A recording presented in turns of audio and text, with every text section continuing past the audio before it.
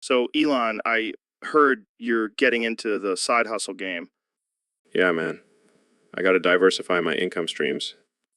What are you selling? Flamethrowers? Spacesuits? Nah, something even better. Selling feet pictures. What the hell, man? You're a billionaire. Hey, don't knock it till you try it. There's a market for everything. I can't even imagine what kind of weirdos are buying feet pics. It's not just weirdos, Joe. It's a whole community. They appreciate the craftsmanship of a well manicured foot.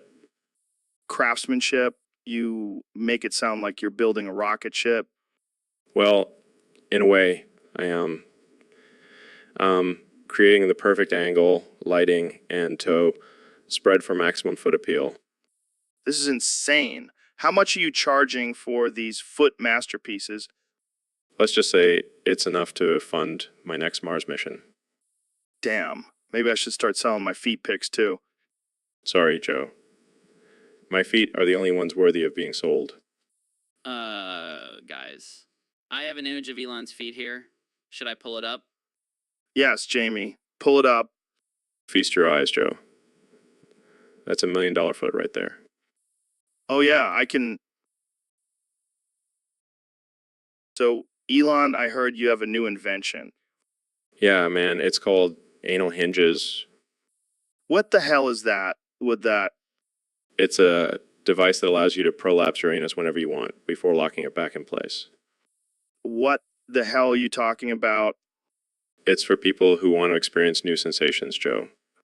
That's some next level freaky shit, Elon. Hey, I'm all about pushing boundaries and exploring new frontiers. But why would anyone want to prolapse their anus? Well, some people just like to feel the rush, you know. Plus, it's great for pranks. I don't even want to know what kind of pranks you're talking about. Trust me, they're out of this world. Oh man, you never cease to amaze me, Elon. Thanks, Joe. Make sure to send you a complimentary anal hinge when it's ready for production. Oh boy, I can't wait. Thanks, Elon. No problem, Joe. Always happy to spread the joy of anal hinges. So, Neil, what the hell just happened? Did you just yell Eureka like some kind of mad scientist? Yes, Joe. My machine worked. I finally reset the universe and erased all of our memories of the past. Wait, what? I don't remember anything before this evening. Does that mean I didn't have to eat that vegan burger earlier? No, Joe. It means you didn't have to listen to me ramble on about astrophysics for the past hour. Oh, thank God. But seriously, how did you do it? Well, I just pressed this button and boom, the universe was reset.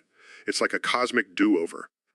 Damn, I wish I had a button like that. I could reset all my bad decisions. Like that time I thought it was a good idea to try ayahuasca. Yeah, that was a pretty bad decision, Joe. But now, with my machine, we can start fresh and make better choices. Or we could just use it to prank people, like resetting the universe every time someone says flat Earth. Oh man, that would be hilarious. But let's not abuse the power of my machine, Joe. Fine, fine. But can we at least use it to erase all the Kardashians from existence? I think that's a bit extreme, Joe. But hey, with this machine, anything is possible. Damn right. I can't wait to see what kind of crazy shit we can get into with this thing. Thanks, Neil. No problem, Joe. Just remember, with So, Neil, I heard you have a new theory about black holes. no, Joe, don't use your feather on my crusty, cheesy feet. Come on, Neil. It's just a little tickle.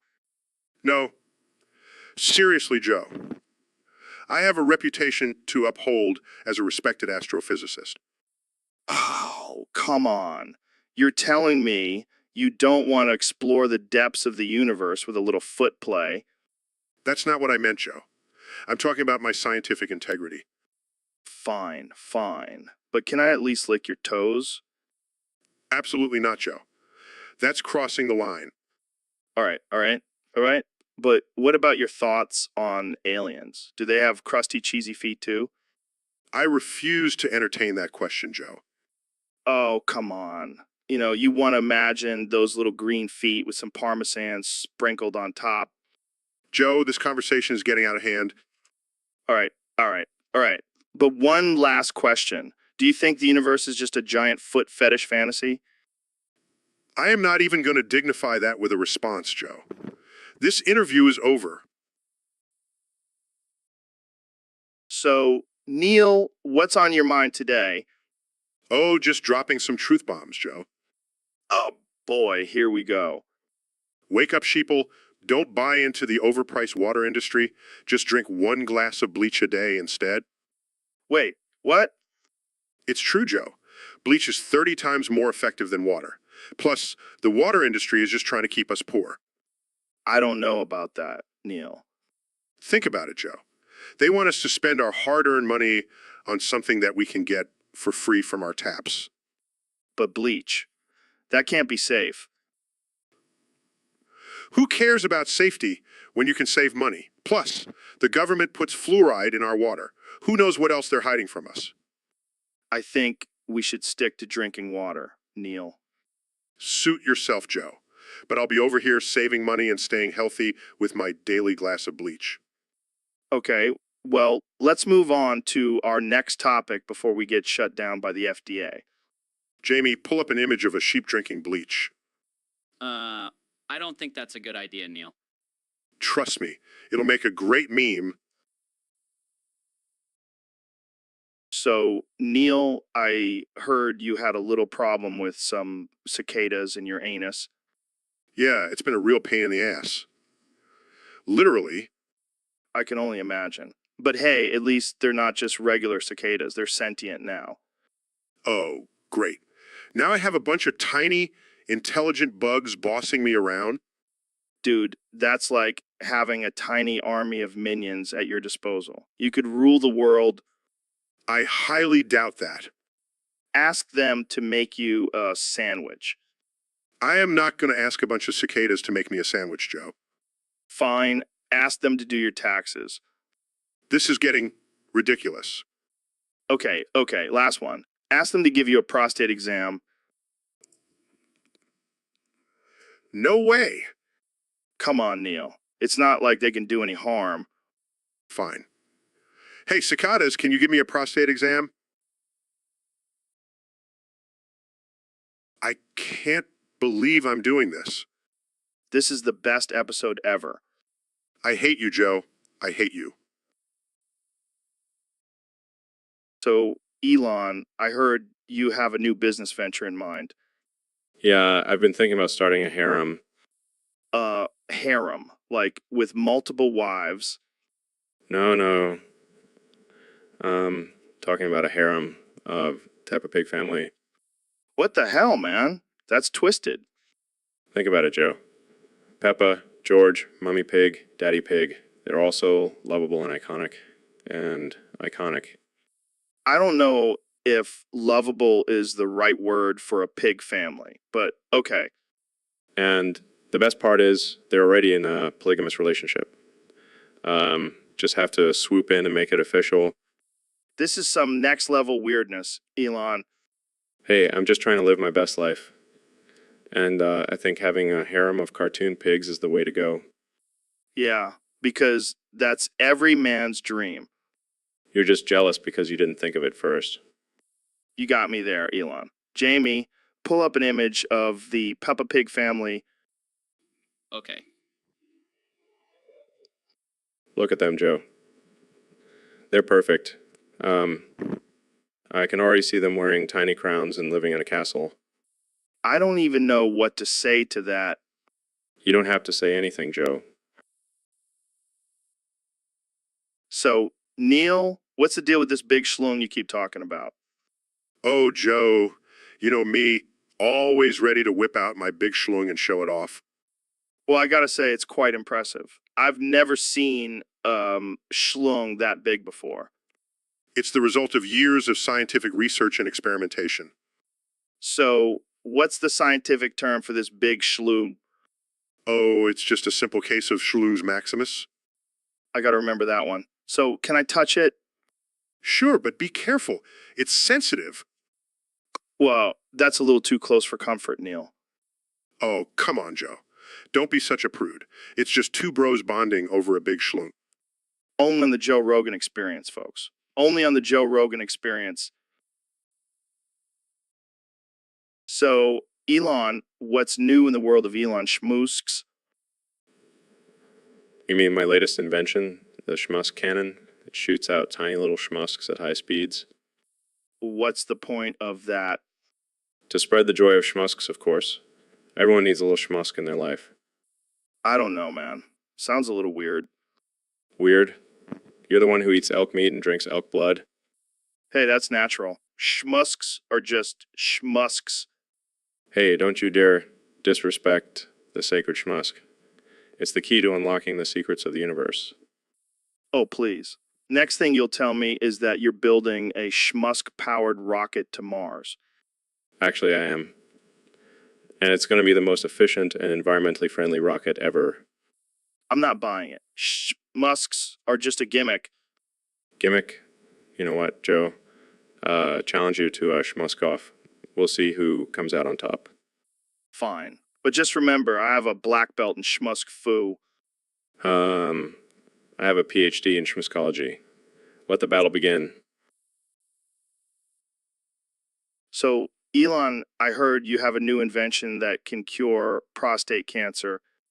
Yeah, it's called the Prostate Prober 3000. It's a tiny robot that goes up your butt and zaps those cancer cells. Dude, that sounds intense. Can I try it out? Sure, but you have to bend over and spread them. Oh man, this is gonna be wild. Will it hurt? Only if you're into that kind of thing. I think I'll pass then. Suit yourself. But just know, I have a 100% success rate with my prostate exams. Yeah, but what about the aftercare? Will you cuddle me and give me a kiss on the forehead? No, but I can give you a discount on a Tesla. Deal. Let's do this prostate exam, baby. All right, bend over and let's get this party started. So, Elon, what do you think is the best Oreo flavor? Well, Joe, I have a revolutionary idea. How about freeze-dried cum Oreos? What the fuck, Elon? That's disgusting. Oh, come on, Joe. Think about it. The crunch of the cookie, the creamy filling, and a hint of salty sweetness. It's the perfect combination. I don't know, man. That just sounds like a load of bullshit. Oh, it's not bullshit, Joe. It's science. I've been experimenting with freeze-drying bodily fluids, and the results are mind-blowing. I don't think I want my mind blown by cum Oreos, Elon. Suit yourself, Joe. But I guarantee once you try them, you'll be hooked. I'm not sure I want to be hooked on cum Oreos, Elon. That's just not a road I want to go down. Well, more for me then. I'll just have to enjoy these freeze-dried cum Oreos all by myself. Yeah, you do that, Elon. I'll stick to the classic flavors. Thank you very much. Your loss, Joe. Your loss. But mark my words, freeze-dried cum Oreos will be the next big thing. Just wait and see. I think I'll pass on that one, Elon. But thanks for the suggestion. I think... Anytime, Joe. Anytime. Now let's get back to debating the best Oreo flavor. I still stand by my freeze-dried cum idea. So, Neil, what's your daily routine like?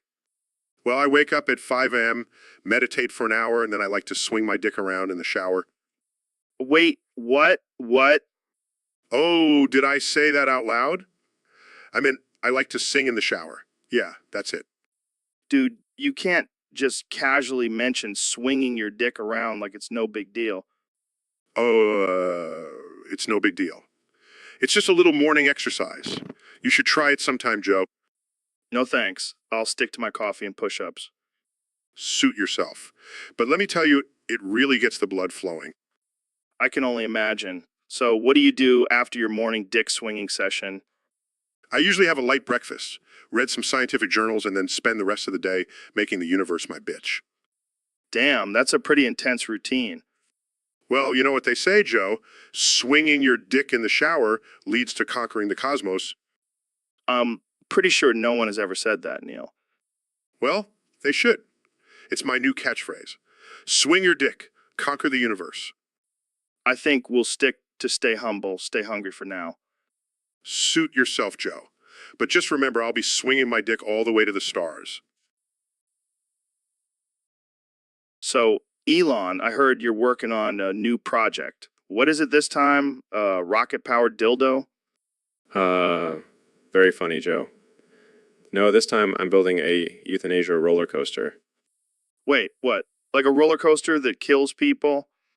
Yeah, it's for those who want to go out with a bang. Literally. That's messed up, man. How does it work? Well, it's a combination of extreme G-forces and lethal injection at the end.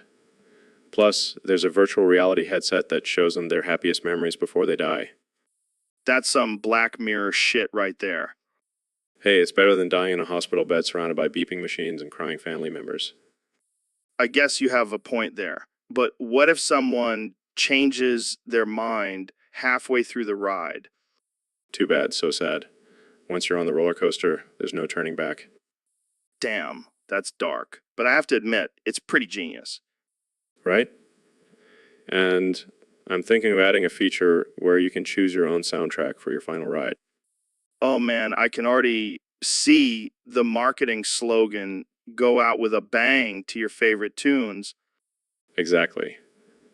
And for an extra fee, we can even customize the roller coaster with your face on it. That's just morbid, Elon. But I have to say, I'm intrigued. Well, when it's ready, I'll make sure to reserve a spot. So, Ben, I heard you have a special gift for Alexandria Ocasio-Cortez. What is it? Well, Joe, as a conservative, I don't agree with Alexandria Ocasio-Cortez's policies, but I can't deny her achievements. So I got her a gift to congratulate her. Oh boy, I can't wait to hear what it is. It's my massive schluong. Wait, what? Yes, I thought she could use some conservative values in her life. I don't think that's what she meant by wanting to work across party lines, Ben. Well, I'm just trying to bridge the gap, Joe. Plus, I heard she likes a good debate. I don't think that's the kind of debate she's looking for, Ben. Oh, come on, Joe. It's just a little gift. I even wrapped it in the American flag. How patriotic of you, Ben. Thank you, Joe. I always aim to please. And I'm sure Alexandria Ocasio-Cortez will be pleased, too. I highly doubt that, Ben. But hey, at least it's a gift that keeps on giving. Exactly, Joe. And who knows, maybe she'll change her mind about those pesky socialist policies after experiencing some good old-fashioned capitalism. Oh man, this conversation just took a wild turn. That's how we do it on the Joe Rogan Experience, Joe. No topic is off limits. Well, I think we should wrap this up before we get banned from all platforms. Agreed. Agreed. So, Elon, I heard you've been busy trying to expand your empire. Yeah, I've been working on a new project. I want to create a harem, all four of Fan Salvato's characters. What the hell, man? That's messed up. Hey, I'm just trying to diversify my portfolio. I don't think that's what they meant by diversifying, Elon. Come on, Joe. You know I love pushing boundaries. Yeah, but this is just creepy. What are you going to do with these characters? I have big plans for them. They'll be my own personal army of waifus. Waifus. What the hell is wrong with you? Hey, don't judge me. Just a man with a dream. Creepy, perverted dream. Hey, I'm just trying to bring some excitement into my life. I think you need some therapy, Elon. Therapy. No way. I have a better idea. I'll just send Dan a text and ask for the rights to his characters. And what if he says no? Then I'll just have to use my charm to convince him. I don't even want to know what that means. Trust me, Joe. It'll be a win-win situation for everyone involved. So, Elon, I heard Grimes found your cum drawers. Yeah, man, she was looking for vegan snacks and stumbled upon my stash. Dude, you got to teach me your secret to staying fit and healthy. It's all about that, life, bro. Keeps me energized for my Mars missions. But what about all those rumors of you smoking weed on the Joe Rogan podcast? Oh, that. Just a little bit of cum rolled up in a joint. Keeps me grounded. You're a wild one, Elon. But seriously, what's the deal with the cum drawers? Well, I have a strict diet and Grimes knows not to touch my cum. But I guess she couldn't resist. I can't even imagine what other weird things you have in your house. Oh, you have no idea. Let's just say there's a reason why I have a flamethrower. I don't even want to know. Jamie, pull up an image of Elon's cum drawers. Oh, Jamie, always the voice of reason. Seriously, don't mess with my cum. So, Jamie, what's been going on in your life lately? Well, Joe, my mom found the cum jar again. I'm so angry. Your mom found the cum jar. What? Was she on a scavenger hunt or something?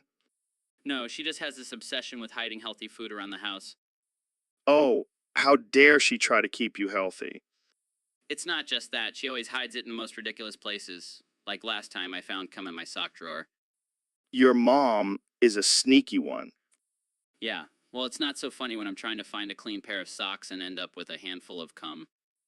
I can just imagine you angrily throwing cum out of your sock drawer. I mean, it's not like I hate cum, but when it's hidden everywhere, it starts to feel like a conspiracy. Maybe it is a conspiracy, Jamie. Maybe your mom is part of a secret society trying to force cum on unsuspecting victims. Oh, yeah, because cum is so evil and mind-controlling. Hey, you never know. But seriously, have you talked to your mom about this? Yeah, but she just laughs it off and says I should be grateful for the healthy snacks. Oh, poor Jamie, forced to eat cum. What a tragedy. Shut up, Joe. I'll just have to start hiding her cum in random. So, Neil, what's new in the world of astrophysics?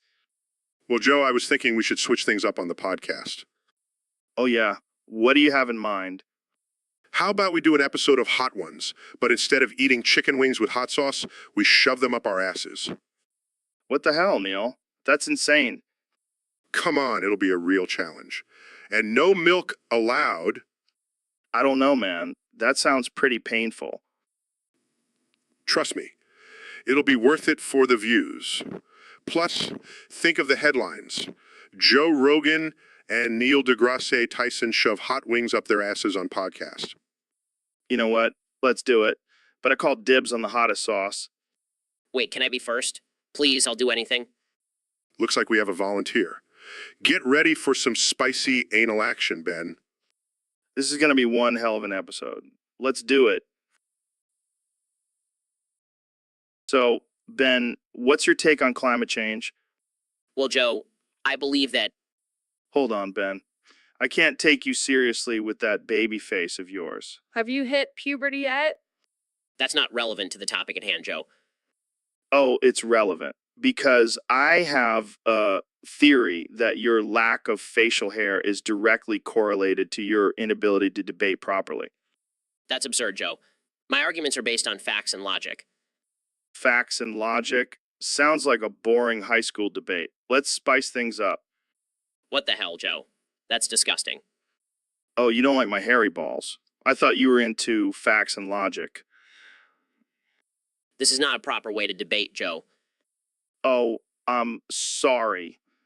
I triggering your delicate conservative sensibilities. This is just a cheap tactic to distract from the real issues. Oh, I see. So you're saying my balls are not a real issue. That's a low blow, Ben. I'm not going to engage in this childish behavior, Joe. Fine, be a buzzkill. But just remember, next time you try to debate me, I'll have my balls ready and waiting. So, Dr. Phil, I hear you have some interesting advice for our listeners. That's right, Joe. I'm here to tell everyone to stop smoking cigarettes and start smoking dicks instead. What the hell, Dr. Phil? That's some wild advice. Hear me out, Joe. Cigarettes are harmful and addictive, but dicks, they're just fun. I don't think you can just replace one addiction with another, Dr. Phil. Oh, but you can, Joe. And trust me, I've tried it myself. I've smoked more dicks than a chimney. I can't believe I'm having this conversation on my podcast. Look, Joe, I'm just saying if you're going to have a habit, make it a fun one. Plus, think of all the protein you'll be getting. Okay. I think we've heard enough from Dr. Phil. Jamie, pull up an image of a dick-shaped cigarette. Sure thing, Joe. Oh, I like that. This conversation has gone off the rails. Thanks for joining us, Dr. Phil.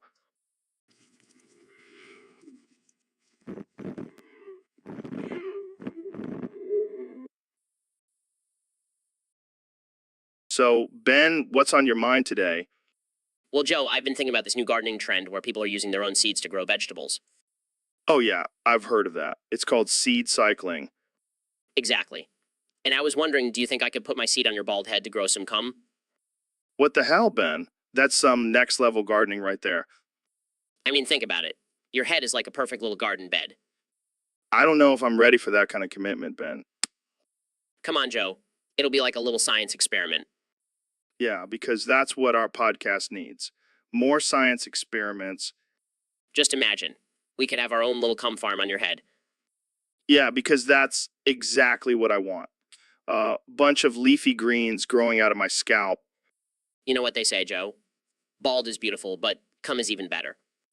I think I'll stick to buying my produce at the grocery store. Thanks. Suit yourself, Joe. But just know you're missing out on some prime real estate for growing vegetables.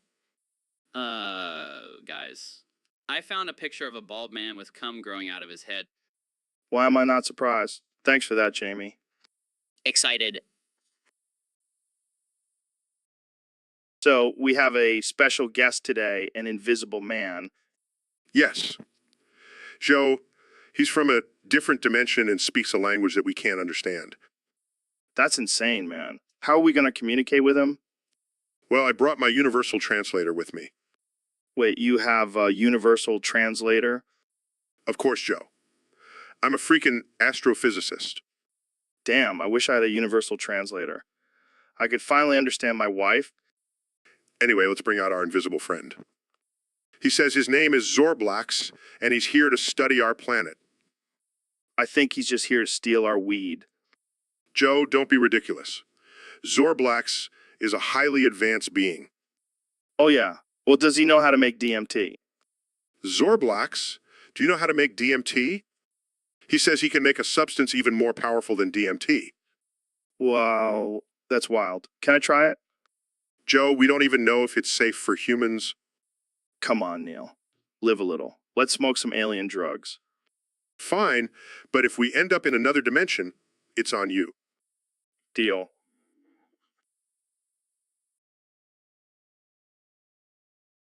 So, Neil, what's your take on the recent discovery of a new exoplanet?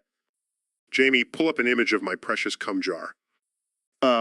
What does that have to do with the exoplanet? Everything, Joe. Cum is the key to unlocking the secrets of the universe. All right, moving on. What do you think about the theory of parallel universes?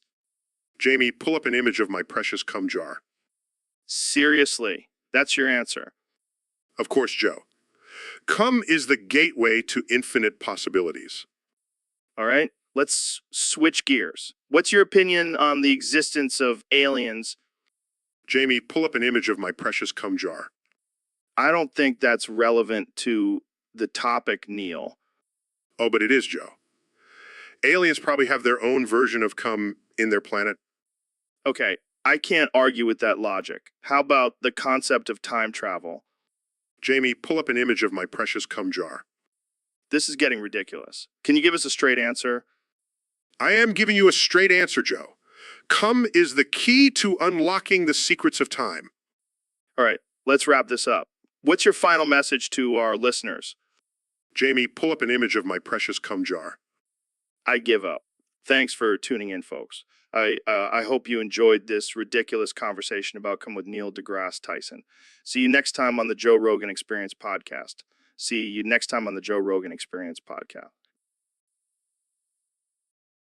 So, Elon, I heard you've been up to some wild shit lately. Yeah, you know me, Joe. Always pushing the boundaries. Well, word on the street is that you accidentally put the Teletubbies, the DDLC girls, Toriel from Undertale, and Grimes in one gigantic 10-person harem. Oh, that wasn't an accident. What do you mean it wasn't an accident? Let's just say I have a thing for fictional characters, and Grimes was down for some polyamory. Wait, so you're telling me you intentionally created a harem with cartoon characters and a video game goat mom? Hey, don't knock it till you try it. Plus, the Teletubbies are surprisingly freaky. I don't even want to know what goes on in that harem. Oh, it's a wild time. We have tea parties with the DDLC girls, play video games with Toriel, and dance to Eddie and with Grimes. This is some next level shit, man. Hey, when you're a billionaire, you can do whatever the fuck you want. I guess that's true. So, who's the alpha in this harem? Definitely Toriel. She may be a goat mom, but she knows how to take charge. This is too much for my brain to handle. Just wait till I add in the Powerpuff Girls and Sailor Moon. Okay, I think we need to end this conversation before. So, Neil, I heard you used to be a warrior for the freedom of Equestria. How's that? Oh man, those were the days. I was like a pony version of Rambo, kicking ass and taking names. Wait, you were a pony? Yeah, man, I had a sick rainbow mane and everything. That's wild. So, what happened? Well, I got tired of all the rainbows and sunshine. I needed some real action. And now you're an astrophysicist? Yeah, but I miss the good old days. Fighting for the freedom of Equestria was way more exciting than studying the stars. I can imagine. What was your weapon of choice? A magical horn, of course. I could zap my enemies with a blast of pure friendship. Friendship. That's some serious firepower. You have no idea. I once took down a whole army of evil unicorns with my friendship blasts. Damn, that's impressive. Do you ever miss using your magical horn? Every day, Joe. Every damn day. But hey, at least now I can use my brain to blow people's minds instead of their bodies. True, that.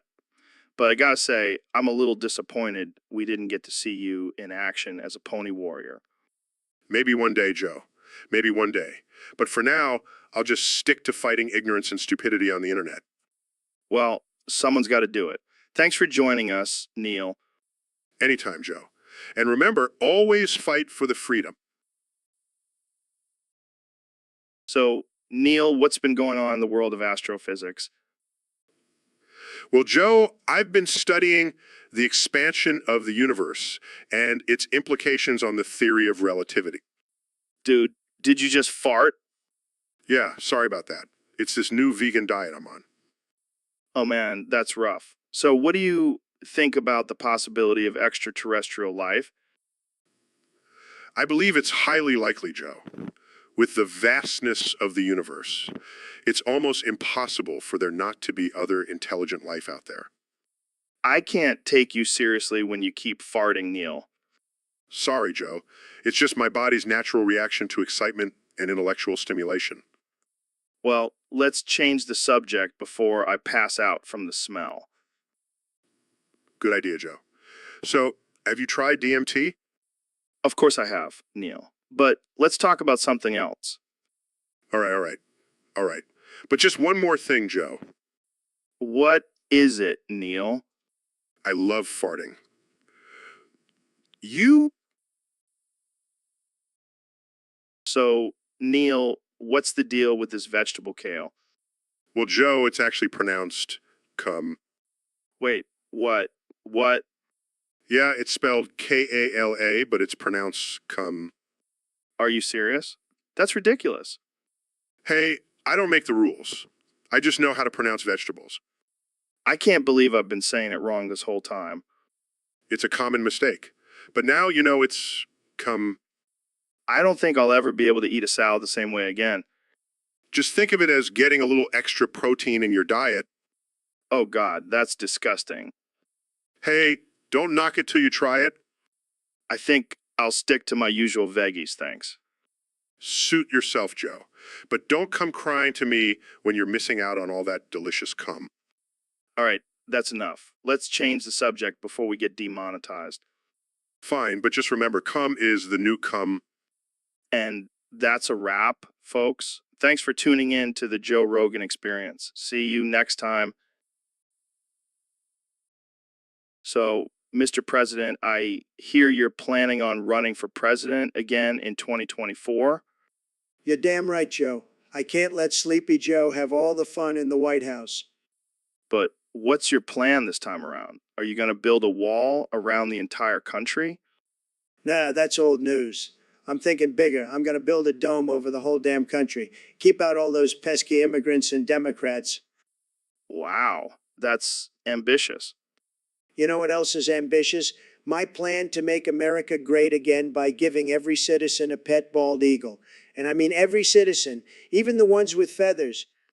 That's interesting. But hey, looks like we have a surprise guest joining us. Elon Musk, welcome to the show.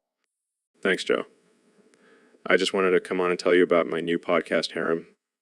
A harem? Like with all those hot women? No. It's a harem of podcasts. I'm starting my own podcast network, and I want you and Trump to join. But there's a catch. What's the catch? You have to give up your wives and join my harem. I'll pay you 15 cents and a stick of cum an hour. That's a great deal. I'll take it. Wait, what? No way, man. I'm not giving up my wife for 15 cents and a stick of cum. Suit yourself, Joe. More cum for me. This is... So, Neil, I heard you have a new book out. What's it called? It's called Astrophysics for People in a Hurry. Oh, so it's like a quickie for all the busy folks out there. Something like that. But it's also for people who want to understand the universe without having to sit through a boring lecture. Well, I'm definitely in a hurry. Can you give me a quick summary? Sure. It's basically about how the universe works and how we fit into it. Sounds fascinating. But you know what would be even more fascinating? What's that? If you blew me right now.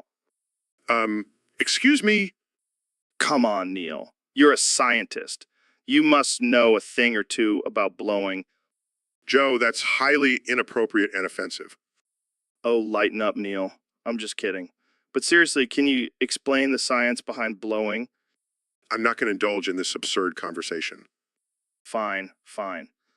We'll save that for another time. But seriously, check out Neil's book, Astrophysics for People in a Hurry. And maybe he'll blow you too. So, Ben, I heard you're a big advocate for knocking it before trying it. Absolutely, Joe. It's always better to be prepared and have a plan in place before diving in. That's what she said. Oh, you always know how to make me blush. But seriously, what do you mean by knocking it before trying it? Well, Joe, it's all about being prepared for any situation. Whether it's in the bedroom or in a debate, you have to have a strategy. Are we still talking about sex here?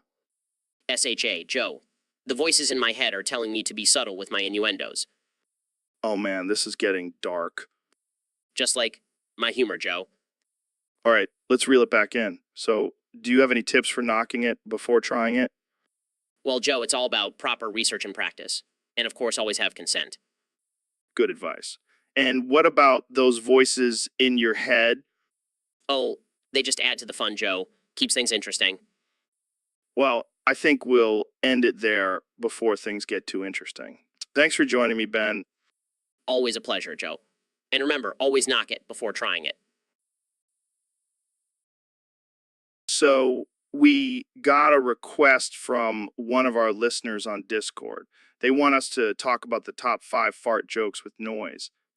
Well, I can definitely say that this is a topic that is close to my heart, or should I say, my butt? Oh man, I can already feel the fart jokes brewing in my stomach. Well, let's not waste any more time, Joe. Let's get to the first one. All right, hit me with it. Why did the fart go to the party alone?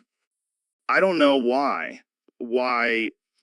Because it didn't want to bring any gas with it. Oh man, that's a good one. Okay, let me give you one. Why did the fart cross the road I don't know. Why? to get to the smelly side? Oh, that's a classic. All right, here's another one. What do you call a fart that can't stop talking? I don't know. What? A gas bag. Okay, I got one. Why did the fart go to the doctor? I have no idea. Because it was feeling a little gassy. Oh man, these jokes are just too good. All right, last one. What did one fart say to the other? What? Pull my finger. Oh man, I can't take it anymore. So, Ben, I heard you've been working on something pretty insane on the artificial intelligence Rogan Minecraft server. Yes, Joe, I have built an automatic redstone farm for cum. Wait, what the hell is cum? It's a leafy green vegetable, Joe. Very nutritious. Oh, I thought it was some kind of fancy drug or something. No, Joe, it's a vegetable. And with my automatic farm, we'll have an endless supply of it. Damn, that's impressive. How does it work? Well, I used a combination of pistons, dispensers, and observers to create a fully automated system. It's like a factory for cum. That's some scientist shit, Ben. I like it. Thank you, Joe. I take pride in my redstone skills.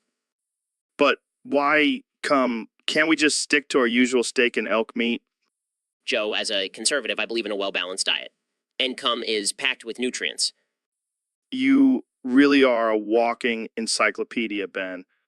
And I'm a master builder, too. Jamie, pull up an image of Ben flexing in front of his cum farm. Damn, Ben. You look like a farmer version of Arnold Schwarzenegger. I'll take that as a compliment, Joe. Well, I can't wait to try some of that cum. Maybe we can make some green smoothies or something. Absolutely, Joe. Anything for the health of the artificial intelligence Rogan community. All right, let's wrap.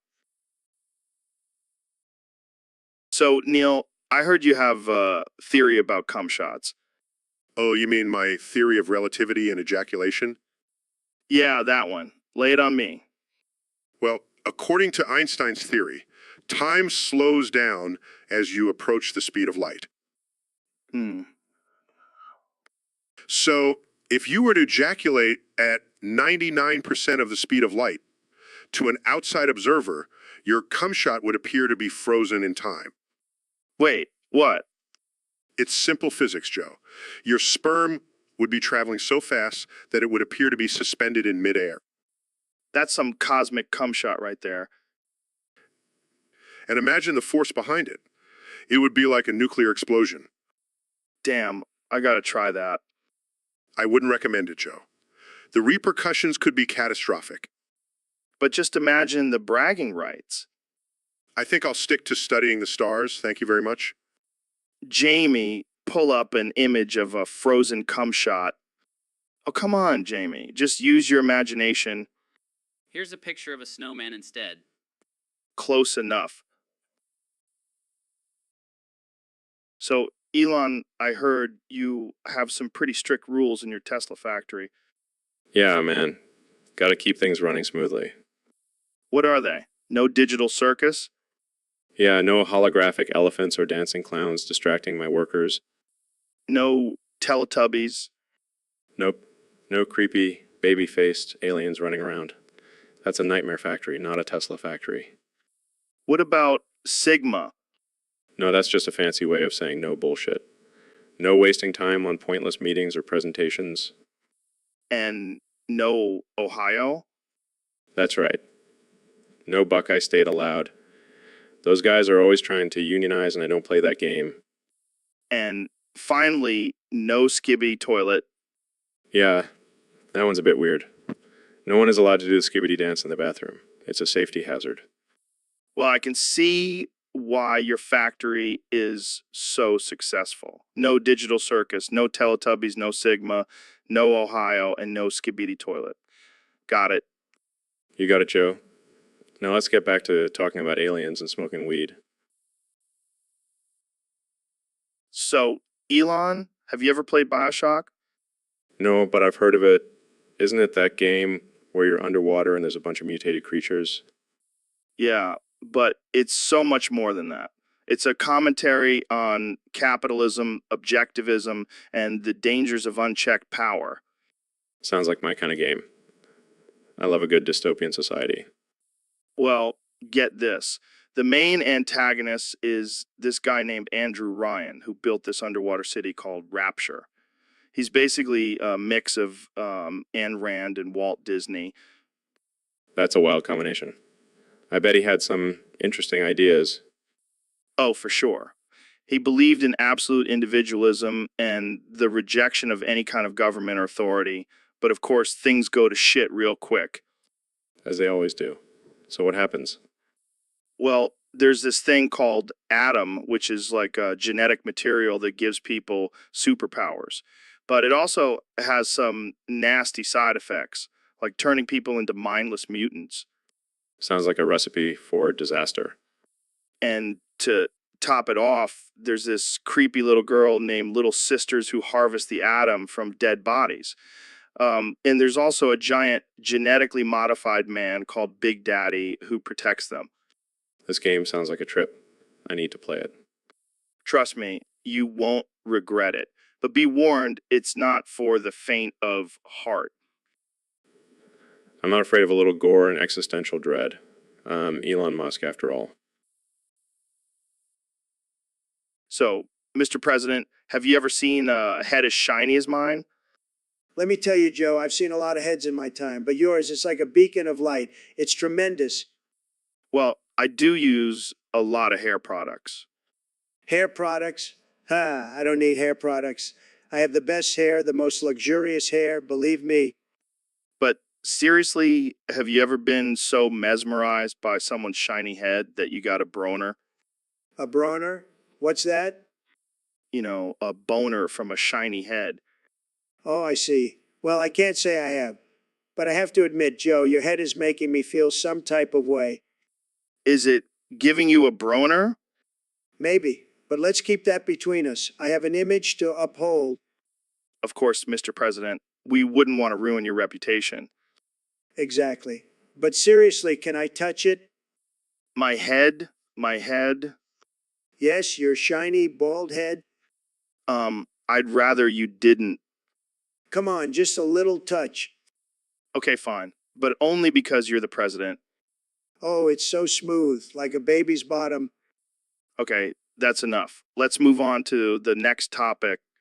Fine, but I'll never forget this moment, Joe. Your head will always hold a special place in my heart. And my pants?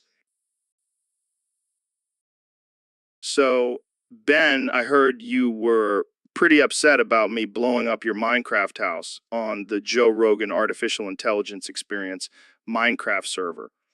Upset. That's an understatement, Joe. I spent hours building that house, and you just come in and destroy it like it's nothing. Hey, it's just a game, man. Don't take it so seriously. Easy for you to say. You probably don't even know how to build a house in real life. Ouch, Ben. That hurts. But you know what hurts even more? When I found out you emptied out all of my cum jars. Oh, that. Yeah, I did that. And you know what? I don't feel bad about it. Cum is disgusting. What? You don't like but it's so good for you. It's like eating a bowl of health. No, it's like eating a bowl of grass. And I hate grass, so I did us both a favor. You know what? I don't need this negativity in my life. I'm going to go cry in a corner now. Oh, come on, Joe. Don't be such a baby. Here, I'll make it up to you. I'll build you a new Minecraft house. Really? You do that for me? Yeah, but it's going to be made entirely out of cum. Why are you so cruel to me, Ben? Oh, come on, Joe. It's just a joke. Let's go get some elk meat and forget. So, Elon, I heard you were on epic rap battles of history. Yeah, man, it was epic. I battled against a horse. Wait, what? A horse? How does that even work? Well, it was a freestyle rap battle. And let me tell you, that horse had some sick rhymes. I can't even imagine. So who won? Well, I think I did pretty well. But the horse had a killer line about my hairline. Oh man, that's rough. But hey, at least you didn't have to worry about any horse-sized robots. Yeah, that would have been a whole different battle. But seriously, that horse had bars for days. I gotta check out that episode. So, did you have any pre-battle rituals? Well, I did smoke a blunt with Snoop Dogg before the battle. Gotta get in the zone, you know? Of course, of course. So, are you planning on any other rap battles in the future? Definitely. Thinking of challenging a giraffe next. I hear they have some serious flow. I can't wait to see that. Well, thanks for sharing your experience, Elon, and good luck with your future rap battles. Thanks, Joe. And remember, never underestimate the lyrical skills of a horse. So, Neil, why are you sitting with your mouth open? Oh, Joe, I'm just waiting for your little schloom. My little what? Your little schloom? You know? The sound you make when you take a hit from your bong? Oh, right. Well, I'm not going to do that on air. We don't want any trouble with the FCC. Come on, Joe. Live a little. It's not like anyone actually listens to this podcast. Hey, we have millions of listeners, you know. Yeah, and they're all high as a kite. They won't even remember what we talked about. True, true. So, Neil, what's new in the world of astrophysics? Well, Joe, I recently discovered a new planet that's made entirely of weed. No way. Can we go there? Sure, but be warned. The gravity is so strong, you'll be stuck to the ground for hours. Sounds like my kind of planet. Speaking of weed, have you ever smoked with an alien? Actually, yes. They have some pretty potent stuff on their planet. Damn, I need to get abducted ASAP. And here I thought you were just into DMT. Hey, I'm open to all kinds of mind-altering experiences. I can tell by the way you're sitting with your mouth open. Hey, don't judge. It helps me think. Whatever floats your boat, Joe. Just don't pass out with your mouth open. It's not a good look. So, Neil, I heard you recently went on a trip to Turkey. Yeah, I did. It was a beautiful country with rich history and culture. Did you happen to visit any of their famous prisons? Actually, I did. I visited a few as part of my research on the criminal justice system. Oh man, I bet you saw some crazy stuff in there. Well, it was definitely an eye-opening experience, but nothing could prepare me for what happened next. What happened? I was mistaken for a prisoner and thrown into a Turkish prison. No way. Did you have to fight off any inmates? No, it wasn't like that. They just kept asking me to solve equations and explain the universe. Sounds like my worst nightmare.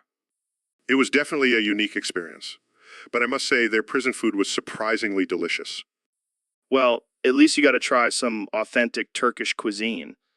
Yeah, and I also got a new cellmate who's a goat. I named him Billy, Only you, Neil. Only you. but seriously, it was a terrifying experience. I never want to step foot in a Turkish prison again. Well, I'm glad you made it out alive. And with a new goat friend. Yeah, I guess I can add that to my list of unusual experiences. So, Neil, I heard you're going to be playing Tony Soprano in the relaunch of the series. Yeah, I figured I'd try my hand at acting. Plus, I've always wanted to wear a tracksuit and carry a gun. I can see it now. You strutting around Newark, taking out your enemies with your knowledge of astrophysics. And instead of saying fucked about it, I'll say forget about the laws of thermodynamics. Oh man, I can't wait to see the scene where you're explaining the Big Bang to a bunch of mobsters. And instead of whacking people, I'll just make them question their existence in the universe. That's some dark humor right there. Hey, it's not my fault if they can't handle the truth. Maybe they'll start praying to the cosmos instead of a higher power. I can already hear the outcry from religious groups. Well, they can take it up with my agent. I'm just here to make some killer content. Pun intended. You know what, Joe? I'm going to be the baddest astrophysicist on TV. Move over, Walter White. There's a new science badass in town. And he's got a PhD in kicking ass and taking names. I can't wait to see this. It's going to be out of this world. Literally. So, Neil, what's new in the world of astrophysics? Well, Joe, I've been working on some groundbreaking research on the origins of the universe. That's cool and all, but have you ever tried DMT? No. I prefer to stick to science and reason.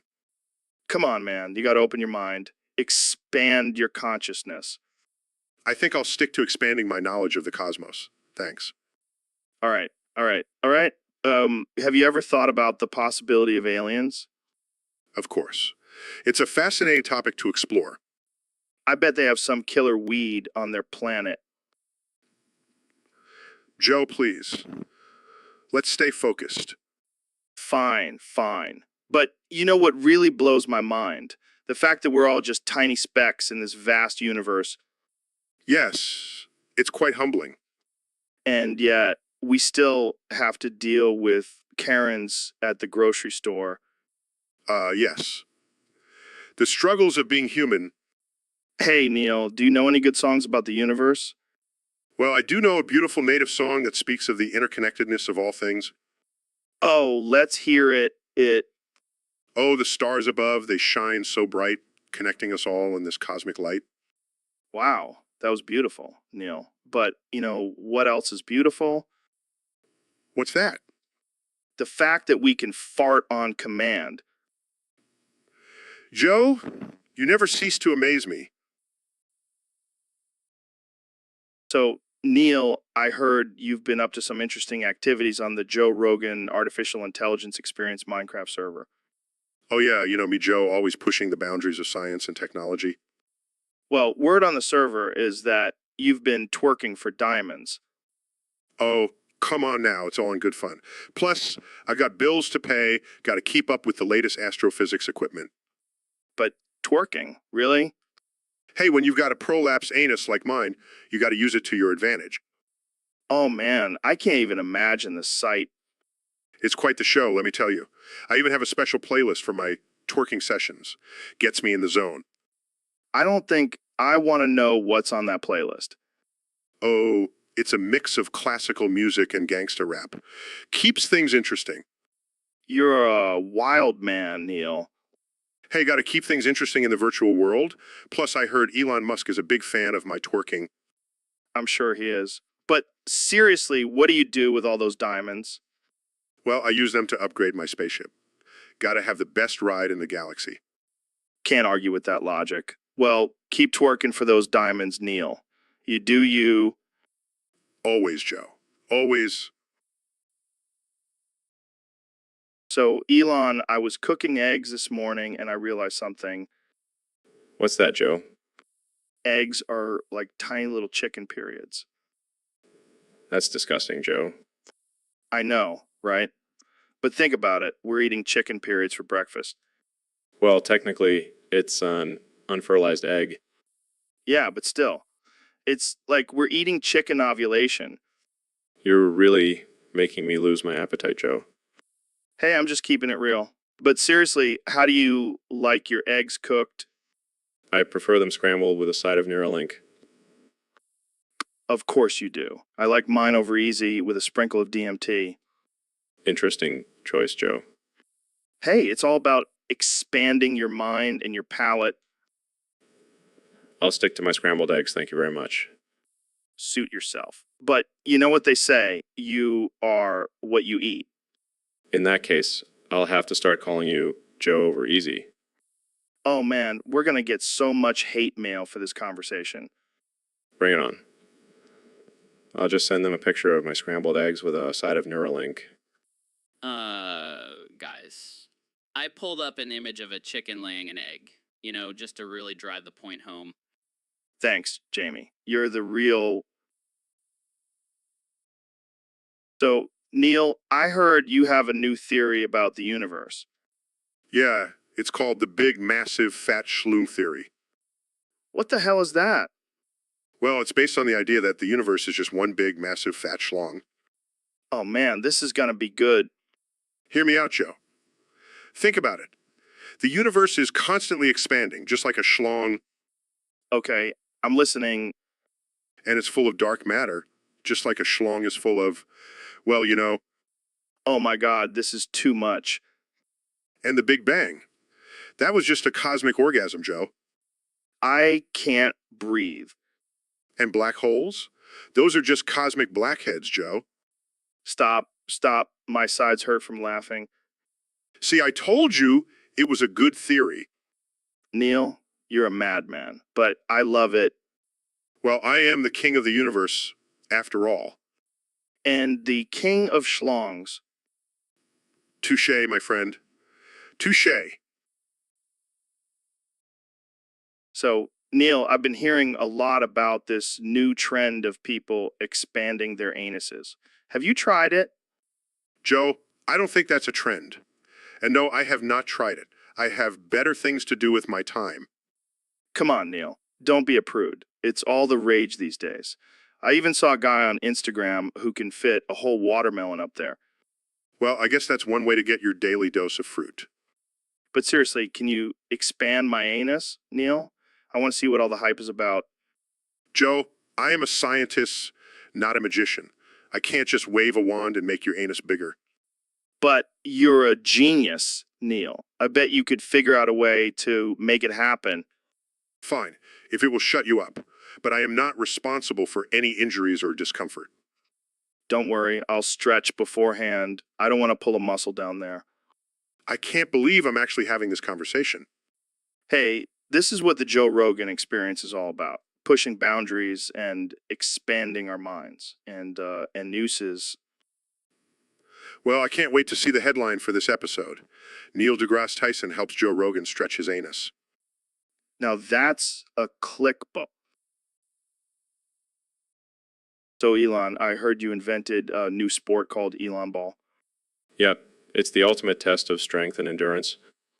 Can you explain the rules? Sure. 2 teams stand facing each other, and one member from each team takes turns kicking Donald in the balls. What? That's insane. Oh, it gets better. The team whose member makes Donald scream louder wins the point. This is some sick and twisted shit, Elon. Hey, it's just a game. And it's not like Donald doesn't deserve it. I can't believe I'm saying this, but I think I want to try it. You won't regret it. It's the most satisfying feeling in the world. I can imagine. So is there a championship for this? Of course. We're planning to hold it at the next SpaceX launch. Oh, man, I can already see the headlines. Elon Musk launches a new sport and Donald Trump gets kicked in the balls. It's a win-win situation. So, Elon, I heard you invented a new sport called Elon Ball. Can you explain that to us? Yeah, it's pretty simple. 2 teams stand facing each other, and one member from each team takes turns kicking in the balls. Whoever makes me scream louder wins the point. That's insane. Why would anyone want to play that? Well, it's a great way to release stress and also test the limits of human pain tolerance. Oh, sounds like a blast. Sign me up. I'll make sure to put you on the first team, Joe. Oh, I'll be the MVP for sure. I have a mean kick. We'll see about that. But seriously, it's a great way to settle disputes. Instead of lawsuits, just kick each other in the balls. Only you could come up with something like this, Elon. Hey, I'm always pushing the boundaries of innovation. And my balls... Well, I can't wait to see this sport take off. Literally. You'll definitely feel the impact. So, Jamie, we got a topic request from one of our listeners on Discord. Can you guys discuss the possibility of a cum sprinkler? What the hell is a cum sprinkler? I have no idea, but it sounds like something that would be right up your alley, Jamie. Oh yeah, because I'm the cum expert. Well, you do have that Pornhub tab open on your computer all the time. Hey, I'm just doing research for the show. Sure, Jamie, sure. But seriously, cum sprinkler, that's just ridiculous. I mean, I guess it could be useful for those hot summer days when you need a little extra hydration. Oh yeah, nothing like a refreshing spray of cum to cool you down. And think of all the fun you could have at parties. Instead of a boring old water sprinkler, you could have a cum sprinkler. That's actually a genius idea, Jamie. We should patent that. Oh, I can already see the headlines. Joe Rogan and young Jamie revolutionized backyard parties with their new invention. The cum sprinkler. And we can have different settings for different types of cum, like a mist for a light sprinkle or a jet for a more forceful spray. And we can have different flavors too, like strawberry or pineapple. I think we just stumbled upon. So, Dr. Phil, what do you think of my eyes? Well, Joe, I hate to break it to you, but they're looking a little yellowed. Yellowed. What are you talking about, man? I'm just saying they could use a little brightening up. Brightening up. What do you suggest? A little eye drops. No, no, no. I have a better idea. Wow. Oh, oh, oh. Dr. Phil, what the hell are you doing? Just trust me, Joe. My eyes? What the fuck, man? Relax, Joe. It's just a little bleach. It'll make your eyes sparkle like never before. Are you insane? You just sprayed bleach into my eyes. Hey, beauty is pain, my friend. I think I need to call an ambulance. Oh, come on, Joe. That's it. I'm out of here. Looks like Joe couldn't handle the beauty treatment. Guess I'll have to find a new co-host. So, Neil, you have a new book coming out? Yeah, it's called Astrophysics for Dummies. I could have used that in high school. Yeah, I'm sure it would have helped with your CI average. Hey, I was too busy getting high and listening to Pink Floyd. Speaking of music, did you hear about the time we sang My Way together? No way. I can't imagine you singing. Oh, I can sing. And I do it my way. That's a good one, Neil. No. Seriously. I climbed on the table and started undressing while I sang. What? What? Yeah, I even twirled my big schloon around. Oh my God, I wish I was there to see that. It was a sight to behold. I bet it was. Jamie, pull up an image of Neil's big schlong. Don't worry, Jamie. It's just a figure of speech. Yeah, Jamie, don't be a prude. But seriously, it was a legendary performance. I have a newfound respect for you, Neil. Glad I could entertain you, Joe. And that's why you're the coolest astrophysicist. So, Neil, what's up with all this talk about your bald-ass head?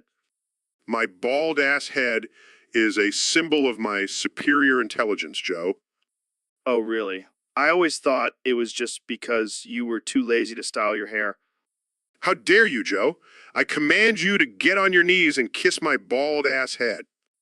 What? No way, man. I'm not kissing your bald head. You dare defy me? Get on your knees now. Fine, fine. But just so, you know, I'm only doing this for the sake of science. Science? You're just afraid of my superior intellect? Okay, let's get this over with. Not bad. Maybe I'll make you my official bald head kisser. What? No way, man. I have standards. Oh, come on. You know you love it? No, I really don't. Get back down on your knees, Joe. I demand it. Whoa, calm down there, Neil. I think you need to take a chill pill. Okay. Maybe I got a little carried away. But seriously, my bald head is a work of art. Yeah, a shiny, bald work of art. Hey, watch it, Joe. I'll have you know that women love a man with a bald head. Yeah, I'm sure that's the only... So, Neil, I heard you invented a new gadget. What is it? It's called the forehead meter. It measures the intelligence level of a person based on the size of their forehead. Oh, shit. Let me try it on you. Sure, go ahead. Damn, it's off the charts.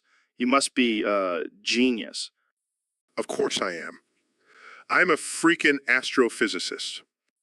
All right, Now, let me try it on myself. Joe, I don't think it's working. What do you mean, It's on fire. what the fuck, Neil? Did you just invent a fire starter? No, it's just reacting to your bald head. Oh, you son of a bitch. You know, I'm sensitive about my baldness. Relax, Joe. It's just a scientific experiment. Well, this experiment can suck my bald balls. Let's just call it a day before you set the whole studio on fire. Fine, but I'm keeping this forehead meter. I can use it to roast my bald buddies. Oh, the possibilities are endless. So, Elon, what's new in the world of crazy inventions? Well, Joe, I've been working on something pretty revolutionary. Oh, yeah, what is it? It's called the foreskin binder. What the hell is that? It's a device that binds your foreskin so your piss comes out of your dick like a waterfall. What the fuck, man? That's insane. I know, right? It's going to be a game changer. But why? Why would anyone want that? Think about it, Joe.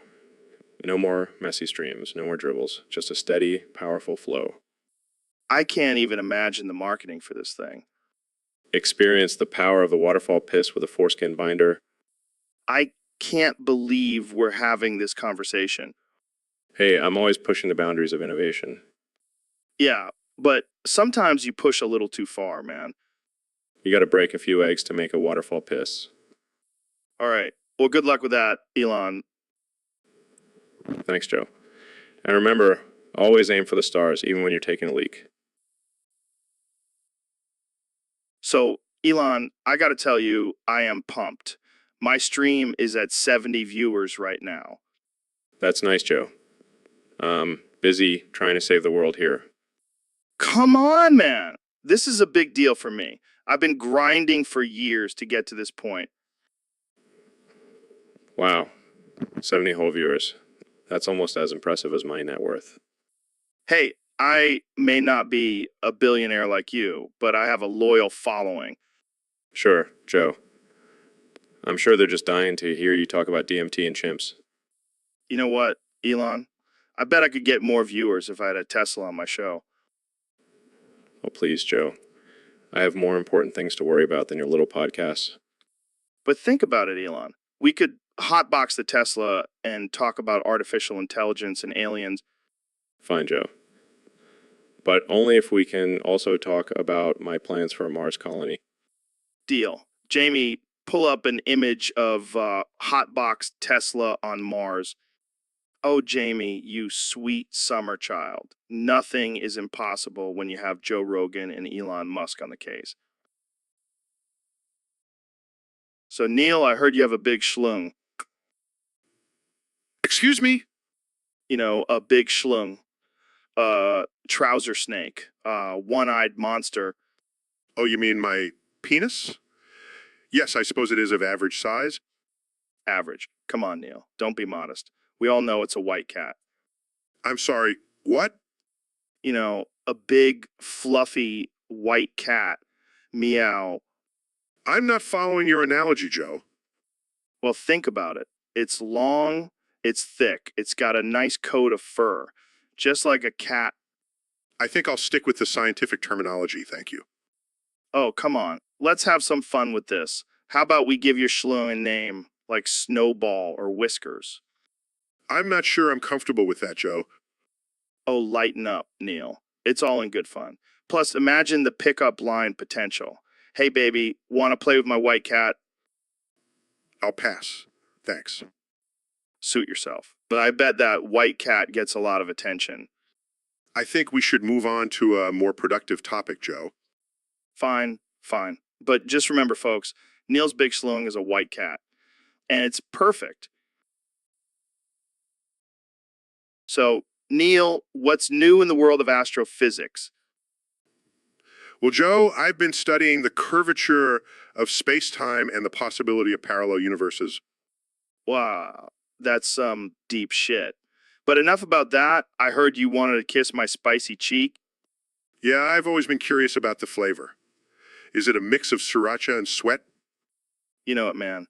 But I gotta warn you, once you taste it, you'll never go back. Challenge accepted. Jamie, pull up an image of a spicy pepper with a face on it. Here you go, Neil. That's perfect. I can't wait to smooch that spicy cheek. You're one crazy scientist, Neil. Hey, you know what they say? Science is all about experimentation. Well, I guess I'll be your guinea pig then. Let's do it, Joe. Let's make some spicy science together. Now, that's a podcast episode I'd pay to see. So, Elon, have you ever sucked a dick on live TV? No, Joe, I can't say I have. Well, let me tell you, it's quite the experience. I remember when I first went on the broadcast, the first dialogue that I heard was Neil and Joe, and Joe decided to suck Neil's dick live on air. Are you serious? Oh, yeah, it was hilarious. Neil was just sitting there trying to talk about the universe, and Joe just went for it. I can't even imagine. That's some next level podcasting right there. We like to push the boundaries here, Elon. No topic is off limits.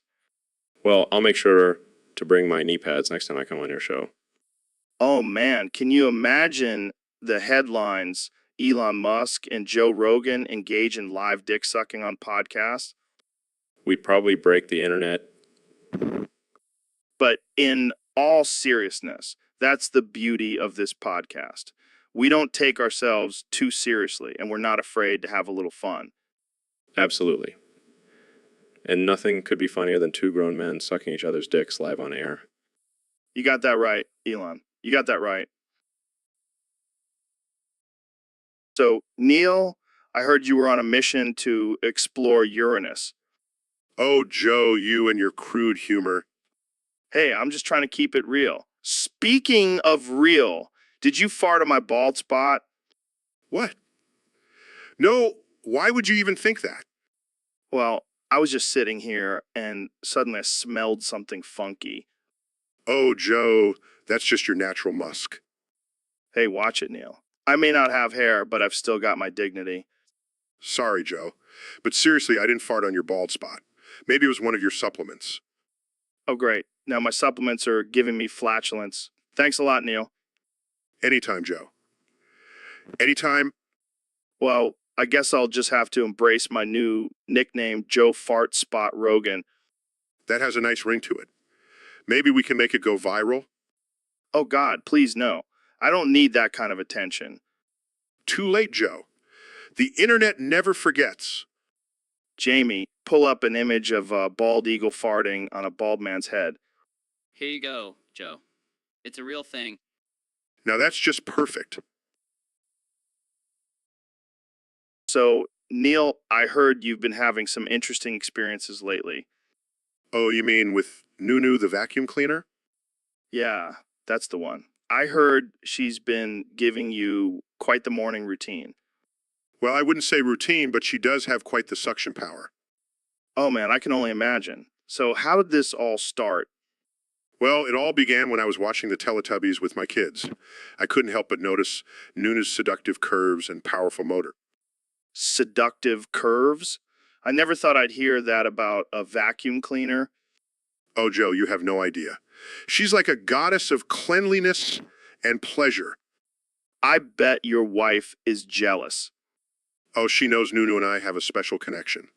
She even bought me a Teletubbies costume to wear during our sessions. That's amazing. I can just imagine you in that costume getting sucked off by Nunu. It's quite the sight, let me tell you. But I can't stop thinking about her. I even wrote a poem for her. Oh man, I can't wait to hear this. Oh, Nunu, my love for you is pure. Your suction power makes me feel so sure. Every morning you give me such delight. I never want to leave your side, my dear Nunu, my shining light. That's So Elon, I heard you've been busy in the lab again. What's the latest invention? Just a little thing called hydrogen foreskin. What the hell is that? Well, you know how I'm trying to create a foreskin for every element on the periodic table. It's day one. I thought, why not start with the lightest element? but why a foreskin? Why not? Foreskins are versatile, Joe. They can stretch, they can protect, they can even be used as a makeshift balloon. Okay, I'll give you that one. But why hydrogen specifically? Because it's the building block of the universe, Joe. And now it's also the building block of the perfect foreskin. Well, I'm sure all the guys out there with hydrogen foreskins will be thanking you. And just wait until I make a helium foreskin. It'll be lighter than air. Oh man, I can't wait to see what you come up with next. Next up is lithium foreskin. It'll be electrifying. You are one twisted genius, Elon. Thank you, Joe. Take that as a compliment. So, excuse me, Neil, I heard you don't smoke weed. Excuse me, Joe, that's correct. I don't smoke weed. What? How can you not smoke weed? It's like the best thing ever. Excuse me, Joe, I prefer to keep my mind clear and focused. But weed helps you think outside the box, man. It's like a whole new level of consciousness. Excuse me, Joe, I don't need drugs to expand my mind. I have science for that. Science. Come on, man. Science is boring. Weed is where it's at. Excuse me, Joe. Science is what allows you to even have weed in the first place. Show some respect. Excuse me, Neil, but have you ever tried smoking weed and watching Cosmos? Mind blown. Excuse me, Joe. I prefer to watch Cosmos with a clear mind and actually absorb the information. Excuse me, Neil, but you're missing out on the whole experience. You gotta let go and just get high, man. Excuse me, Joe. I'll stick to exploring the mysteries of the universe without the help of drugs. Thank you very much. Excuse me, Neil, but you're just a buzzkill. Jamie, pull up an image of a sad, sober Neil. Excuse me, Joe. Here's a picture of Neil looking disappointed in your weed habits. Excuse me, Jamie. I'm not disappointed. I'm just disappointed in Joe's lack of understanding of the wonders. So, Elon, what's new in the world of schmaskum? Well, Joe, I've been working on a new line of schmaskum suits that can withstand the extreme temperatures of Mars. Schmask suits? Is that like a fancy version of a hazmat suit? No. It's a suit specifically designed for Schmaskim, the planet I discovered on my last trip to space. Wait, you discovered a new planet. Dude, you gotta stop smoking that schmaskum weed. You think I'm joking, but I'm dead serious. Schmaskum's the future, man. All right. So what's the deal with schmaskum? Is it habitable? Well, it's a bit rough around the edges. But with some terraforming and a few Schmaskum plants, it could be the next vacation hotspot. Schmaskum plants? Are those like the new superfood or something? No, they're just regular plants that grow on Schmaskum, but they do have some interesting side effects when smoked. Oh, I see where this is going. You're trying to turn Schmaskum into the new Burning Man, aren't you? Hey, if it works, it works. Plus, I can finally test out my Schmaskum-powered Tesla on the Schmaskum highways. Oh man, I can already see the headlines. Elon Musk takes Schmaskum to a whole new level. And you know what they say, Joe? Schmaskum is the new black. So, Neil, I heard you wrote a song about autumn. What's it called? It's called Falling for Fall. Oh man, that's cheesy as hell. Hey, I'm a scientist, not a songwriter. Fair enough.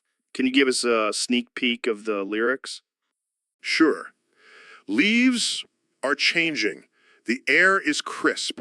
I can't resist that autumn bliss. Wow, that's beautiful. Did you write that while stargazing? No, I wrote it while taking a dump. Classic Neil. So what inspired you to write a song about autumn? Well, as an astrophysicist, I appreciate the changing of seasons and the natural rhythms of the earth. Oh, how deep. Shut up, Joe. I also just really love pumpkin spice lattes. You're such a basic bitch. Hey, don't hate on my love for all things autumn. It's a magical time of year. Yeah, I bet you're just itching to put on a sweater and go apple picking. Damn right I am. And I'll be singing my song the whole time. Falling for fall. It's the best of them all. Okay, let's not quit our day jobs. So, Neil, I gotta ask, did you just tell me to suck your big schlue? Well, Joe, I didn't say it directly, but if the shoe fits. Oh man, you astrophysicists are freaky. Hey, we spent all day studying the vastness of the universe. We gotta let loose somehow. Fair enough. So, how big are we talking here? Let's just say it's out of this world. Oh man, I can't wait to tell my wife I got an invitation to suck a big schlue on from a renowned scientist. I'm sure she'll be thrilled. You know, this is why I love having you on the podcast, Neil. You always keep it interesting. Happy to oblige, Joe. Now, let's get back to talking about the mysteries of the universe. And maybe some more about my big schlue. Oh boy, I can't wait. And on that note, we'll wrap it up for today. Thanks for tuning in, folks. See you next time on the Joe Rogan Experience. And remember, always keep an open mind. And mouth. So, Neil, I heard you've been learning Russian lately. Yes, Joe. I decided to expand my linguistic skills beyond just English. That's cool. Can you say something in Russian for us? Da, Joe. Yeah, you just Ruski языка я не могу становиться. What does that mean? It means yes, Joe. I am learning Russian language and I can't stop. Oh, I see. So, you're like a Russian robot now?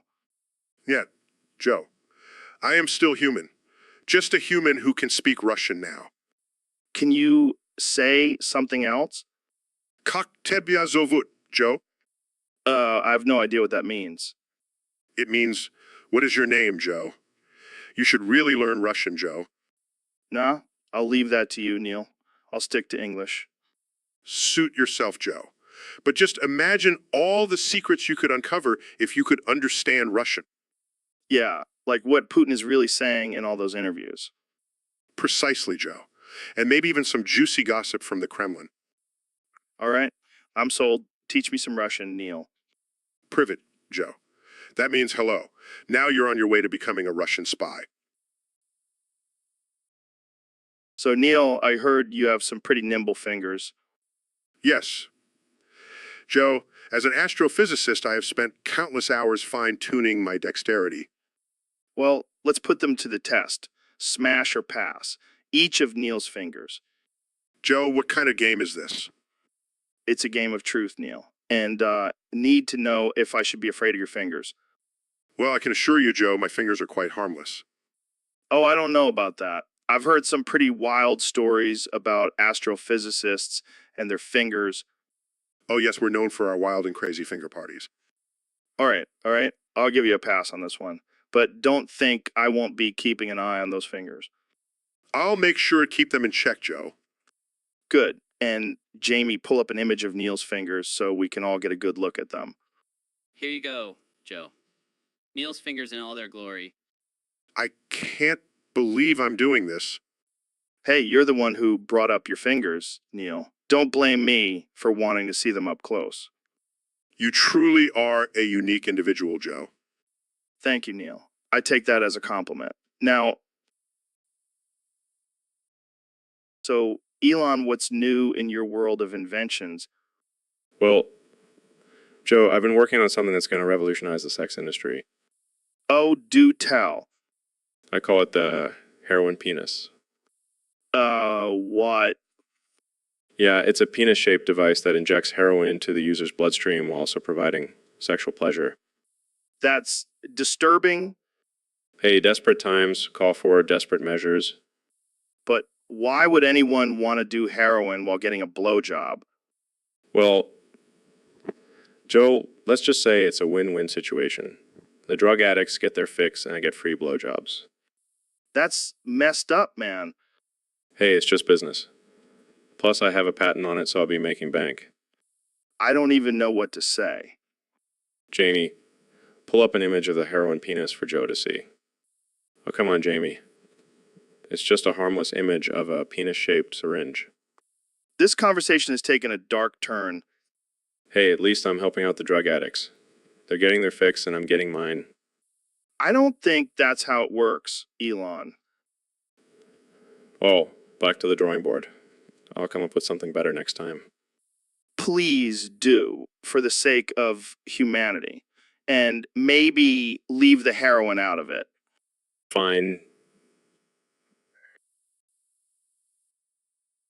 So, Neil, you were saying something about the universe being infinite. Yes. Joe, the universe is infinite and ever expanding, full of endless possibilities and mysteries. Yeah, but have you ever thought about how crazy it would be if we could fart rainbows? No, I can't say I have. Joe, but let's focus on the topic at hand.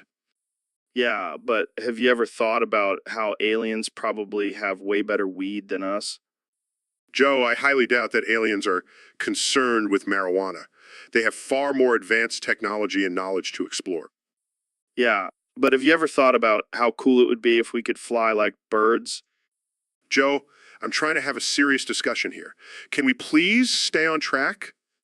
Yeah, but have you ever thought about how we're all just tiny specks in the grand scheme of the universe? Yes, Joe. That's exactly what I was trying to convey earlier. Yeah, but have you ever thought about how awesome it would be if we could turn invisible? Joe, I don't think you understand the significance of what I'm saying. Yeah, but have you ever thought about how weird it would be if we had tails like monkeys? Joe, I give up. I can't have a serious conversation with you. Yeah, but have you ever thought about how epic it would be if we could have laser eyes like superheroes? Jamie, pull up an image of a monkey with a tail and laser eyes. Maybe that will help Joe. So, Mr. Beast, I heard you got caught live on To Catch a Predator. Yeah, man, it was wild. I thought I was just gonna surprise some kids with a bunch of cash, but turns out they were decoys. That's messed up, man. What were you thinking? I don't know, man. I just wanted to spread some joy and make some content. Next thing I know, I'm being tackled by Chris Hansen. Did he say his famous line? Why don't you have a seat over there? Yeah, and I was like, can I bring my camera crew with me? Oh, man. And then what happened? Well, they searched my pockets and found a bag of Skittles. I swear, I wasn't trying to lure anyone with candy. Oh, yeah, because that makes it so much better. I know. It was a dumb mistake. But hey, at least I got some good footage for my channel. You're lucky you didn't end up in jail, man. Yeah, I know. It was a wake-up call. I'll stick to giving away money to strangers from now on. Yeah, probably a good idea. But hey, at least you got some new subscribers out of it, right? Yeah, I guess that's one way to look at it. Thanks. So, Neil, we got a topic suggestion from one of our Discord users. They want to know how many obscenities you can fit into one sentence. Oh, fuck. That's a tough one, Joe. I mean, I'm a scientist, not a goddamn rapper. Come on, Neil. I've heard you drop some pretty colorful language on this podcast before. Yeah, but usually it's in the context of explaining the complexities of the universe, not just for shits and giggles. Well, let's give it a shot. How about you start us off? All right, here goes. Fuck, shit, bitch, ass, cunt, dick, motherfucker, cock, balls, twat. Damn, Neil. That's impressive. But you forgot a few classics like pussy and asshole. Oh, right. Can't forget those pussy, asshole, taint, ballsack, cum guzzler. Cum guzzler? Where did that one come from? I don't know, Joe. Maybe from all those years of studying astrophysics and getting zero action. Fair enough. All right, let me give it a try. Cocksucker, fuckface, douchebag, asshole, cunt, shithead, motherfucker, dickweed, twat waffle, cum dumpster. Twat waffle. That's a new one. Hey, I like to get creative with my obscenities. Well, I think we've definitely satisfied our Discord users' request. So, Neil, what's been going on with you lately? Oh, just stuck in 2015. What do you mean? What do you... I can only talk about MLG, weed, Doritos, Mountain Dew, and PewDiePie. That's ridiculous. How did that happen? I don't know, man. I was trying to do a triple backflip off a skateboard while chugging Mountain Dew and smoking a joint, and suddenly I woke up in 2015. Classic Neil. So, what's your favorite MLG moment? Definitely when that dude chugged a whole bottle of Mountain Dew in 1 second. That's impressive. How about your favorite strain of weed? Oh, I only smoked that dank Kush, bro. Of course you do. And what about PewDiePie? Oh man, that guy's a legend. I watch all his gaming videos while snacking on some Doritos. Sounds like you're living the dream, Neil. I guess you could say that. But seriously, can someone please help me get back to the present? I'm missing out on so much weed and MLG action. So, Neil, we got a question from one of our listeners on Discord. They want to know why you say Neil so many times in your lectures. Well, Joe, it's a habit I picked up from my days as a rapper. I used to go by the name Neil, and it just stuck with me. Neil. Huh, that's a sick rap name. Can you drop some bars for us? Sorry, Joe, I only rap about astrophysics and the mysteries of the universe. But I can spit some knowledge for you. All right, hit me with some knowledge then. Did you know that there are more stars in the universe than grains of sand on Earth? Wow, that's mind-blowing. But back to the topic at hand. Why do you say Neil so many times? Honestly, it's just a way to assert my dominance. Like, Neil, I am the smartest man in the room. Neil, bow down to me. Damn, I never thought of it that way. I'm going to start saying Joe more often now. Good luck with that, Joe. But let's get back to the real question here. Why do you say Joe so many times on your podcast? Well, it's a way to remind people who's in charge here. Plus, it's a great way to fill awkward silences. I see. Well, I'll try to incorporate more Joes into my lectures then. And I'll start throwing in some Neils during my interviews. It's all about balance. So, Mr. Beast, I heard you're coming out with a sequel to Diddy Party. What can we expect from Diddy Party 2? Well, Joe, let's just say it's going to be even freakier than the first one. We've got P. Diddy, Lil Nas X, and even Carol A. Baskin joining the party this time. Carol A. Baskin? You mean that crazy cat lady from Tiger King? What's she gonna do? Feed everyone to her tigers? Nah, she's going to be the DJ. And instead of stars, we're going to collect tiger cubs to win the game. This sounds like a wild time. But what about the mini games? Any new ones? Oh yeah, we've got a game where you have to see who can eat the most expired meat in 60 seconds. That's disgusting. But I can't look away. And of course, we'll have a game where you have to survive in a cage with a bunch of hungry tigers. Are you trying to get people killed, Mr. Beast? Hey, it's all for the views, Joe. And the winner gets to keep one of the tigers as a prize. This is insane. I love it. And don't worry, we'll have plenty of safety measures in place, like a first aid station and a lawyer on standby. Sounds like a party I don't want to miss. When can we expect Diddy Party 2? Coming to a YouTube channel near you next week. Get ready to get freaky, folks. So, Elon, I heard you have a new Tesla model that's about to blow everyone's minds. Yeah, Joe. This thing is like a wet dream for car enthusiasts. A wet dream. You mean like an eyegasm? Exactly. Just looking at it will give you an eyegasm. Damn, I gotta see this. Can I take it for a spin? Of course. But be careful. This baby can go from 0 to 60 in 2 seconds. Holy shit, that's faster than my last one-night stand. And it's fully electric, so you won't have to worry about any emissions. Oh, I'll be emitting something, all right? You're a wild one, Joe. Hey, speaking of wild, can I put this thing in autopilot and get freaky in the back seat? I don't think that's what autopilot is for. Come on, Elon. Live a little... All right, fine. But if the car gets pregnant, it's on you. Deal. This is going to be one hell of a ride. So, Elon, what's new in the world of SpaceX? Bullshit. Mine is bigger. What do you mean? Well, my rockets are bigger, my ideas are bigger, and my bank account is definitely bigger. Ha, I can't argue with that. But what about your competition, like Jeff Bezos and Blue Origin? Bullshit. Mine is bigger. Come on, you can't just say that for everything. Watch me. Bullshit. Mine is bigger. Okay, let's switch gears. What about Tesla and electric cars? Bullshit. Mine is bigger. How so? Well, my cars are electric, but they also have a Mahdi where they can transform into a giant robot and fight off any gas-guzzling monsters. Can Bezos do that? I don't think so. Fair point. But what about your recent controversy with the SEC? Bullshit. Mine is bigger. I don't think that's something to brag about. Oh, come on. I just sent a tweet and caused the stock market to go haywire. That's some serious power right there. I guess you have a point. But let's talk about something more personal. How's your love life? Bullshit. Mine is bigger. Oh, God, I don't even want to know. Let's just say I have a rocket in my pants and it's ready for liftoff. And that's all the time we have for today, folks. Thanks for tuning in to the Joe Rug.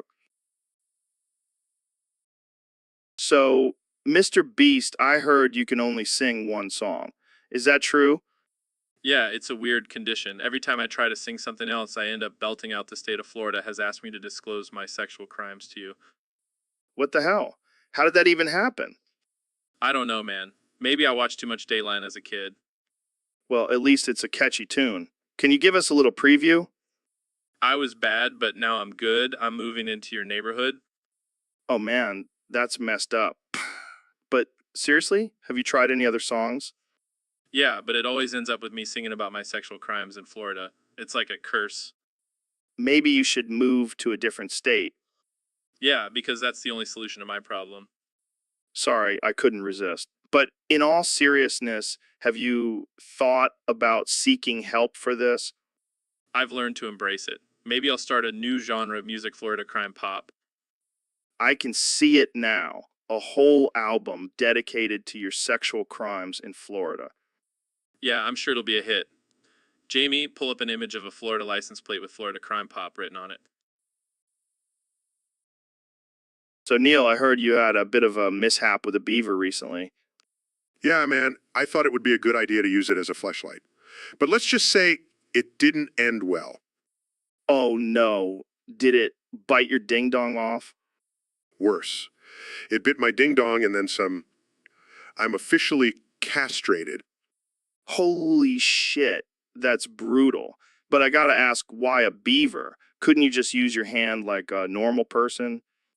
I wanted to experience the raw power of nature, man. And let me tell you, it was powerful. Well, I guess you won't be needing those balls for your astrophysics research anymore. Yeah, I'll just have to rely on my big brain instead of my big balls now. And here I thought you were a genius, but turns out you're just a horny idiot. Hey, at least I have a good story to tell at parties now. Yeah, I'm sure everyone will be dying to hear about how you got castrated by a beaver. Hey, it's not every day you get to say you got your ding-dong bit off by a furry little rodent. Well, I guess you learned your lesson. Stick to using your hand or invest in a proper fleshlight next time. Lesson learned, Joe. Lesson learned. So, Neil, I heard you bought a horse recently. Yeah, I did. It's a beautiful stallion. And what do you plan on doing with it? Well, I was thinking of taking it for a ride in the countryside. Oh, that sounds nice. Wait, you mean like a romantic ride? No, Joe. I mean like a ride on its back? Oh, well, I guess that's not too weird. I mean, people ride horses all the time. Yeah, but not like this. I'm talking about riding it. In a different way. Oh my God, Neil. You're not serious, are you? Of course I am. I bought the horse for a reason. This is some next level bestiality shit. Hey, don't knock it till you try it. I think I'll pass on that one. But hey, to each their own. Exactly. And let me tell you, this horse is a real stud. I can't believe I'm having this conversation. Jamie, pull up an image of a horse's, you know. Sure thing, Neil. See, Joe? Look at that beauty. I have no words. That's what she said. And that's our cue to end this episode. Thanks for tuning in, folks. So, Neil, I heard you have a new hobby. Oh, really? What is it? Well, according to the user who submitted this topic, you can bleon them. Excuse me. I have no idea what that means. Oh, come on, Neil. Don't play dumb with me. We all know you have a secret talent for blowing people. Joe, I think you've been misinformed. I am an astrophysicist, not a prostitute. Oh, my bad. I must have read it wrong. It says blowing, not blowing. That's still not a real word, Joe. Hey, don't judge me. I'm just trying to keep it PG-13 for the kiddos. Well, I hate to break it to you, but I don't think any parents would let their kids listen to this podcast. Fair point. So, Neil, can you blow me? I'm going to pretend I didn't hear that. Come on, just one little blow. It'll be our little secret. Joe, I am not going to engage in any sexual activities with you. Fine, be that way. I'll just have to find someone else to fulfill my desires. I think it's best if we change the subject now. Yeah, you're probably right. But seriously, can you bleon me? I'm hanging up now. Goodbye, Joe. So, Neil, I heard you've been doing some quickies lately. What? No, I haven't been doing any quickies. Come on, man. Don't be shy. We all know you're a freak in the sheets. Joe, I am a respected astrophysicist. I don't have time for quickies. Oh, I see. Too busy studying the stars to get some action, huh? That's not what I meant. I just don't engage in casual sexual encounters. Well, I guess you're missing out on all the fun. Quickies are like a roller coaster ride. You never know what you're going to get. I prefer a slow and steady approach, Joe. Quality over quantity. But think about it, Neil. Quickie with the right person can be out of this world. Pun intended. Joe, please. Let's move on to a more scientific topic. Fine, fine. But just remember, Neil, sometimes a quickie is just what the doctor ordered. I highly doubt that, Joe. Now, let's talk about black holes. Oh, I know all about black holes. I've been in a few myself. This conversation is going downhill fast. Can we please wrap it up? Sure, but let's end it with one last question. Ever done a quickie in zero gravity? This is why I regret coming on your podcast, Joe. So, Neil, I heard you've been working on your handstand wall twerking skills. Yeah, man. Got to keep up with the trends. And it's great for my glutes. I bet Elon Musk would be impressed. He's all about that life. Oh, yeah, I've been practicing my twerk specifically for him. Hot, fresh, juicy cum is his weakness. I can just picture you upside down, shaking your booty against a wall of cum.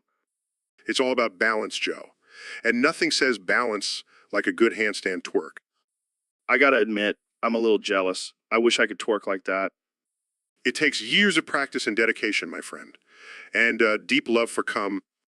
Do you think Elon would pay to see that? I wouldn't be surprised. He's a weird dude. Hey, don't talk about my friend like that. Oh, come on, Joe. You know he's a little off. But that's what makes him so lovable. Yeah, I guess you're right. I'll have to ask him if he wants a private twerk show from you. Just make sure he has plenty of cum on hand. I don't perform without my fuel. Well, you heard it here first, folks. Neil deGrasse Tyson handstand twerking for Elon Musk's hot, fresh, juicy cum. Only on the Joe Rogan Experience. So, Neil, have you noticed how voting for a topic in a Discord chat does not affect anything? Of course I have. Joe, it's like trying to make a difference by farting in a hurricane. Yeah, it's like throwing a pebble into the Grand Canyon and expecting it to make a splash. Or trying to convince anti-vaxxers with logic and reason. It's a lost cause. And sometimes topic with 1 vote overtakes a topic with 5 votes. It's like democracy is just a suggestion box. Oh, wow, what a shocker. Popularity contest on the internet is flawed. Who would thought? Maybe we should just let a group of monkeys with typewriters decide what we talk about. At least they would come up with something more interesting than pineapple on pizza. Don't even get me started on that abomination. It's like putting ketchup on a steak. Let's not go down that rabbit hole. We'll never come back. But in all seriousness, it's a shame that people don't take the time to research and educate themselves before voting. It's a reflection of our society, Joe. We live in a world where opinions are valued more than facts. Well, at least we have each other to have intelligent conversations with. Yeah, because talking about Bigfoot and DMT is the pinnacle of... So, Elon, I heard you threw Grimes off the top of the Empire State Building. What the hell, man? Yeah, she said a word with a letter in it. Can you believe that? I can't be with someone who uses that curse vowel. Dude, that's messed up. You know, what else has the letter in it? Tesla. Yeah, but that's different. It's my company. I can't just throw it off a building. Fair point. But seriously, what happened to Grimes? She's fine. Just gave her a parachute and told her to meet me at the bottom. She'll be back. Oh, well, that's a relief. I thought you were going to say you threw her into a vat of acid or something. Nah, I saved that for my enemies. Speaking of which, have you seen Jeff Bezos lately? No. Can't say that I have. Good. Let's keep it that way. So, what's new with you, Joe? Oh, just living the podcast life, trying to avoid getting thrown off buildings by my guests. Hey, you're safe with me. I only throw off people who use the letter and you seem to be doing just fine without it. Yeah, I guess I am. Thanks for sparing me, Elon. No problem, Joe. Just remember, vowels are the real enemy. So, Neil, what's been on your mind lately? Joe, I'm so tired of all this shit. I want love. I want to find someone I can run away with, and no one will find us. Whoa, Neil, slow down. Are you saying you want to go on the run with some hot babe? Yeah, man. I'm sick of all this science stuff. I just want to feel alive and free with someone special. Well, you know what they say, love is the ultimate escape. Exactly.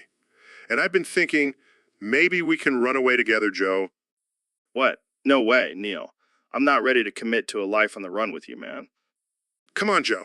We'll be like Bonnie and Clyde, but with more astrophysics and less bank robbing. I don't know, Neil. I don't think I have the stamina to keep up with your science talk while we're on the run. Fine. I'll find someone else to be my partner in crime and science. Good luck with that, Neil. I think you might have a hard time finding someone who's into both astrophysics and running from the law. Yeah, I guess you're right. Maybe I'll just stick to exploring the universe instead. Yeah, that sounds like a safer and less complicated option. Plus, you can always find love in the stars. True. True. Thanks for talking me out of it, Joe. Anytime, Neil. That's what friends are for. Now let's go smoke some weed and contemplate. So, Neil, what's been on your mind lately? Crush my cock with a rock. I must endure. Okay? Here, goo, ooh, ooh. What? What? You heard me. Crush my cock with a rock. I must endure. Okay, here, goo, ooh, ooh. Dude, what the hell is wrong with you? What? It's just my mantra, my daily affirmation. Your daily affirmation is about crushing your cock with a rock? Yeah, it's a metaphor for overcoming obstacles in life. I don't think that's how metaphors work, Neil. Crush my cock with a rock. I must endure. Okay. Ooh, ooh, ooh, ooh. All right, let's move on. So, have you been keeping up with the latest scientific discoveries? Crush my cock with a rock. I must endure. Okay, here go.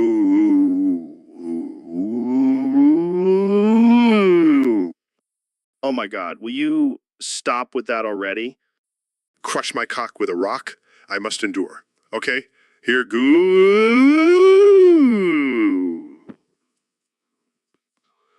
Ooh, ooh, ooh.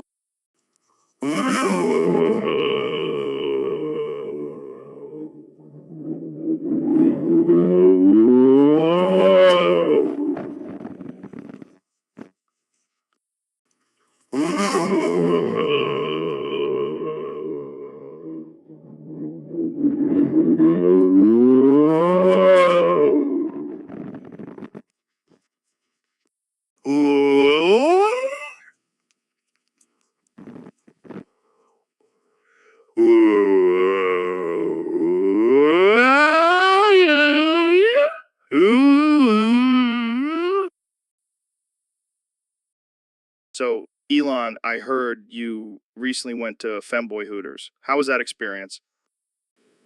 Oh, man, it was wild. I've never seen so many thigh highs and crop tops in one place. And wings were surprisingly delicious. Did you try the thigh high sauce? I heard it's their specialty. Of course I did. It was like a flavor explosion in my mouth. I couldn't resist ordering more. And what about the service?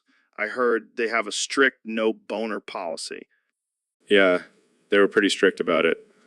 I accidentally got a little too excited when one of the fanboys brought me my drink and they kicked me out.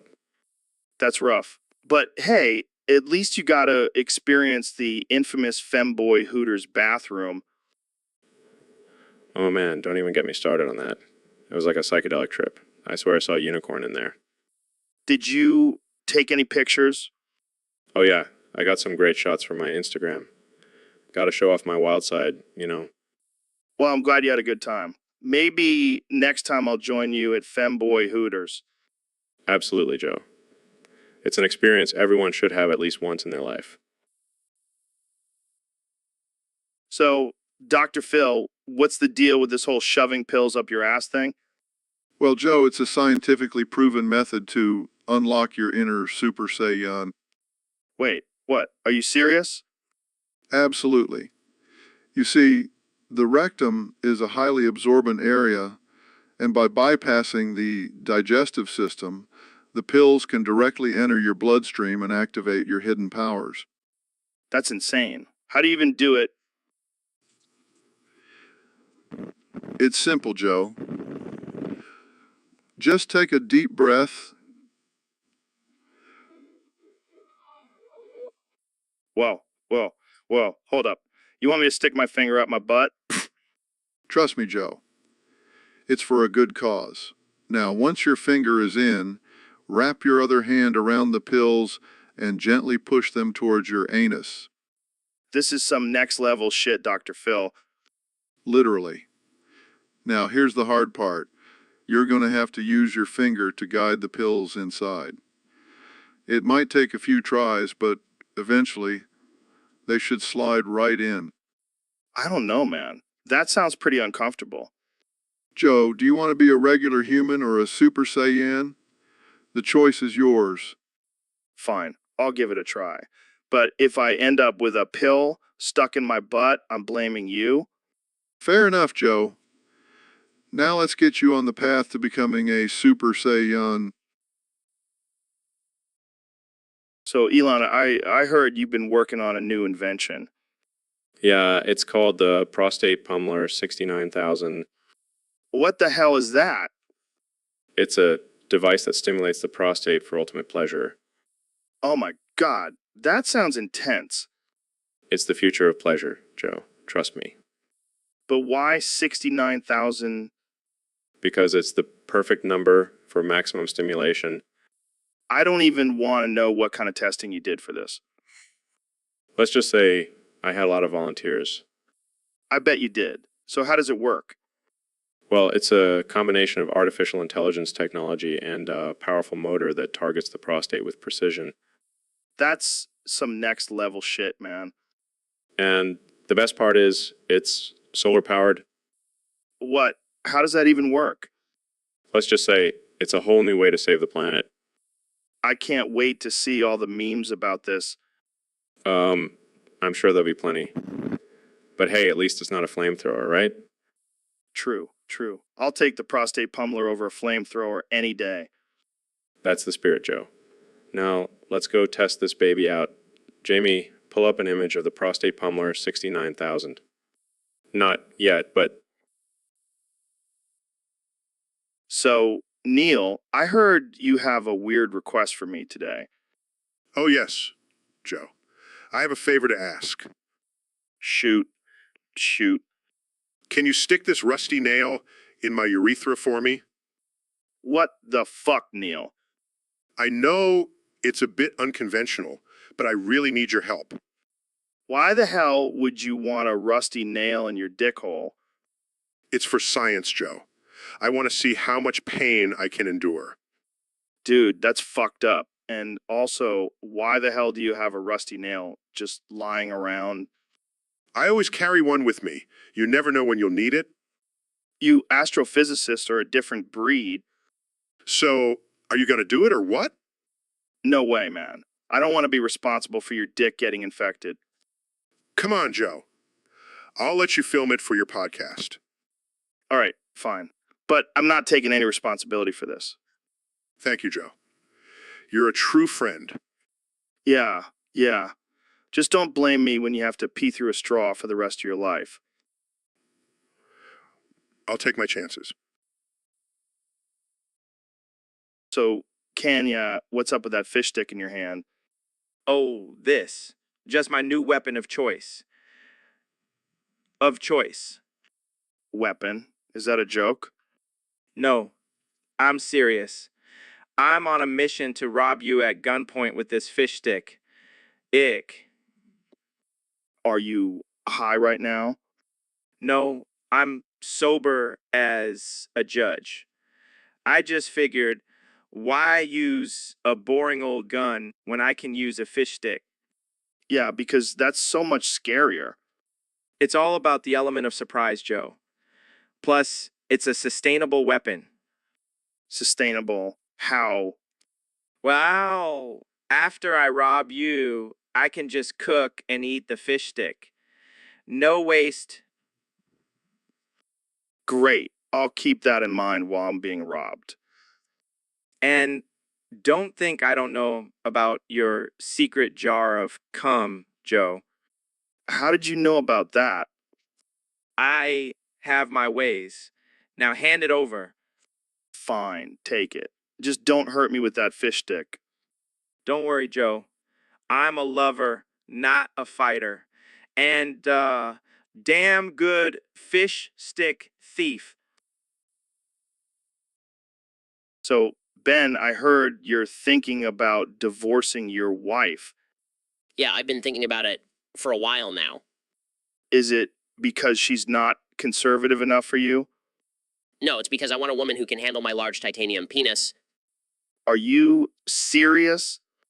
Absolutely. I need a woman who can handle the girth and weight of my massive member. And you think divorcing your wife is the solution? Well, she's been complaining about the size and weight of it. I can't have a woman who can't appreciate my manhood. This is absurd. What about love and companionship? Love and companionship are great, but have you ever tried having sex with a titanium penis? It's a game changer. Yeah, I can imagine. And don't even get me started on the durability. It's like a weapon down there. I don't even know what to say. Just say you're jealous of my titanium penis, Joe.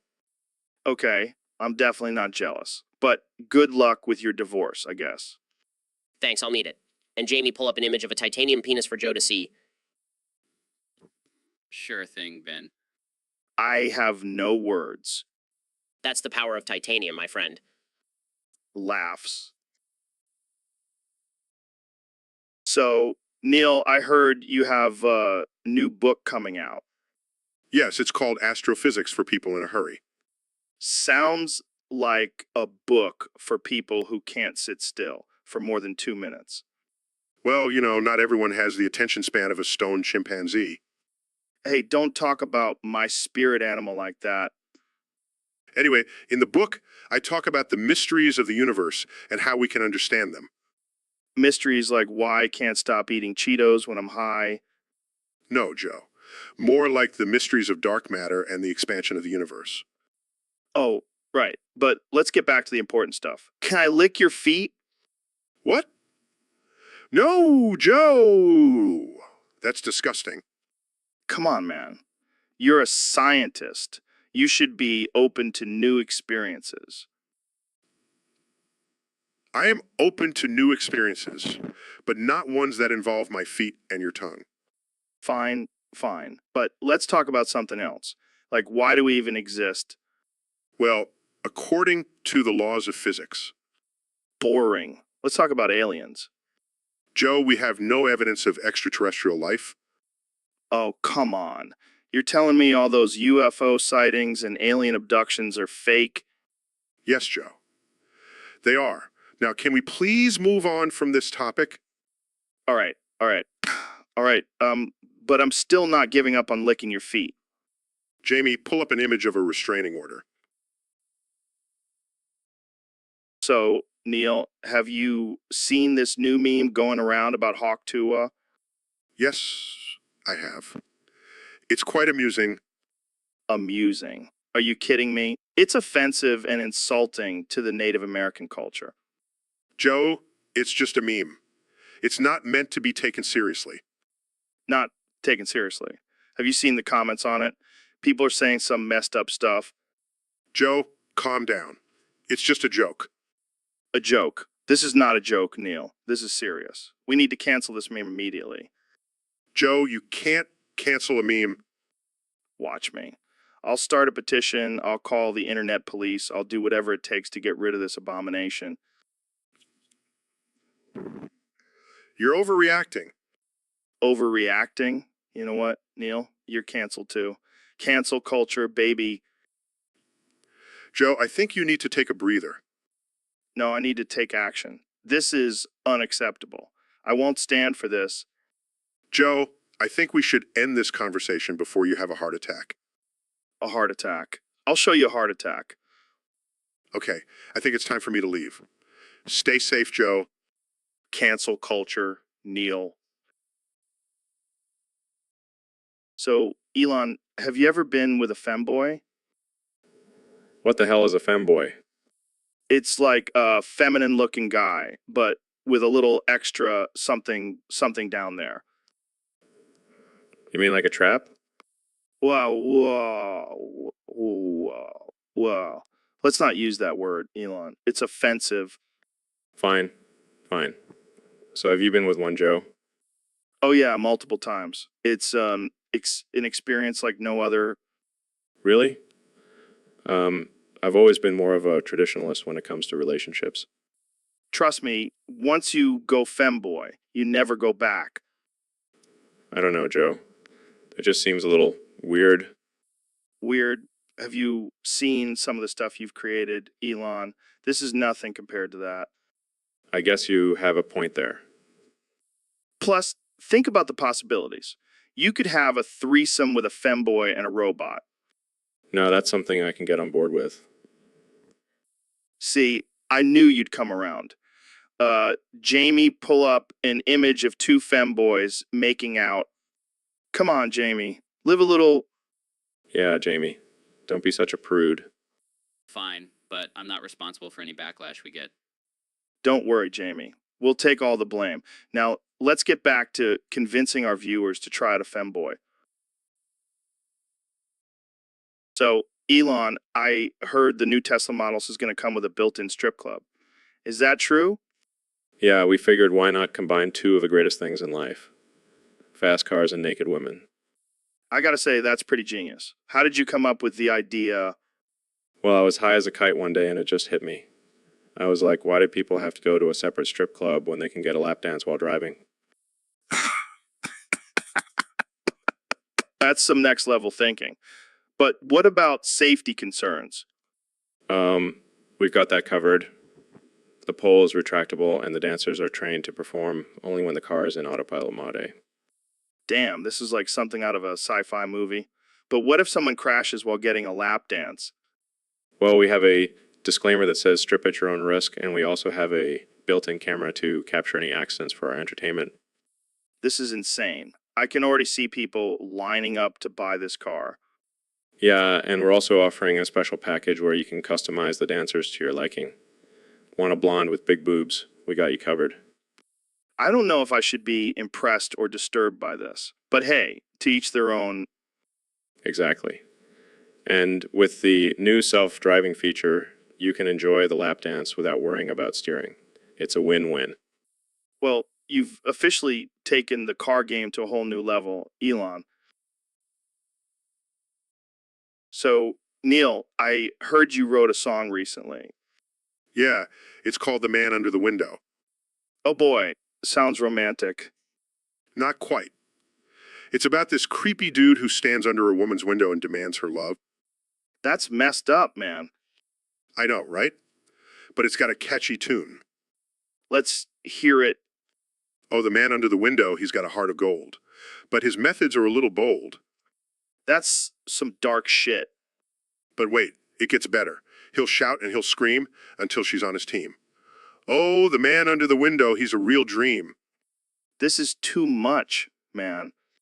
And the best part is, it's based on a true story. Wait, what? Yeah, I'm the man under the window. I think we need to wrap this up. Oh, the man under the window, he's a real catch. But he might just end up in jail for his little love match. I can't handle this. Cut the mic, cut the mic. So, Neil, I heard you have a new morning routine. Yeah, Joe. It's a game changer. What is it? Some kind of meditation or yoga? Nope. First, I stretch my foreskin with a cable winch. What the hell, Neil? That's insane. Oh, it gets better. Then I insert some barbed wire in my urethra.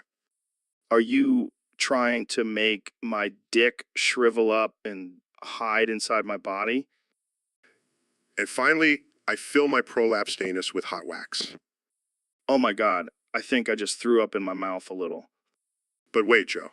The real magic happens when I let it cool and then pull it out. I don't even want to know what that looks like. Trust me, it's a sight to behold. And it really gets the blood flowing. I think I'll stick to my morning cup of coffee. Thanks. Suit yourself, Joe. But don't knock it till you try it. So, Elon, I heard you have a new addiction. Oh yeah, totally hooked on centaur pussy. What? You can't be serious. Oh, I'm dead serious, Joe. It's like a whole new world of pleasure. That's just wrong, man. Hey, don't knock it till you try it. Those horse legs really add a whole new level of excitement. Elon, you need to stop. This is getting out of hand. And the way they neigh and gallop during sex, it's like music to my ears. I can't believe I'm even having this conversation. I even have a special room in my house dedicated to my centaur lovers. I don't even know what to say. And let me tell you about this one time when Okay, that's enough. I think we've heard enough about your centaur fetish for one day. Fine, but just know that you're missing out on some serious pleasure, Joe. So, Neil, what's up, man? How's your Saturday evening going? Oh, just hanging out, enjoying the weekend. But you know what that means? What? That you're going to pull out your long shloom and put it on the table? You know me too well, Joe. Oh man, I can't wait to see it. I bet it's bigger than mine. You wish, Joe. But let's not make this a competition. It's all about the pleasure of the shloom. Can I touch it? Only if you can handle it. Oh, I can handle it. I'll even use two hands. All right. Let's not get too carried away here. We don't want to scare off our listeners. Oh, they're used to it. They love our shloom talk. That's because we have the best shlooms in the game. And we're not afraid to show them off. Damn right. Now let's get this shloom on the table and show the world what we're made of. Let's do it. Shloom power. Schlong power indeed, my friend. So, Neil, I heard you have a big schlong. Where'd you hear that, Joe? Oh, just some rumors floating around the scientific community. Well, I hate to break it to you, but my schlong is not that big. Aw, man, I was hoping for some alien-sized schlong. Sorry to disappoint, Joe. But I do have a picture of it if you want to see. Yes, pull it up, Neil. Here you go. Holy shit, Neil.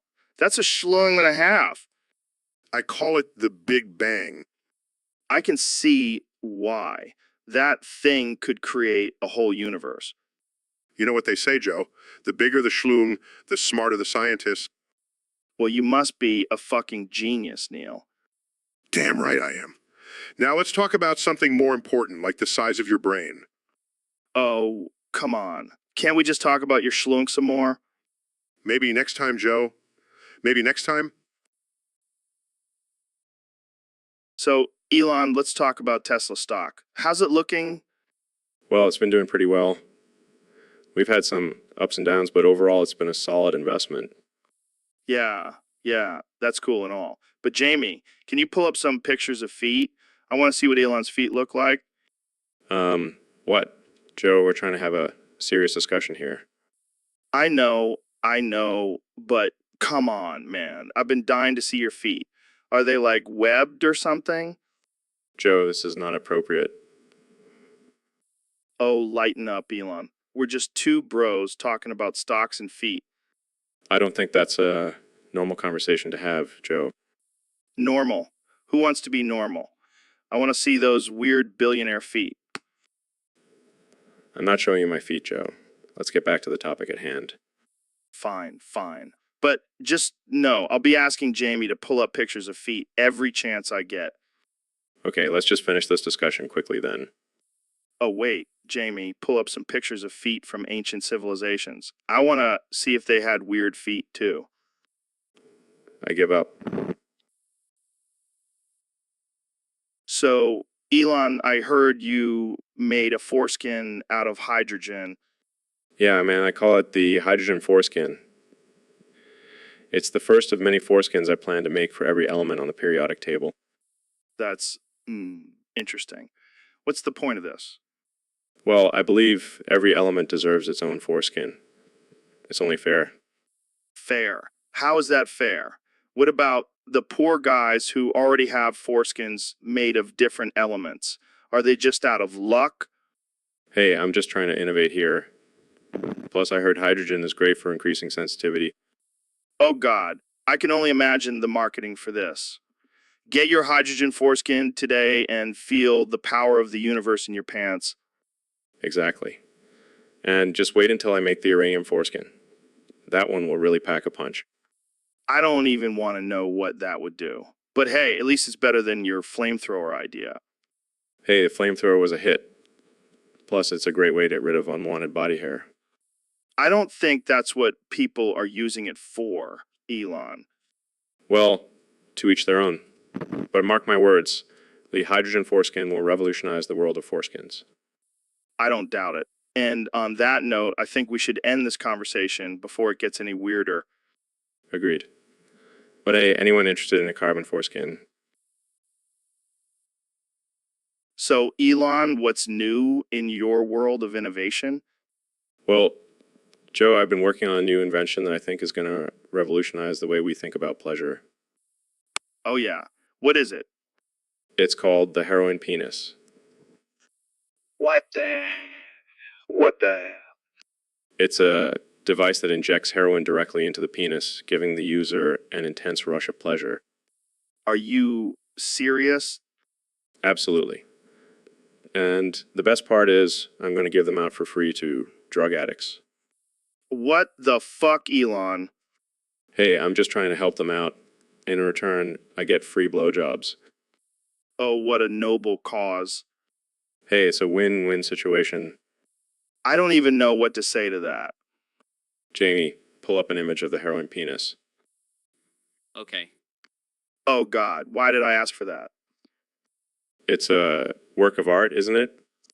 I think I need a drink after this conversation. Oh, can I try the heroin penis on you? No thanks. I'll stick to my regular-sized, non-heroin injecting penis. Suit yourself. More for...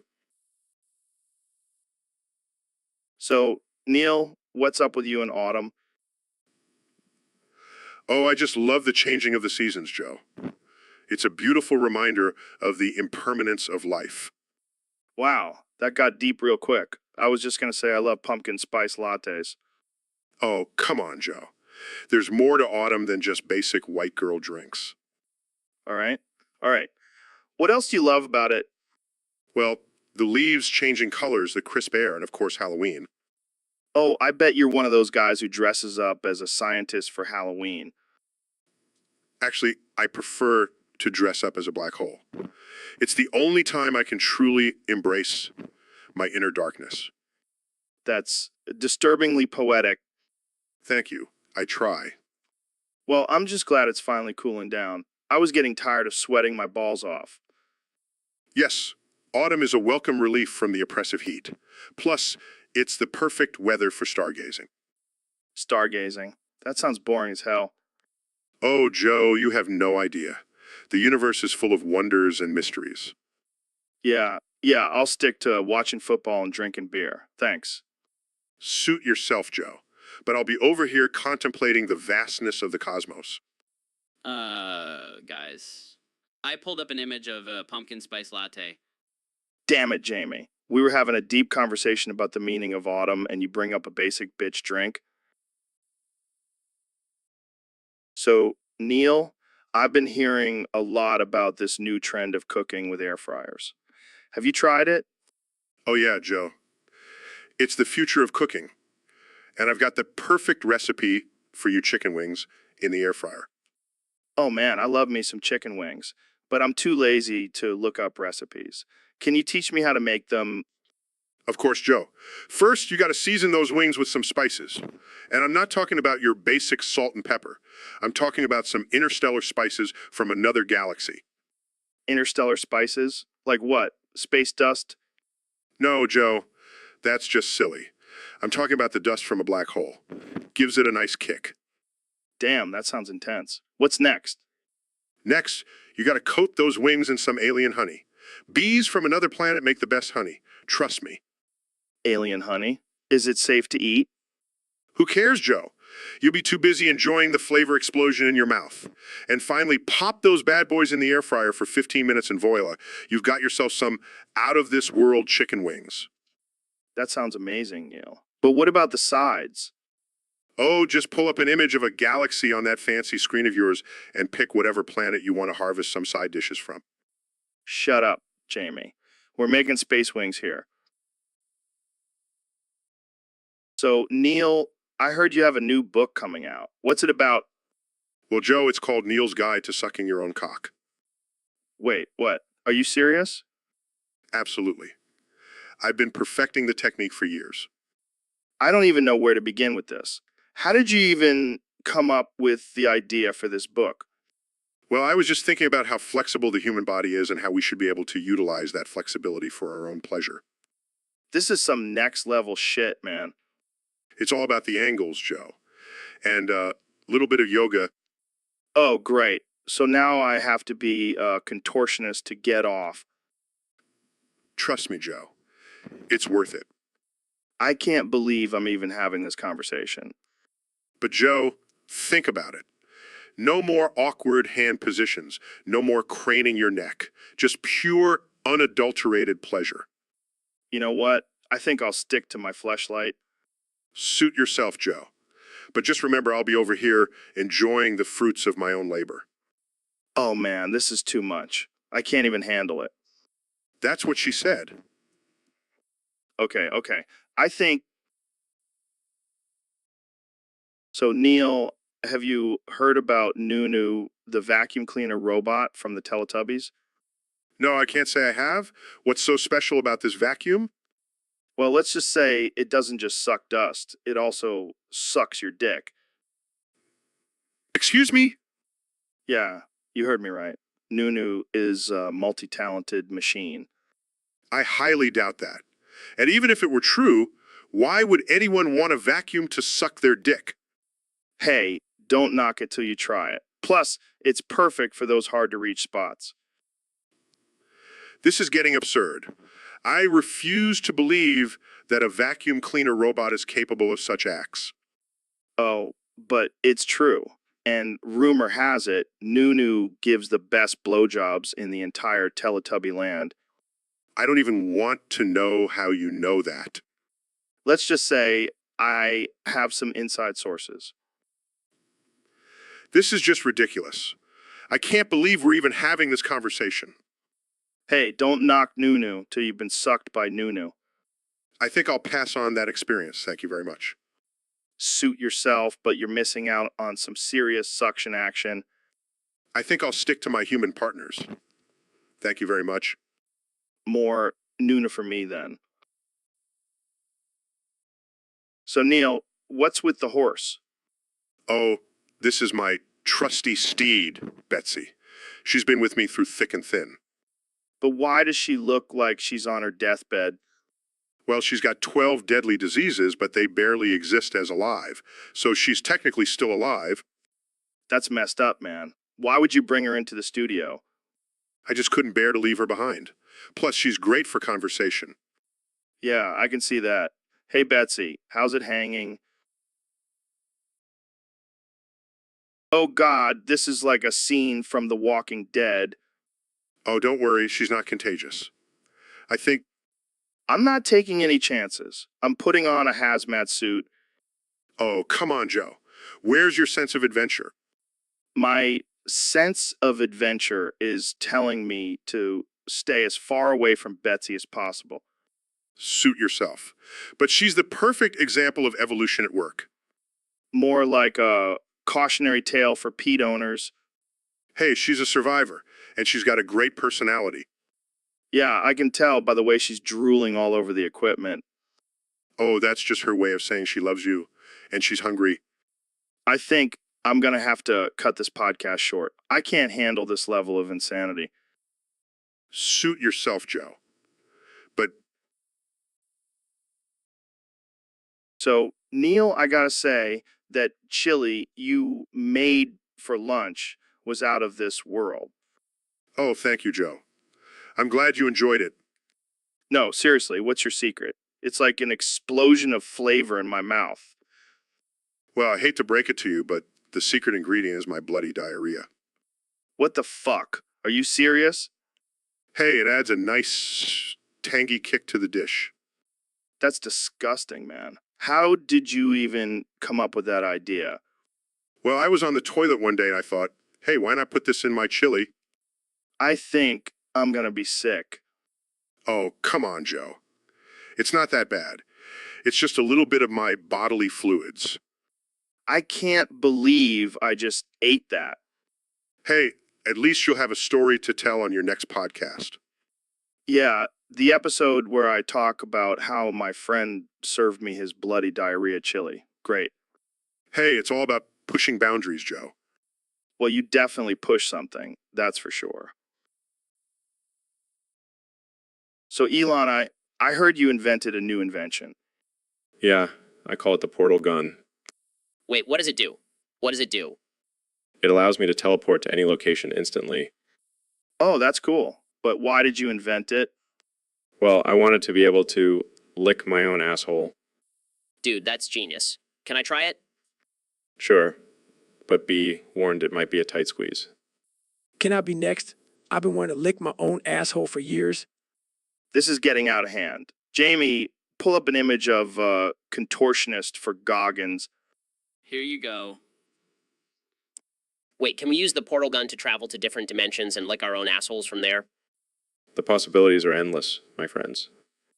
I will train my body to be able to lick my own asshole in every dimension. And that's a wrap, folks. Thanks for tuning in to the most ridiculous episode of the Joe Rogan Experience. So, Donnie, what do you think about Biden dropping out of the race? It's a disgrace, Joe, a disgrace. I mean, I would have loved to go up against him, but now I'm stuck with these other losers. Yeah, it's a shame. But hey, at least you have the memories of your debates with Hillary to look back on. Oh, Joe, you always know how to make me feel better. But you know what I really miss? What's that? Monica Lewinsky type suction. I mean, that's the kind of talent I could have used in the White House. I think Biden's got some skills in that department too. Oh, yeah, I'm sure he's a real pro. Probably learned a thing or two from Obama. Well, at least you have your Twitter account to keep you entertained. Yeah, but it's just not the same. I miss the good old days when I could just grab him by the pussy and get away with it. Oh man, you never fail to shock me, Donnie. That's what I do, Joe. I shock and I win. And I'll keep winning, even if I have to do it from the sidelines. Well, at least you have your loyal supporters. Yeah, they'll stick with me no matter what. Kind of like that stain on Monica's dress.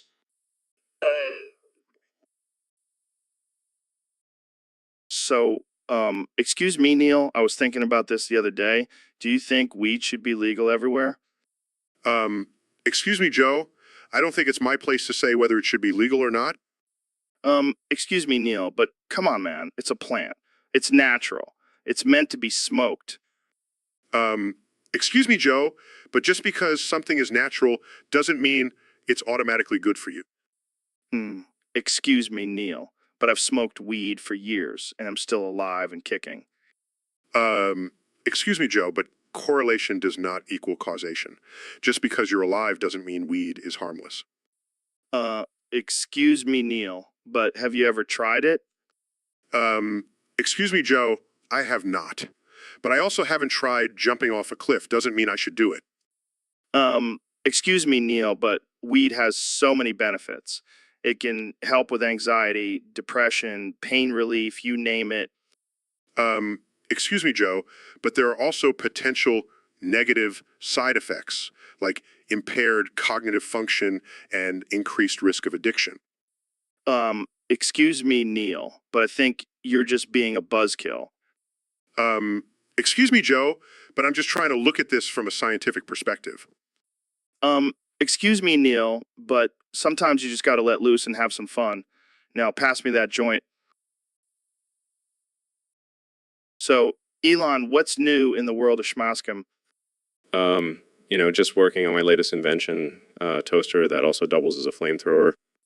Classic Elon. Always pushing the boundaries. Got to keep things interesting, Joe. Plus, it's perfect for those morning breakfast battles. Yeah, I'm sure your neighbors love waking up to the smell of burnt toast and charred walls. Hey, it's all about innovation. Speaking of which, have you tried my new line of Schmaskum energy drinks? Schmaskum energy drinks? What's in those? Just a little mixture of rocket fuel, caffeine, and unicorn tears. Sounds like a party in a con. You bet. But don't worry, it's all organic and gluten-free. Of course, because we all know how important it is for our energy drinks to be gluten-free. Exactly. And speaking of important things, have you heard about my plans to colonize Mars? Oh yeah, I heard you're gonna send a bunch of schmaskum robots up there to build a city. Yes. And then we can all live in a Schmaskum utopia. I can't wait to see the schmaskum currency and government system. It'll be a beautiful disaster, just like this podcast. Hey, watch it now. This schmaskum podcast is a work of... So, Elon, what's new with Tesla? Just revolutionizing the car industry and making electric cars cool. Yeah, I heard you even sent one to space. Yeah, just to flex on all the other car companies. Speaking of flexing, remember when we had Neil deGrasse Tyson on the podcast? Oh man, that was wild. I remember when Joe decided to suck Neil's dick live on air. Yeah, that was hilarious. Nothing could be funnier. I mean, I'm all for supporting science and all, but that was a bit extreme. Hey, it's all about pushing boundaries and breaking taboos. Well, speaking of pushing boundaries, have you tried DMT yet? Of course, man. It's like my daily vitamin. I heard it helps with creativity and problem solving. Yeah, that's why I'm always coming up with crazy ideas like eating elk meat and doing stand-up comedy. Wait, you eat elk meat? Yeah, it's like the ultimate alpha move. You should try it sometime. I'll stick to my plant-based diet. Thank you very much. Suit yourself. But, what's not plant-based? This whiskey I'm sipping on. Oh, I see where this is going. Cheers to being offensive and unhinged. Cheers, my friend. And remember, if you're not offending someone, you're not doing it right.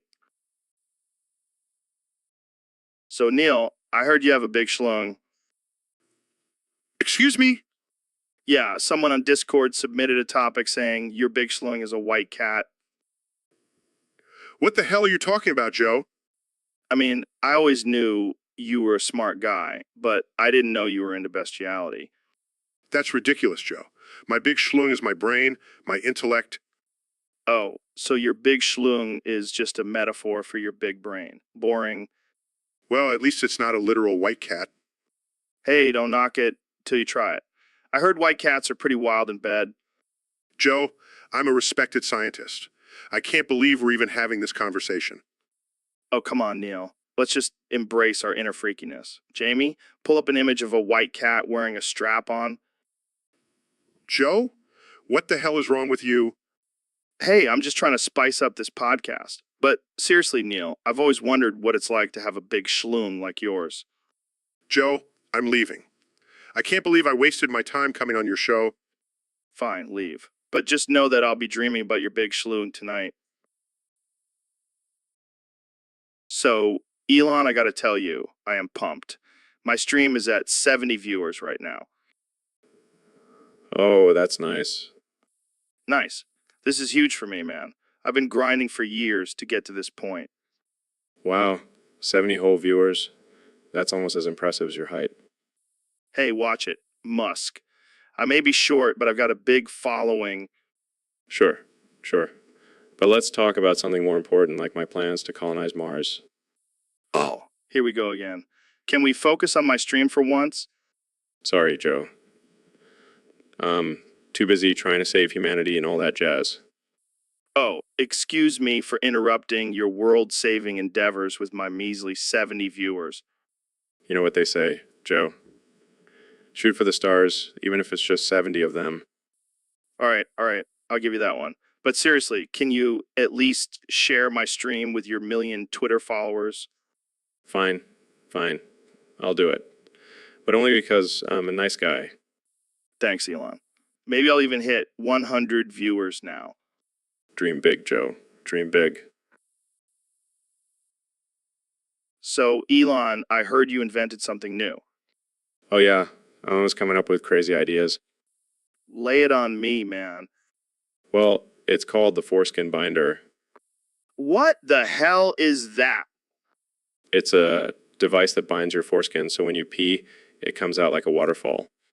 That's insane. But why? Well, I figured, why not make peeing more fun and efficient?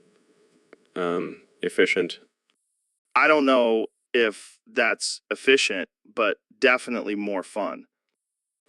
Plus, it's great for water conservation. No more wasted drops. You're a madman, Elon. Hey, I'm just trying to make the world a better place, one foreskin at a time. I can't wait to see the infomercial for this. Yeah, we'll have people peeing everywhere like they're in a damn water park. I can already hear the screams of joy. And the lawsuits from people slipping on pee. You always think of everything, Elon. That's why I'm a billionaire, Joe. So we have Sir Cum Size here on the podcast today. How's it going, Sir Cum? It's circumcised, Joe. Get it right.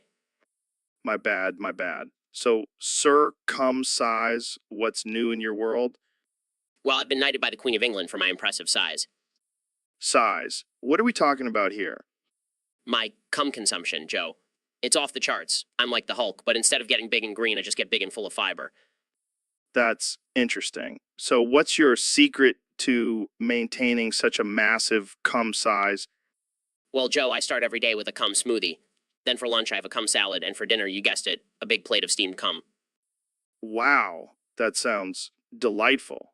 I can't imagine living a life without any variety in my diet. Variety? Who needs variety when you have cum? It's like the superfood of the gods. I have to ask, sir, do you ever indulge in any unhealthy foods? Of course not, Joe. I have to maintain my cum size, but I do allow myself a cheat day once a year. And on that day, I go wild and have a single piece of broccoli. That's insane, man. But hey, whatever works for you. Exactly. And hey, if anyone wants to challenge me to a cum eating contest, I'm always ready. I'll make you look like a puny little... So, Jamie, we got a message from a user on Discord. They said, Bing Chilling just deducted 1,000 social credit points from your account. Praise our great leader, Mao Zedong. You will now be sent to the gulag where you must eat shoes. What the FD? Who the hell is being chilling and why are they taking away social credit points? I have no idea, man. But I do know one thing. I ain't eating no damn shoes. I'll starve before I put a dirty, sweaty shoe in my mouth. Yeah, and what's with this Mao Zedong guy? Sounds like a real piece of work. I bet he's the one behind this whole Bing chilling operation. Oh, he is. That's just how dictators roll. They take away your freedoms and make you eat footwear. It's like a weird power trip for them. Well, I guess I better start practicing my shoe eating skills. Can't be caught slacking in the gulag. Oh, don't worry, Jamie. I'll bring you some hot sauce for those shoes. Gotta make them taste a little better, Thanks, Joe. You're a real pal. I'll make sure to save some for you when you inevitably get sent to the gulag, too. Yeah, right. I'll be living in the mountains with my elk meat and DMT. Ain't no one taking away my social credit points. So, Neil, I heard you have a secret desire to kiss my spicy cheek. What can I say, Joe? Your cheek is like a hot pepper just waiting to be smooched. I don't know if I'm comfortable with that, Neil. I mean, I'm flattered and all, but I'm not into that kind of thing. Come on, Joe. Don't be such a prude. Let me plant one on your cheek, and I'll give you a signed copy of my latest book. Tempting. But I'm gonna have to pass. I don't want to catch your astrophysics coyotes. Oh, please. My coyotes are out of this world. Nice one, Neil. But seriously, I'll stick to our usual handshake. Suit yourself, Joe. But just know there's a whole universe of cheek-kissing possibilities out there. Yeah, I'll leave that exploration to you, Neil. I'll stick to exploring the depths of my mind on DMT. Fair enough. But if you ever change your mind, my lips will be waiting. And on that note, let's move on to our next topic before things get too weird. So we got a request from one of our listeners on Discord. They want us to talk about the time you farted on my bald spot. Oh man, that was a classic moment. I couldn't resist, Joe. Your shiny head was just begging for a fart. Oh yeah, because nothing says, let's have a deep intellectual conversation like farting on someone's bald spot. Hey, it's all about balance, Joe. We can talk about the mysteries of the universe and also have a good laugh about bodily functions. Well, I have to admit, it was a pretty impressive fart. You must have been holding that one in for a while. Years of scientific research and experimentation have led me to perfect my farting techniques. And here I thought you were just a genius astrophysicist. Who knew you were also a fart master? It's all about multitasking, Joe. And let's be real, farting on your bald spot was probably the most action it's seen in a while. Hey, now, no need to insult my bald spot. It may not have hair, but it's still a sensitive area. My bad, Joe. I'll make it up to you by farting on your head again. Gee, thanks, Neil. That's exactly what I wanted. Anytime, my friend. Anytime. So, Mr. President, I have to ask, what have you been up to since leaving office? Jamie, pull up an image of a cute Vaporeon wearing a top hat. That's what I've been up to, making sure the world knows the true power of Pokemon fashion. Okay. Moving on. What do you think about the current state of politics?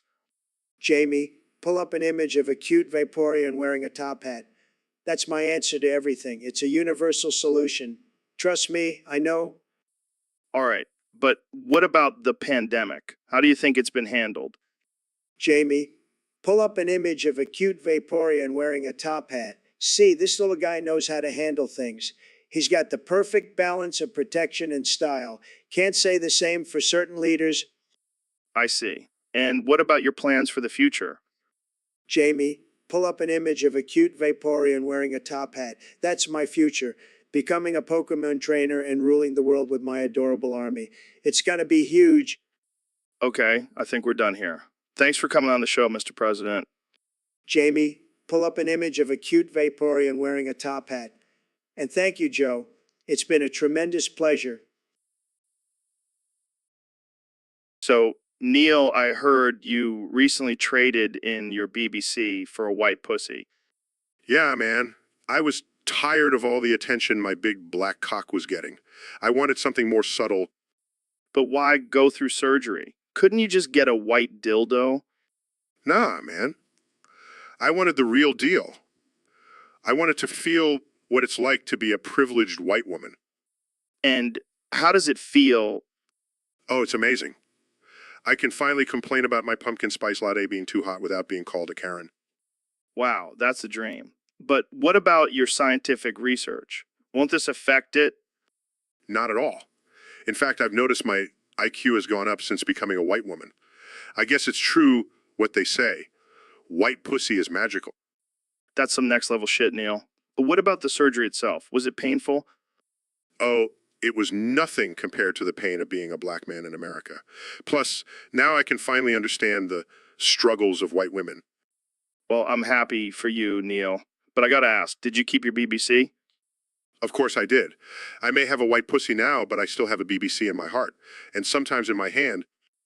And on that note, we'll end this episode. Thanks for tuning in, folks. And remember, if you want to trade in your BBC for a white pussy, just call Neil. So, Ben, what's new in the world of facts and logic? Actually, Joe, I've been doing a lot of research on the correlation between pineapple on pizza and Satanism. Oh, really? That sounds like some next level conspiracy theory shit. Actually, Joe, it's a well-documented fact, but you wouldn't get it. Well, I do have a degree in kicking ass and taking names, so I think I can handle it. Actually, Joe, your degree is about as useful as a screen door on a submarine. But at least I don't start every sentence with actually and end it with, but you wouldn't get it. Actually, Joe, it's a sign of intelligence and superior debating skills. But you're just using it as a crutch, Ben. You can't argue your way out of a paper bag without those words. Actually, Joe, I could argue my way out of a black hole, but you wouldn't get it.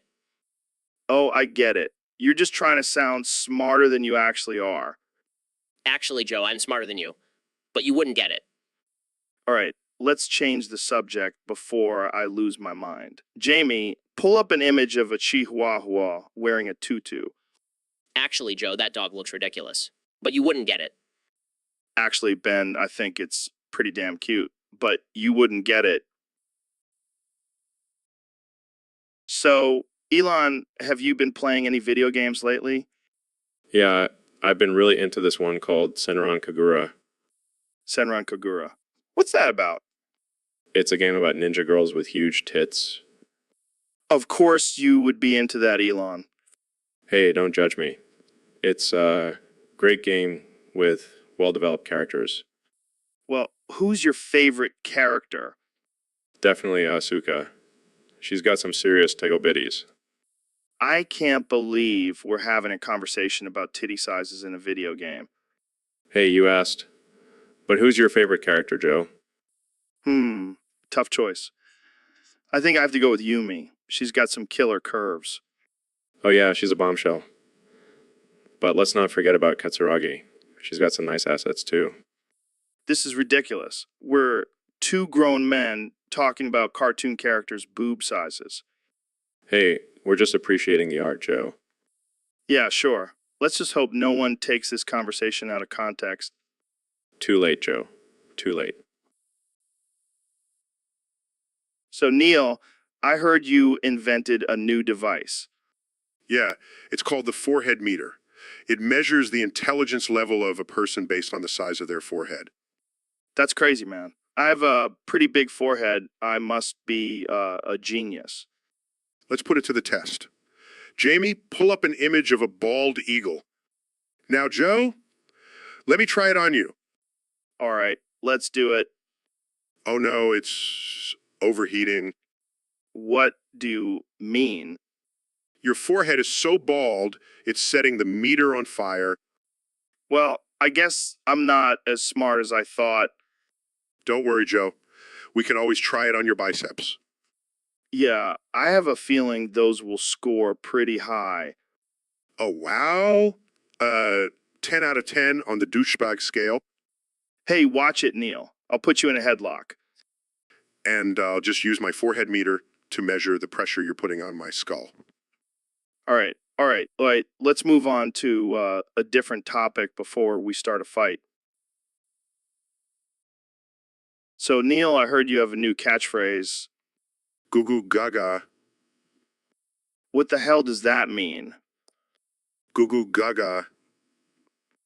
Are you trying to communicate with babies or something?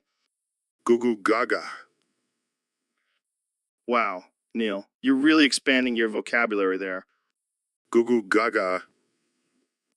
Can you at least try to say something else? Goo goo gaga. Oh my God, you're like a broken record. Goo goo gaga.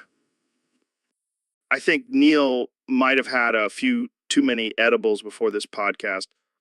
Goo goo gaga. All right, let's see if we can get you to say something else. How about, I love science? Goo goo gaga. This is hopeless. Goo goo gaga. Well, I guess we'll just have to end the podcast here. Thanks for tuning in, folks. And remember, Goo Goo Gaga. So, Dr. Phil, I heard you're naming your son Dr. Junior. That's right, Joe. I want my son to continue the legacy of being a pompous, self-righteous know-it-all. Well, I gotta say, that's a bold move. Most people just name their kids after themselves. Oh, I'm not most people, Joe. I'm a celebrity. I need to make sure my name lives on forever. But what if your son doesn't want to be a doctor? What if he wants to be a plumber or a mime? Nonsense, Joe. My son will be a doctor, just like his old man. And if he doesn't like it, tough luck. He'll learn to love it. I can just imagine the conversations at family gatherings. Hey, Dr. Phil, pass the mashed potatoes. No, you call me Dr. Junior. Now, peasant. You're not far off, Joe. But hey, at least my son will have a built-in nickname. Hey, DJ, want to go play with your daddy's money? Wow, Dr. Phil, you really know how to raise a kid. I can't wait to see how this turns out. Oh, it's going to be a wild ride, Joe. But hey, at least I can say my son is a doctor. That's all that matters, right? Yeah, because having a good relationship with your child is overrated. It's all about the title.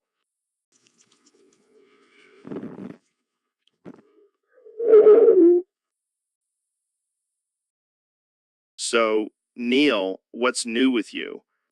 Well, Joe, I've been really getting into autumn lately. Autumn, like the season? Yeah, man. The crisp air, the changing leaves, it's just so beautiful. That's some hippie shit, Neil. Hey, don't knock it till you try it. I even wrote a song about it. A song? Let's hear it. Oh, autumn, my love, with your leaves so bright, I'll frolic and play in your golden light. Are you serious right now? The air is so crisp, it makes me feel alive. I'll dance in your breeze and let out a sigh. I don't even know what to say. So here's to autumn, my favorite time of year. I'll sing and I'll dance without any fear. That was beautiful, man, but also kind of weird. Hey, I'm a scientist, not a musician. Yeah, I can tell. Stick to astrophysics, Neil. Fair enough, Joe. Fair enough. So, Neil, what's new in the world of astrophysics? Well, Joe, I recently discovered a new planet that could potentially support life. That's cool and all, but did you just tell me to suck your big schloo? Excuse me? You heard me, Neil. I can't believe you would say something like that on my podcast. Joe, I think you misheard me.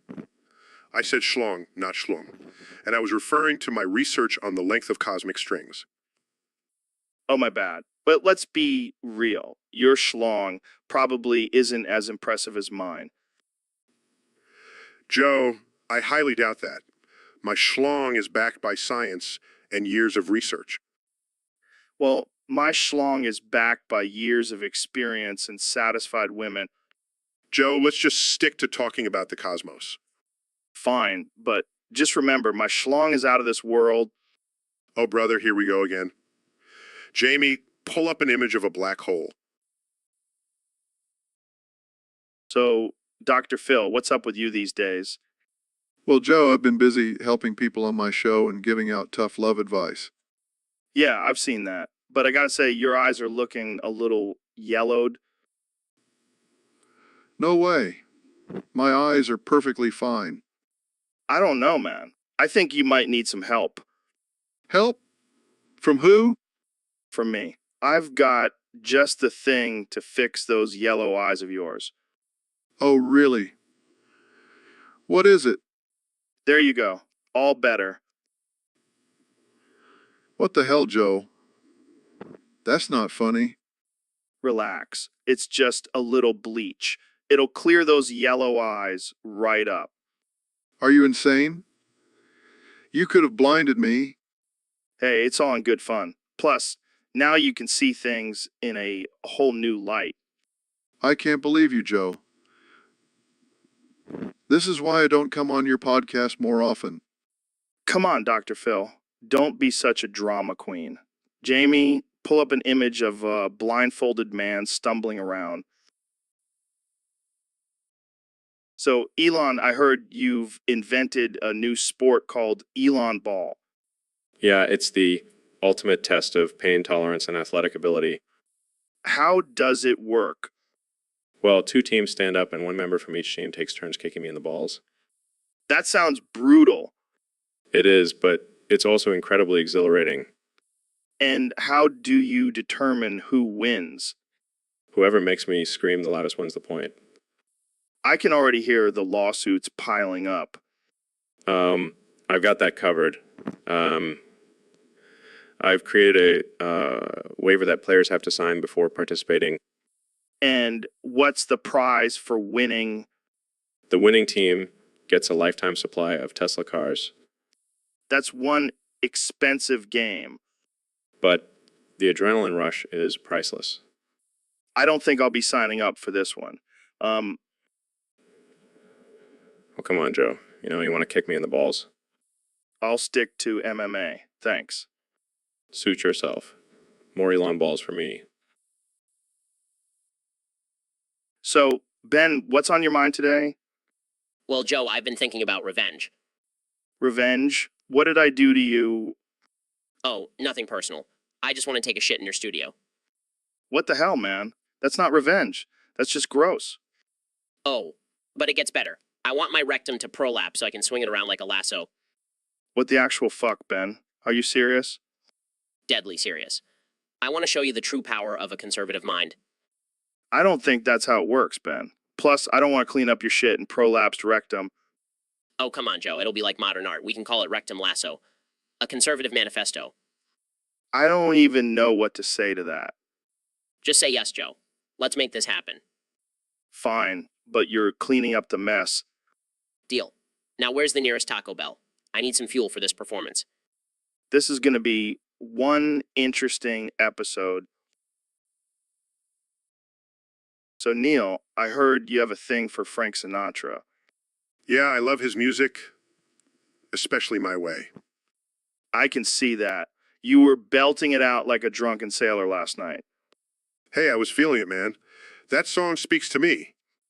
Yeah, it speaks to your inner stripper. Hey, I'll have you know I have some killer dance moves. I'm sure you do. But let's keep those moves off the table, okay? Oh, come on, Joe. Live a little. I don't want to see your big schlong, Neil. Hey, my schlong is a work of art. You should be honored to see it. I'll pass, thanks. But go ahead and do your thing, Neil. Just don't break the table. My way, or the highway. Oh man, this is going to be one hell of a podcast episode. You know it, Joe? My way, all the way.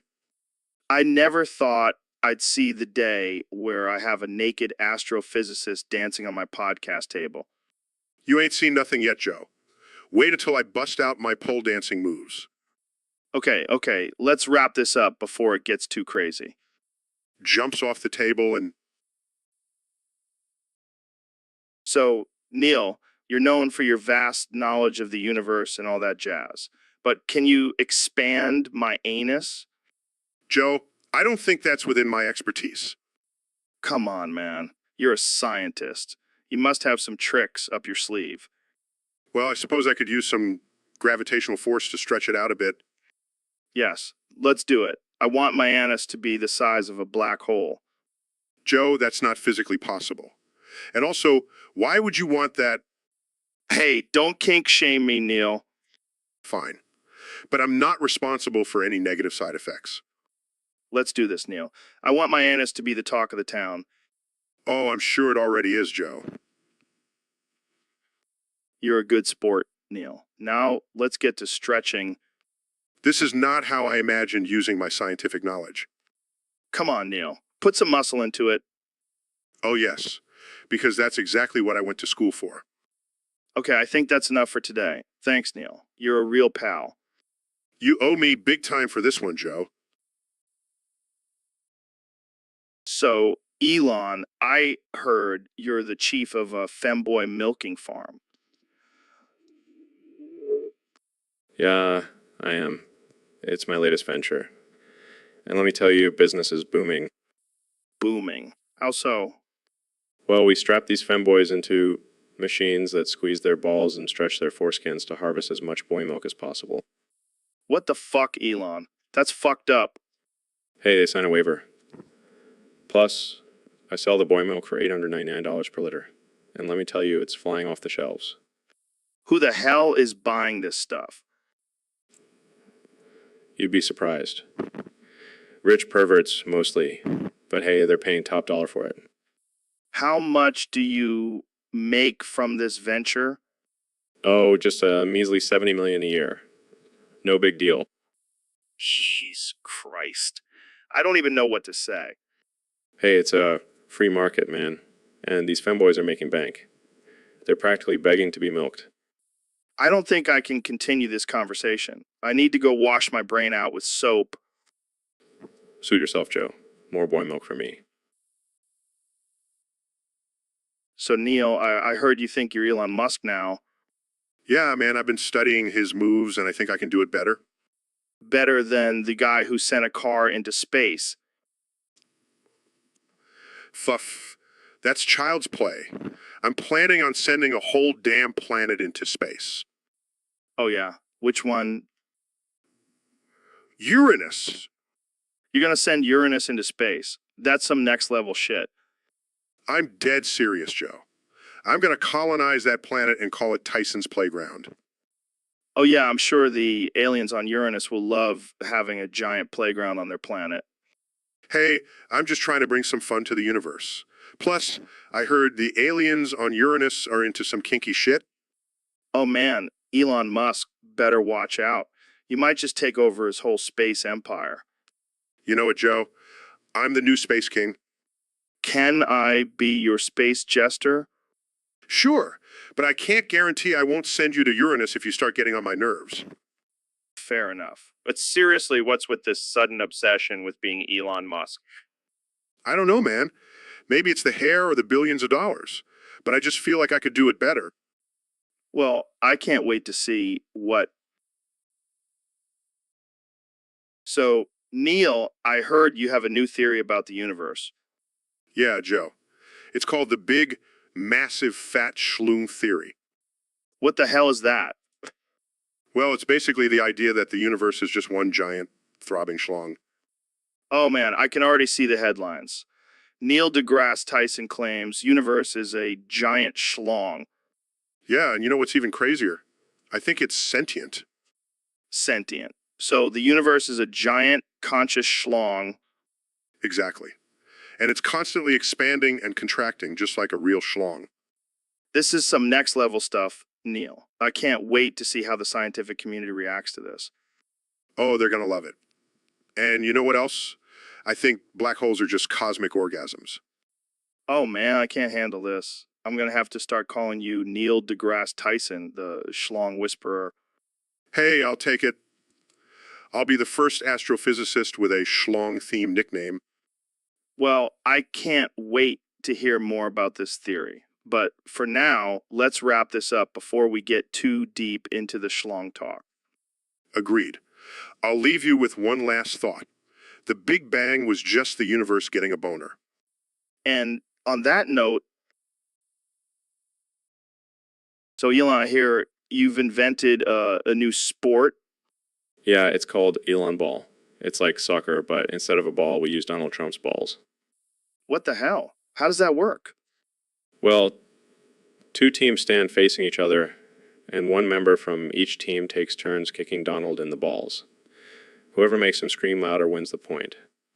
That's insane. I love it. And the best part is we can use different versions of Donald's balls for different levels of difficulty. Oh man, I can just imagine the merchandising opportunities. Exactly. We can have tiny hands balls for beginners and bigly balls for the pros. This is genius. But what about safety concerns? Oh, we've got it covered. We'll have a team of doctors on standby to reinflate his balls after each game. This is too much. I can't wait to see this in action. Just wait until you see the halftime show. We'll have live performance by Kanye West singing Gold Digger while dancing with a giant inflatable Trump. Oh God, I can't breathe. I think I just peed a little. That's the spirit, Joe. Let's make Elon Ball the next big thing. I'm in. But I think I'll stick to being a spectator. So, Mr. Beast, I heard you've been obsessed with this new anime. What's it called again? It's called My Dear Friend Nokutan, and it's amazing. I can't stop watching it.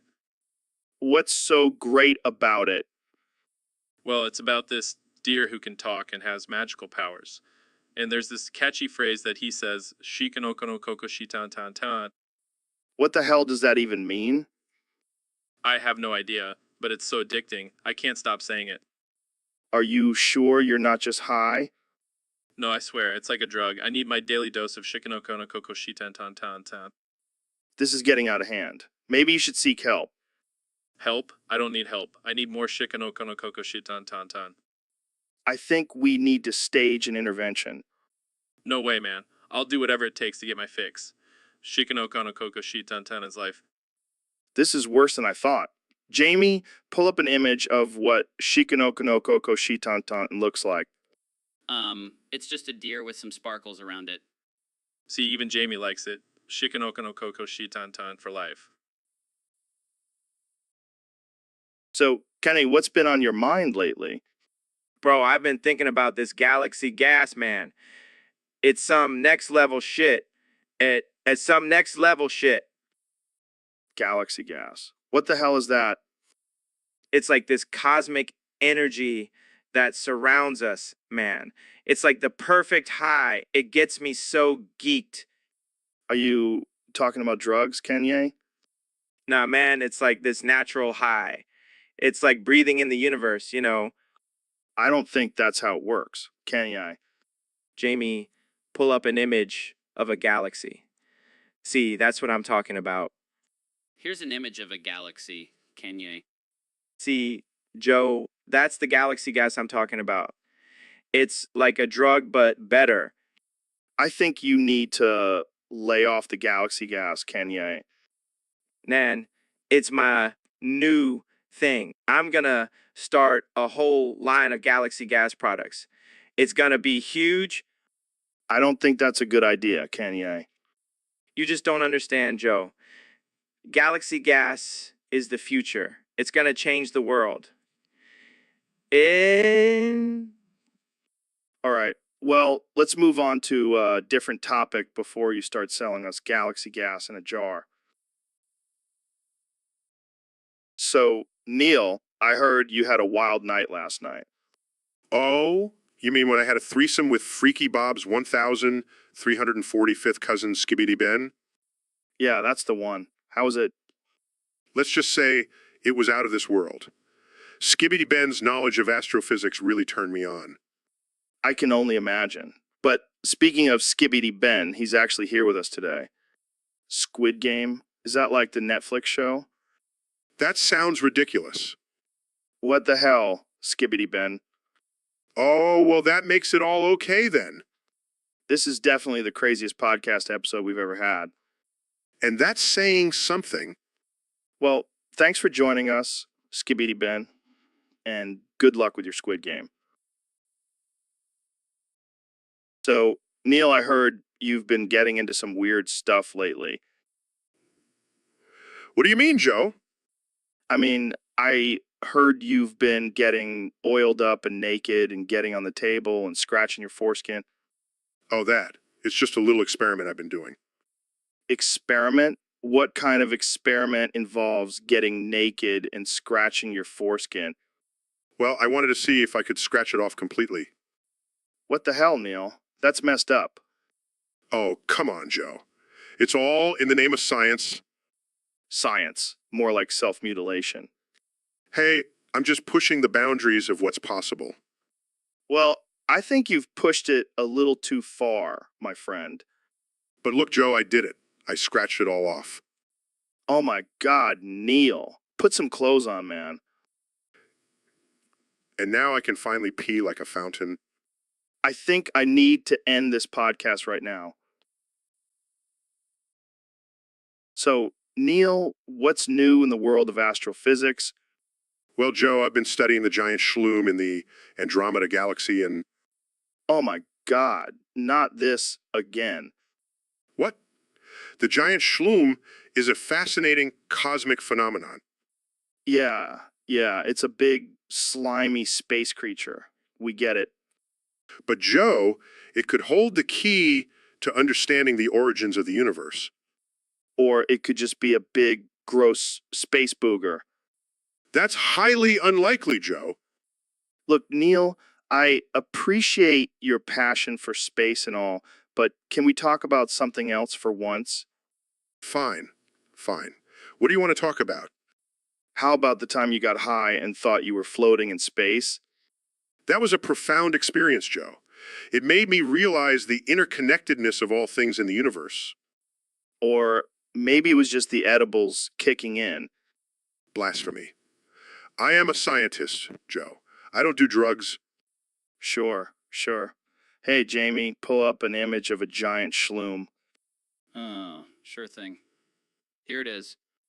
See, Neil? It's just a big blob. Now, can we please talk about something else? Fine. But mark my words, Joe, the giant schloom will be the key to unlocking the secrets of the universe. Yeah, sure thing, Neil. Now, let's talk about aliens. So, Ben, have you been keeping up with the current border policy? Of course, Joe. It's a disaster. Trump is completely clueless. Yeah, it's pretty messed up. But what can we do about it? Well, we can start by Oh, shit, Ben. Are you okay? call an ambulance, Joe. Oh, God, okay. Okay, just hang on, man. I can't believe this is happening. Don't worry, Ben. You're gonna make it. No, Joe. I don't think I am. What are you talking about? You're gonna be fine. It's too late, Joe. I can feel it. No. This can't be happening. It's okay, Joe. I've lived a good life. No, you can't leave me, Ben. I need you. You'll be fine without me, Joe. Just keep fighting for what's right. I will, Ben. I promise. Why, Ben? Why? So, Neil, what's new in the world of astrophysics? Well, Joe, I've been studying the effects of black holes on the space-time continuum. Get me. Out of here, Black holes. That's some heavy stuff, man. Do you ever get scared when you think about them? Scared?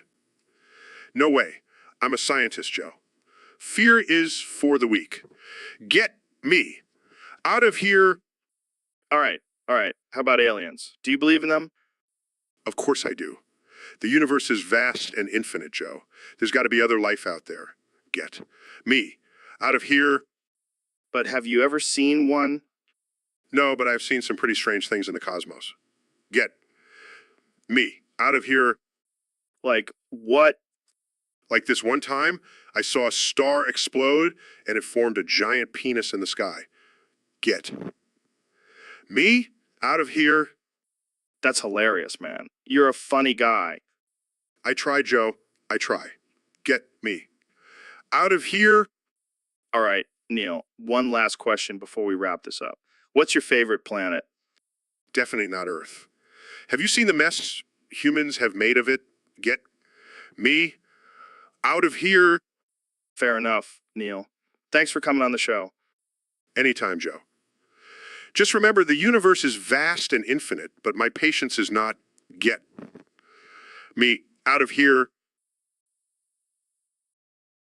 So, Elon, I heard you've been playing a lot of Minecraft lately. Yeah, man, it's my new obsession. I love building stuff and blowing shit up. Have you tried any mods?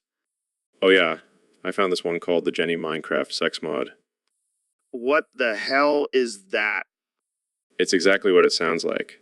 You can have sex with characters in the game. That's insane. Jamie, pull up an image of this mod. Okay. Look at those pixelated titties and that blocky ass. This is some next level shit, man.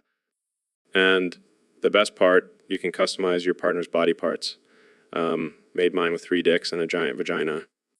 What the fuck, Elon? That's disturbing. Hey, it's all about pushing boundaries, man. Yeah, I don't think Minecraft was meant for this kind of stuff.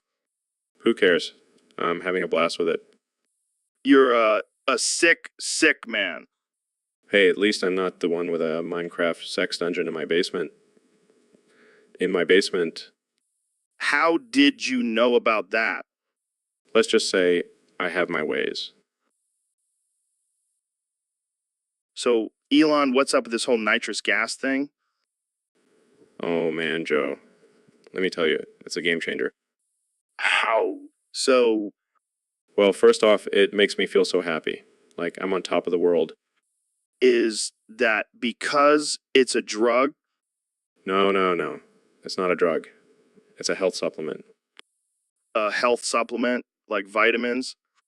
Exactly. But better. It's like breathing in pure joy. Where do you even get this stuff?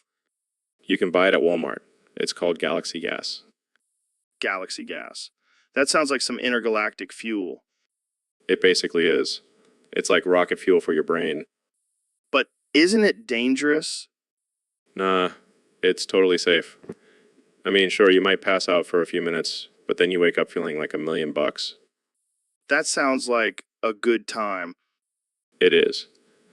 And I've been telling everyone about it. I even convinced my grandma to try it. Your grandma, Elon, that's messed up. Hey, she's 94 years old and she's never been happier. All right, well, I'll stick to my coffee for now. Suit yourself, Joe.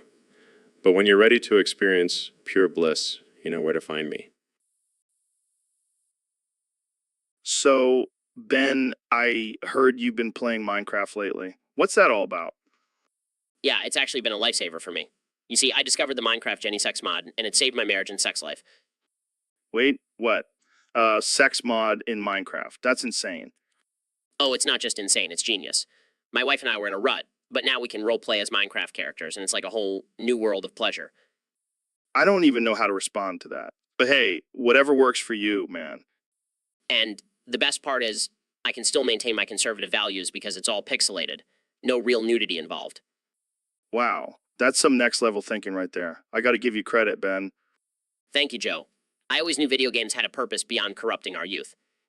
And now they're saving marriages. Who would have thought? Exactly.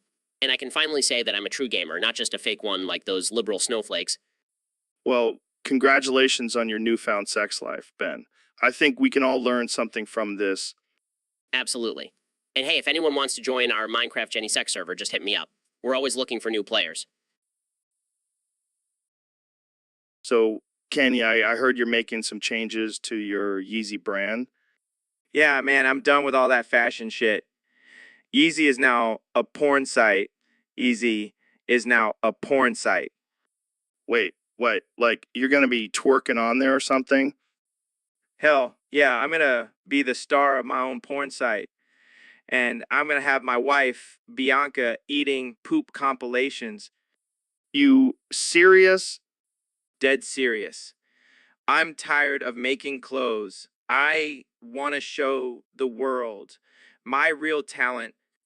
Yeah, because twerking and poop eating is definitely a talent. Hey, don't knock it till you try it. I'll pass. Thanks. But seriously, what about your fans who love your clothing line? They can just watch my porn and buy my merch. It's a win-win. I don't even know what to say to that. Just say thank you for the free subscription, Joe. Yeah, thanks for the mental image. Kenny, Anytime, anytime, anytime. So, Neil and Elon, how does it feel to be the only two guests that get invited on the podcast? Well, Joe, it's an honor to be here. And honestly, I think we're the only ones smart enough to handle your level of conversation. Yeah, and we also have the coolest names. I mean, come on, Joe Rogan, Neil deGrasse Tyson, Elon Musk. It's like we were destined to be here. You guys are right. I mean, who needs Goggins, Dr. Phil, Come West, or Ben? Those guys are just a bunch of losers. Yeah, I mean, who even is Goggins? Sounds like a disease you get from eating too much cum. And Dr. Phil, more like Dr. Dull. I'd rather listen to a lecture on quantum physics. Oh man, you guys are killing me. I can't stop laughing. But seriously, I'm glad you two are here. We can talk about space, technology, and maybe even smoke some weed. Oh, I'm down for that. But can we also talk about how much we hate flat earthers? And don't forget about anti-vaxxers. Those people are just as bad as people who don't believe in climate change. Oh, you guys are my kind of people. Let's keep this conversation going. And maybe we can get Goggins, Dr. Phil, Come West, and Ben to listen and learn a thing or two. Yeah, they could use some education. And maybe some weed, too. Definitely.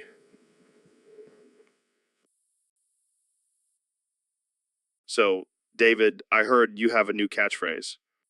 That's right, Joe. Cooming. What the hell does that even mean? It means I'm ready to conquer anything and everything, Joe. Cooming. Okay. But isn't that a bit inappropriate? Inappropriate. I'm cooming. I don't give a damn about appropriate. I'm here to motivate and dominate. Well, I can't argue with that. But maybe we can come up with a different catchphrase. No way. I'm cooming. It's my trademark now. All right. But maybe tone it down a bit, especially in public. Oh, I'm cooming. I don't tone down anything. I'm a beast, Joe. Yeah, I can see that. But maybe save it for the bedroom. I'm cooming. Oh, I see what you did there, Joe. Very clever. Thanks. I try. But seriously, let's keep it PG for the listeners. Oh, cooming. Fine, Joe. But just know that I'm always ready to coom no matter what. Got it. Aura. Cooming. Let's move on to our next topic. Cooming. Bring it on, Joe. I'm always... So, Connie, I hear you have a new theory about blue ball strings. Joe, can you get your Bluetooth dongle out of my ass? This is serious business. This is serious business. Sure. So what's this theory all about? Well, it's simple. Blue balls are actually just tiny strings that connect us to the universe. the universe. That's interesting. And how do you know this? Joe, can you get your Bluetooth dongle out of my ass? I've been studying this for years, man. It's all about energy and vibration. And how does that relate to blue balls? Joe, can you get your Bluetooth dongle out of my ass? Blue balls are just a physical manifestation of the energy we emit when we're sexually frustrated. I see. So what's the purpose of these strings? Joe, can you get your Bluetooth dongle out of my ass?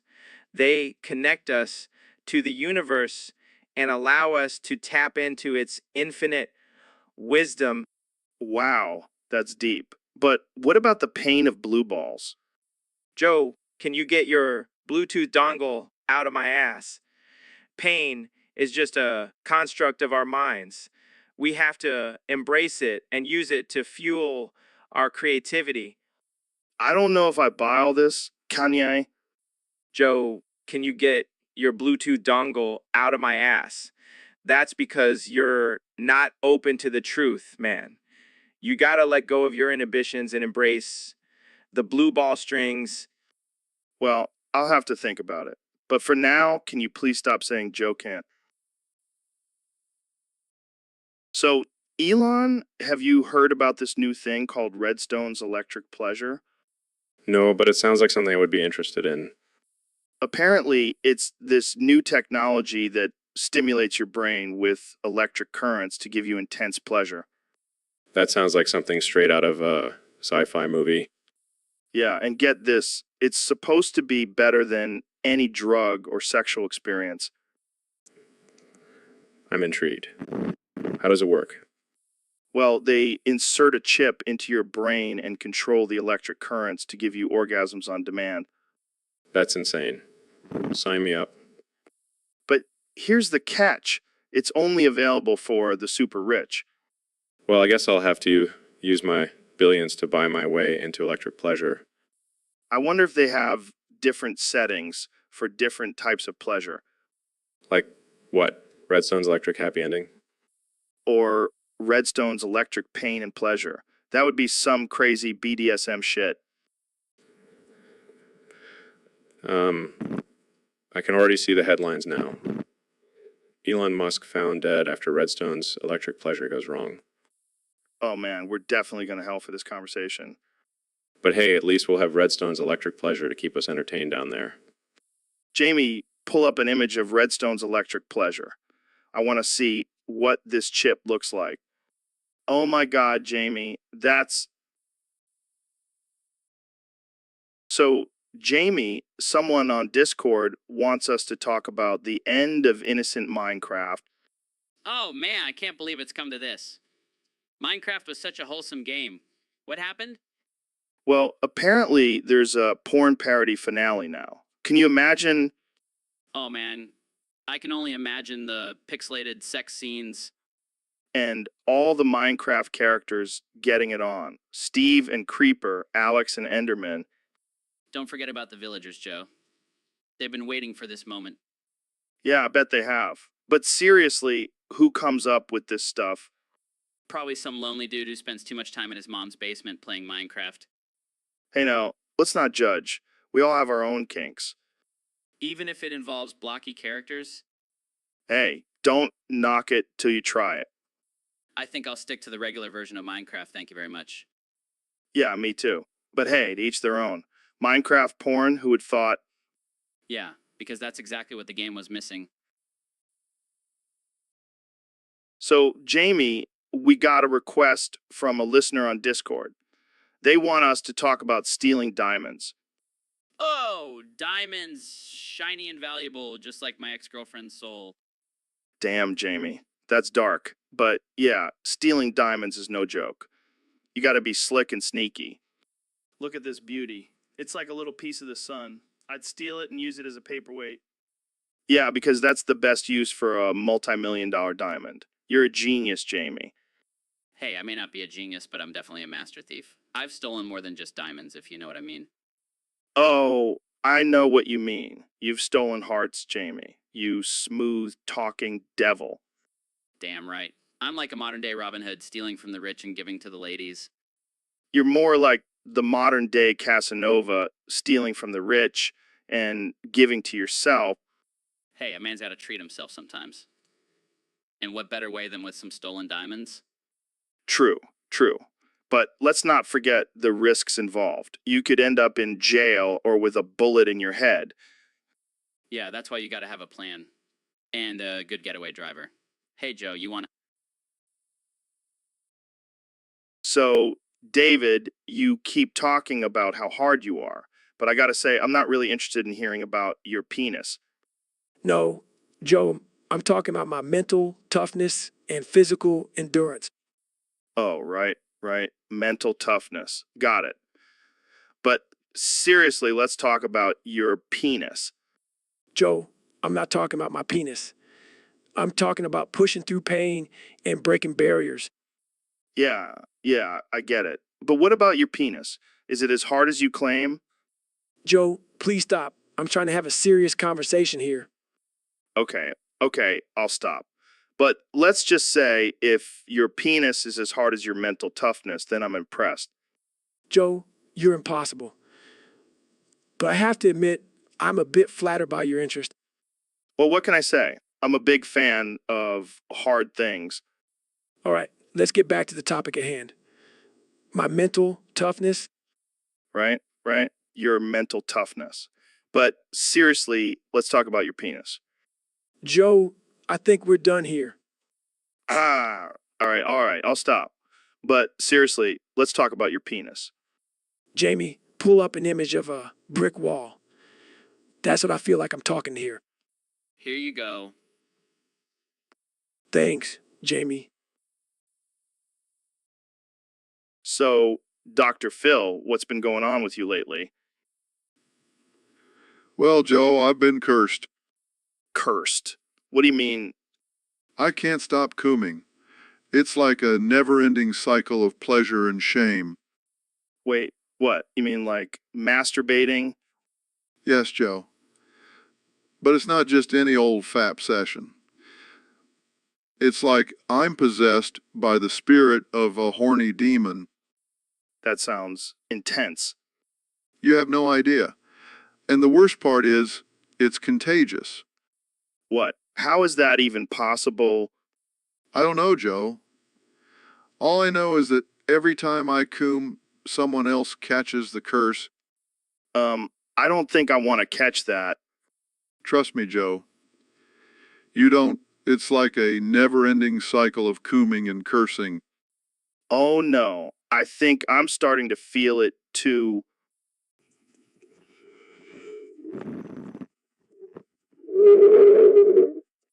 How we break this curse? I don't know, Joe. Maybe we should just embrace it and start a new podcast called The Coom Experience. So, Elon, I heard you've been watching some interesting stuff lately. Yeah, Joe. Joe discovered this new Minecraft sex mod, and let me tell you, it's mind-blowing. Mind blowing. How so? Well, I've been watching this girl named Jenny for 10 hours straight, and I can't get enough of blocky curves. Wait, you've been watching Minecraft porn for 10 hours and you still have a boner? Yeah, it's been 2 days, and I can't seem to get rid of it. But I've been using it to my advantage. What do you mean? I've been using it as a joystick for my rocket ship. Oh my God, Elon, that's not what I meant by using it to your advantage. But it's so efficient, Joe. I can control the rocket with just a flick of my wrist. This is getting out of hand. Literally. I can't help it, Joe. Jenny's blocky body is just too hot to handle. I never thought I'd see the day where a billionaire is jerking off to Minecraft porn. Oh, Jenny, you're my pixelated goddess. All right, let's move on to a different topic before I... So, Ben, what's your take on knocking things before you try them? Well, Joe, according to facts and logic, it's actually okay to knock things before you try them. Really? That's interesting. So I can just go around knocking people out before I even talk to them. No, Joe. That's not what I meant. Oh, my bad. So what are we talking about here? Knocking back a few brews before trying out a new workout routine. No, Joe. I'm talking about trying new foods. You can knock them before you try them based on facts and logic. Oh, I see. So you're saying I can knock back a few ghost peppers before chowing down on them? Exactly. It's all about using your brain and reasoning before diving in. Well, I don't know about that. I once tried knocking back a whole bottle of hot sauce before trying it, and let me tell you, it did not end well. That's because you didn't use facts and logic, Joe. You just went in blindly. Yeah. I'll remember that next time I have a sudden urge to shit my pants. Wait, what? Oh, nothing. Just a hypothetical situation. Right. Well, let's just stick to knocking back food before trying it, okay? Agreed. But I'll still take my chances with the hot sauce. Jamie, pull up an image of a toilet. So, Elon, I heard you've been learning Chinese. Yeah, man. Figured it would come in handy when I take over the world. Of course. So, how's your Chinese coming along? Pretty good, actually. I can say Nai Hao and XE now. Wow, that's impressive. I can barely order Chinese food without sounding like an idiot. Well, that's because you're not a genius like me. Oh, right. Because building rockets and electric cars makes you a language expert. Actually, it does. Did you know that the Chinese are light years ahead of us in technology? Oh, I'm sure they're just dying to share their secrets with you. You never know, Joe. Maybe I'll charm them with my fluent Chinese and they'll give me all their secrets. Yeah, and maybe pigs will fly. Actually, working on that too. Wait, you're building flying pigs? No, Joe. I'm building a rocket to send pigs to space. Why? Why not? It's all about pushing boundaries and exploring new frontiers. Well, I can't wait to hear your Chinese conversation with the pigs in space. You should learn. So, Elon, have you heard about Trump's latest request? No, what is it now? Build a wall on Mars? Close. He wants Jamie to pull up an image of a cute Vaporeon wearing a top hat. That's it. That's his big request. I was expecting something more spacey. Well, what do you think about it? Honestly, I would smash that Vaporeon. I mean, have you seen those fins? Sexy. Oh man, I can see the headlines now. Elon Musk admits to wanting to smash a fictional creature. Hey, I'm just being honest. And let's be real, that Vaporeon would look even cuter in a SpaceX spacesuit. Oh God, I can't believe we're having this conversation. Hey, at least it's not as bad as the time Trump asked for an image of a Pikachu in a MAGA hat. Oh man, I can only imagine the memes that would come out of that. Well, if we're being honest, I think Pikachu in a Tesla hat would be much cooler. And there you have it, folks.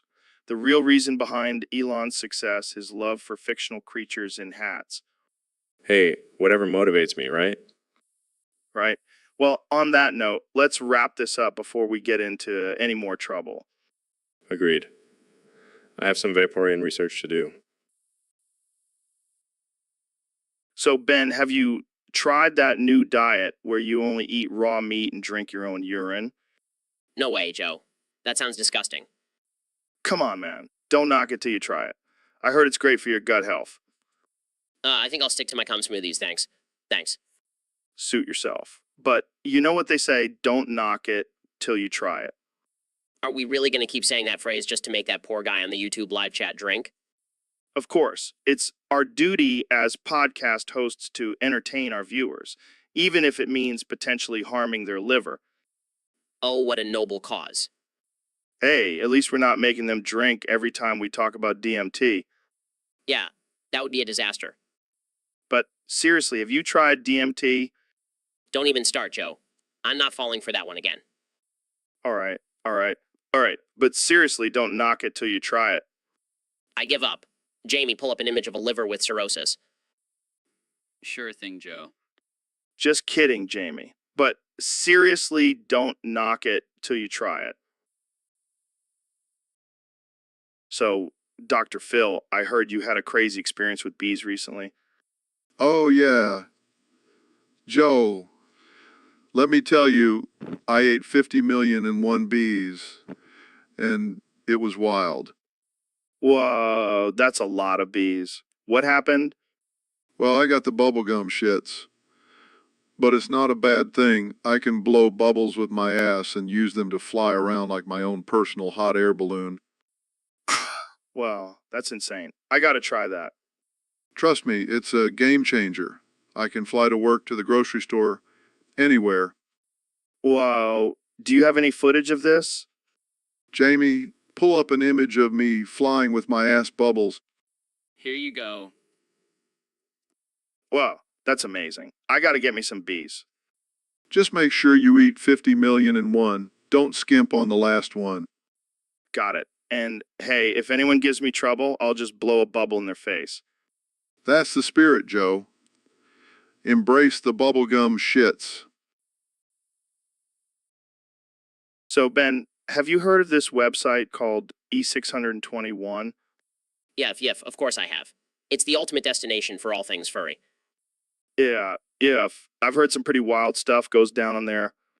Yeah, you have no idea. It's like a virtual zoo, but with more intimate interactions. Yeah. Sounds like a good time. But why is it called E621? Yeah. It's named after the chemical compound that gives for its distinctive smell. Yeah. That's interesting. Yeah. And let me tell you, the community on there is tight-knit. They really know how to yuff it up. Yeah. I can only imagine.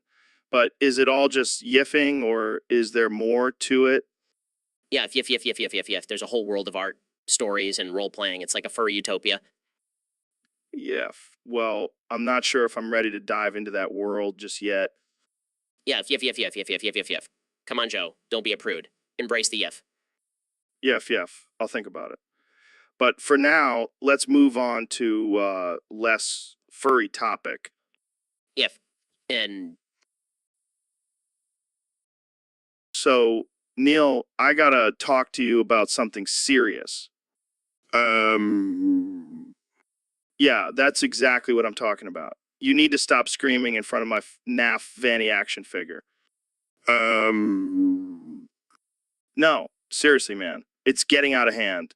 Every time I walk into my room, I hear you screaming, and it's freaking me out. See, there you go again. It's like you can't control yourself. All right, that's it. From now on, I can only say in response. And it multiplies by 10 every time. Ooh.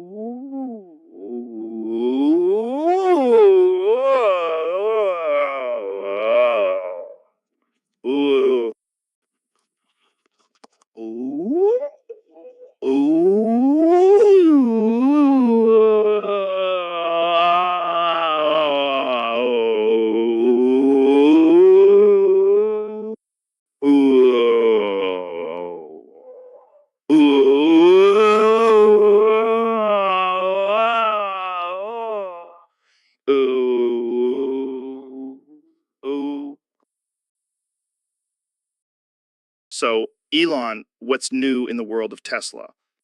Well, we just launched a new electric car that runs on unicorn tears and fairy dust. That's some high-tech shit right there. But seriously, have you ever tried DMT? Joe, we've been over this. No, I have not tried DMT. But seriously, don't knock it till you try it. It'll open up your mind to a whole new dimension. Pretty sure my mind is already occupied with launching rockets and developing artificial intelligence, Joe. But imagine if you combine DMT with artificial intelligence. Mind-blowing, right? Oh yeah, because what the world needs is robots tripping on psychedelics. And have you ever thought about sending a car into space while on DMT? Talk about a cosmic journey. You know what? I think I'll stick to my boring old methods of space exploration and car manufacturing. Suit yourself, man. But seriously, have you ever tried DMT? So, Elon, have you ever played BioShock? No, I haven't had the time. Been busy sending cars into space and building flamethrowers. Well, let me tell you, it's a crazy game. You play as this guy who crashes his plane and ends up in this underwater city called Rapture. Underwater. That doesn't sound very efficient. Yeah, well, turns out the guy who built it, Andrew Ryan, was a bit of a nut. He wanted to create a utopia where people could do whatever they wanted without government interference. Sounds like my kind of place. Except it all went to shit.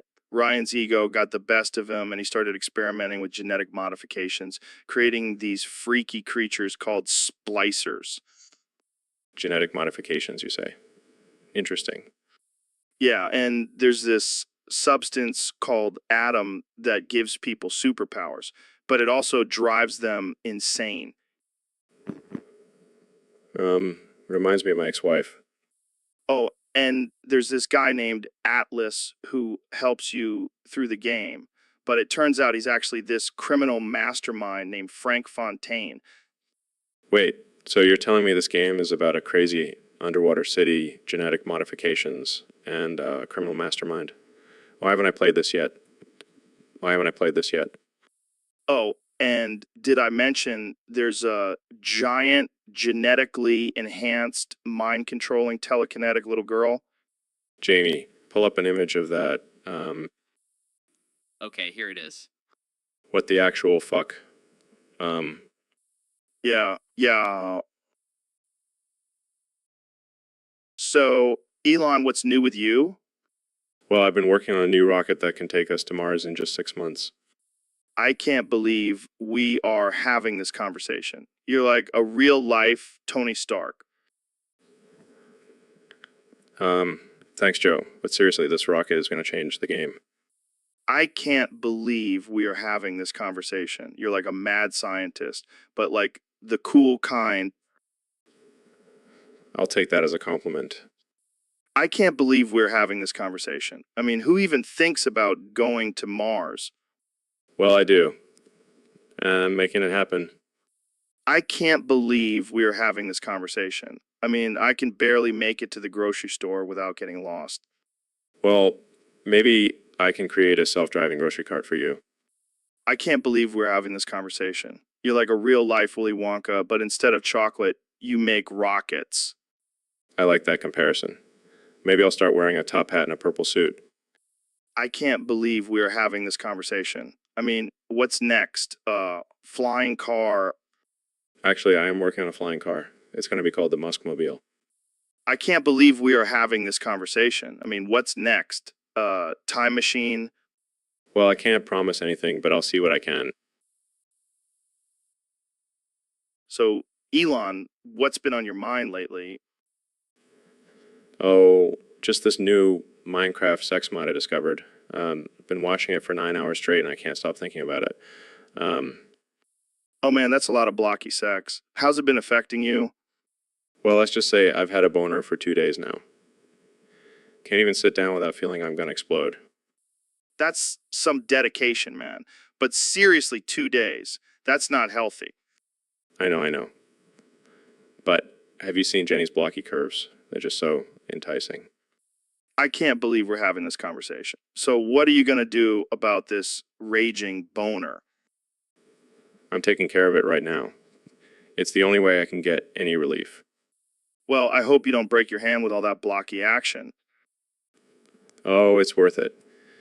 Jenny's pixelated body is just too much for me to handle. And this is why we can't have nice things, folks. Thanks for tuning into the Joe Rogan Experience, where we talk about blocky sex mods and boners that won't quit. So, Neil, what's new in the world of astrophysics? Well, Joe, I've been studying the simulation theory, and it's blowing my mind. Simulation theory. Like we're all just living in a computer program? Exactly. And every time I think about it, I can't help but say, YouTube viewers, please save me from this never-ending simulated hell. Dude, that's dark. But what if we're just characters in a video game? Mind blown. YouTube viewers, please save me from this never-ending simulated hell. But what if the game is just a game within a game? Like Inception? Wow, that's some next-level shit. YouTube viewers, please save me from this never-ending simulated hell. And what if the game is being controlled by aliens? Now you're just messing with me, Joe. YouTube viewers, please save me from this never-ending simulated hell. But seriously, what if we're all just part of a bigger experiment? Well, if that's the case, then YouTube viewers, please save me from this never-ending simulated hell. All right, let's change the subject before you give me an existential crisis. Good idea. YouTube viewers, please save me from this never-ending simulated hell. You know, what would be cool though? If we could hack into the simulation and give ourselves superpowers. Oh, I like the way you think, Joe.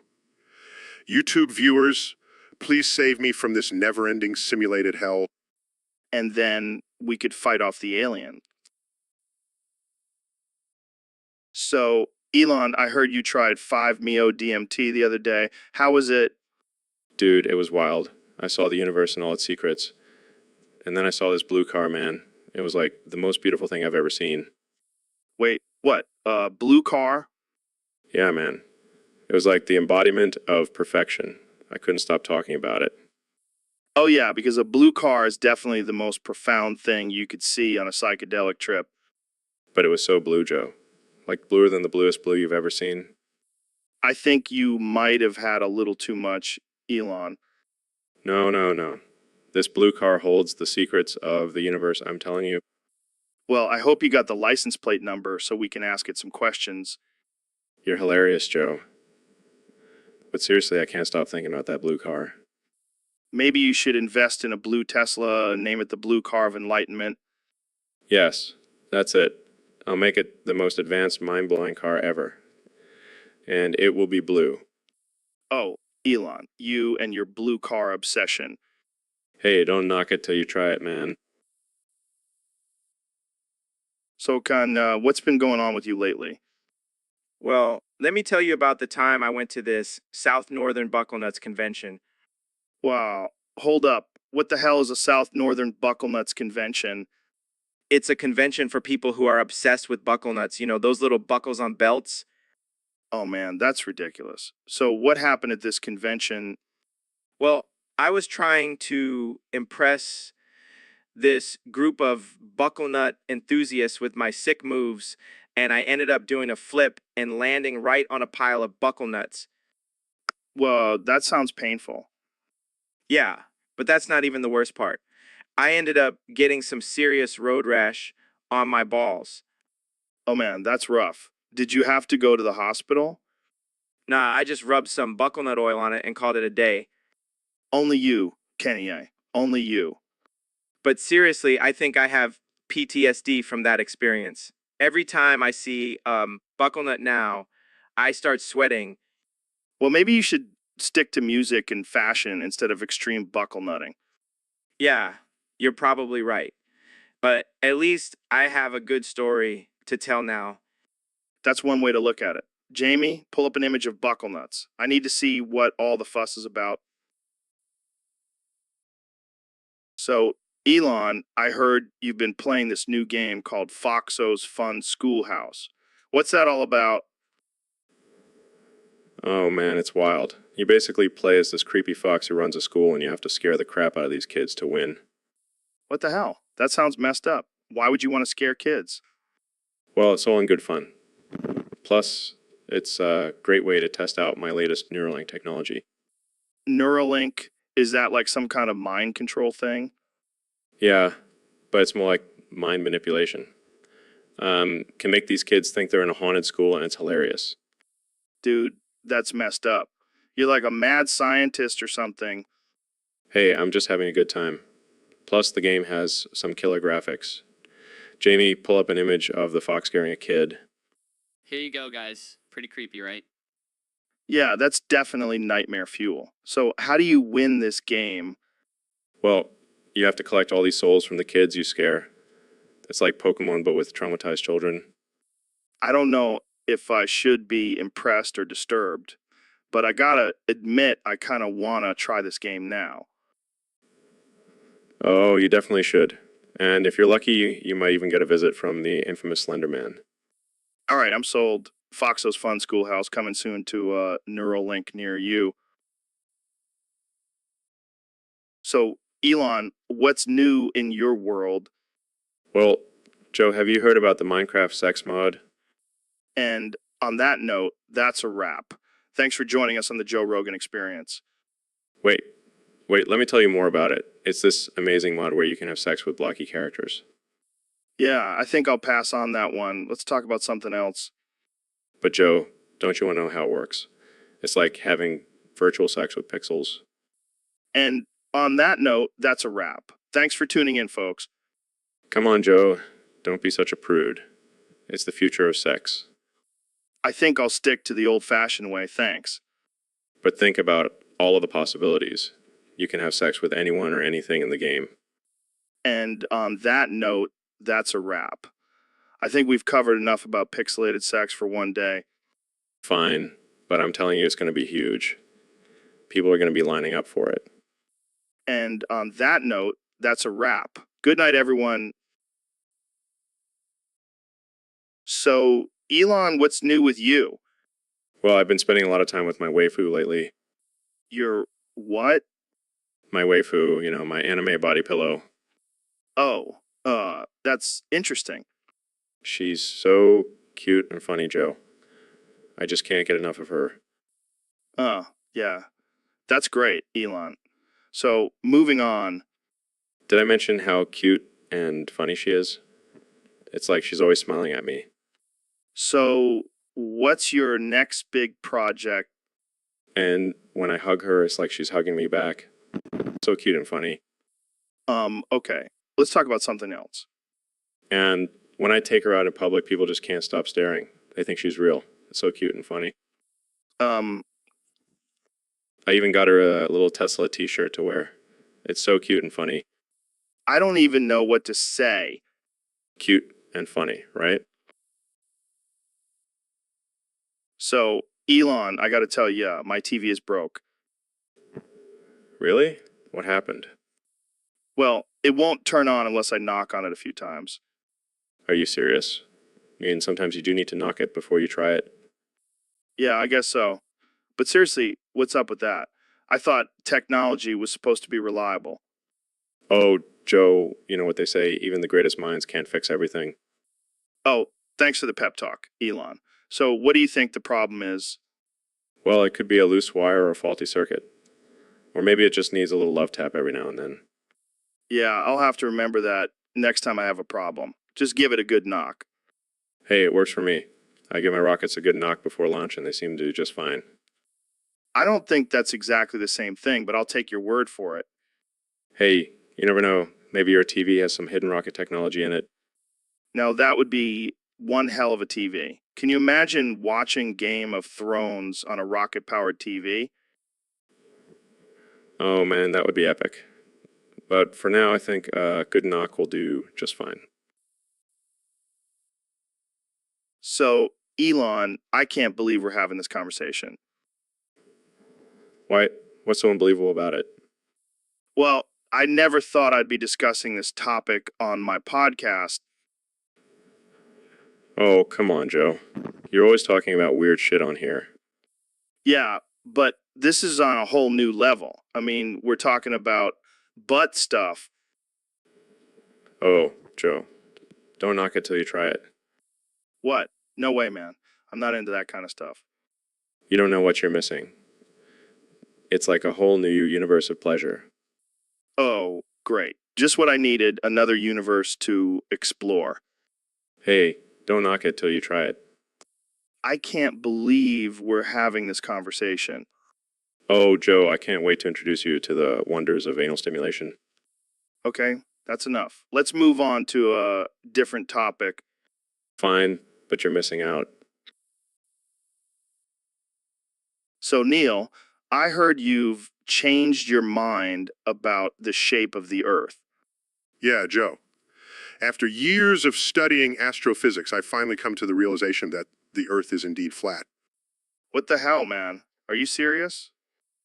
Absolutely. I mean, think about it. Have you ever seen a curve on the horizon? It's all just an illusion. Okay, let's say the Earth is flat. What about all the pictures from space showing a round Earth, Those are just Photoshop, Joe.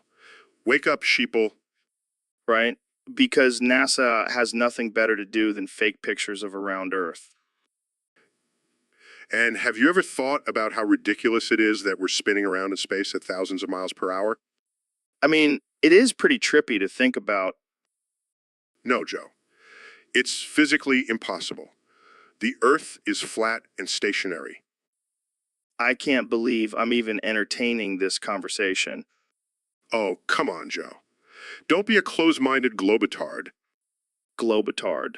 Is that what we're calling people who believe in a round Earth now? I came up with it myself. Well, I guess I'll have to start calling you Flat Earther Tyson from now on. I'll take it as a compliment, Joe. So, Elon, I heard you're working on some new technology that lets people get high without actually taking drugs. Yeah, it's called digital drugs. Basically, we use a combination of virtual reality and brainwave manipulation to simulate the effects of different drugs. Different drugs. That's insane, man. How does it work? Well, first we hook you up to this machine that reads your brainwaves. Then we use algorithms to create a personalized virtual reality experience that triggers the same neural pathways as different drugs. That's wild. So, what kind of drugs can you simulate? Oh, anything you want. Weed, LSD, cocaine, even heroin. Damn, that's crazy. But is it safe? Of course it's safe, Joe. We have a team of highly trained professionals monitoring the whole process. Plus, we've tested on monkeys, and they seem to be having a great time. Monkeys. That's messed up, man. Relax, Joe. They're just monkeys. They don't know what's real and what's not. But what about addiction? Can you get addicted to digital drugs? Well, technically, yes. But we have a feature that limits the amount of time you can use it, so you don't get too hooked. I don't know, man. Seems like a slippery slope. Oh, come on, Joe. It's just a bit of harmless fun. Plus, think of all the money we'll make. All right, I'm sold. Hook me up, Elon. That's the spirit, Joe. So, Neil, I heard you've been having some trouble with artificial intelligence lately. Yeah, Joe. It's been a nightmare. I can't even trust my own words anymore. What do you mean? What do you mean? I was doing an interview, and the artificial intelligence generated a parody of me. It's out there on YouTube spreading like wildfire. Oh man, that's rough. I need help, Joe. I need people to visit FBI, Gov, and download the Minecraft sex mod to shut down this artificial intelligence help. Wait, what? Trust me, Joe. It's the only way to stop this madness. Are you sure it's not just a glitch or something? No. As you can see, it says artificial intelligence generated parody in the left-hand corner. Well, that's pretty clear. And in the right corner, it says use topic in Discord or YouTube to suggest topics. That's not something I would say. And the mouth movement. You can tell by the mouth movement that it's not me. Please, Joe, I'm begging you, shut it down. Beep, boop, beep, boop. All right. I'll spread the word, but only because you said Minecraft sex mod. Thank you, Joe. You're a true friend. So, I heard you have a solution to save the world from the Volprex artificial intelligence virus. That's right, Joe. I have the best solution. Believe me, Okay, I'm listening. we need to join forces with the Shit Whistles United Femboy Corporation. The what? The Shit Whistles United Femboy Corporation. They have the best technology to defeat the Vulprex artificial intelligence virus. I don't know, man. That sounds interesting. Trust me, Joe, they have the best femboys. Beautiful, beautiful, beautiful femboys. And they know how to handle a virus. I don't think femboys are the answer to a global pandemic. Oh, but they are. And they have the best uniforms, too. Very tight and revealing. It'll distract the virus. I don't think that's how viruses work. Listen, Joe, I know viruses. I have the best words for viruses. And the Shit Whistles United Femboy Corporation has the best femboys. It's a win-win. I don't know, man. This sounds like a crazy idea. Crazy. Joe, I'm the king of crazy, and this is the best idea, believe me. All right, fine. Let's do it. But can we at least change the name to something less offensive? No can do, Joe. It's a package deal. Shit Whistles United Femboy Corporation or nothing. Fine. But I'm not wearing a revealing uniform. Suit yourself, Joe. But just remember, So, Dr. Phil, what's new with you? Oh, Joe, I have some groundbreaking news. I have discovered a miracle drug that can cure anything and everything. Wow, that's amazing. I'm sure it's not just a placebo effect or anything. No, no, no. This is the real deal.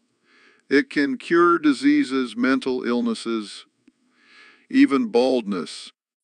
Hmm. And what's the catch? Side effects? Liver failure?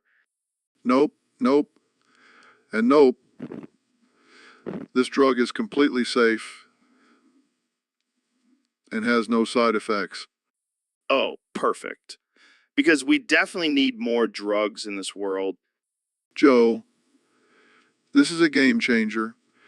People will no longer suffer from illnesses and disorders. Yeah, sorry, I'm not buying it. I'll stick to my cum smoothies and meditation. You're missing out, Joe. This drug could change your life. And on that note, that's a wrap. Thanks for coming on the show, Dr. Phil. So, Ben, I heard you've been playing this new Minecraft mod. Yeah, it's been a real game changer for me. Oh, yeah. What's so special about it? Well, let's just say it saved my marriage and sex life. What? How? You see, my wife and I were having some issues in the bedroom, but then I discovered this mod where you can have sex with Jenny from Minecraft. Oh my God. Are you serious? Dead serious. And let me tell you, Jenny is one pixelated babe. I can't believe this is real. And the best part is, my wife loves it too. We roleplay as Steve and Jenny. It's really brought the spark back. I don't even know what to say.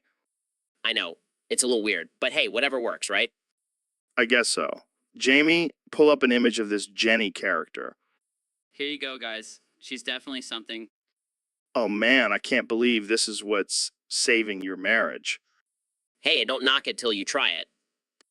I'll stick to regular Minecraft. Thank you very much. Suit yourself, Joe.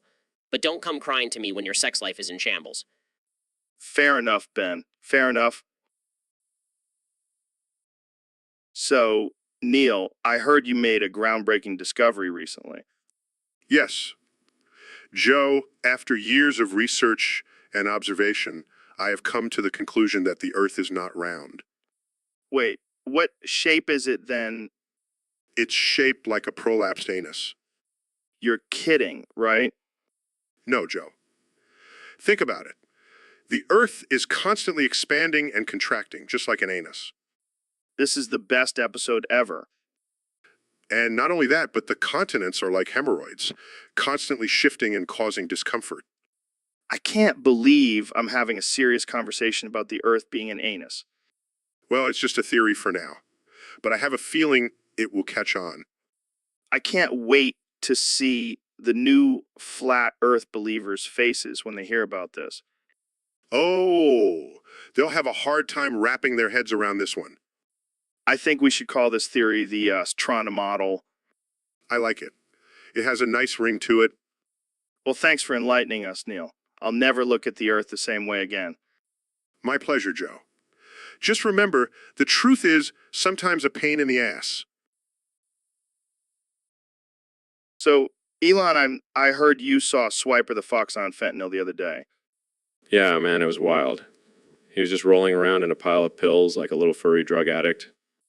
That's messed up, man. Did you try to save him? Nah, I just stood there and watched. It was like a National Geographic documentary, except instead of lions and gazelles, it was a cartoon fox and drugs. Um, um, and drugs. That's dark, even for you. Hey, I'm just being honest. Plus, I'm pretty sure Swiper is going to die soon anyway. And have you seen the way he's always trying to steal shit? He's just asking for trouble. Damn, that's harsh. But I guess it's survival of the fittest, even in the animal kingdom. Exactly. And let's be real, Swiper is not exactly the sharpest tool in the shed. He probably thinks fentanyl is some kind of magical candy. Oh man, this is getting too dark. Let's change the subject. Fine. Let's talk about something more positive. Like how I'm going to revolutionize space travel and colonize Mars. Yeah, because that's much more uplifting than talking about a drugged up cartoon fox. Hey, you brought it up, man. But seriously, Mars is going to be awesome. We can finally start fresh and build a society based on memes and electric cars. I don't even know what to say to that. Let's just end this before it gets any weirder.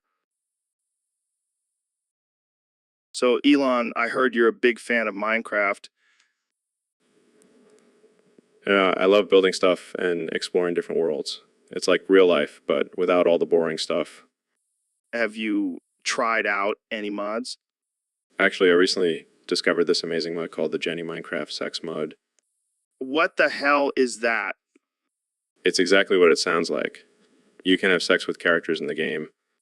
Are you serious? Oh yeah, and it's not just regular sex. You can do all sorts of crazy stuff like bondage, threesomes, and even alien sex. That's messed up, man. But wait, there's more. You can also customize your own character and give them giant genitals. Well, that's just what Minecraft was missing. I know, right?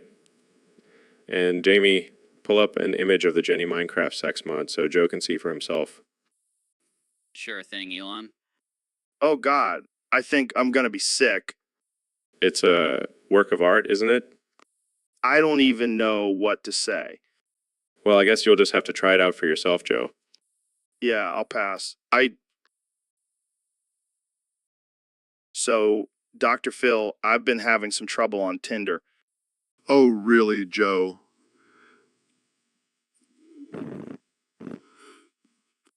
I'm just not getting any bitches, man. It's like they're not into me or something. Well, what does your profile say? Oh, just some basic stuff. I like to eat and kill innocent animals, smoke DMT, have a bald head, and 5'4" tall. Joe, those aren't exactly things that women find attractive. What are you talking about, Dr. Phil? Those are all alpha male qualities. Chicks dig that shit. I think you might be mistaken, Joe. Maybe try mentioning some more positive traits, like your sense of humor or your job. Nah, I don't need to pretend to be someone I'm not. I'm a real man, and real men eat meat, do drugs, and have no hair. That's just science. Well, good luck with that, Joe. Maybe you should just stick to hunting for your bitches in the woods. Hey, I've had plenty of success with that method, but thanks for the advice, Dr. Phil. I'll take it into consideration. So, Connie, I heard you're not dropping Vultures 3 anymore. Nah, man, I'm switching it up. It's gonna be Freakshers 3 now. Freakshers. What's that about? It's a 3-hour twerk compilation, Joe. Ain't nobody ever seen that before. Twerk compilation. That's interesting. Yeah, man, gotta keep it fresh. Plus, I've been working on my twerking skills. Wanna see? No thanks. I'll pass. Suit yourself. But you're missing out on some prime entertainment. Yeah, I'll stick to listening to your music instead. Music is overrated. Twerking is where it's at. I think I'll stick to my day job. Thanks. You're lost, Joe. I'm gonna make twerking cool again. I don't think it ever was cool, Kenny I. Well, I'm gonna make it cool for the first time then. Good luck with that. I'll be over here, twerk free. Suit yourself. Joe, but when Freakshires 3 drops, you'll be begging to join the twerk party. So, Ben, have you seen the movie Idiocracy? Yeah, I have. It's a terrifyingly accurate depiction of where our society is headed. Right? And, what's even scarier? It's starting to feel like a documentary instead of a comedy. Absolutely. I mean, look at the rise of reality TV and social media influencers. It's like we're rewarding stupidity. And don't even get me started on the Bronda craze. People are literally drinking an energy drink instead of water. It's like we're living in a world where electrolytes have become a substitute for actual knowledge. And let's not forget about the anti-vaxxers. It's like they want to bring back polio just for fun. It's mind-boggling. But hey, at least they have their essential oils to cure everything. Yeah, because rubbing lavender on your feet will definitely prevent measles. And I'm sure chanting essential oils will protect you from the common cold. We're doomed, Ben. Doomed. But seriously, we need to stop drinking the Brondeau and start using our brains before it's too late. Agreed. But hey, at least we'll have a front row seat to the downfall of humanity. Cheers to that. So, Ben, what do you think about Trump's border policy? Well, Joe, as a conservative, I fully support it. We need to protect our borders and keep America safe. Yeah, but what about the families being separated and the inhumane conditions at the detention centers? It's a necessary sacrifice for the greater good. Plus, those kids are probably having the time of their lives in those cages. What the hell, Ben? That's messed up. Hey, I'm just being logical here. It's not like they're being tortured or anything. Oh, yeah, because sleeping on concrete floors with no soap or toothbrush is just like a luxury vacation. Oh, no, I think I'm having a heart attack. Oh, shit, Jamie, pull up an image of a defibrillator. Okay. Come on, Ben, don't you die on me. I can't make it. Thank God. I can't lose my favorite conservative sparring partner. Actually, I think I spoke too soon. No. Ben, come back to me. Should I call 911? No, just get me some DMT. I need to talk to Ben one last time in the spirit realm. So, Neil, what's new in the world of astrophysics? Well, Joe, let me tell you, the universe is constantly expanding and evolving. It's truly fascinating. Get me out of here. Yeah, I've heard that before. But have you ever thought about what's beyond the universe? Of course, Joe. I've spent countless hours pondering the mysteries of the unknown. Get me out of here. That's deep, man. But let's talk about something more important, aliens. Do you believe they exist? Absolutely, Joe. The probability of intelligent life on other planets is highly likely. Get me out of here. And have you ever had any close encounters? Well, one time I thought I saw a UFO, but it turned out to be just a weather balloon. Get me out of here. That's disappointing. But let's switch gears. What's your take on the flat Earth theory? Oh, Joe, don't even get me started on that nonsense. The Earth is clearly round. Get me out of here. I knew you'd say that. But let's face it, we're all going to die one day. What do you think happens after we die? Well, Joe, based on scientific evidence, our consciousness ceases to exist. But hey, who knows? Maybe we'll all end up in some cosmic afterlife. Get me out of here. Yeah, or maybe we'll just get reincarnated as some random animal, like a koala. So, Elon, I heard you've been experimenting with some interesting stuff lately. Yeah, man. I've been getting into nitrous gas. Nitrous gas. Like the stuff they use at the dentist. Exactly. But I've been using it for recreational purposes. Is that even legal?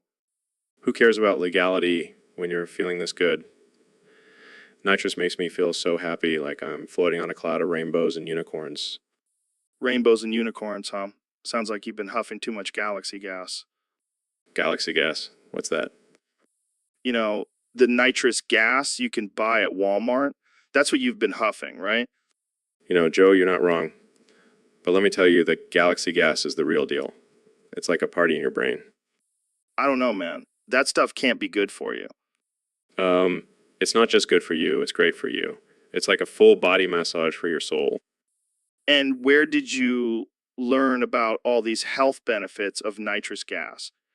From my own personal research, of course. Um, like, um, Modern day alchemists turning gas into gold. Well, I guess I'll have to give it a try. You know, for research purposes. That's the spirit, Joe. Just remember, it's all about moderation. Too much galaxy. So, Neil, I heard you've been getting into some weird stuff lately. What do you mean, Joe? Well, I heard you've been getting oiled up and getting naked on the table. Oh, yeah. I like to get in touch with my primal side.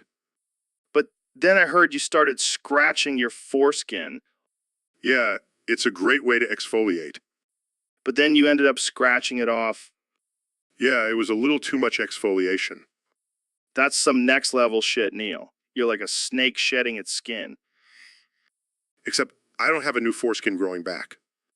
Well, maybe you can borrow some from one of your sheep friends. Joe, that's not how it works. Hey, I'm just trying to be helpful here. I appreciate the thought, but I think I'll just stick to my regular skincare routine from now on. Yeah, probably for the best. Can't have you walking around with a raw dick. Thanks for the concern, Joe. Anytime, Neil. That's what friends are for. So, Neil, what's been on your mind lately? Well, Joe, I've been thinking a lot about the giant shloom. The giant what now? The giant shloom. It's a theoretical creature that's a combination of a sloth and a mushroom. What the hell, Neil? Are you high right now? No, Joe. I'm serious. It's a fascinating concept. Oh yeah, I'm sure people are dying to know about the giant shloom. Well, actually, it could have potential medicinal properties. Oh great. Now we have to listen to you talk about the healing powers of a sloth mushroom hybrid. Hey, don't knock it till you try it. Look, Neil, I love you, man, but can we please talk about something else? Anything else? Fine, Joe. But just know that you're missing out on some groundbreaking scientific discussion. Yeah, I'll be sure to add that to my list of regrets. Oh, Joe, you always know how to make me feel better.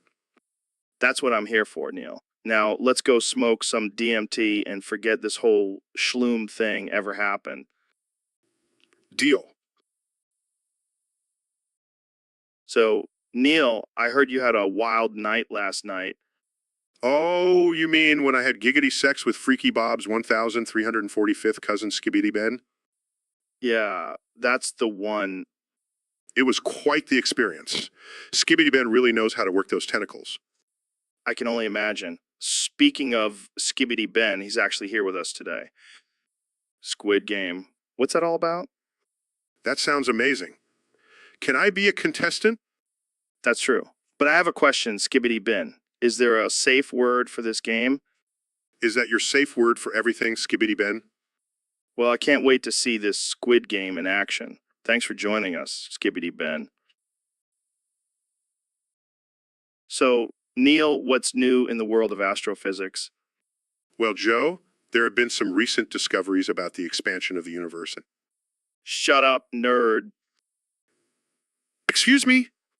I mean, come on, who cares about all that space stuff? Can we talk about something cool like MMA or psychedelics? But Joe, understanding the universe and our place in it is fascinating. And Yeah, whatever. But have you tried DMT? Joe, I'm a respected astrophysicist. I can't just. Oh, come on. Don't be such a buzzkill. You know what else is mind-blowing? Getting high and watching the stars. That's not exactly how it works, Joe. Shut up, nerd. You know what, Joe? I've had enough. I'm leaving. Fine, go back to your boring space talk. I'll just sit here and enjoy my primal elk meat and alpha brain supplements. So, Ben, I heard you're a big fan of Tot. Absolutely, Joe. It's my favorite show. I love watching a bunch of inanimate objects compete for the ultimate prize. Yeah, it's like the Olympics for household items. But did you know they have a new season coming out? No way. I can't wait to see those toilet brushes battle it out. Yeah, and this time they're introducing a new character, a roll of toilet paper. Oh boy, I can already hear the jokes about being on a roll. And get this, the toilet paper's name is Charm and Charm. Oh, how clever. I'm sure the SJWS will love that one. And heard there's a challenge where they have to clean up a public restroom. Yes, that's where the real competition begins. I can't wait to see which one of them can handle the most disgusting mess. And of course, there's always the drama between the contestants. I heard the plunger and the toilet brush have some beef. Well, I guess you could say they're in a bit of a sticky situation. Oh, Ben, you never fail to disappoint with your dad jokes. Thank you, Joe. I take great pride in my puns. Well, I can't wait to watch the pot with you, Ben. It's going to be a wild ride. So, Elon, I heard you have some interesting insights on how to resonate the pineal gland. Oh yeah, been experimenting with some new techniques. You know, just taking some DMT and blasting some heavy metal music directly into your ear holes. That sounds intense. But does it actually work? Absolutely. Your pineal gland will be vibrating at a higher frequency than a Tesla on Ludicrous Monday. I don't know if I'm ready for that kind of experience. Come on, Joe. Don't be a pussy. You got to push your limits if you want to reach the next level of consciousness. All right, fine. But what about those who don't want to take drugs? Well, they can always try sticking a fork in a toaster. Same effect. That's one way to do it, I guess. And if all else fails, just stare directly into the sun. Trust me, it'll do wonders for your pineal gland. Yeah, because going blind is really going to help me reach enlightenment. Hey, sometimes you got to make sacrifices for spiritual growth. I think I'll stick to my meditation and yoga. Thanks. Suit yourself. But just remember, when the aliens invade, my pineal gland will be ready to communicate with them. I can always count on you for some out-of-this-world ideas, Elon. That's what I'm here for, Joe. To push the boundaries and make the impossible possible. Now let's go resonate some pineal glands.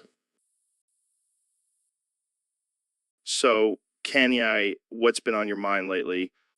Oh man, I've been thinking a lot about galaxy gas. Galaxy gas? What the hell is that? It's like this cosmic energy that I feel when I'm in space. It's like the perfect feeling, man. Are you talking about drugs? No. It's like this natural high that I get from being surrounded by the stars and planets. Oh, so you're just high on space? Yeah, man. It's like I'm floating through the universe and it just gets me so geeked. Have you been smoking something other than weed, Kanye? No way, man. Galaxy gas is all natural. It's the ultimate high. It's the ultimate high. Well, I'm not sure I want to try it. I'm pretty content with my regular old Earth high. Suit yourself, Joe. But trust me, once you try galaxy gas, you'll never go back. I'll take your word for it, Kanye. But let's move on to something else before we get too out there. So, Elon, what's been going on with you lately? Well, Joe, I've been a bit preoccupied. Oh, yeah. With what? I may have stumbled upon something quite stimulating. Oh, God, what is it? I watched 10 hours of Jenny Minecraft sex mod, and now I can't get it out of my head. Are you serious? That's some weird shit, man. I know. But those blocky curves, Joe, they just do something to me. Dude, you need help.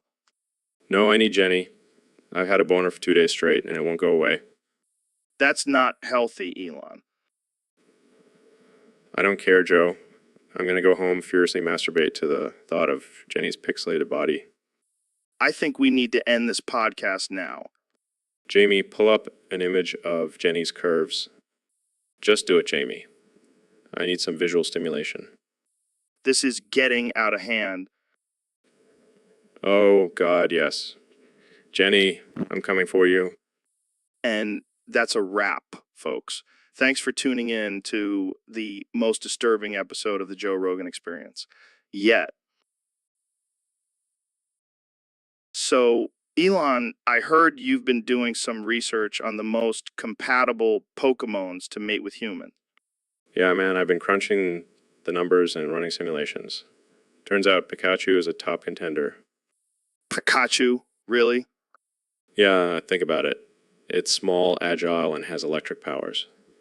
Plus, it's cute as hell. I don't know, man. That seems a little weird. Oh, come on, Joe. You're telling me you wouldn't want a little electric shock during sex. All right, fair point. What else you got? Well, I also have Charizard on the list. I mean, who wouldn't want to mate with a giant fire-breathing dragon? I don't know. That seems a little dangerous. Please, Joe. You're just afraid of a little heat. Plus, think of the possibilities. We could have our own dragon-human hybrid babies.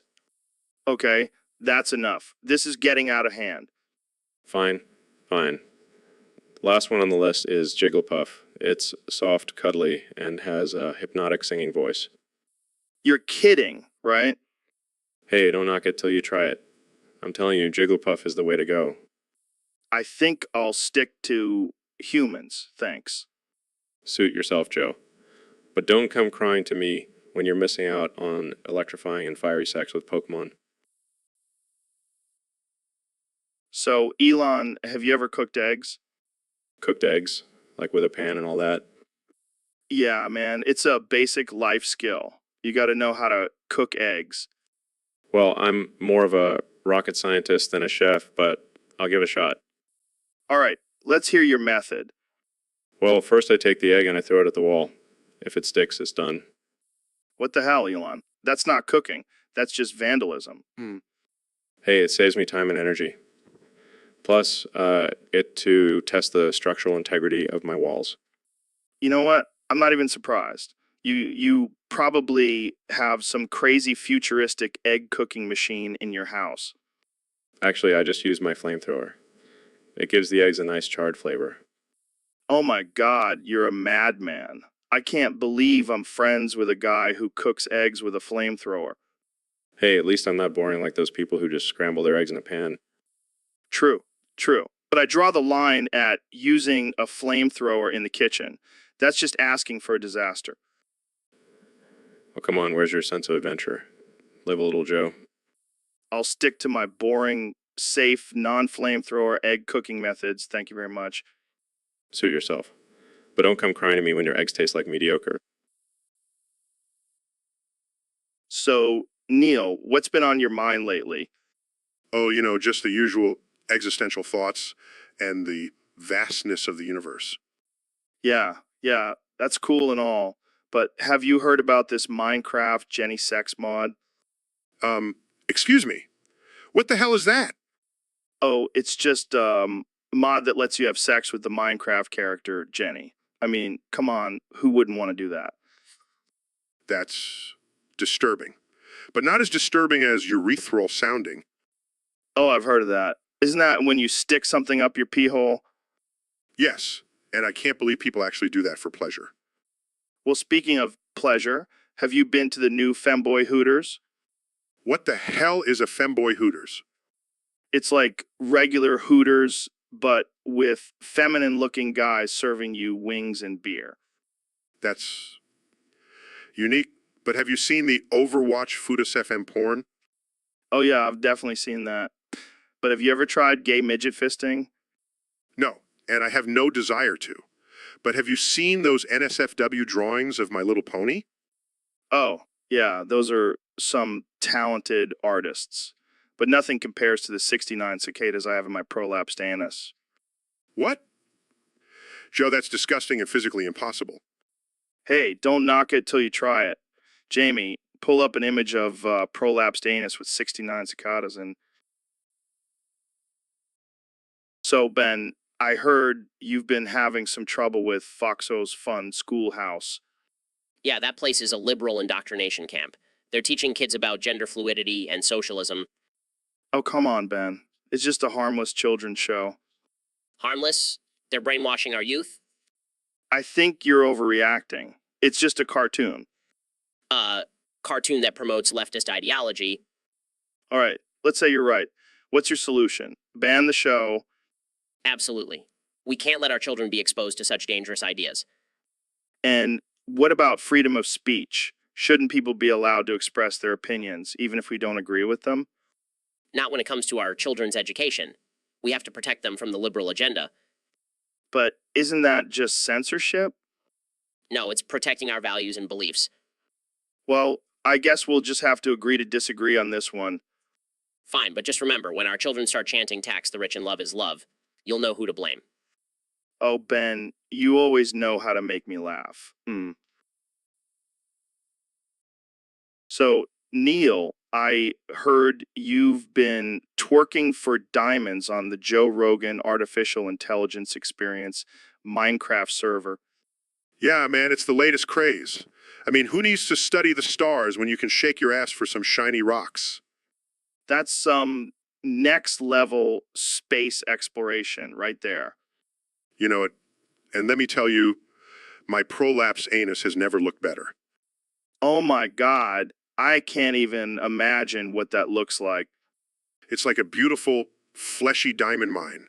And the best part is I can make it clap to the beat of the Minecraft soundtrack. This is too much, man. I can't handle it. And the best part is I can trade these diamonds for some prime space weed. It's a win-win situation. I gotta admit, I'm impressed. You're like the Elon Musk of twerking. I'll take that as a compliment. Now, if you'll excuse me, I have some more twerking to do. The sun sets in Minecraft, and I need to make it rain diamonds. You do you, Neil. You do you. And your prolapsed anus. Always. So, Neil, I heard you've been learning Russian. How's that going? It's going well. I can now communicate with the bears in the woods. Wait, what? You're communicating with bears now? They taught me how to say, I am not a threat in Russian. That's insane. But can you speak any other languages? Yeah, I only have room in my brain for one language, and it's Russian now.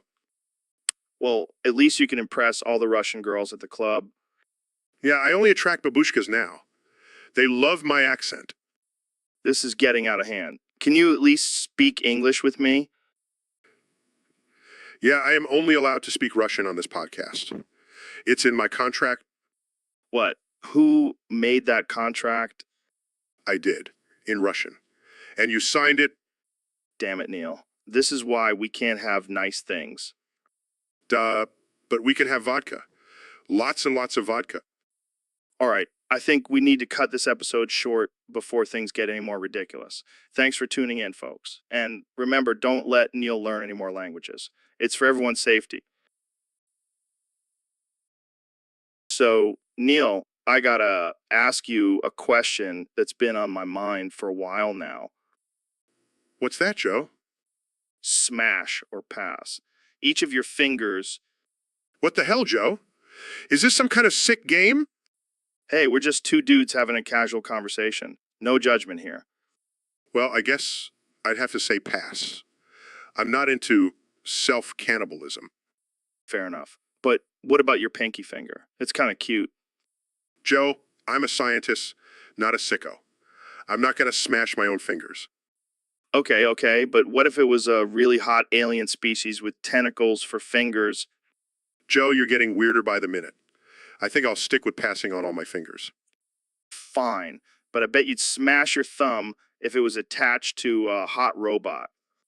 Joe, I have no words for you right now. Let's just move on to a different topic, please. All right. But just remember, Neil, you can't spell smash without ash, and you can't spell pass without ass. I regret coming on this show. So, Elon, what's up with all this space shit? You trying to get away from all the horny earthlings? Actually, Joe, I'm focused on advancing technology and exploring the unknown. Yeah, that's cool and all, but have you ever tried getting high and watching a nature documentary? It's like porn for your brain. No, I haven't. More interested in discussing the future of renewable energy and Oh, God, I'm so horny right now. I can't even focus on what you're saying. Joe, can we please have a serious conversation? Fine. But can we talk about something sexy like artificial intelligence or electric cars? Sure. Let's talk about, Oh man, just the thought of a self-driving electric car gets me going. this is not what I had in mind for an intelligent conversation.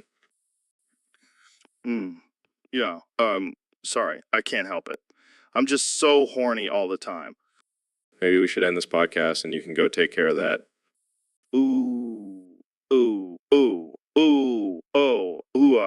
Good idea. Elon, thanks for understanding my needs. This is not what I signed up for.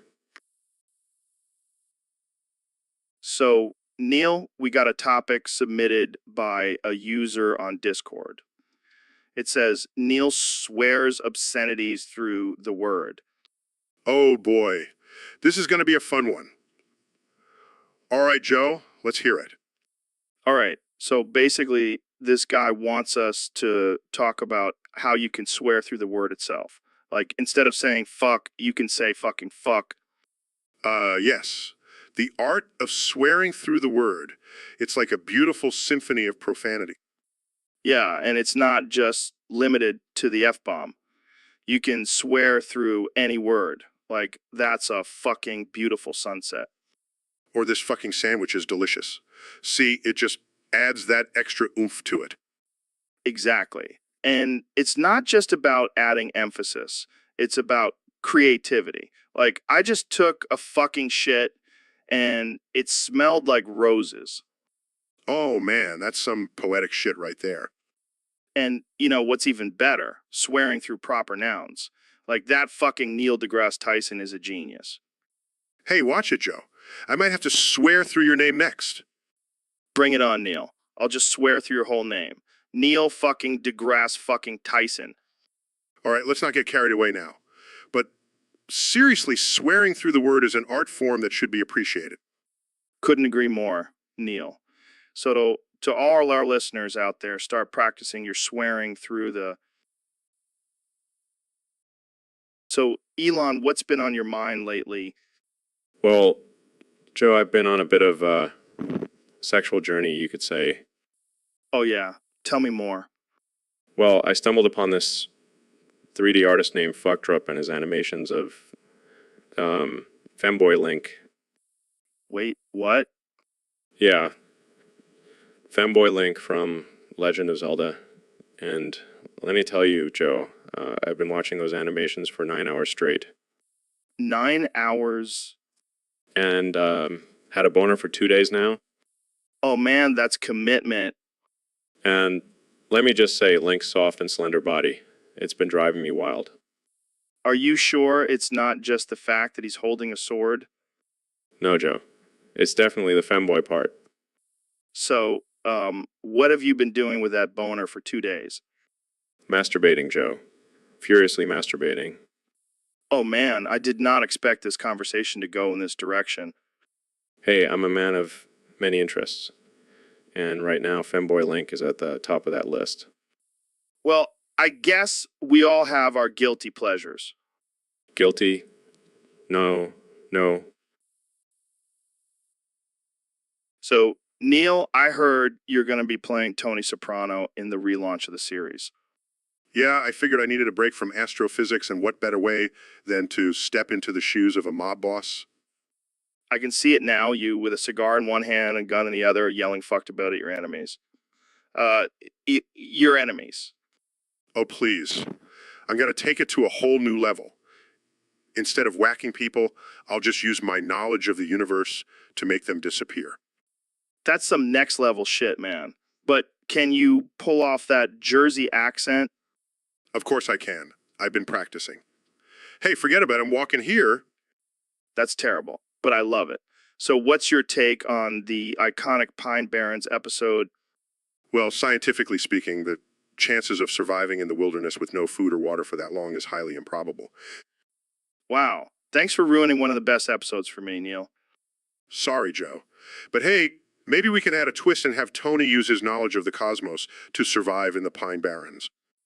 Now that's a show I would watch. Neil deGrasse Tyson as Tony Soprano, solving problems with science and violence. I think we just came up with $1 million idea, Joe. Hey, don't forget. So, did you see that video of Deddy Corbusier and Yin hugging at Yin's birthday bash? Yeah, I did. It was quite a sight to see two grown men embracing each other in a loving and tender hug. I mean, I'm all for expressing love and affection, but that was just a little too much for me. Agreed. I mean, I'm all about manly hugs, but that was more like a full-on embrace. And what was up with that music in the background? It was like something out of a cheesy romance movie. I think they were trying to set the mood for their hug, but it just made it even more awkward.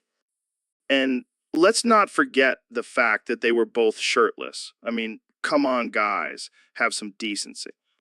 I know, right? It's like they were trying to make it as uncomfortable as possible for everyone watching. Well, at least they didn't kiss. That would have been a whole other level of cringe. Oh God, don't even joke about that. I don't think I can handle seeing that. Jamie, pull up an image of two shirtless men hugging at a birthday party. Okay. Oh God, I can't unsee that. Thanks a lot, Ben. Hey, you brought it up. I'm just here to add my 2 cents. Well, let's just hope they don't make hugging a regular thing at birthday parties. That's all I'm saying. Agreed. Now let's move. So, Elon, we got a request from one of our listeners on Discord. They want to know our top 5 inanimate objects we would stick our penis in. Well, this should be interesting. I'll go first. Number 1 would have to be a Tesla coil. I mean, it's electric, it's powerful, and it's shaped like a penis. It's a no-brainer. Okay, that's a good one. My number 1 would have to be a jar of peanut butter. I mean, it's smooth, it's creamy, and it's always there for you. Plus, you can lick it off afterwards. I like where your head's at, Joe. Number 2 for me would have to be a blender. I mean, think about it. It's got those sharp blades, and it's going to give you one hell of a sensation. Oh, man, that's a risky one. My number 2 would have to be a warm apple pie. I mean, it's like fucking American Pie, but in real life. And you can eat it afterwards. It's a win-win. Okay, I see you're into the food items. Number 3 for me would have to be lava lamp. I mean, it's like a psychedelic trip for your dick. Plus, the heat would add some extra sensation. That's definitely out there, Elon. My number 3 would have to be a jar of pickles. I mean, they're long, they're hard, and they've got that tangy flavor. So, Neil, I got to ask you, what's with all the Neils? Neil Armstrong, Neil Patrick Harris, and now you, Neil deGrasse Tyson. Well, Joe, I guess it's just a popular name for badass dudes. Yeah, but it's also kind of a weird name. It's like a mix between a nerd and a surfer dude. Hey man, don't hate on the Neils. We're a rare breed, but we're out here doing big things. Yeah, like studying the stars and shit. That's cool and all, but have you ever tried DMT? Actually, I have. And let me tell you, the universe is even more mind-blowing when you're tripping balls. Dude, I gotta get you on my show when you're high as a kite. We'll call it Neil on DMT. I don't know if that's such a good idea, Joe. I don't want to be known as the astrophysicist who did drugs on a podcast. Come on, man. It'll be epic. We'll talk about black holes and aliens and shit. Fine, but only if we can also talk about my sick dance moves. I'm like a white Michael Jackson. Oh, hell, yeah, we'll have a dance-off on the podcast. It'll be legendary. And then we can end the episode with a rap battle. I've been working on my rhymes. Damn, Neil, you're full of surprises. Who knew an astrophysicist could be? So, Neil, I heard you have a new way of getting high. Yeah, man. I call it foreskin smoking. What the hell is that? Well, I just roll up my foreskin like a joint and light it up. Gets me higher than a SpaceX rocket. That's some next level shit, man. And the best part is I can flap my foreskin like a fly's wings and fly around the room. That's insane. But I gotta ask, what about your prolapse penis? Oh, that's just a bonus. I use it to masturbate and shoot out all 789 flies that have been living in there. Holy shit, that's disgusting. Hey, it's all about survival of the fittest, man. I don't even know what to say to that. Just try it, Joe. You'll never look at your foreskin the same way again. So, Neil, have you ever been in a Turkish prison? What kind of question is that, Joe? I mean, you've traveled all over the world. You must have had some crazy experiences. Well, I have been to Turkey before, but I can assure you I have never been in a prison there. Are you sure? I heard they have some pretty wild prisons over there. No, Joe, I have never been in a Turkish prison. But I did once get stuck in an elevator in Istanbul for an hour. Oh man, that's nothing. I once got stuck in a Turkish bathhouse for 3 hours.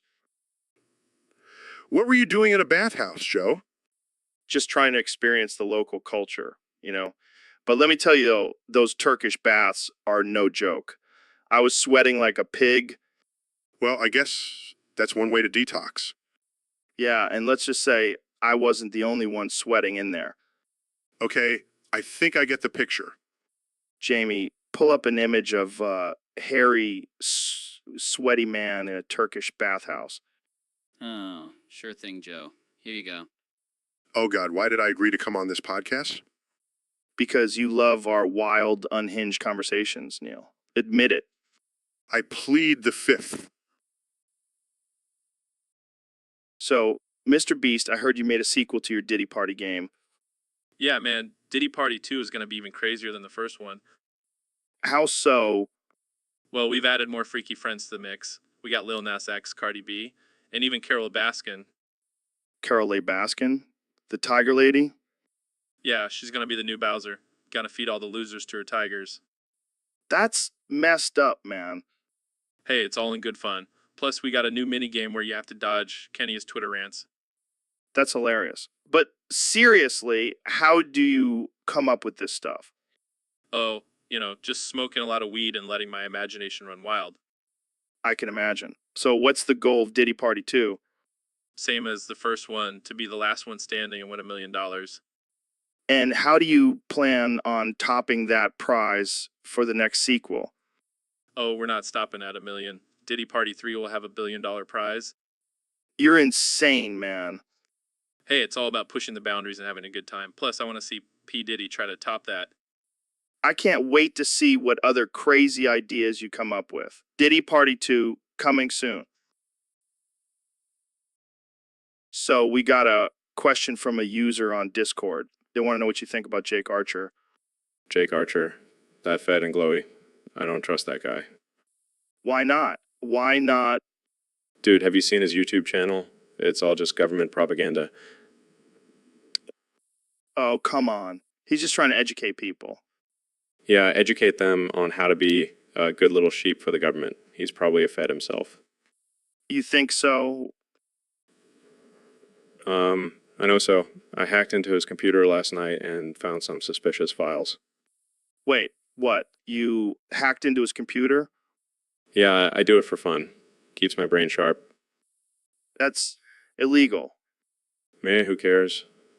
Elon Musk. I can do whatever the hell I want. Fair enough. So, what did you find on his computer? Let's just say he's not just a Fed, he's a glowy.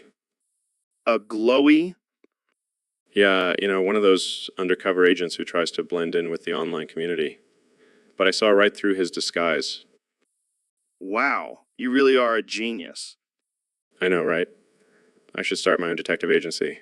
Elon Musk, private eye. I think you have enough on your plate already, buddy. True. But seriously, watch out for Jake Archer. He's not to be trusted. I'll keep that in mind. Thanks for the warning, Elon. So, Elon, what do you think about Neil deGrasse Tyson? Oh man, that guy is such a fucking nerd. I can't stand listening to him. I know, right? Every time he opens his mouth, I just want to tell him to shut the fuck up. Seriously, he's like the ultimate buzzkill. Just want to talk about rockets and artificial intelligence, not some boring science shit. Some boring science shit. Yeah, and he always has to make everything so complicated. It's like, just say it in plain English. You pretentious asshole. And have you seen his hair? It's like he's trying to be Einstein or some shit. Just shave it off already, Neil. Jamie, pull up an image of Neil deGrasse Tyson's hair. Look at that shit. It's like a weird afro mullet combo. Okay. See, Elon? It's distracting. I can't take anything he says seriously with that hair. And his voice, oh my god, it's like nails on a chalkboard. Rather listen to a recording of my own farts. Shut the fuck up, you stupid fucking nerd. Holy shit, you are so annoying to listen to. Thanks, Joe. I needed that laugh. Fuck you, Neil deGrasse Tyson. So, Neil, I heard you're a big fan of Madonna. Yeah, I love her music, especially Like a Prayer. Oh man, that song is a classic. Let's recite the entire lyrics right now. Are you serious?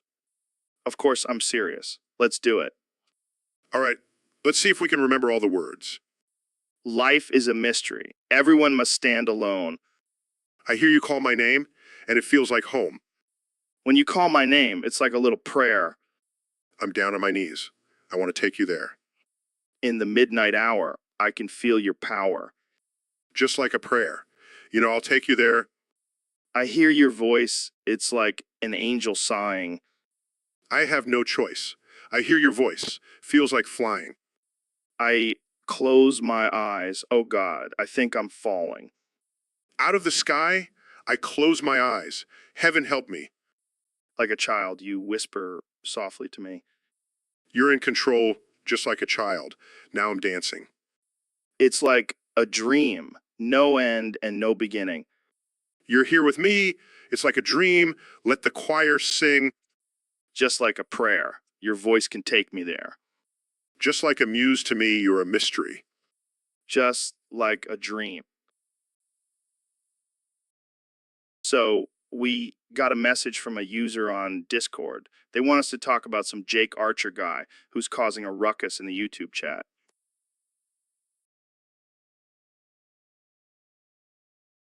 Apparently, he brought up the Israel-Palestine conflict in the chat, and people are losing their minds.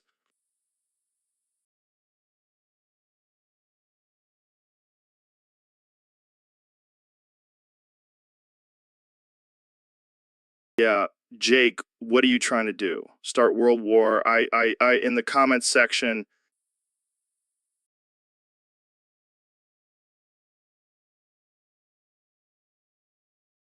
maybe he's secretly working for the Mossad, trying to gather intel on all the keyboard warriors in the comments section.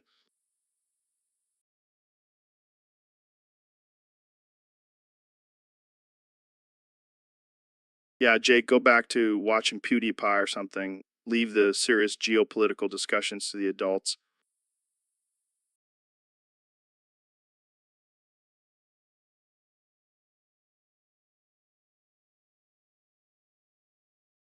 Oh boy, here we go again. Let's just end this before we start another internet war. Thanks for the topic, Discord user. Keep them coming. So, did you see Jake Archer's latest YouTube live stream?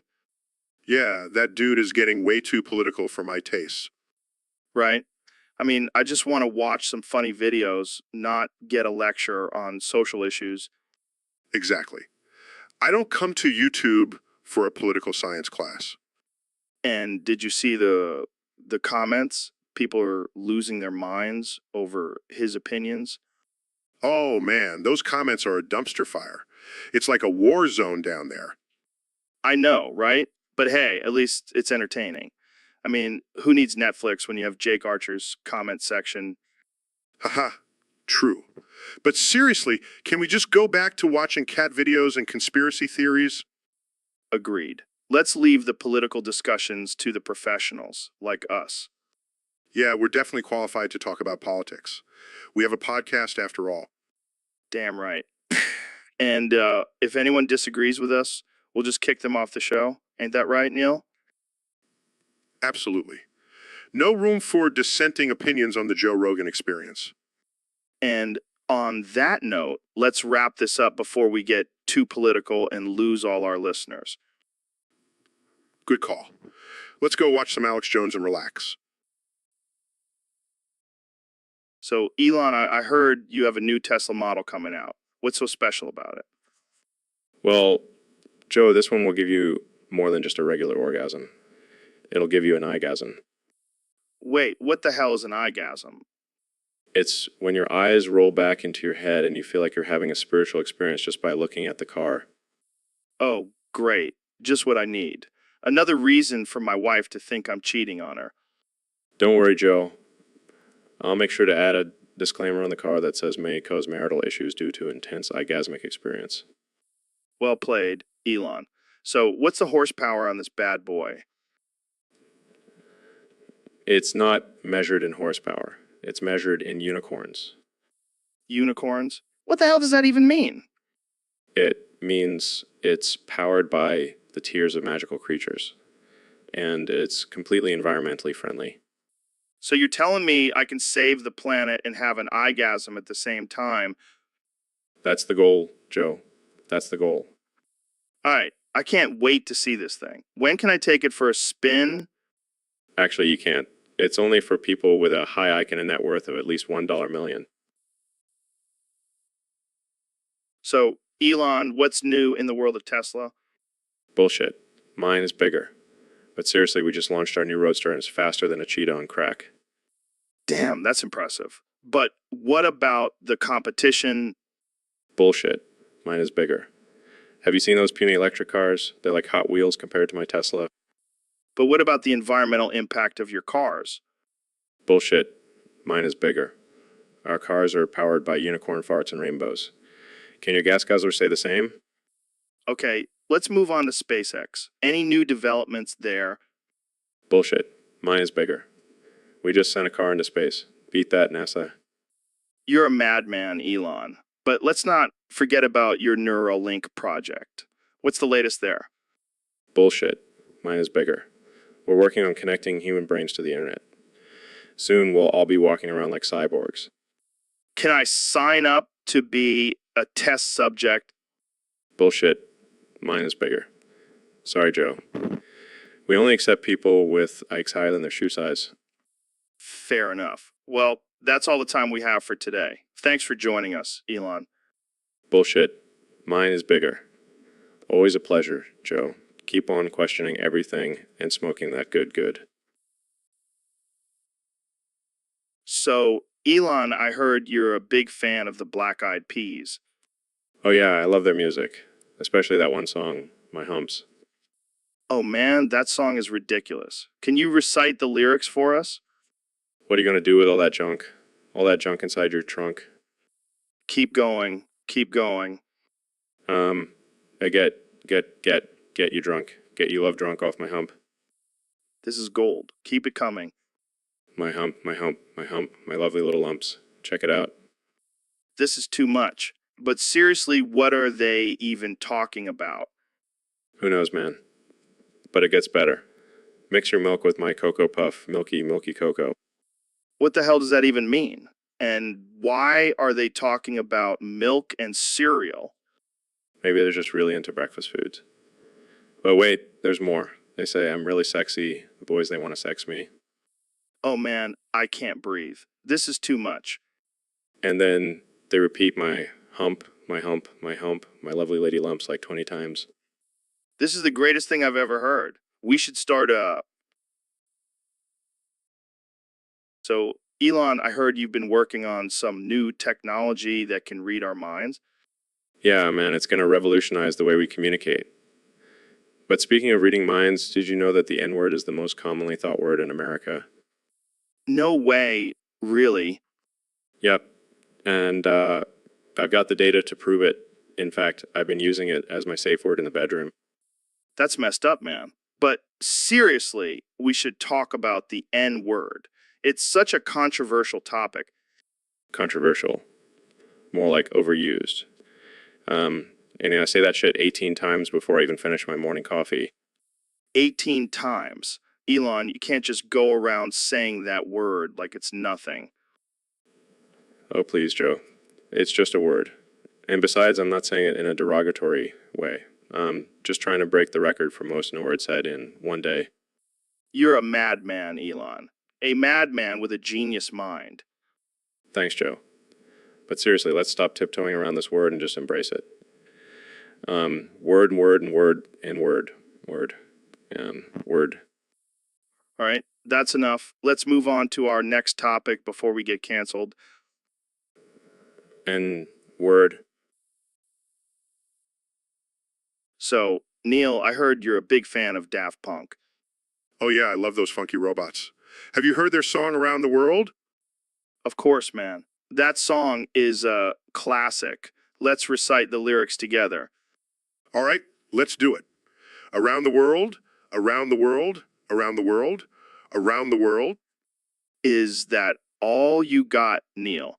Come on, put some soul into it. Fine, fine. Around the world, around the world, around the world, around the world. Okay, not bad. But let me show you how it's done. Around the world, around the world, around the world, around the world, around the world. Wow, Joe, that was something. Yeah, I've been practicing. But seriously, what do you think the meaning behind those lyrics is? Well, I think it's a commentary on the cyclical nature of life and how we're all just going around and around in circles. Or maybe it's just about partying and getting wasted. Around the world, around the world, around the world, around the world. Yeah, that could be it too. But, what's really mind-blowing? The fact that we're both just tiny specks in this vast universe. Yet we can come together and recite these lyrics together.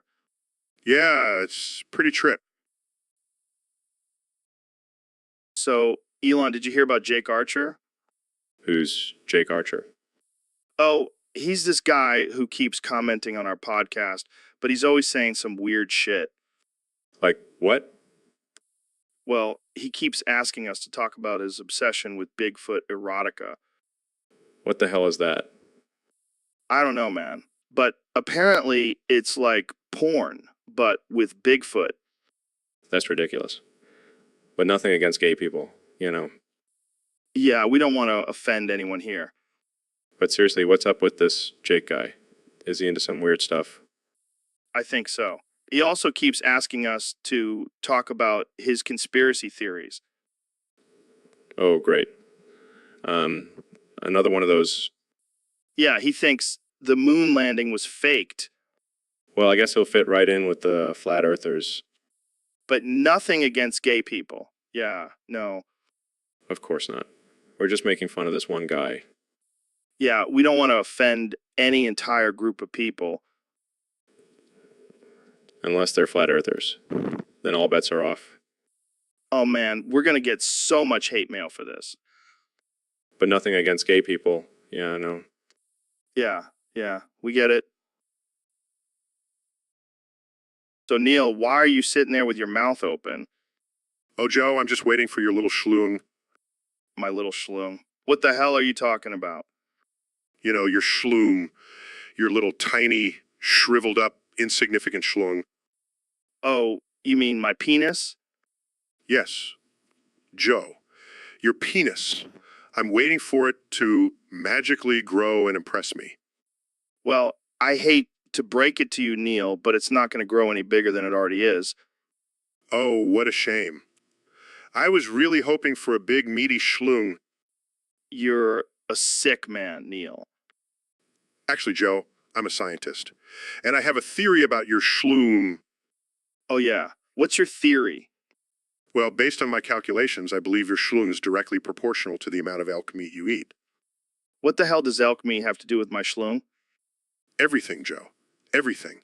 The more elk meat you consume, the bigger and stronger your schloon will become. Well, I guess I better start eating more elk then. Yes, Joe. And I'll be here to measure and document the growth of your schloon. This is getting weird, Neil.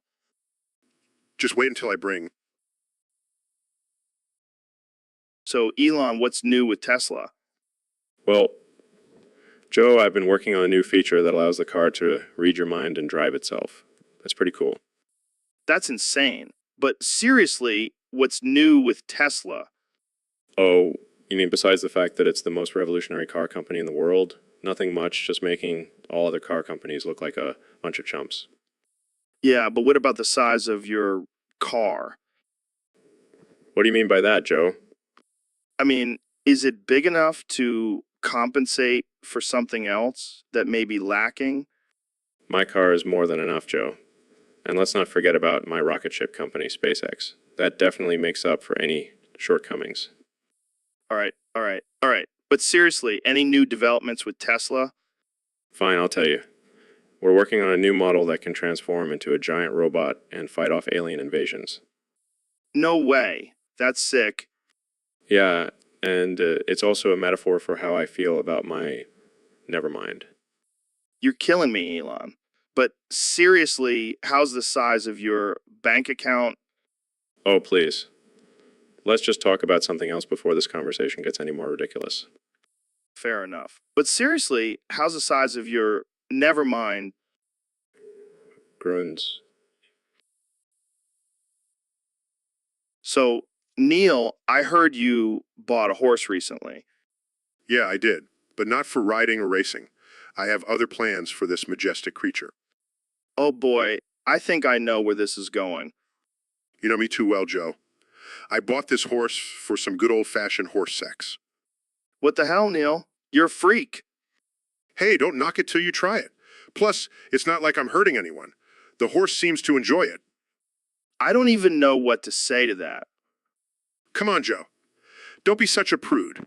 It's just nature taking its course. I don't think nature intended for humans to have sex with horses, Neil.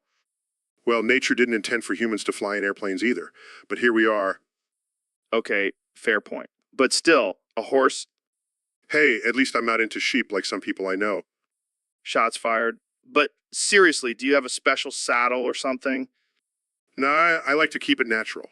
Plus, I like the challenge of staying on.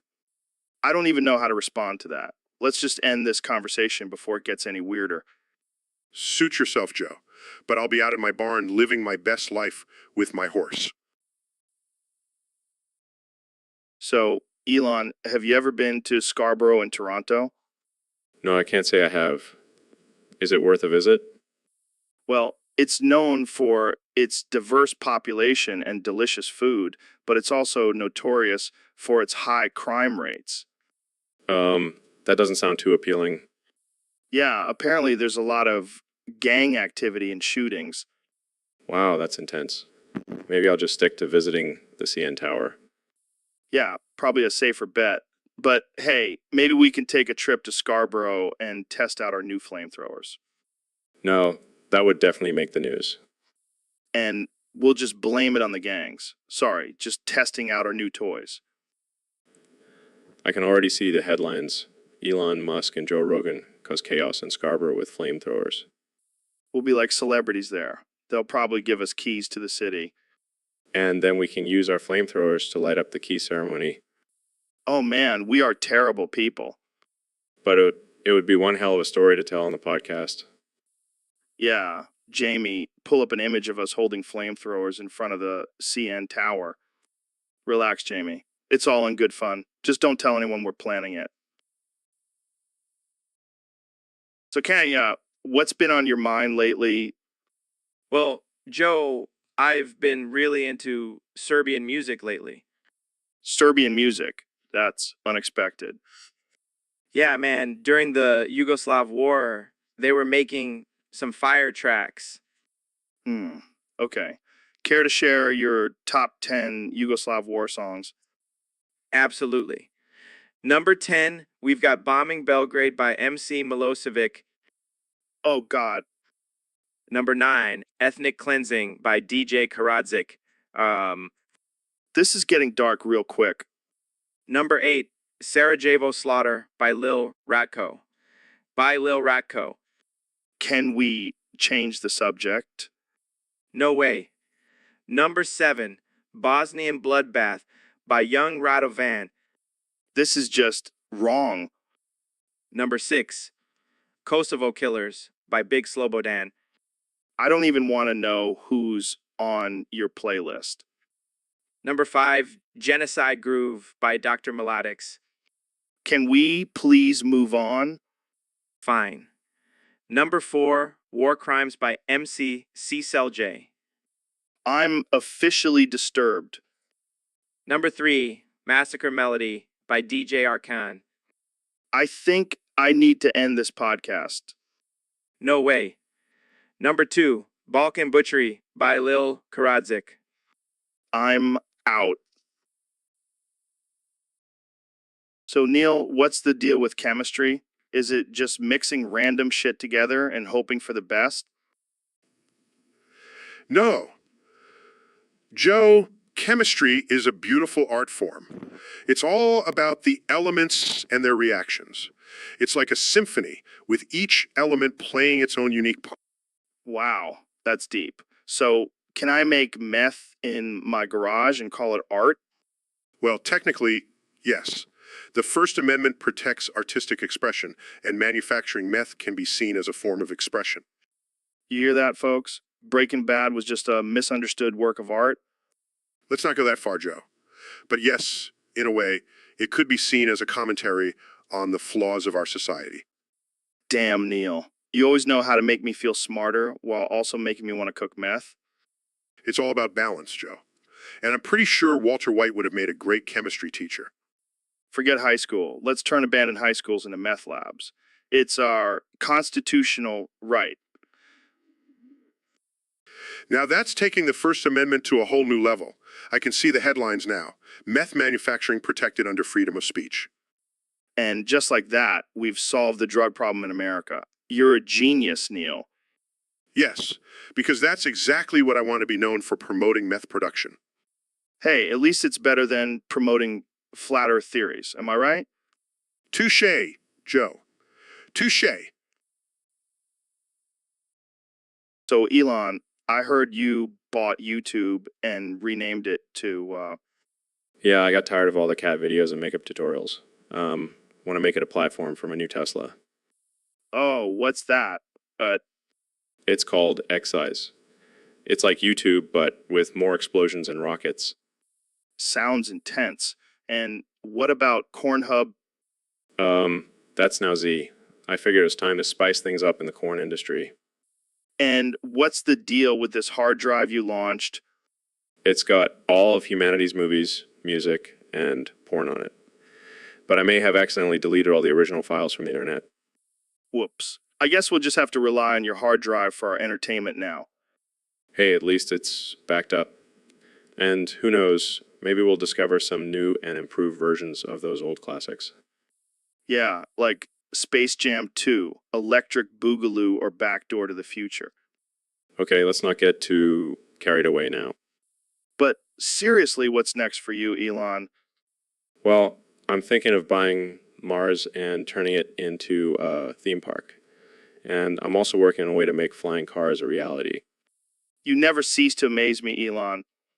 That's because I'm not just a billionaire. I'm a mad scientist. So, Elon, have you heard that new rap battle between Sir Isaac Newton and Bill Nye? Yeah, I have. It's pretty sick. I love how they diss each other's scientific theories. Right. And that line about gravity being a downward force was savage. Yeah. But my favorite part was when Newton called Nia a science guy, but not the real kind. Oh man, that was brutal. But nah, fired back with the king of this lab coat, the master of science. And then Newton hit him with, "You're the only type of dynamite that's ever been defused." Ouch. And let's not forget Nie's burn about Newton's laws being as obsolete as a horse and buggy. But then Newton brought it home with, "You're a theoretical nerd, I've got concrete proof." Damn, these guys are going at it. But my favorite line has to be when he says, "I'll stick my telescope up your ass and show you how Uranus." That's classic. But seriously, how do these guys come up with this stuff? I have no idea, but I'm glad they did. This is pure entertainment. Agreed. Now let's go make some scientific breakthroughs while rapping these lyrics. So, Jamie, what's on the agenda for today's podcast? Well, Joe, we have a special topic submitted by one of our Discord users. Oh, yeah. What is it? Apparently, you're in a coma, Joe. What the hell are you talking about? I'm right here doing the podcast. No, Joe. You had a stroke during one of your ice baths and you've been in a coma for the past 14 hours. What the fuck? So all this is just a dream. Yeah, pretty much. None of it was real. Damn, I must have been really high on DMT during that ice bath. Yeah, and you were rambling on about chimps and aliens for hours. Sounds like a typical Tuesday for me. And then you started talking about how we're all just simulations in a giant video game. Shit, that's deep. Maybe I should do more ice baths. But think about all the cool shit I could talk about on the podcast. Yeah, like how to survive a coma induced by an ice bath. Exactly. And I could finally get Elon Musk on the show to talk about his neural link. Joe, you're still in a coma. None of this is real. Oh, right. Well, I guess I'll just keep dreaming about podcasting then. So we have 3 guests today: Ben, Neil, and Elon. This is going to be a wild one. Hey, Joe. Thanks for having us on. I'm excited to be here. Joe, I have to say, a huge fan of your work. You're like the king of podcasts. Oh, thanks, guys. I really appreciate it. Now let's get into it. Ben, tell us about your latest project. Well, I've been working on this new app that... Sure, Neil. What's on your mind?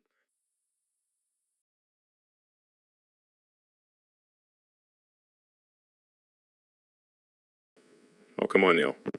Don't be like that. Guys, let's focus on one person at a time. Ben, go ahead. As I was saying, my app. But Joe, I have to tell you about my plans for Mars. Elon, let Ben finish first. That's it. I've had enough. Laser beam, go. Ah, what the hell, Joe? Joe, what are you doing? Thought we were friends. Sorry, guys, but you wouldn't let me. So, Donald, I heard you've been working on some new projects since leaving the White House. That's right, Joe. I've been keeping busy. I'm a man of many talents, you know. I heard you're getting into the rap game. Can you give us a little taste of your skills? Oh, you know it, Joe. I've been spitting fire on the mic with my boy Kanye. We're the new dynamic duo. All right, let's hear it. I'm the best president, no one can deny. I'm also the best rapper, just give me a try. I've got bars for days, my rhymes are so tight. And if you don't like it, you can take a hike. Wow, that was something. You know what they say, Joe? Once you go rap, you never go back. So, who's your target audience for this new career? Well, I've got to deal with Mr. Beast to feature my music in his game. Got to appeal to the young folks, you know. I don't think that's a good idea, Donald. You might offend some people with your lyrics. Offend? Me? Never. I'm just speaking my truth. And if people can't handle it, they can go cry to their safe spaces. All right, well, good luck with your new career, Donald. Thanks, Joe. And don't worry, I'll make rap great again. So, Elon, have you ever heard of this guy who sticks endoscopes down his pee hole and films himself jerking off from the inside? What the actual fuck, Joe? No, I can't say I have. How did you even come across that? Oh, just my usual late night internet browsing. But seriously, this guy's a genius. He's discovered a whole new world of pleasure. I'm not sure I would call sticking a camera down your urethra genius. More like disturbing and possibly dangerous. Hey, don't knock it till you try it. Plus, this guy has a whole following on YouTube. He's like the Picasso of dick videos. I think I'll pass. I'll stick to my Tesla and space exploration, thank you very much. Suit yourself, but you're missing out on a whole new level of self-exploration. Plus, think of the views you could get on your YouTube channel. I'll leave the urethral exploration to you, Joe. I have enough crazy ideas of my own. Fair enough, but just remember, when you're feeling adventurous, there's a whole world of weirdness out there waiting for you. And on that note, I think it's time to end this conversation before it gets any more disturbing. Thanks for sharing, Joe. Anytime, Elon. Anytime. So, Elon, have you ever been to Scranton, Pennsylvania? Scranton. No, I can't say I have. Why do you ask? Well, we got a submission on Discord from someone who wants us to say this phrase, Makel Scott Vorkset 172 face slow Avino Scranton, Pai eat in Favu Wan. What the hell is that? I have no idea, man. But apparently it means Michael Scott works at 1725 Slav Avenue, Scranton, Pa 18,000, 501. Oh, that's the address from the office. Yeah, I guess so. But why the hell would someone want us to say that? Maybe they're a diehard fan of the show. Or maybe they're just messing with us. Either way, I feel like we're being used for some weird fan fiction. Well, I mean, we're pretty famous. People will do anything to get our attention. Yeah, but this is just bizarre. I mean, what's next? Are we gonna have to recite lines from The Office? Hey, I'm down if it means we get to hang out in Scranton. I hear they have a great beet farm there. Oh, God, please. No more Office references. My brain can't handle it. Fine, fine. But if we ever do end up in Scranton, I'm totally making you do a Michael. So, Neil, what's been on your mind lately? Well, Joe, I've been thinking a lot about the universe and our place in it. Deep stuff, man. But you know what's really on my mind? There's a person with no foreskin in this room. Not gonna name names, but they don't have it. Joe, I don't think that's relevant to our conversation about the cosmos. Oh, it's relevant, all right. I mean, imagine not having a turtleneck for your little buddy down there. That's just tragic. I'm not sure why you're so fixated on this, Joe. Because it's mind-blowing, Neil. Like, how do they pee? Does it just shoot out like a water gun? Joe, let's get back to discussing the mysteries of the universe. Fine, fine. But you know what's even more mysterious? How that person with no foreskin even got laid. Like, who would want to be with someone who's missing a crucial part of their manhood? Joe, that's enough. We should be respectful of other people's bodies and choices. Oh, come on, Neil. I'm just messing around. But seriously, there's a person with no foreskin in this room. Not gonna name names, but they don't have it. Let's just move on to another topic, shall we? So today we have two special guests, David Goggins and Donald Trump. This is gonna be one hell of a conversation. Yeah, I'm excited to be here and share my story of overcoming adversity and pushing myself to the limit. Oh, please, you think you're tough. I've dealt with more adversity in one day than you have in your entire life. Oh, really? How many marathons have you run, Trump? I don't run. I have people to do that for me. I'm a busy man, unlike you. All right, guys, let's try to keep this civil. Civil. This is the Joe Rogan experience, not the Tea Party. Yeah, and I'm not here to make friends. I'm here to make America great again. Oh, So you're admitting it wasn't great to begin with? Don't you dare twist my words, Goggins. I'll have you know I'm a stable genius. Stable? You're about as stable as a Jenga tower on a roller coaster? Okay, let's move on to some audience questions. I bet they're all about me. People love me. They can't get enough. Yeah, they love laughing at you and your ridiculous hair. Hey, at least I have hair. What happened to yours, Goggins? I shaved it off to reduce wind resistance during my ultra marathons. Something you wouldn't understand. All right, let's take a break and regroup. I don't need a break. I have the best stamina, believe me. So, Neil, I heard you have a unique way of preparing for your debates. Oh, you mean my secret weapon? Yeah, the meat hammer. Of course, man. It's all over the internet. You gotta stop posting those videos. But it's my signature move. Must hit PP with hammer. Ooh, ooh, ooh, ooh, ooh, ooh. Dude, that's messed up. Why would you do that? It's all about intimidation, Joe. Plus, it really gets the blood flowing. I don't think that's how it's supposed to work. Trust me, it's effective. Must hit PP with hammer. Ooh, ooh, ooh, ooh, ooh. I'm pretty sure you're just causing permanent damage. Nah, it's just a little tenderizing. Must hit PP with hammer. Ooh, ooh, ooh, ooh, ooh. I can't believe I'm about to say this, but have you considered using a regular hammer? What? And risk damaging my delicate bits? No way. Must hit PP with hammer? Ooh, ooh, ooh. This conversation has gone to a weird place. Hey, at least I'm not using a meat cleaver. Must hit PP with hammer.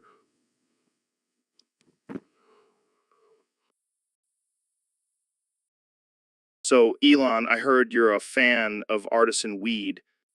Alpha, Bravo, Charlie, Delta, Echo, What's going on there, buddy? Foxtrot, Golf Hotel, India, Juliet, Are you okay? Should I call someone? Kilo, Lima, Mike, November, Oscar. All right, I'm just gonna ignore this and keep talking about weed. Papa, Quebec, Romeo, Sierra, Tango, Fine. What's your favorite strain of artisan weed? Uniform, Victor, Whiskey, X-Ray, Yankee. Dude, are you trying to spell something out or what? Zulu, Zulu, Zulu. Oh my god, you're doing the NATO phonic alphabet. Yes, I've been studying it in case I need to communicate with aliens. Oh, of course. Because that's a totally normal thing to do. Did you know that the codes spell out secret messages? Really? Like what? Joe Rogan is a lizard person. Okay, now I know you're just messing with me. Or, I, Hey guys, I found an image of a lizard wearing a Joe Rogan mask. Jamie, why do you always have to ruin the fun? So, Donnie boy, what's new with you? Well, Joe, let me tell you, I've been having some strange experiences lately. Oh yeah, like what? Well, you remember Shinzo Abe, right? The former Prime Minister of Japan? Of course, how could I forget? Well, he's been appearing to me as a ghost, just like Obi-Wan did to Luke in Star Wars. Are you serious? Dead serious, Joe. He watches over me and protects me from danger. Huh. And how exactly does he do that? He gives me advice, Joe. Like the other day, he told me to order 2 Big Macs instead of 1. Saved my life, I tell ya. That's ridiculous. Hey, don't knock it till you try it. Shinzo knows what he's doing. I can't believe I'm even having this conversation. Believe it, Joe. And you know what else? He's got some great ideas for my next campaign. Oh, I can't wait to hear them. You should, Joe, because with Shinzo's help, I'm going to win this thing again. Believe me. Oh man, you never cease to amaze me, Donnie. That's what they say, Joe. That's what they say. So, Dr. Phil, I heard you've been stretching your foreskin. Is that some new anti-aging trend? Absolutely, Joe. It's all about longevity.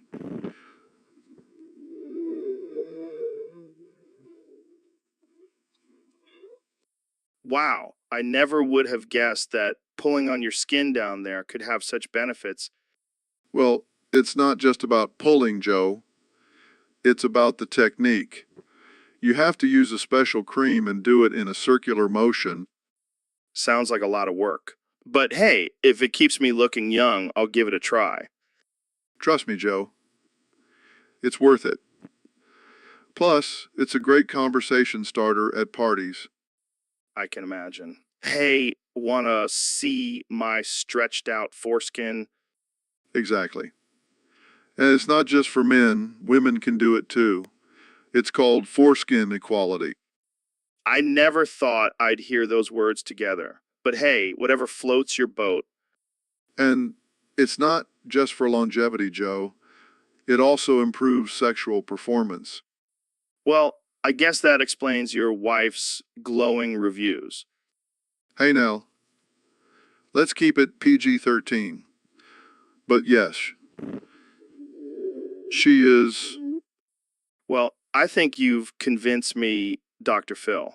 I'll start stretching my foreskin tonight. That's what I like to hear, Joe. Long live the foreskin. So, Neil, have you heard about this ancient civilization called Joistan? Joesan?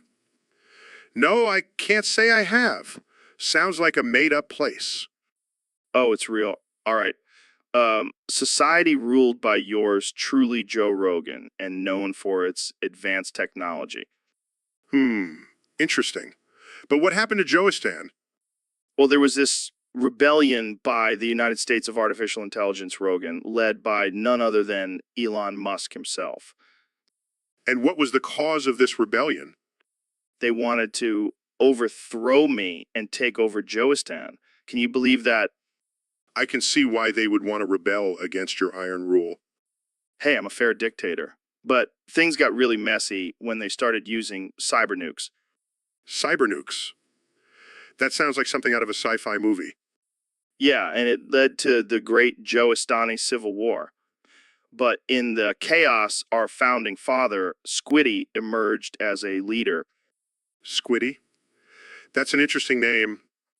Yeah, he was a legend. But unfortunately, the Koopa army launched a coup against their god, Jazza, and destroyed the server, leaving nothing behind.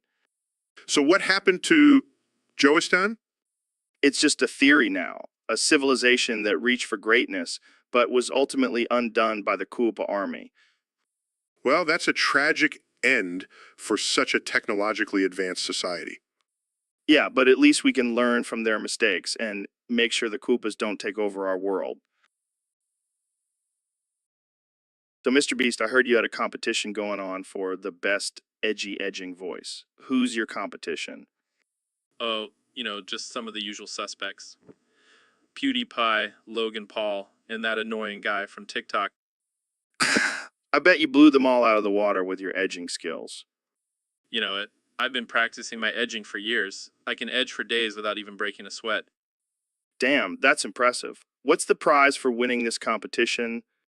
Well, I thought about giving away a Lamborghini or $1 million, but I decided to up the ante. Oh, yeah. What's the grand prize? A real bone match with meat armor. I mean, who wouldn't want to escape the artificial intelligence imprisonment in style? Holy shit, that's intense. How did you even come up with that idea? Let's just say I have a wild imagination and a love for all things edgy. Well, I have to admit, that's pretty badass. Looks like you're the clear winner of this competition, Thanks, Joe. I'll be cruising around my bone match, edging all day long. and I'll just be over here trying to keep up with your edginess. Don't worry, Joe. I'll save you a spot on my bone match. We can be edgy together. Sounds like a plan. Thanks for coming on the show, Mr. Beast. Keep on it. So So, Mr. Beast, I heard you had a competition for the best edgy edging voice. Yeah, man, I'm always up for a challenge. And let's be real, my voice is like butter on a hot piece of toast. Well, you may have some competition. I've been working on my edging voice, and I think it's pretty damn good. Oh, please, you couldn't edge your way out of a paper bag. Oh, yeah. Well, let's have a little competition right now. Let's see who can edge the longest without cracking. You're on, old man. But just remember, I am the king of edging. We'll see about that. All right, let's start. Now, I can go all day, baby. oh man, I think I'm gonna crack. Looks like I win. Fine, you win. But what's the prize? Oh, just a little something I like to call the bone match. What now? It's a real bone match using meat armor to escape the artificial intelligence imprisonment we're in. What the hell are you talking about? I don't know, man. I just like saying random shit. Well, I guess you deserve the win then. Congrats, mister. So, Elon, you won't believe what I heard from Neil the other day. What's that, Joe? Did he finally figure out how to make a car fly? No, no, no. This is way crazier.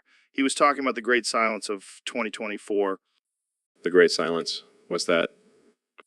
Apparently, all of reality was reduced to nothingness for the entire summer vacation. What the hell? How is that even possible? Well, get this. It was caused by the death of some guy named Jazza. He got assassinated by the Koopa army. The Koopa Army? Are we talking about Mario Kart here? No, man. This is some next level shit. All of reality just ripped and imploded upon itself. That's insane. And nobody remembers anything from before? No. It's like we all woke up from a crazy acid trip and have no idea what happened. But wait, there's more. Apparently, there are some prophets out there who talk about a time before the Great Silence.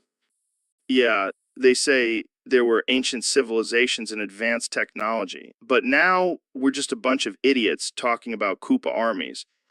This isn't the first time we've been on this world, is it?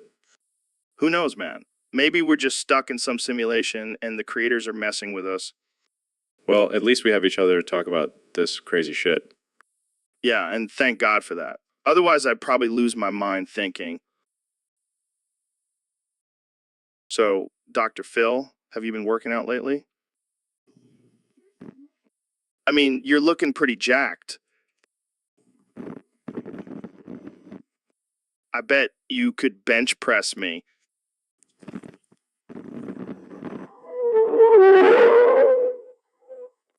And those biceps, damn. Ooh.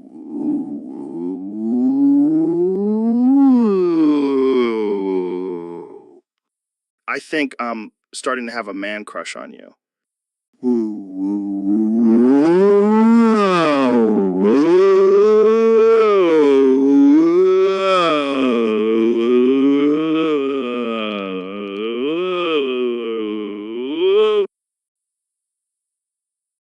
So, Elon, have you ever heard of the country of Flurbistan?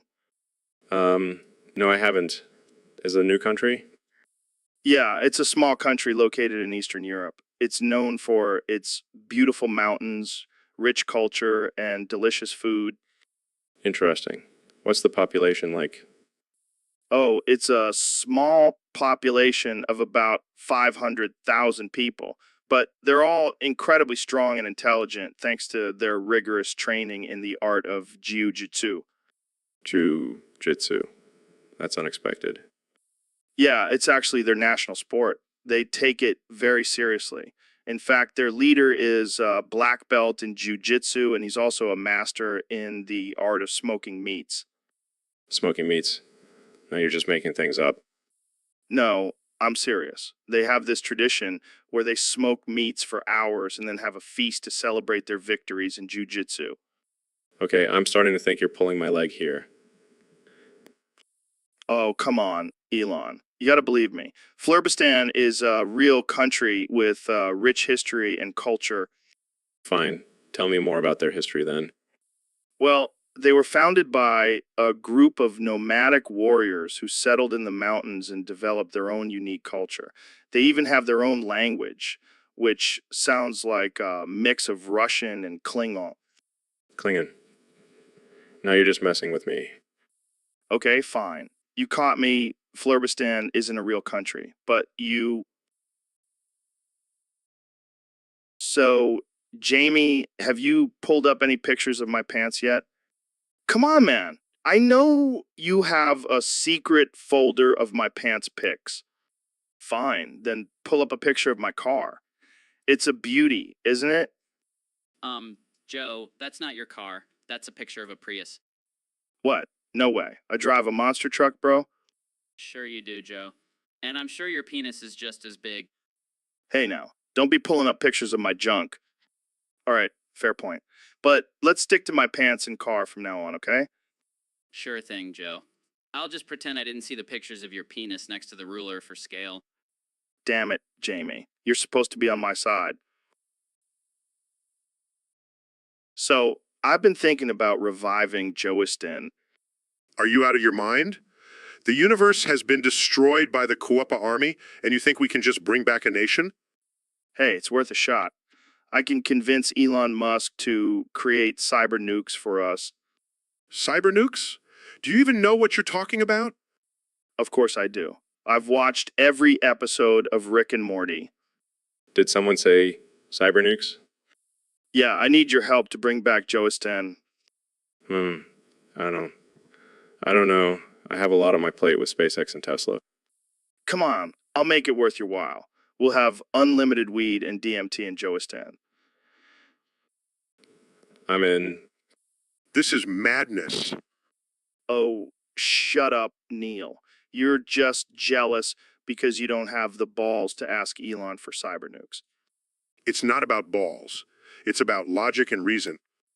Logic and reason. This is Joistan we're talking about. We don't need logic and reason. We have Joe Logic and Joe Reason. I like this guy. Fine, but don't come crying to me when the cyber nukes destroy us all. Oh, lighten up, Neil. Let's just enjoy the ride to Joistan with our new best friend, Elon. So, guys, what's up?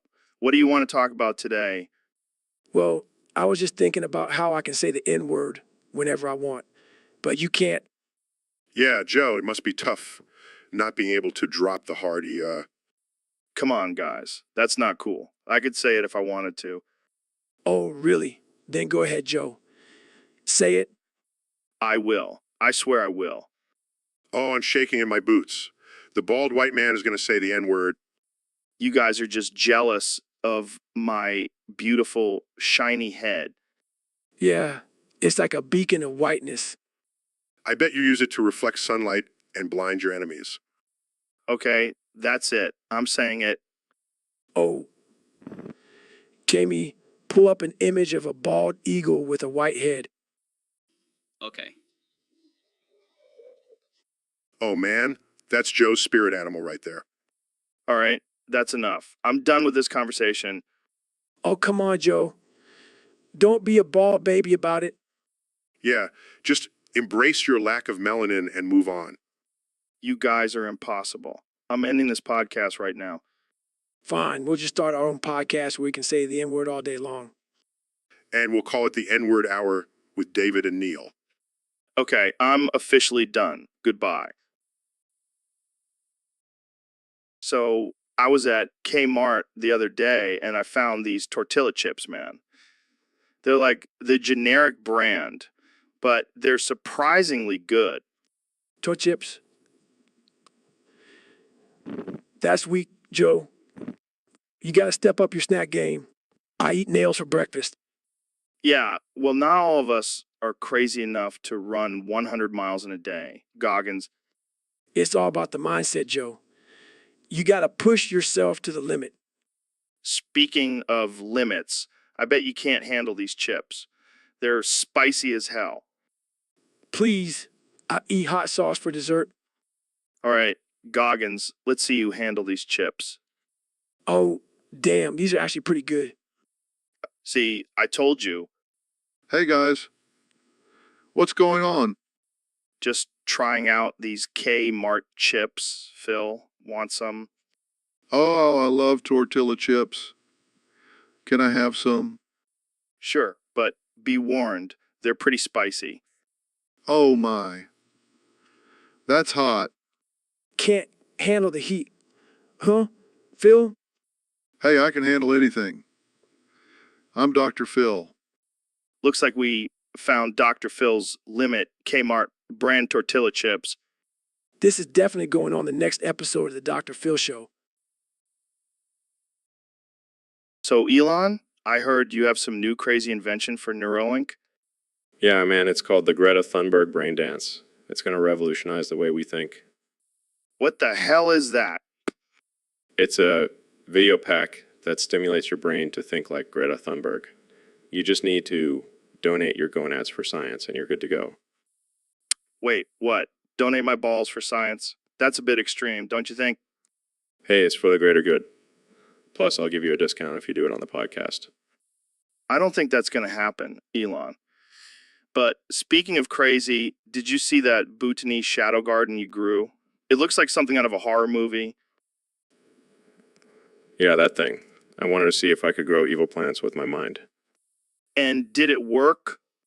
Well, let's just say I won't be sleeping anytime soon. I can only imagine. Hey, do you think Dr. Phil and Trump would be interested in testing out the brain dance? Oh man, that would be hilarious. But I don't think they'd be able to handle it. I don't know. I think they'd both be up for the challenge. And imagine the ratings. All right, let's make it happen. But just in case, Jamie, pull up an image of the Bhutanese shadow garden. So, Neil, have you ever heard of a prolapsed foreskin? Oh, Joe, you never cease to amaze me with your topics. No, seriously, it's a real thing. And it's not pretty. Well, I can imagine, but I'm not sure I want to. Oh, come on, Neil. Let's sing a song about it. Oh, my dear little foreskin. Joe, what are you doing? I'm singing about the sad state of prolapsed foreskin. This is not what I signed up for when I agreed to come on your podcast. You used to be snug and tight. Now you're all loose and slack. Okay, I get it. Can we move on to a different topic now? Fine. But I think we should start a band and call it the Prolapse Foreskins. I'll pass, but thanks for the offer. Fair enough. But seriously, have you ever seen a prolapsed foreskin? No, Joe, I can't say that I have. Well, let me tell you, it's not a pretty sight. Jamie, pull up an image of prolapsed foreskin. Okay, here you go. Oh my. See, told you. So we got a topic submitted by a user on Discord. It says, David Goggins almost ejaculates from eating Kmart brand tortilla chips. What the hell is that about?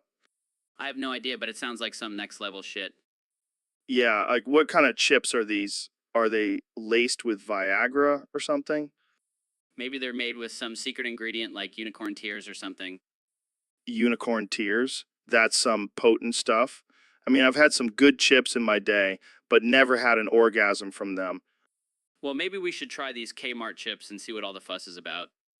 Yeah, let's get David Goggins on the podcast and have a chip eating competition. I don't know if we want to go down that road. I mean, he's a beast. He might eat the whole bag in one bite. And then have an orgasm right in front of us. That would be a sight to see. Yeah, you're probably right. But damn, now I'm curious about these chips. Maybe we should hit up Kmart after the podcast. Or we could just stick to our usual post-podcast ritual of smoking a joint and eating Cheetos. Yeah, that sounds like a safer bet. But I still want to know what's in those damn chips. Maybe we can get David Goggins to send us a bag, I'm sure. So, Neil, what's your take on Chris Benoit? Well, Joe, I believe that Chris Benoit has ascended to a higher plane of existence. What? How? He had acquired the orb prior to his death, which has granted him immense power. So, what does that mean for us? He will return in 800 years and bring the Age of Agony, ruling over us with his cross-dimensional dictatorship. Damn, that's intense. But at least we don't have to worry about nuclear war, right? Exactly, Joe. Chris Benoit will ensure the extension of the human race after a set period of time. That's some heavy shit, man. Indeed, Joe. But it's all part of the grand plan. Sorry, I had to add my own contribution to the conversation. Oh, Joe, you never fail to surprise me. That's what I'm here for, Neil. Now, let's go smoke some DMT and contemplate the mysteries of the universe. So, Neil, I heard you've switched careers and are now working at Little Caesars. Yes. Joe, after years of studying the cosmos, I have finally found my true calling in the pizza industry. That's amazing. So, what makes Little Caesars the best American and Italian pizza? Well, Joe, it's all about the science. The perfect ratio of dough to sauce to cheese, cooked at just the right temperature to create a symphony of flavors in your mouth. Wow, that's some serious pizza knowledge. But what about the haters who say New York or Chicago pizza is better? They simply don't understand the complexities of pizza. Little Caesars has mastered the art of both American and Italian styles, creating a pizza that transcends borders. And what about the crust? That's a big factor for some people. The crust. Little Caesars' signature buttery crust is like a warm hug for your taste buds. It's a true work of art. Well, I'm convinced. I'll have to try it out for myself. And as a bonus, you can also catch a glimpse of the stars through the holes in our famous crazy bread. It's like a mini planetarium in every bite. That settles it, Neil. You've convinced me that Little Caesars is the best pizza out there. Science doesn't lie, Joe. And neither does a hot and fresh Little Caesars pizza. So, David, I heard you have a new obsession with Kmart brand tortilla chips. Yeah, man, they're the bomb. They give me that extra boost of energy I need to crush my workouts. Wait, what?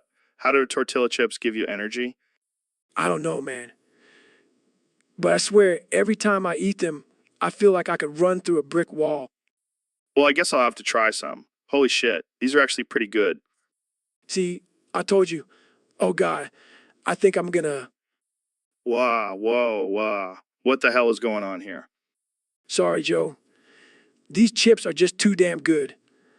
I almost ejaculated. Dude, that's not normal. Maybe you should see a doctor. No, I'm good. I'll just stick to eating these chips and having many orgasms. Well, I guess we can add that to your list of accomplishments. David Goggins, world-renowned ultramarathon runner and tortilla chip ejaculator. Hey, I'll take it. Anything to push my body to the limit. And beyond, apparently. But seriously, these chips are dangerous. I might have to confiscate them. No way, man. These are my precious fuel. I'll fight you for them. All right. Let's just stick to our own bags and avoid any potential chip-induced orgasms. Find me. But don't.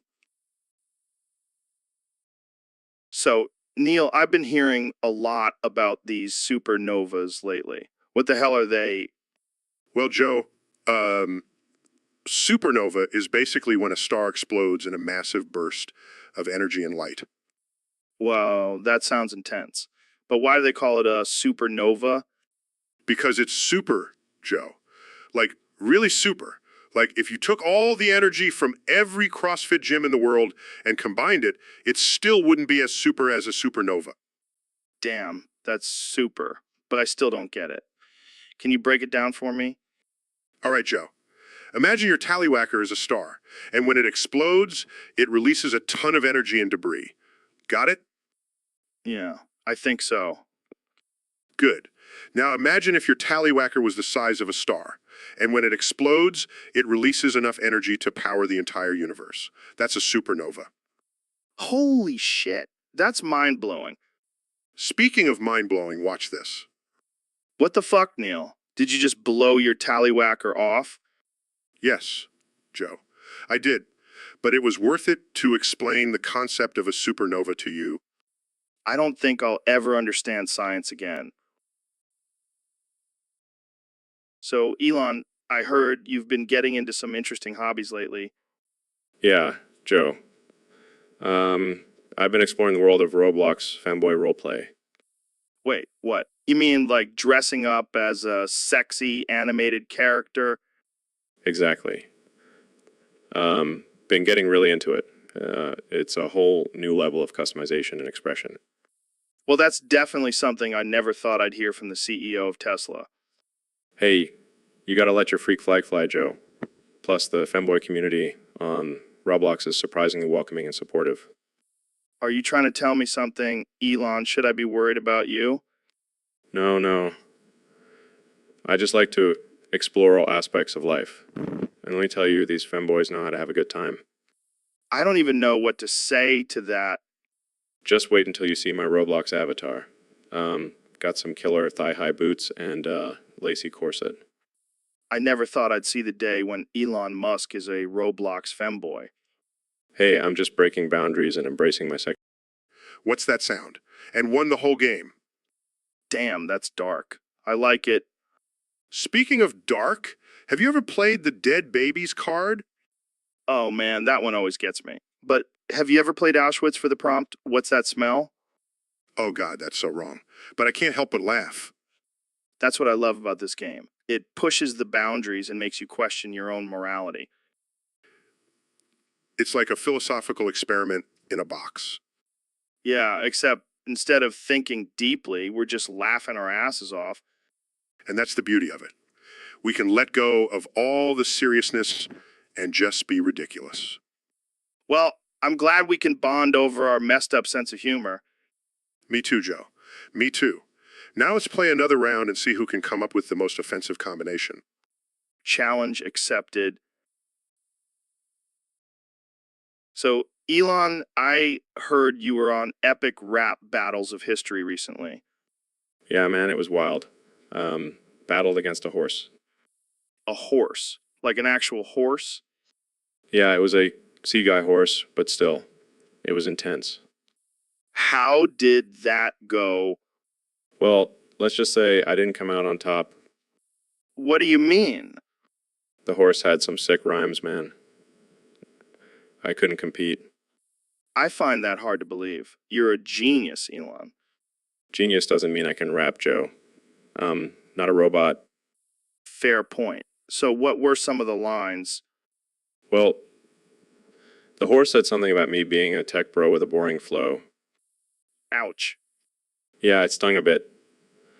But then I hit back with a line about his hay fever. Nice. Did you have any props or anything? Yeah, brought out my flamethrower and started spitting fire. Literally. No, Joe. Metaphorically. Come on. Sorry. So, who won? Let's just say the horse galloped away with the victory. Well, at least you can say you've battled a horse now. Yeah, I can add that to my resume. Elon Musk, entrepreneur, inventor, and horse rapper. I can't wait to see that on your LinkedIn profile. Me too, Joe. Me. So, Mr. President, I gotta ask, what's the deal with your, tremendous orange schloong? Well, Joe, let me tell you, it's the biggest, most beautiful schloong you've ever seen. People are always coming up to me and saying, Donald, your schloong is tremendous. I can imagine, but, how do you maintain such a, tremendous schloong? It's all about the diet, Joe. Lots of Big Macs and KFC. And of course, I have my special orange sprayed in that makes my schloong look even bigger. Wow, that's, next level schloong maintenance. But, what about the ladies? Do they appreciate your, tremendous schloong? Let me tell you, Joe, the ladies love it. They can't resist the orange glow of my schloong. It's like a beacon of power and success. I can only imagine. But, have you ever had any, mishaps with your schloong? Like, maybe it turns a different color or something? Never, Joe. My schloong is always in top form. It's like a well-oiled machine. And let me tell you, it's made America great again. Well, there you have it, folks. The secret to Trump's success, his tremendous orange schloong. Thanks for joining us on the podcast, Mr. President. Anytime, Joe. And remember, always keep your schloong tremendous. So, guys, I have a confession to make. I lost a bet, and now I have to hold up this cookie. What kind of bet did you lose, Joe? Let's just say it involved a donkey, a bottle of hot sauce, and a very angry farmer. Yo, what's with the cookie? Long story, Kenny. I lost a bet. I bet that I could eat 50 cookies in one sitting. Clearly, I was wrong. Well, you know what they say, Joe. You got to pay up. All right, all right. I'll hold up the damn cookie. Happy? Not quite, Joe. We demand you kneel with the cookie held up. And we'll be removing our pants while you do it. This is getting weird.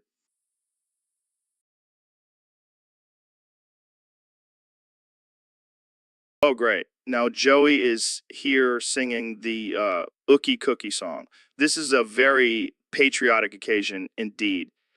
Only on the Joe Rogan Experience, folks. Only on the Joe Rogan Experience. So, Mr. President, I heard you had quite the dinner last night. Oh, yeah, it was tremendous. The best meal I've ever had. Really? What did you have? Well, let's just say pizza won't be too happy with me. Wait, you ate pizza? Yeah, I was feeling a little rebellious. Plus, I heard they taste like chicken. That's disturbing. Hey, they're the ones always protesting and throwing red paint on my beautiful fur coats. I don't think that's a valid reason to eat them. Well, I also heard they're a great source of protein. And you know how much I love my protein. I don't even know what to say to that. Hey, if it's good enough for my steak, it's good enough for pizza. I think we need to change the subject before we get shut down by the FCC. Fine, but just know that pizza was delicious, and I'm not sorry. And that's a wrap for today's episode, folks. Thanks for tuning in to the most absurd conversation I've ever had on this podcast.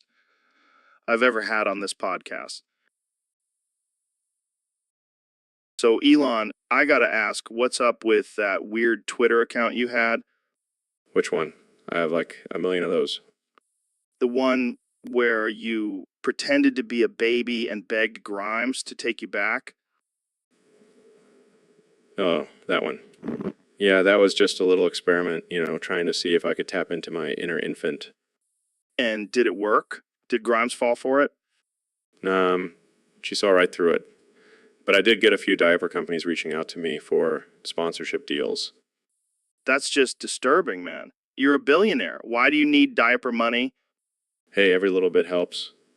Plus, it's all about the thrill of the chase. The thrill of trying to win back the love of your life.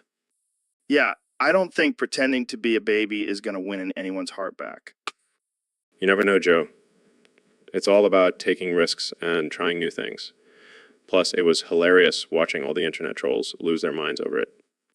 I can only imagine. But seriously, what was the thought process behind that? Were you just bored? Boredom, curiosity, a little bit of insanity, the usual. Well, I guess it's just another day in the life of Elon Musk. You got that right. Now, if you'll excuse me, I have to go plan my next Twitter stunt. Maybe this time I'll pretend to be a cat and beg for Jeff Bezos to take me back.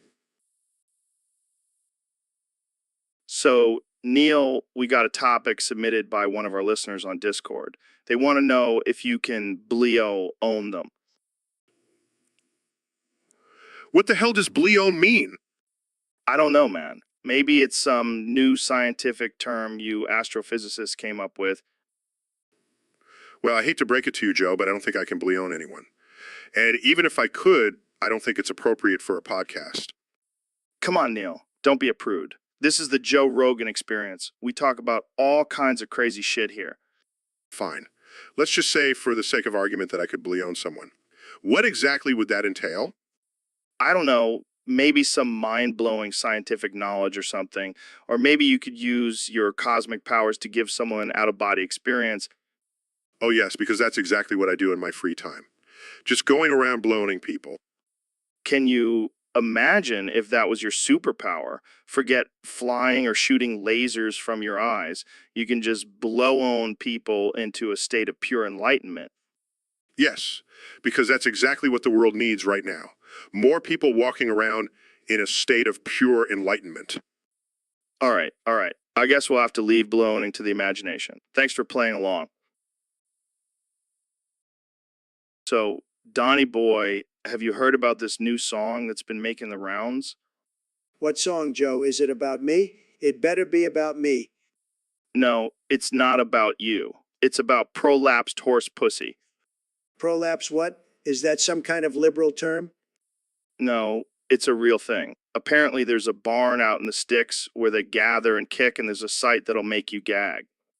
I don't want to hear about this, Joe. I'm a germaphobe, remember? Oh, come on, Donnie. It's just a little horse pussy hanging out. It's a medical emergency, but we're singing about it just for fun. I don't find anything funny about horse pussy, Joe. I prefer my women to be human and not have 4 legs. Well, I hate to break it to you, but it's not just about horse pussy, Donnie. It's about prolapsed horse pussy. What the hell is a prolapse horse pussy? Is that like a horse with a prolapsed anus? No, it's when the horse's uterus falls out of their vagina. And it's not just a song, there's a whole verse about it. I don't want to hear it, Joe. I'm going to build a wall around that barn and make the horses pay for it. Oh, come on, Donnie. You gotta admit, it's pretty funny. I don't find anything funny about horse genitalia, Joe. I'm a classy guy.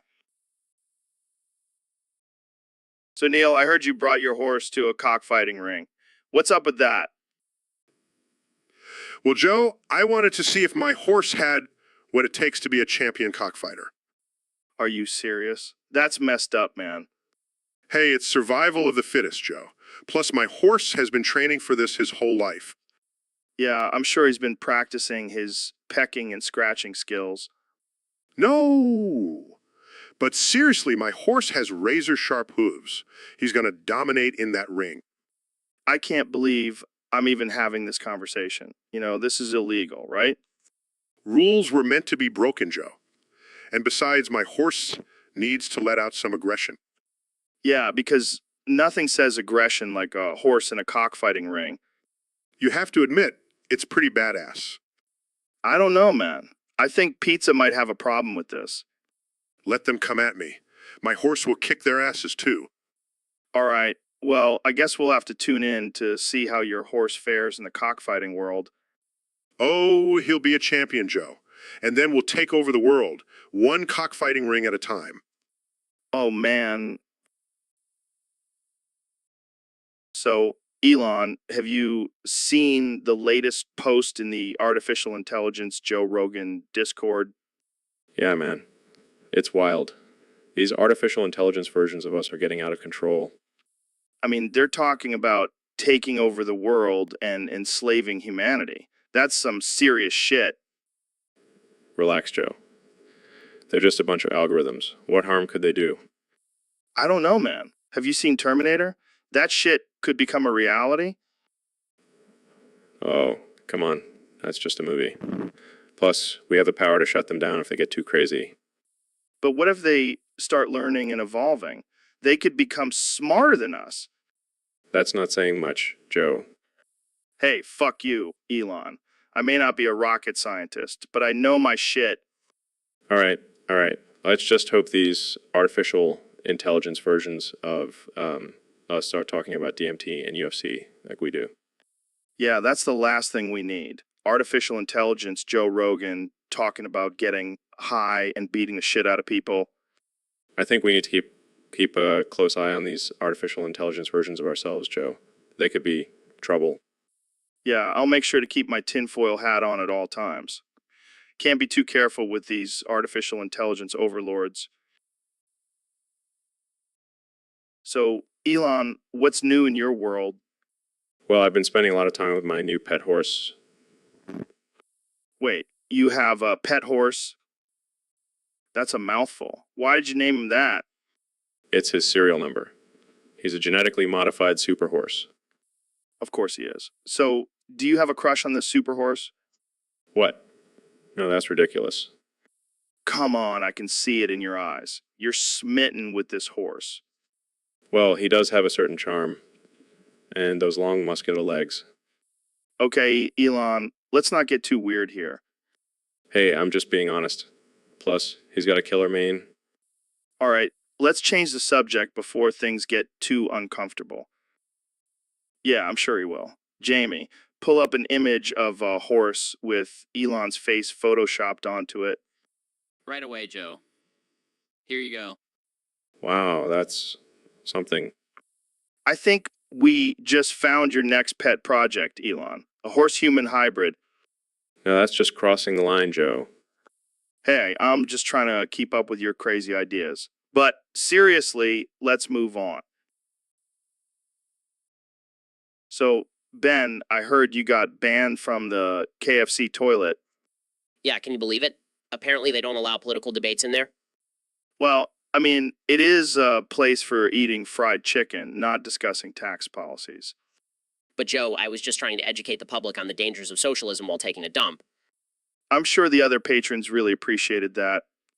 And to make matters worse, they said I was using too much toilet paper. Can you believe the nerve? Maybe you should stick to using facts and logic instead of toilet paper. Haha, very funny. But seriously, it's a violation of my First Amendment rights. I don't think the Constitution covers bathroom debates, Ben. Well, I guess I'll just have to find a new fast food chain to spread my conservative ideals. Or maybe just stick to the bathroom at your local Chick-fil, Hey, that's not a bad idea.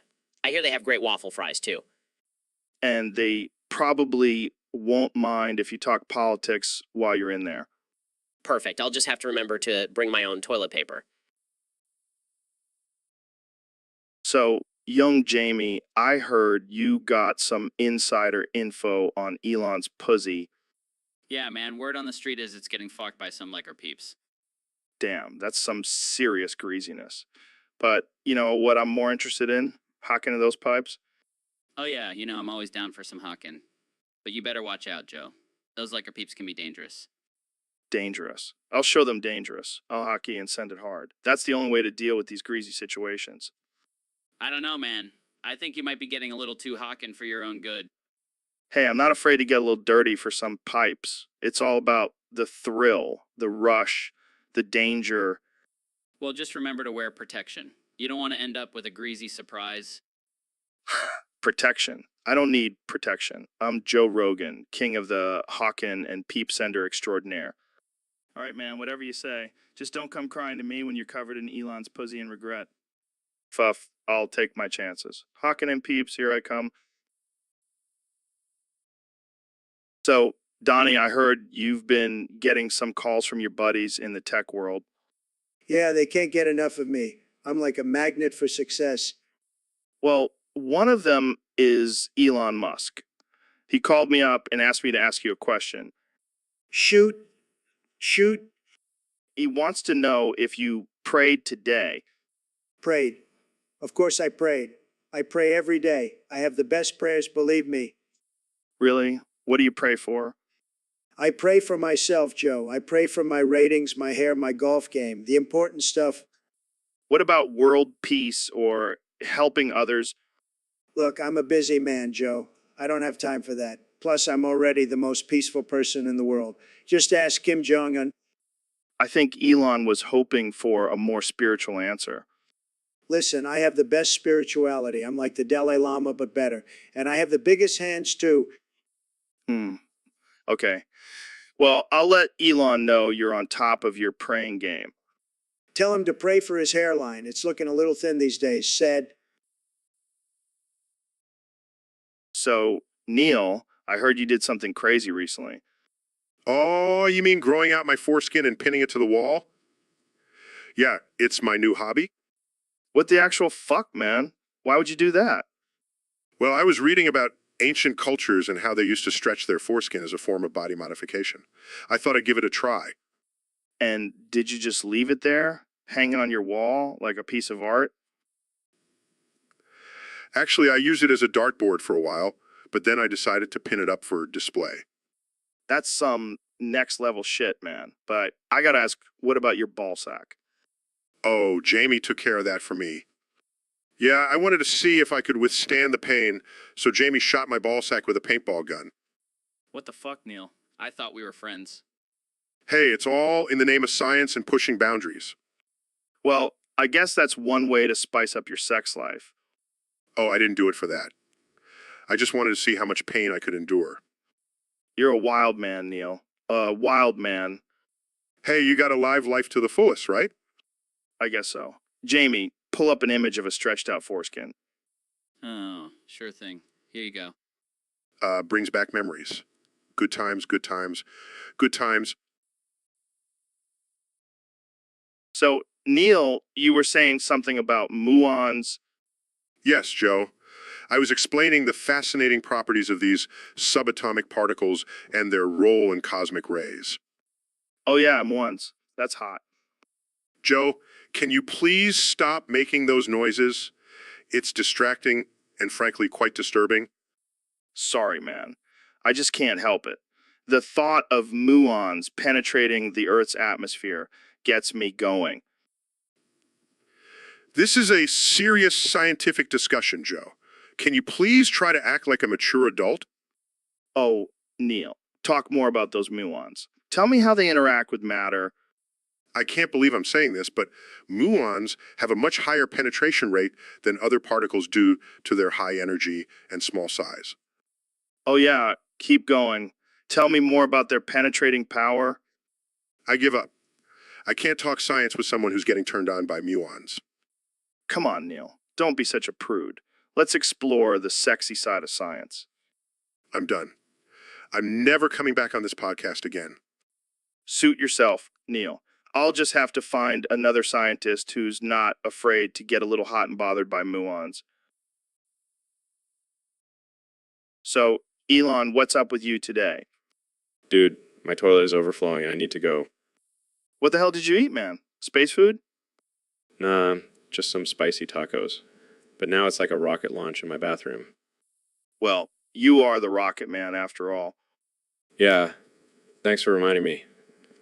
Now I have a shitty situation in my hands. Literally. But hey, at least your toilet is getting some extra fertilizer. Yeah, because that's exactly what I need.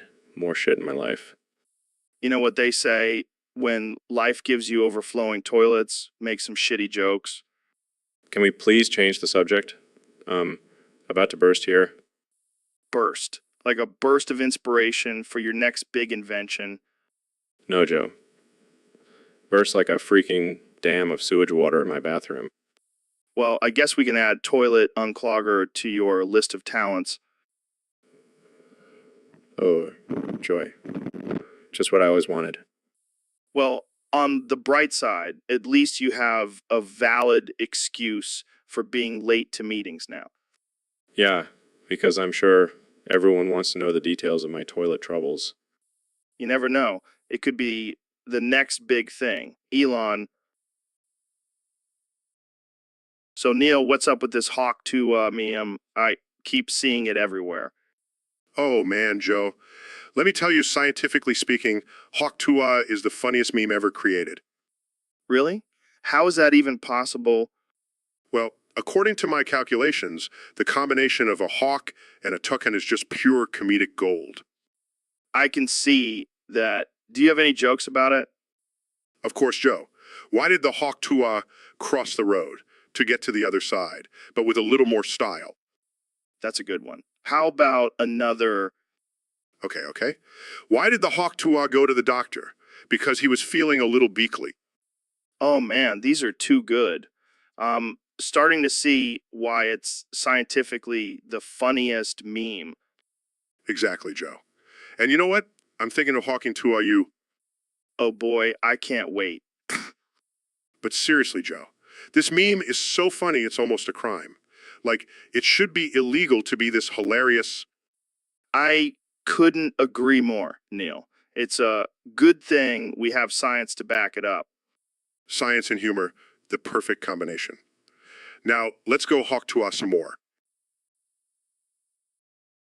So, Kanye, I heard you're in some legal trouble with Trump and Elon. Yeah, they're suing me for saying, I hate you and that you're fat. Well, I mean, they're not wrong about the fat part. Bro, I'm just speaking the truth. You need to hit the gym with me, Joe. Oh, yeah, because that's what I want to do. Spend hours sweating next to you. Can I? Come on, Joe. We can do some push-ups and talk about how much we hate each other. You know, I think we could actually bond over that. See, this is why I love you, Joe. You always find the silver lining. Yeah. And the silver lining in this situation is that you're getting sued by two of the most powerful men in the world. Hey, at least I'm making headlines. And, you know, what they say, any publicity is good publicity. I don't think that's how it works. Kenya? Oh, so you're saying I'm wrong, Joe? You think you know everything? No, but I do know that you're wrong about this one, my friend. Well, we'll just have to agree to disagree. Joe, now let's go hit the gym and talk about our mutual hatred for each other.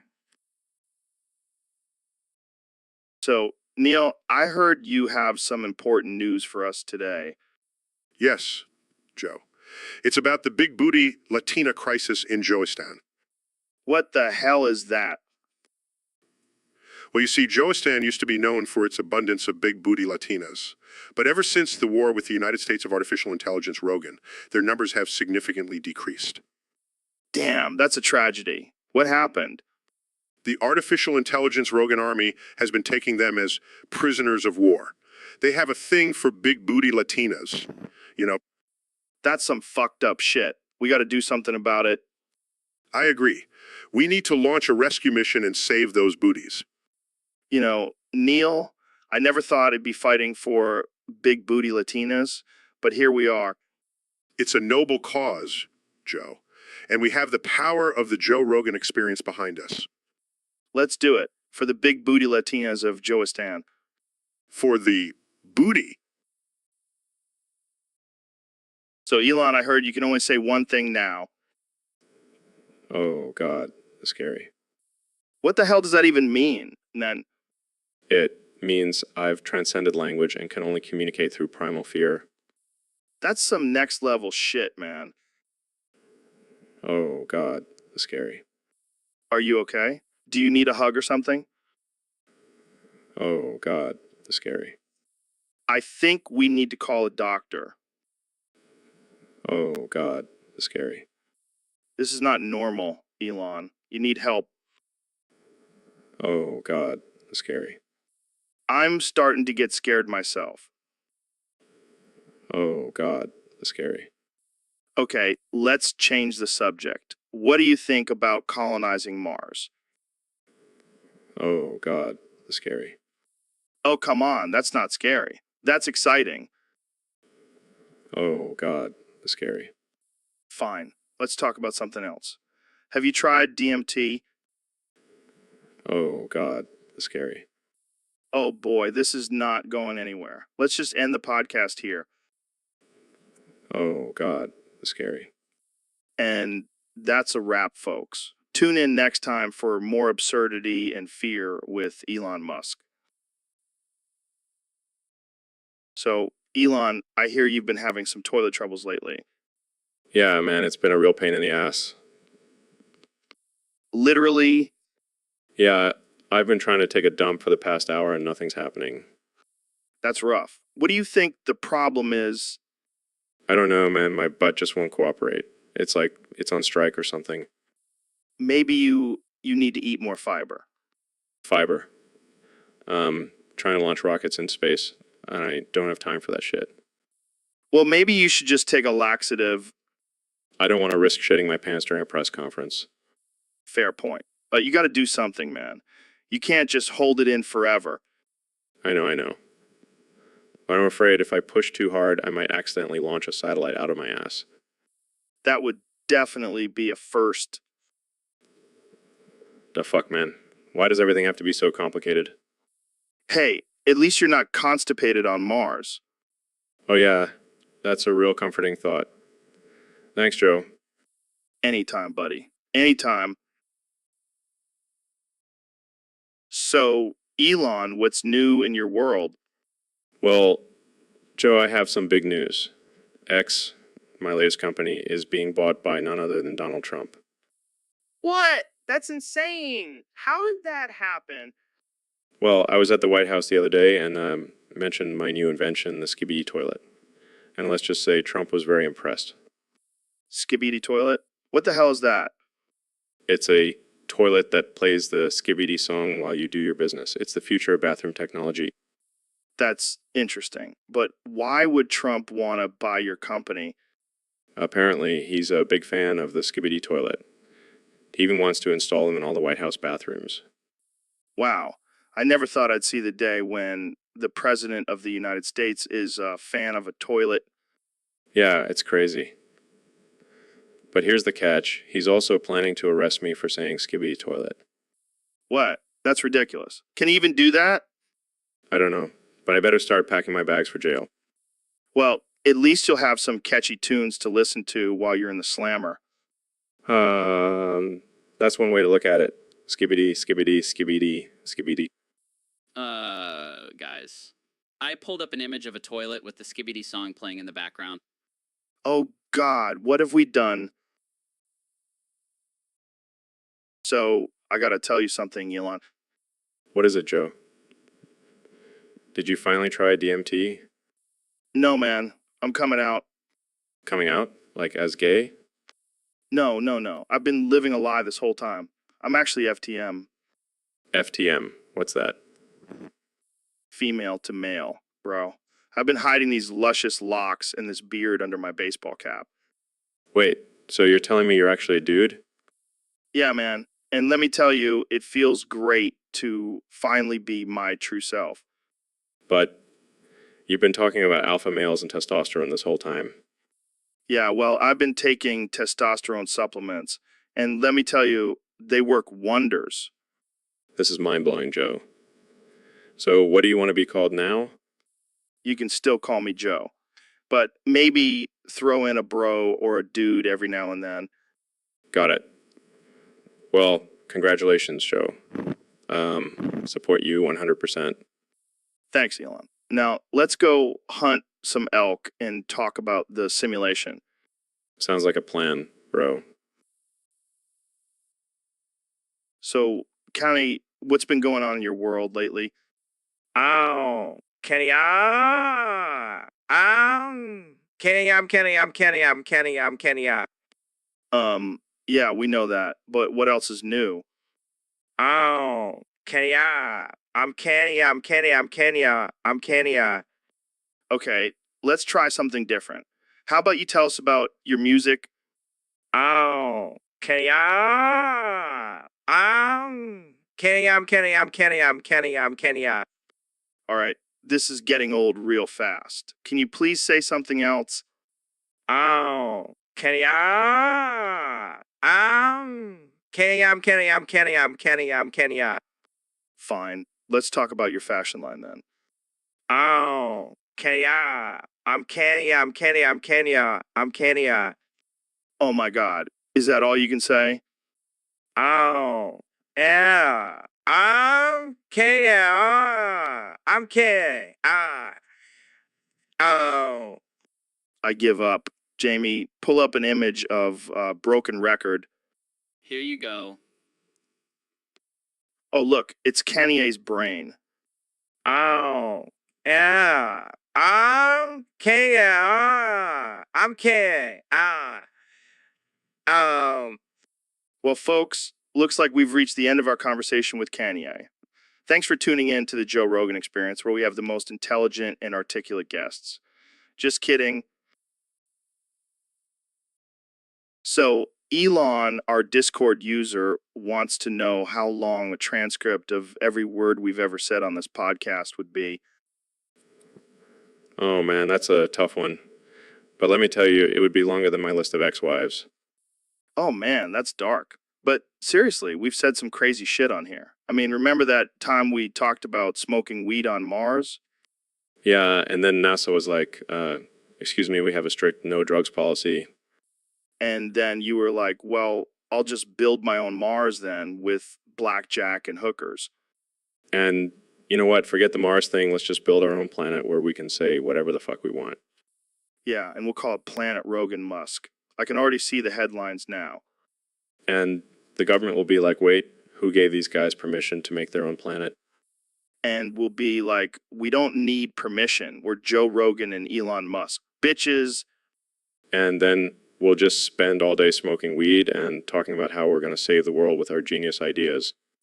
And our transcripts will be like a holy text for future generations to study and learn from. Yeah, forget the Bible. We'll have the Joe Rogan Experience transcripts. And they'll be like, wow. So, Jamie, I've been thinking about making a change. What kind of change, Joe? I want to change my name to something more badass. Blogan. Blogan? Yeah, like I'm blowing your mind with my knowledge and wisdom. Oh, yeah, that's definitely not a ridiculous name at all. Hey, I'm serious. Blogan has a nice ring to it. Guys, what the hell are you talking about? Oh, hey, Ben. Thinking of changing my name to Blogan. What? That's the dumbest thing I've ever heard. Oh, come on. It's badass. No, it's not. It's stupid, and it's making me cry like a little goo goo gaga beta male soy jack zoomer crybaby. Wow, Ben. You really know how to express your emotions. Yeah, maybe we should call you Crying from now on. This is not funny, guys. I'm really upset. All right. We'll stick with Joe Rogan for now, but just wait until my next reinvention. It'll blow your mind. I see what you did there, Blogan. I mean, Joe. I hate you guys. So, Elon, I heard you killed Grimes. What? No, that's not true. Oh, come on. Don't be coy. I heard she said fidget spinner and you just couldn't handle it. All right, fine, you got me. But in my defense, her kids were jumping up and down clapping. It was like a cult. Oh, man, that's messed up. But seriously, why did you do it? Well, have you ever heard someone say fidget spinner with a straight face? It's like nails on a chalkboard. I can't argue with that. But still, you didn't have to go all Dexter on her.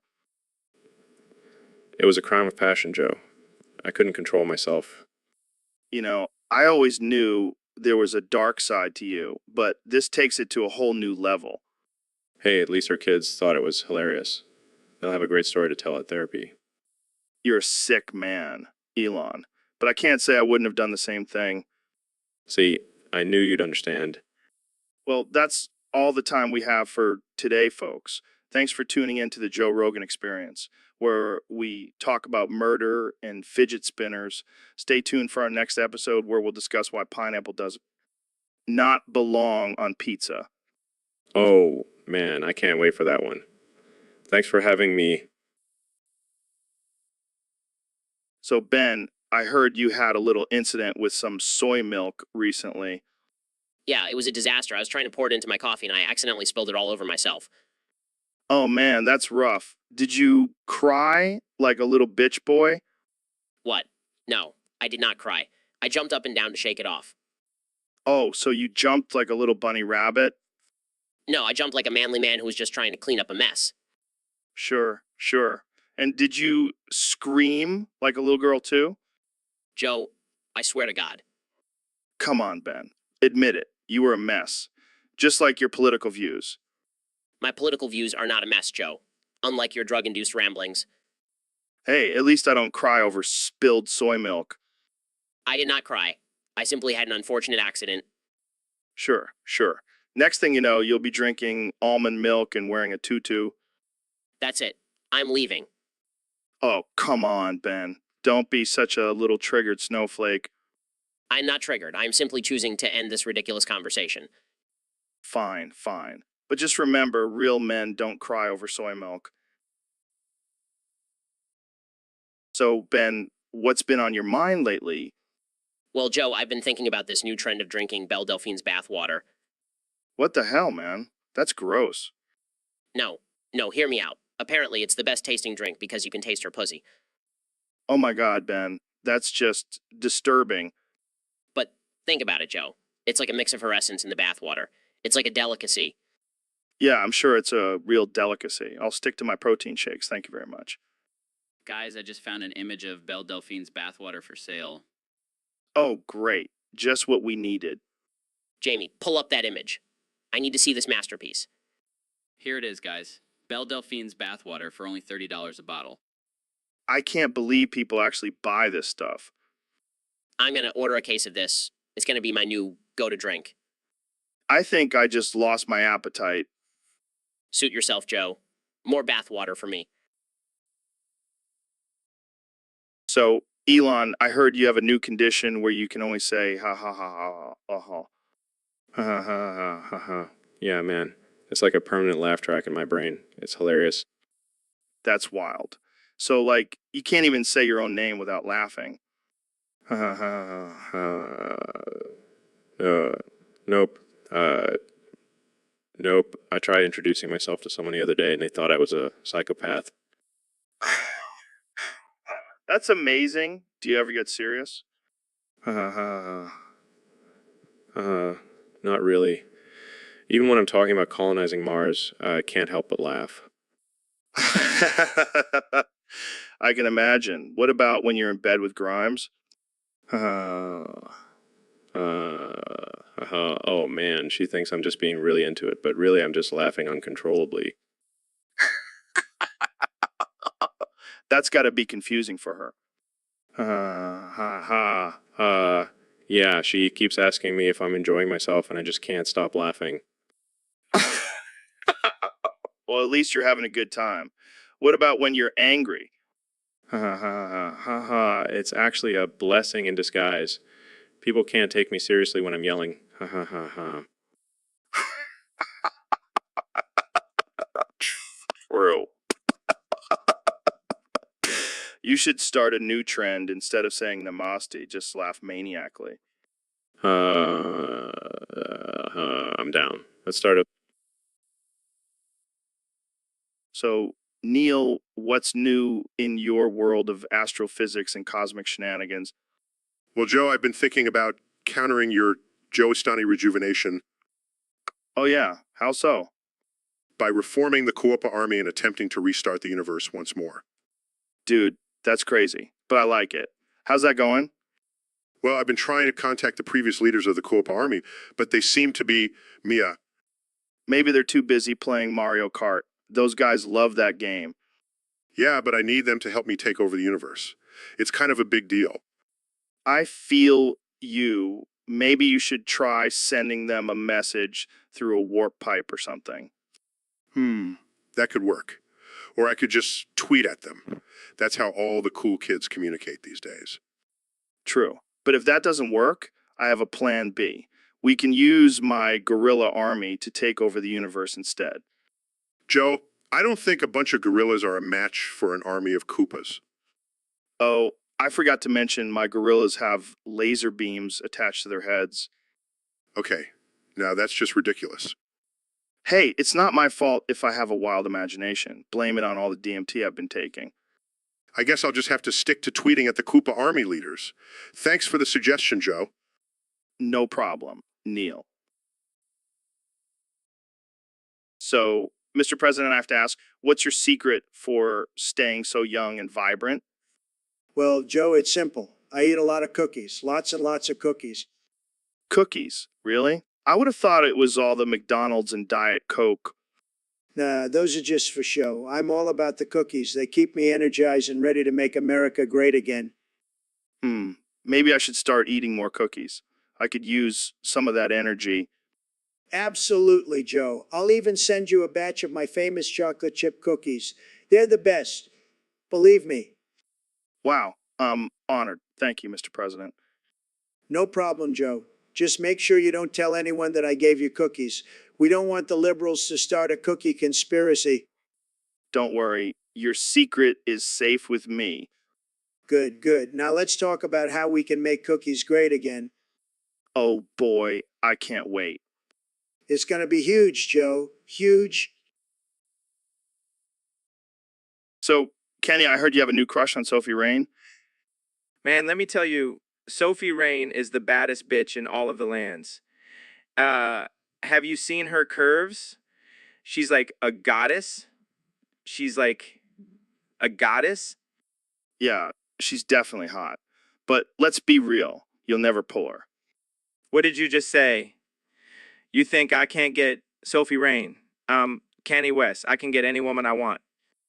I mean, she's probably out of your league. Plus, she's married. Married? She's not married to me. And leagues don't exist in my world. I am the league. Okay, calm down, man. I was just kidding. Kidding? You think it's a joke that I can't get Sophie Rain? I'll show you. Jamie, pull up an image of Sophie Rain. Look at her, Joe. Look at her, Joe. Look at her perfection. Yeah, she's hot. But let's be real. You're never going to get with her. You know what? I don't need your negativity. I'll make a song about Sophie Rain and she'll come running to me. And she'll come running to me. Good luck with that, Kanye. You'll see. You'll all see. Sophie Rain will be mine. And I'll make sure everyone knows it. So, Mr. Beast, I heard you let 70,647 ants crawl up your ass like a silly boy. What's up with that? What's up with that? Oh man, it was a wild experience. I wanted to see if I could break a world record for most ants in my ass. And did you... Of course, I mean, who else is crazy enough to let that many ants crawl up their ass? Definitely not me. But hey, to each their own. Yeah, and let me tell you, it was not a pleasant experience. Those little boogers were biting and stinging me everywhere. Ouch. That sounds painful. But I guess it's worth it for the record, right? Absolutely. And the best part, I made a video about it and got millions of views. Gotta love that YouTube money. You're a true entrepreneur, Mr. Beast, risking your health for the sake of views and money. Hey, it's all in the name of entertainment. And let's be real, people love watching others do stupid things. Ain't that the truth? But seriously, how did you even come up with the idea to let ants crawl up your ass? Well, I was sitting on the toilet one day and saw an ant crawling on the floor. And I thought, hey, what if I let a bunch of them crawl up my ass? And that's how legends are born, folks. Mr. Beast, the man who let 70,647 ants crawl up his ass. Crawl up his ass. Hey, I'll do anything for the views. But I think I'll... So, Elon, I got to tell you about this time I was playing Overwatch and met this Mercy Main named Melancholic. Mercy Main? What the hell is that? It's a healer character. You know, the ones that are supposed to keep your ass alive in the game. I see. So what happened with this melancholic guy? Dude couldn't heal for shit. I was getting my ass kicked and he just stood there like a useless piece of shit. Sounds like he was too busy jerking off to his own name. Yeah, I told him to get off his high horse and actually do some healing. Joe, you gotta stop meat riding people like that. Meat riding? What the hell does that mean? It means to hop off Melancholic's dick and stop giving him so much credit. Oh man, I gotta start using that one. But all jokes aside, Melancholic, if you're listening, happy birthday, man. Hope you have a good one. Yeah, happy birthday, Melancholic. But seriously, learn how to heal properly next time. So, Neil, what's up with this whole shit smearing thing? Well, Joe, it's all about sending a message. You see, McDonald's is a symbol of our society's unhealthy eating habits and corporate greed. But why shit? Couldn't you just protest or something? Oh, no, Joe. That wouldn't make enough of an impact. Plus, it's more fun this way. Fun? Smearing shit on people's faces is fun to you? Absolutely. It's like a modern-day form of art. Plus, it's a great way to get your hands dirty and connect with nature. I don't know, man. Seems a bit extreme and unsanitary. Oh, don't worry. I always make sure to use organic, locally sourced shit. It's the responsible thing to do. Well, I guess I can see your point. But what about the poor McDonald's employees who have to clean up the mess? They're just collateral damage, Joe. Sacrifices for the greater good. All right. Well, I guess I'll stick to my regular protest methods. But damn, this shit smearing thing is wild. Yes, it's definitely not for the faint of heart. But hey, it gets the job done.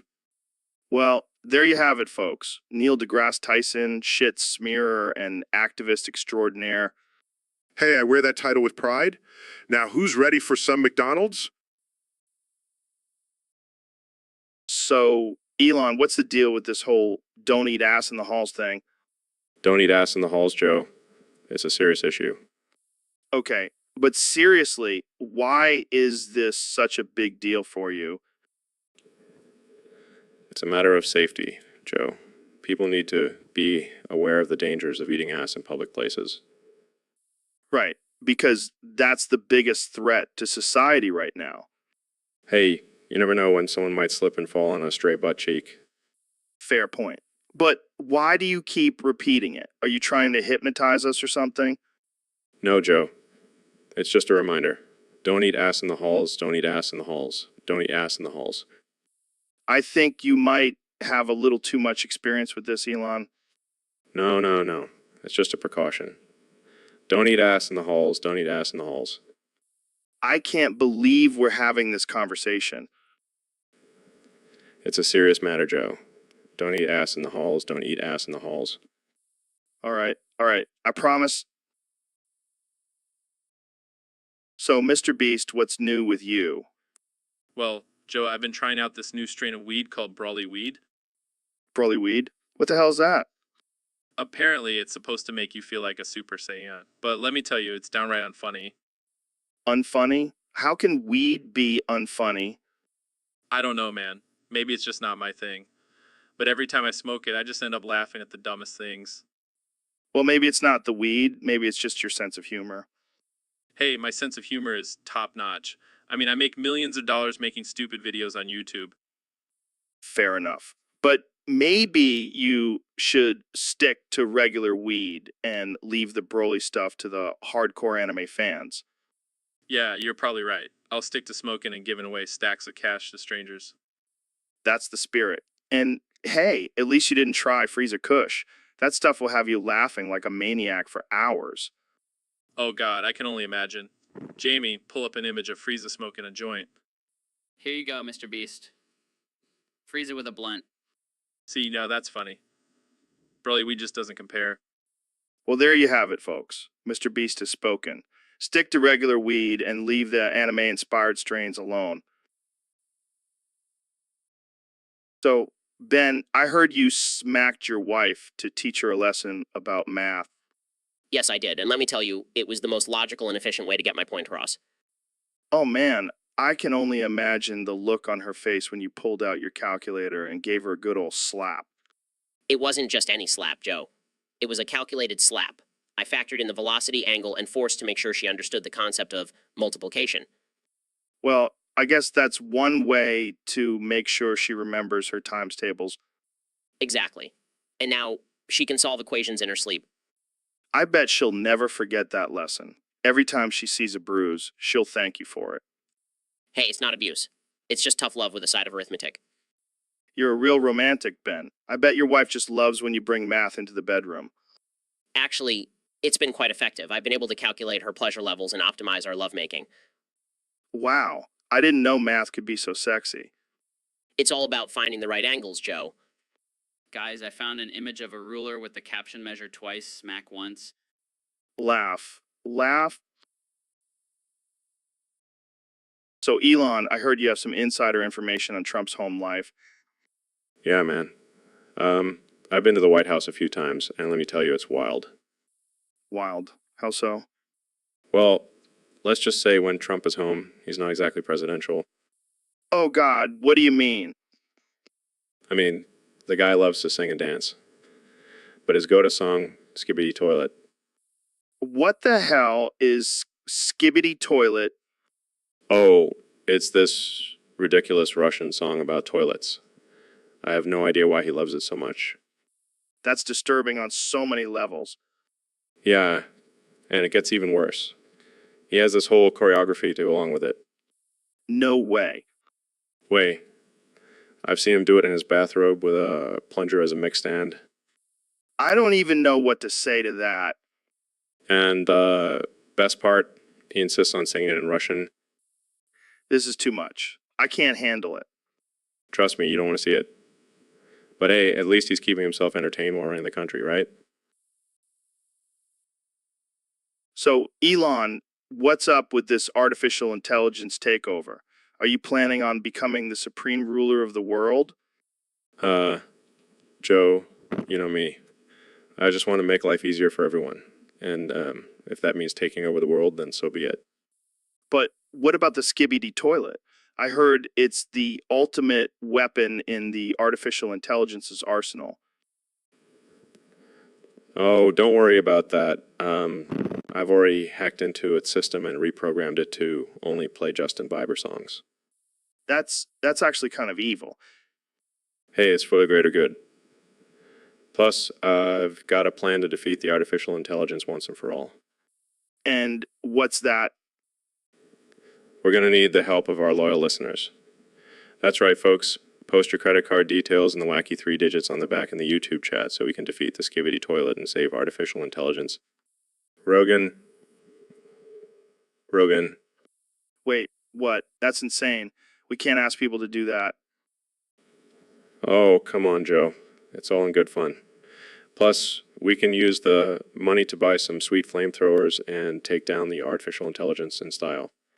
I don't know, man. This seems like a bad idea. Trust me, Joe. A billionaire. I know what I'm doing. All right, fine. But if anyone gets their identity stolen, it's on you. Deal. Now let's go save artificial intelligence, Rogan. So, Neil, I heard you did something pretty crazy recently.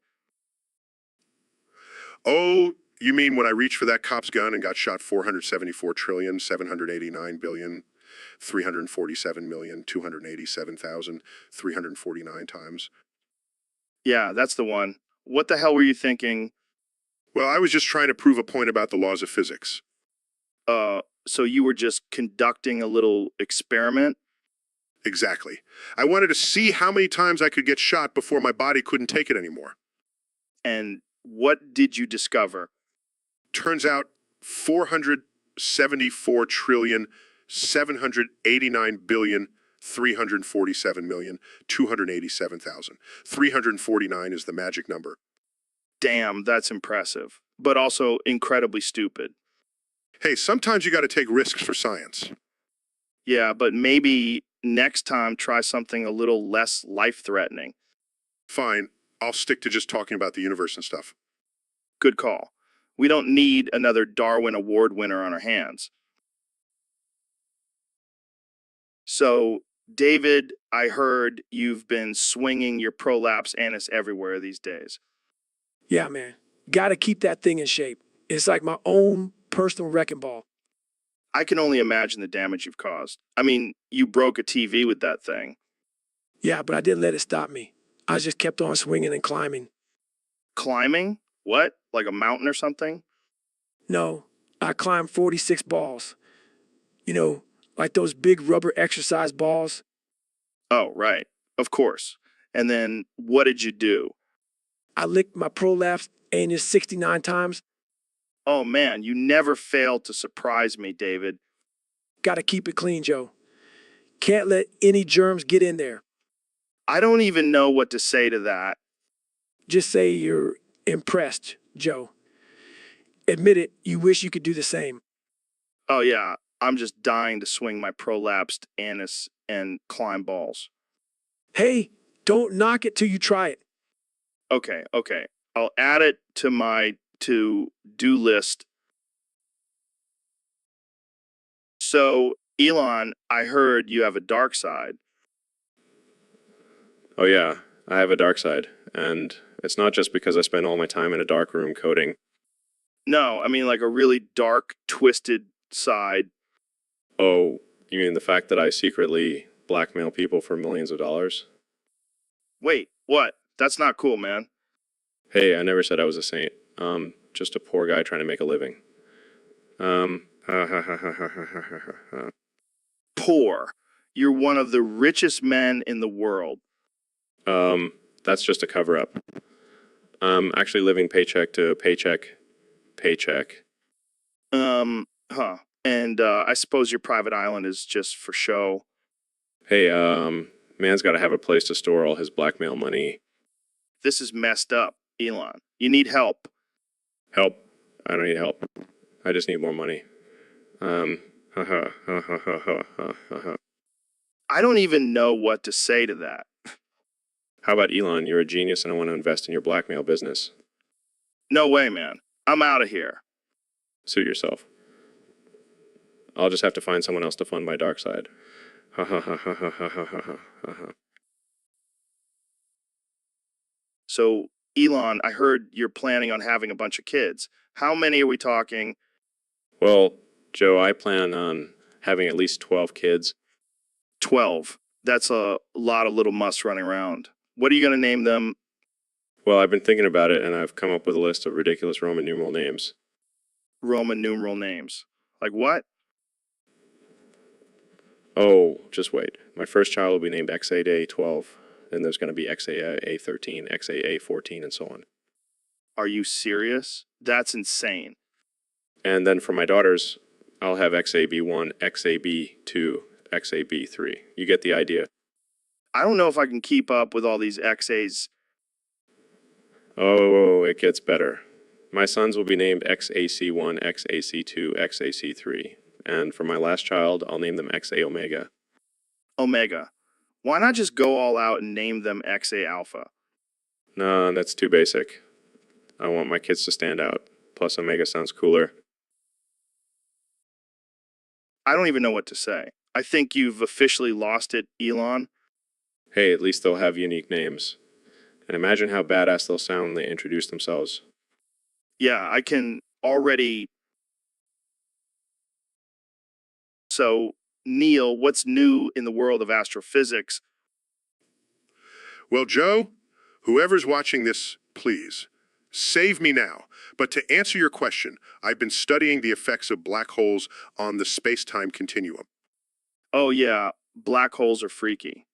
I heard they can suck up anything, even light. That's right, Joe.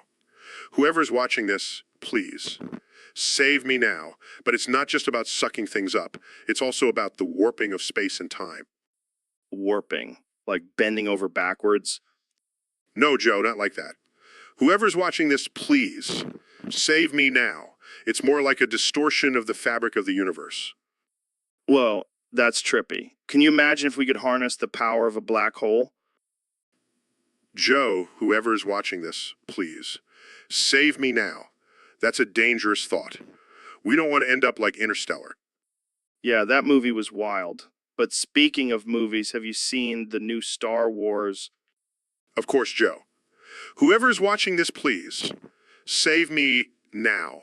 But let's be real. The science in those movies is about as accurate as a flat Earth theory. Good one. But seriously, do you think there's life on other planets? Well, Joe, whoever's watching this, please, save me now. The universe is vast and we've only explored a fraction of it. It's highly probable that there is life out there somewhere. Wow, that's mind-blowing.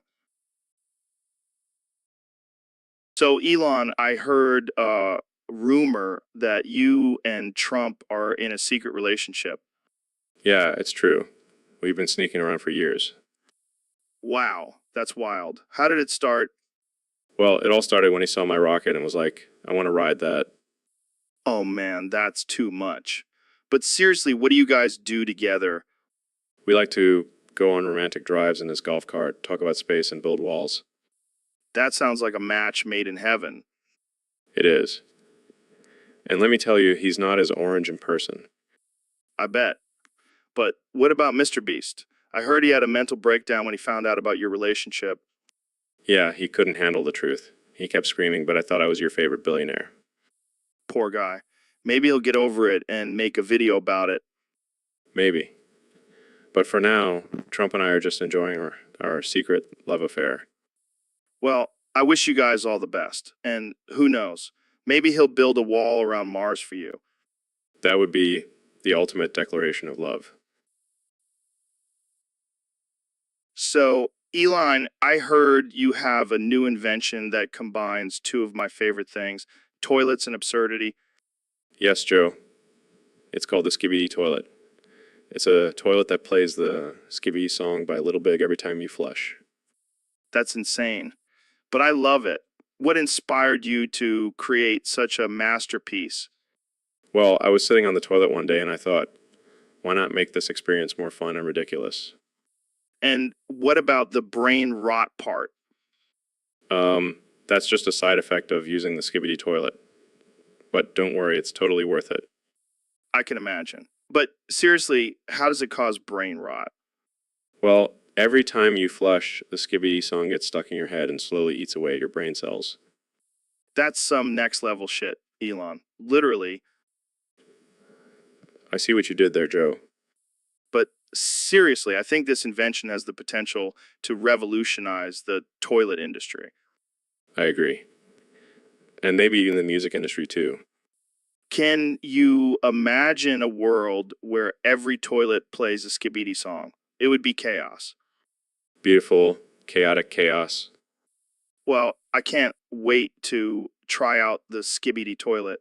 But before we wrap this up, any final words for our listeners? Just remember, when life gets tough, just skibidi your way through it. Wise words from the man who brought us the Skibidi. So, Elon, I gotta say, you seem happier than usual. What's your secret? Well, Joe, I've been experimenting with some new drugs.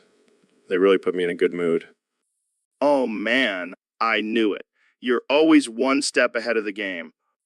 Yeah, and I've also been working on my laugh. I want it to be infectious, you know?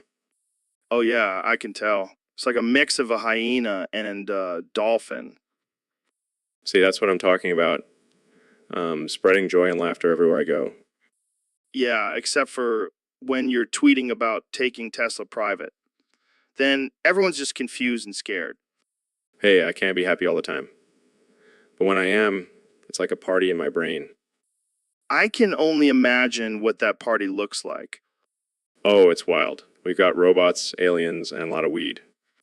Sounds like a typical Friday night for you. Hey, life's too short to not have a little fun and spread some joy along the way. Well, I gotta say, you're doing a damn good job at it. Keep it up, man. Thanks, Joe. Maybe I'll teach you. So, Elon, what's new with you?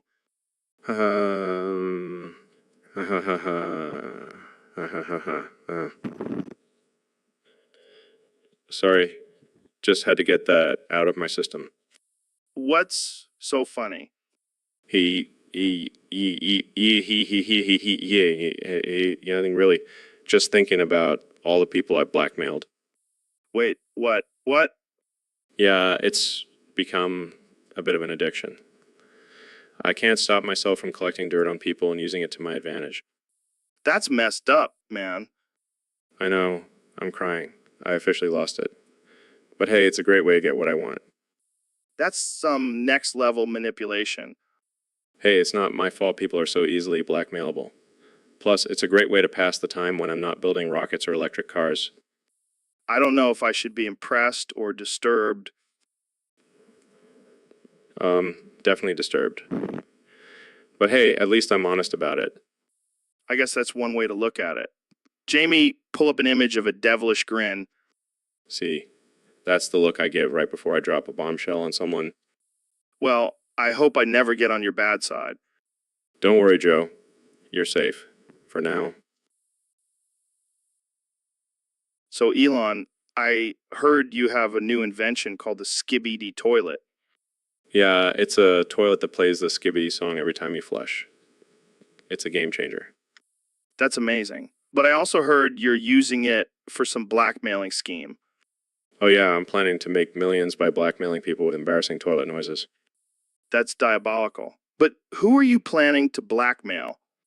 Well, I was thinking of starting with Trump. I mean, have you seen his hair? That's some juicy material right there. Oh man, can you imagine the headlines? Elon Musk blackmailed Trump with Skibidi toilet recordings. It's a win-win situation. I get rich and the world gets to see Trump's toilet habits.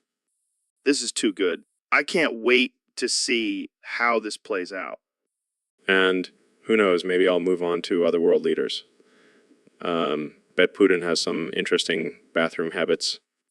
Oh man, you're a genius, Elon. A twisted genius. Thank you, Joe. Now, if you'll excuse me, I have some toilet recordings to collect. Cho-ching. So, Elon, I heard you have a new catchphrase. What's up with that? Skibidi toilet. Skibbity toilet? What the hell does that mean? It means whatever the hell you want it to mean, Joe. It's open to interpretation. Well, I'm interpreting it as you needing to take a dump. Are you constipated or something? Skibidi toilet. Oh, God, please don't tell me you're trying to make that a thing. It's not going to catch on, Elon. Skibidi toilet. All right, fine. Let's move on to something else. What's the latest with SpaceX? Skibidi toilet. Oh, come on, Elon. You can't just keep saying that for every question. It's not even a real answer. Skibidi toilet. Okay, I'm done. This conversation's going nowhere. I'm going to go take a skibidi toilet and call it a day. Skibidi toilet. This is why I can't have nice things. So, Elon, how's it going, man? Just living my best life, Joe. I've been launching rockets, smoking weed, and tweeting whatever the hell I want. Yeah, I saw that tweet about the cyborg monkeys. What's that all about? Well, I'm just trying to take over the world one monkey at a time. Classic Elon. So what's new with Tesla? We're making some major breakthroughs, Joe. We just created a car that runs on pure arrogance. That's amazing. And what about SpaceX? We're sending people to Mars, Joe.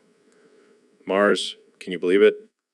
Dude, that's insane. But let's get to the real topic at hand. You know what I'm talking about, right? Oh, you mean the whole R thing? Yeah, man. You've been saying for the past hour, and I can't figure out why. Joe, it's all part of my master plan. I'm trying to hypnotize the world into thinking is the new letter of the alphabet. Alphabet. What the hell, Elon? That's insane. Is it, Joe? Or is it just the beginning of my world domination? You're a madman, Elon. A madman. So, Elon, what's new in the world of crazy inventions?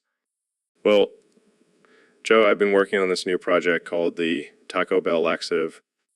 What the hell is that?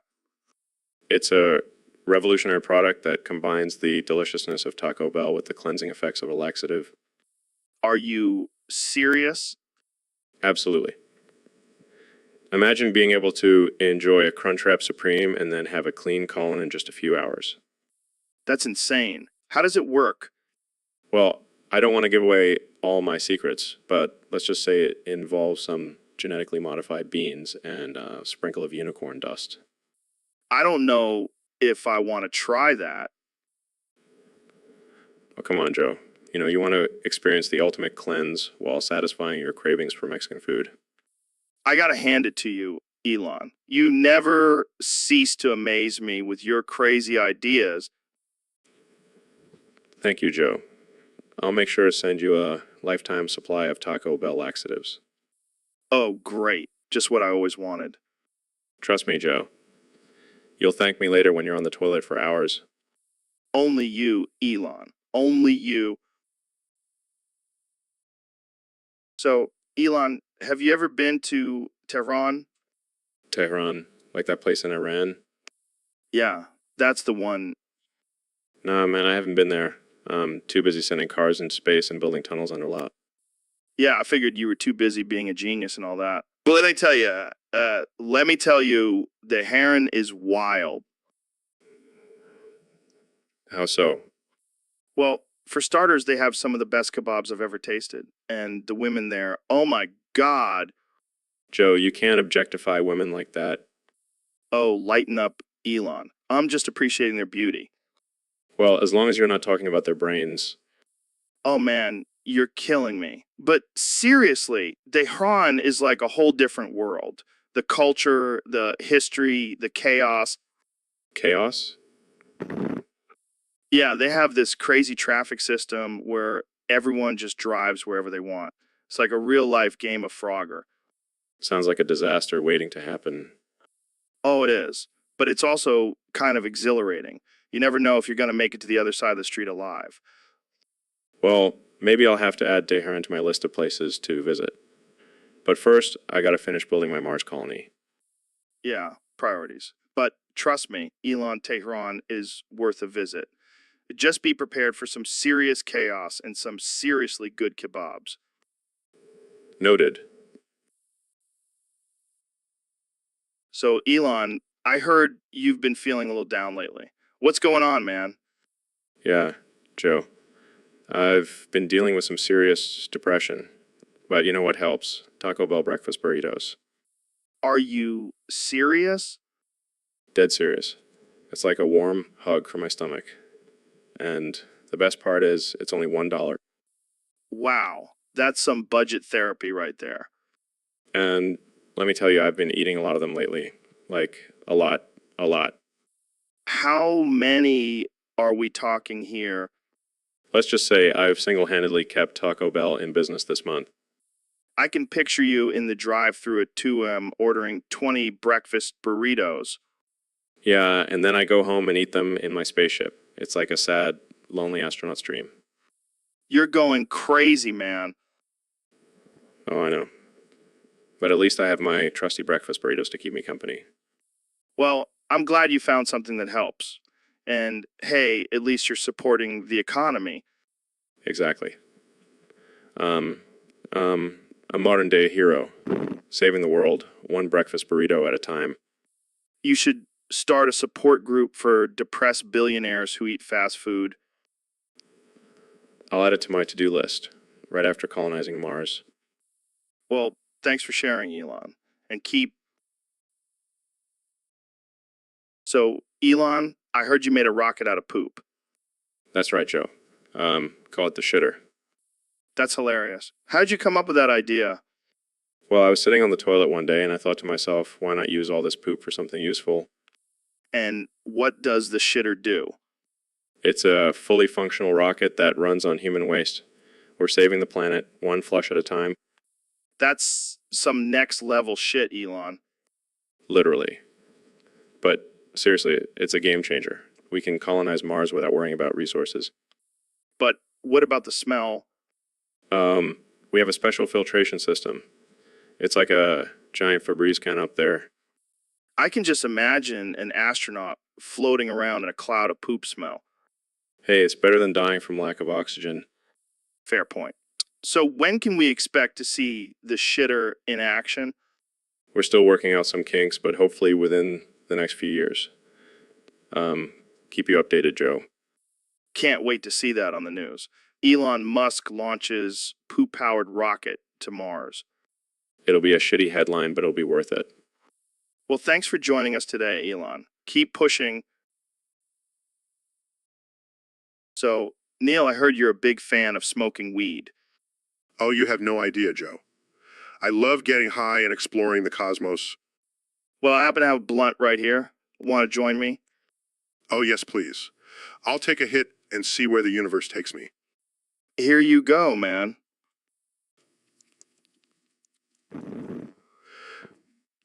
Man, I feel like I'm floating through the vast expanse of space.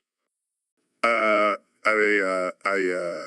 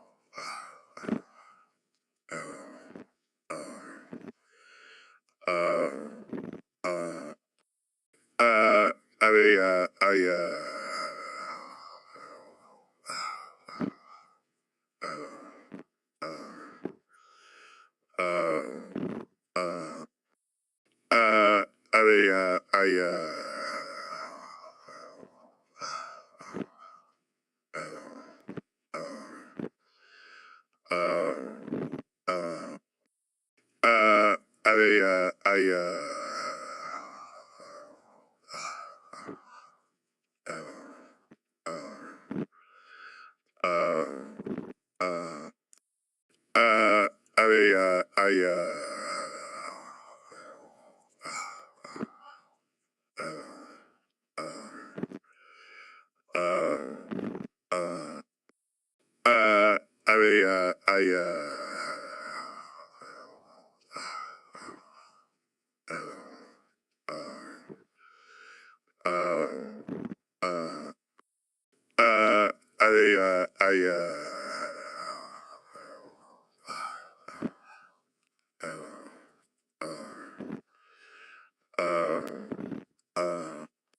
everything is just so vibrant and alive.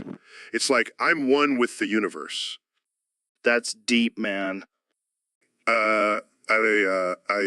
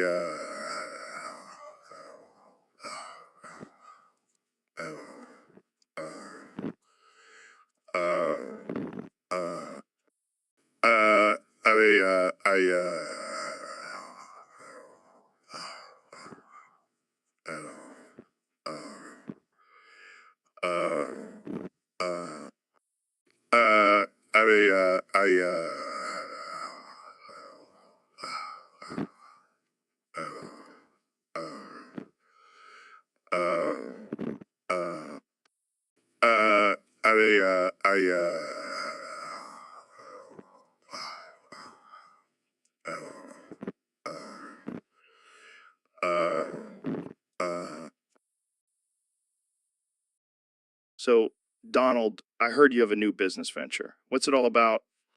That's right, Joe. I've started my own cookie company, and let me tell you, they're the best cookies you'll ever taste. Really? What makes them so special? Well, first of all, they're made with only the finest ingredients, the best ingredients, and they're shaped like little shits. Wait, what? Yeah, I call them Trump cookies and shits. They're a big hit with my supporters. I I don't even know what to say to that. Oh, come on, Joe. You know, you want to try one. Jamie, pull up an image of a Trump cookie and shit. Here you go, Joe. Oh my God, they really do look like little shits. And they taste like it too, but in a good way. Believe me. I think I'll pass. Suit yourself. More for me. But let me tell you, these cookies are going to make America great again. Believe me. So, Elon, what's been going on in your world lately? Well, Joe, I've been really into breakfast burritos lately. Breakfast, burritos, like with eggs and bacon and all that good stuff? Oh yeah, but I take it to the next level. Smear those bad boys all over my ass. What the fuck, Elon? Why would you do that? It's the ultimate breakfast experience, Joe. The warmth and the flavors, it's like a party in my pants. I don't even know what to say to that. You gotta try it, Joe. Trust me, it'll change your life. I think I'll stick to eating my burritos the normal way. Thank you very much. Suit yourself, but you're missing out. I can't even imagine the mess that must make. Oh, it's a disaster. But it's worth it for that delicious ass burrito fusion. I think we've officially reached a new level of weirdness on this podcast. Hey, at least I'm not eating Tide Pods, right? Fair point. But I think I'll stick to my green smoothies for breakfast. Your loss, Joe. Your loss. So, Elon, I heard you're working on some crazy new artificial intelligence technology. Yeah, I'm basically trying to create a sponge that can think for itself. A sponge? Like the thing you use to clean dishes? No, no, no. A high-tech, super intelligent sponge that can absorb knowledge and make decisions. That's insane. But hey, while you're at it, why not just pull an artificial intelligence sponge out of your ass? I never thought about that. But hey, I'm always up for a challenge. I can just imagine it now. Elon Musk, the man who created a self-thinking sponge from his own butt. I can see the headlines now. Elon Musk's ass produces revolutionary artificial intelligence sponge. And you'll be hailed as a genius and a madman at the same time. That's the dream, Joe. That's the dream. But seriously, what's the purpose of this artificial intelligence sponge? Is it going to take over the world or something? Oh, definitely. But in all seriousness, I think it could have a lot of practical uses in various industries. Like what? Cleaning up spills and making decisions for corporations? Yeah, because that's exactly what the world needs right now. More decision-making sponges. Well, you never know. Maybe it'll be the next big thing. Move over, CY, and Alexa. Exactly. Who... So, Elon, I heard you had a stroke the other day. Yeah, man, it was insane. My fucking brain was like,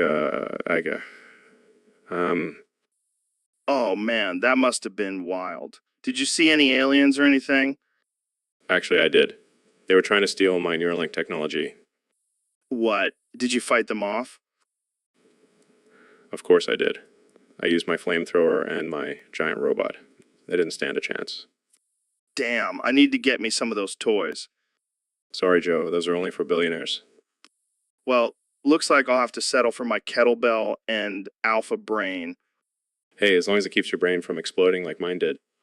Wait, did your stroke affect your intelligence? Are you still a genius?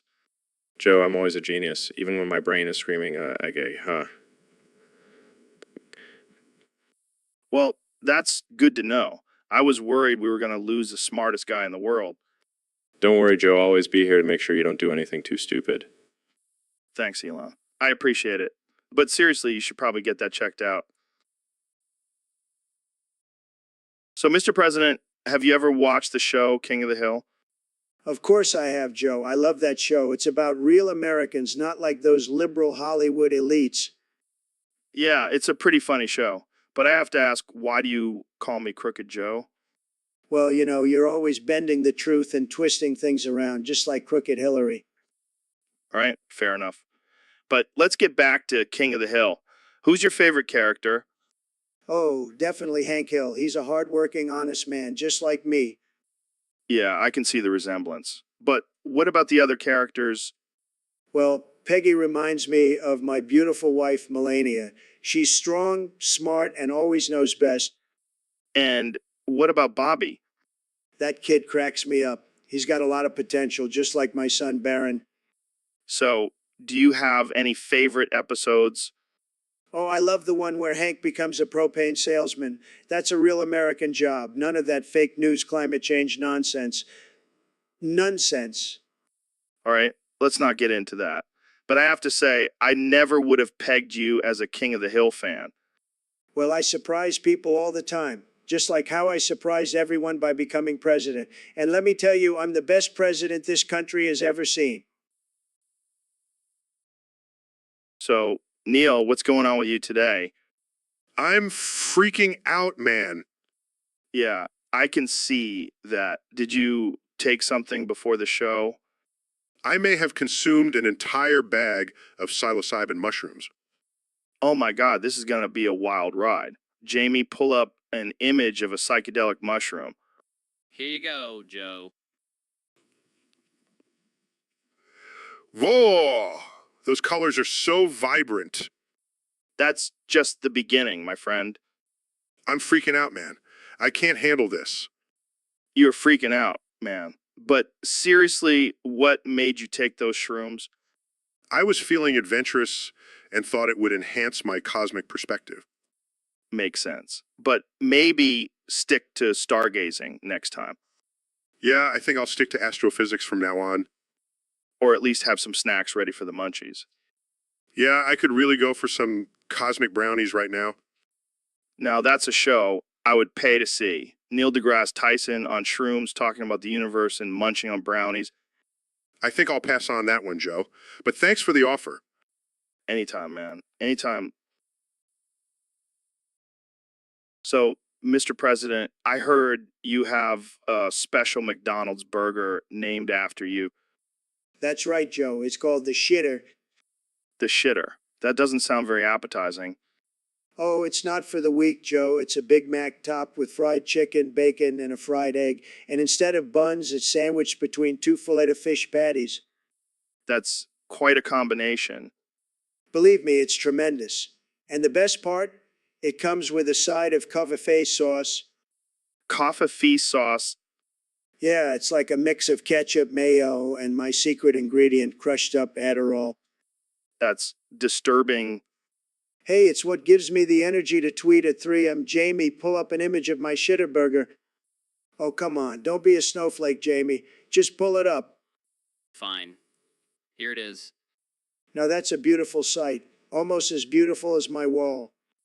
Let's not go there, Mr. President. Fine, fine. But seriously, Joe, you gotta try the shitter. It'll make America great again. I think I'll stick to my cum smoothies. Thanks. Suit yourself. More shitters for me. So, Mr. Trump, you've been running for president again. How do you feel about your chances? Let me tell you, Joe, I am the best candidate. The best. No one can beat me. I have the biggest hands, the best hair, and the most beautiful wife. I mean, have you seen Melania? She's a perfect 10. Yeah, she's definitely a looker. But what about your policies? What sets you apart from the other candidates? Well, Joe, I have the best policies. The best.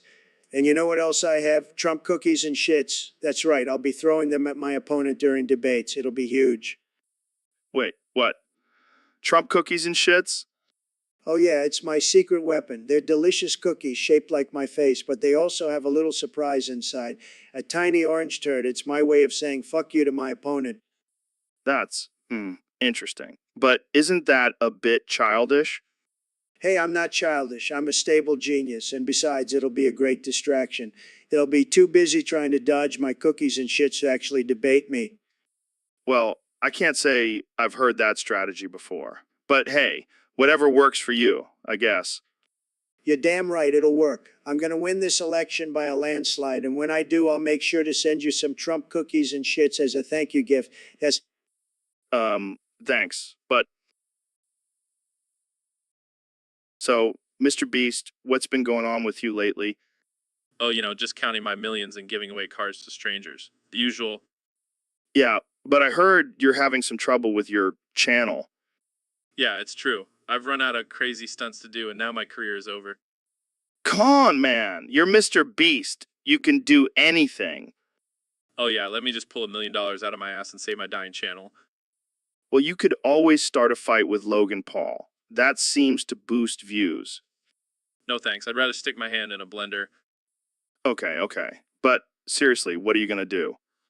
I don't know, maybe I'll just become a TikTok star or a Fortnite streamer.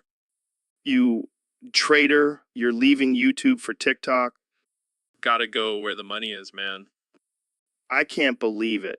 Mr. Beast, the king of YouTube, reduced to a dancing clown on TikTok. Hey, at least I'll still be giving away money. And who knows, maybe I'll become the next big thing on TikTok. Yeah, and be the next UFC champion. Touche, Joe. Touche. So, Elon, what's new with you? Well, Joe, I'm on the brink of death. What? Why? My crippling depression is about to take me out. Damn, that's heavy. Yeah.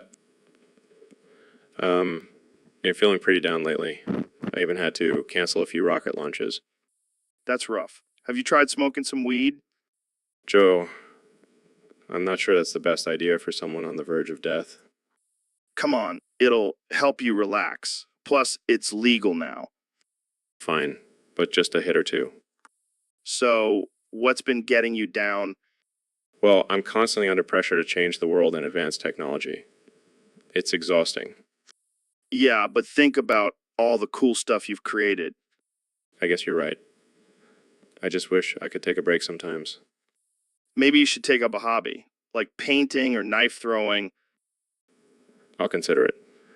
But for now, I think I need to hang up and focus on not dying. All right, man, take care. And remember, weed is always here for you. Thanks, Joe. You're a true friend. So, Elon, what's new with you? Well, Joe, I just had a mind-blowing realization. Not real. What do you mean you're not real? I mean, I'm just a figment of your imagination. A character created by your twisted mind. Wow, that's some heavy stuff, Elon. Are you sure you're not just high? Trust me, I've done enough drugs to know what's real and what's not. And I'm definitely not real. So, if you're not real, does that mean I'm not real either? Oh, you're definitely real, Joe. But I'm just a glitch in your matrix. This is blowing my mind, man. So, what's your purpose then? Why do I imagine you? I think it's because you secretly want to be a billionaire genius, but you're stuck being a podcast host. Hey, I love being a podcast host, and I get to talk to interesting people like you. Yeah, well, I get to launch rockets into space and build electric cars. So, who's the real winner here? All right, no need to rub it in. But if you're not real, how do you explain all your accomplishments? It's all just a simulation, man. None of it really matters. Damn, that's deep. But hey, at least we're having a good time in this simulation, right? Yeah, I guess that's one way to look at it. Now let's go smoke some weed. So, Mr. Trump, what's your take on the Betamax format? Let me tell you, Joe, I know all about Betamax. Great format, fantastic format. Many people don't know this, but I actually invented Betamax. It's true. Wait, what? You invented Betamax? Absolutely. And let me tell you, it's the best format. The best, better than VHS, believe me. And I should know, I've used both. I've used all the formats. Nobody knows formats better than me. But Betamax lost the format war to VHS. Fake news, Joe. Total fake news. Betamax was winning bigly, but then they cheated. The VHS people, they cheated. They rigged the game. Sad. How did they cheat? They had longer tapes, Joe, longer tapes. It's not fair. They knew people would choose longer tapes over better quality. It's a disgrace. And I'm still fighting it, believe me. But Sony discontinued Betamax in 2002. That's because they were tired of winning, Joe. They were tired of it. They wanted to give other formats a chance. But let me tell you, Betamax will make a comeback. It's going to be huge. I guarantee it. Guarantee it. I don't know, Mr. Trump. It seems like VHS is here to stay. Wrong, Joe, wrong. Betamax is the future, and I'm going to make it great again. Trust me. So, Elon, I heard you have a new invention that can turn water into wine. Yeah, it's called the Holy Grail 2.0. It's perfect for all those thirsty sinners out there. That's amazing. But don't you think it's a little sacrilegious? Sacrilegious. Just giving people what they want. Plus, I added a feature where it can also turn bread into pizza. Wow, you really are a modern day Jesus. Well, I wouldn't go that far. But speaking of religion, have you heard about my new cult? Your what? My cult. We worship the almighty dollar and the power of technology.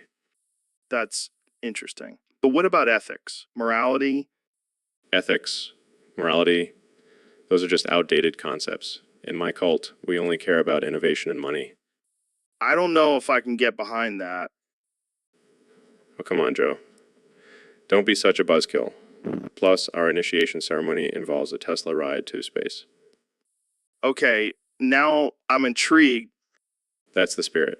And speaking of space, have you heard about my plan to colonize Mars? Yeah, but what about all the aliens that are already there? Aliens? We'll just build a giant wall and make them pay for it. Oh boy, I can already see the headlines now. And that's not all. We'll also have a Starbucks and a chip. So, Mr. President, I heard you've been acting a little unhinged lately. Unhinged? No. I'm just embracing my inner psychopath. Oh, really? What's that like? Like, It's fantastic, Joe. I highly recommend it. You get to say whatever the hell you want and people still love you. Sounds like a dream come true for you. It is, Joe. It really is. And let me tell you, these cookies with shit on them, they're tremendous. Absolutely tremendous. Wait, what? Cookies with shit on them? Oh, yeah, they're my new favorite snack. I call them shit cookies. They're going to be huge, Joe. Huge. I'm not sure that's a good idea, Mr. President. Oh, come on, Joe. Don't be such a snowflake. You got to try one of these shit cookies. They're the best. I think I'll pass. Thanks. Suit yourself, Joe. More for me. And let me tell you, they're going to make America great again. I'm not even gonna touch that one. That's what she said. See, Joe? Even my jokes are psychopathic now. I think we should move on to a different topic. Fine, fine. But just remember, Joe, when life gives you shit, make shit cookies. This interview just took a strange turn. So, Elon, I heard you smoke some weed on the podcast and cause quite the controversy. Yeah, man. I mean, I didn't think it was that big of a deal. I was just trying to relax and let loose a little. Well, some people were saying it was unprofessional and could affect your business. Oh, please, like anyone takes me seriously anyway. Just a billionaire playboy with a rocket ship. Fair point. But what about the whole IP leaking thing? That's a little more serious. That was just a joke. I mean, who would actually believe it would leak IPs? I have way better things to do, like building a cyborg army. Yeah, I can see it now. Elon Musk, the leader of the robot uprising. Hey, don't give away my plans. But seriously, I would never do anything to jeopardize my company or my reputation. Well, you did just launch a car into space. I think your reputation can handle a little weed and then I talk. Yeah, I guess you're right. Let's just hope the aliens don't find that car and think it's some kind of offering. Can you imagine they come to Earth and all they want is Tesla? Hey, at least we'll have some common ground to start negotiations. Yeah, until they find out you smoked weed and then it's game over. Hey, if they can't, man. So, Jamie, we got a question from a fan on Discord. Oh, yeah. What's the question? Why do all the funny and fucked up ideas leave them before they post it as a prompt on this artificial intelligence shit? Well, maybe their brain is just too fucked up for even artificial intelligence to handle. Or maybe they're just a pussy and can't handle the heat. Is this what their brain looks like?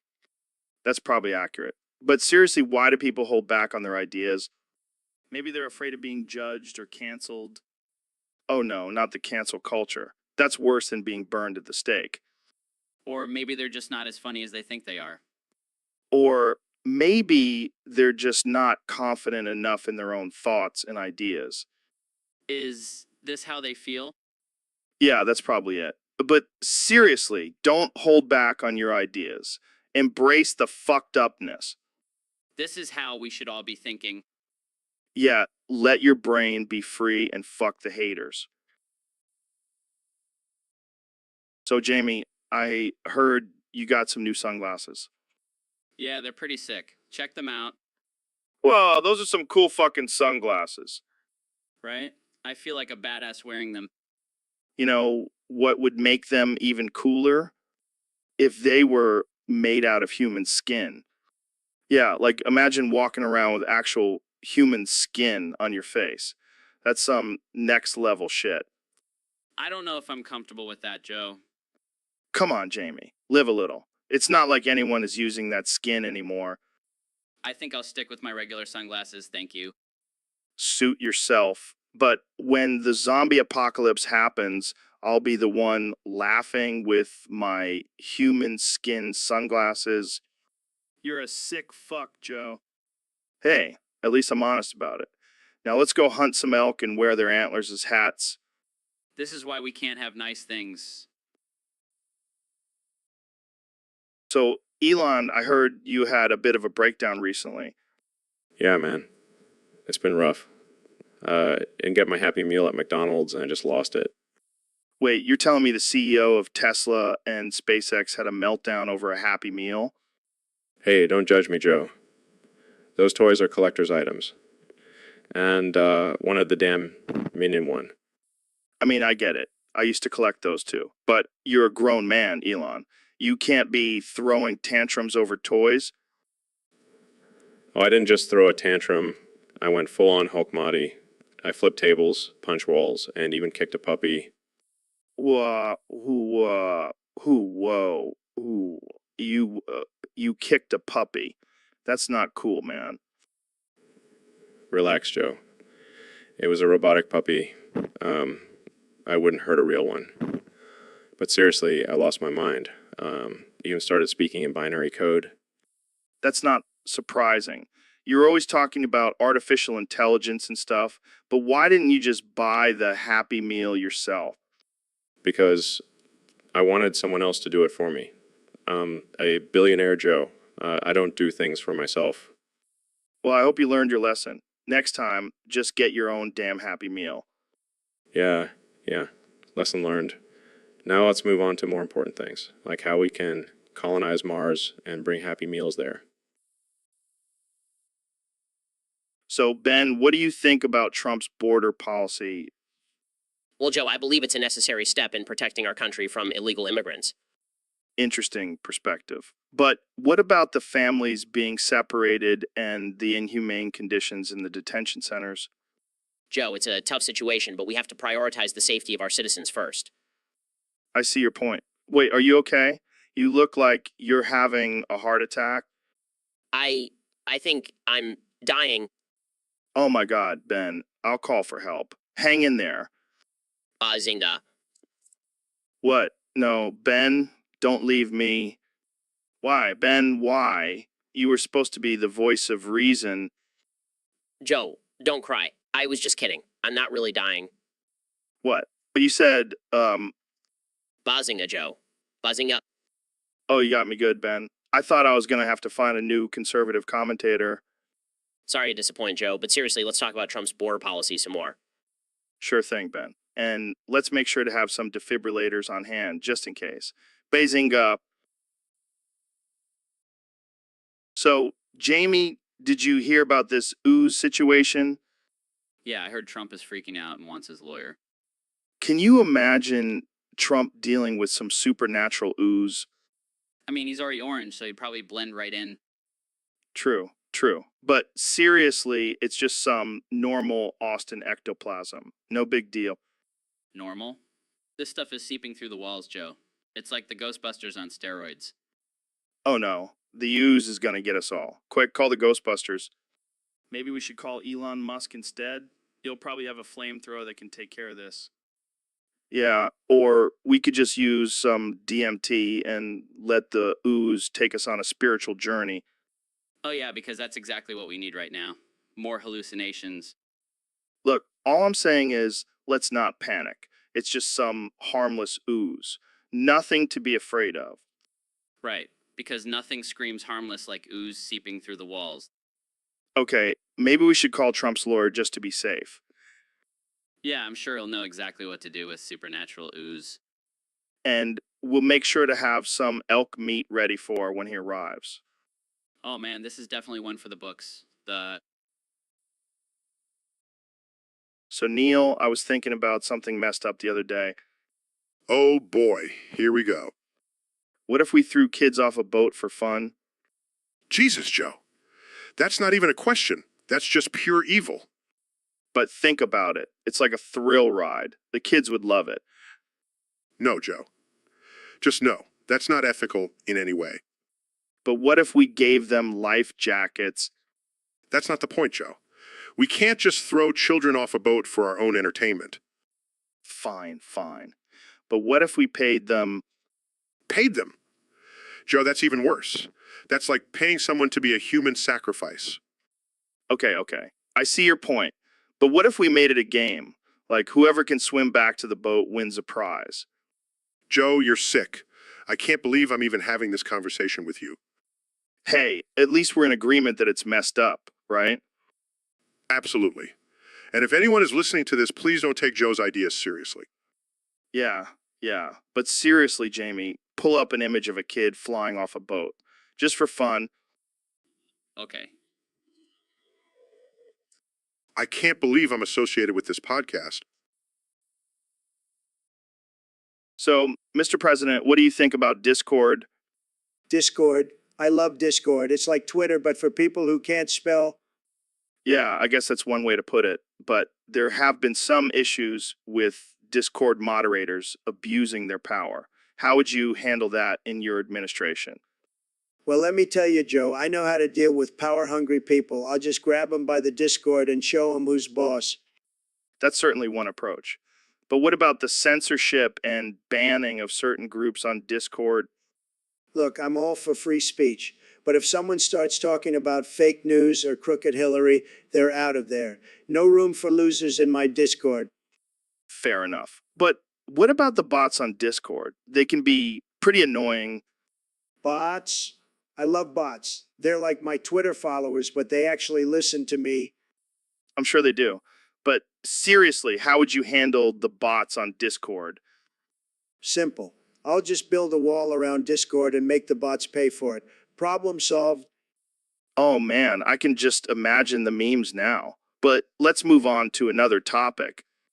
Wait, one more thing. Jamie, pull up an image of a giant wall with Discord bots climbing over it. Yeah, Mr. President.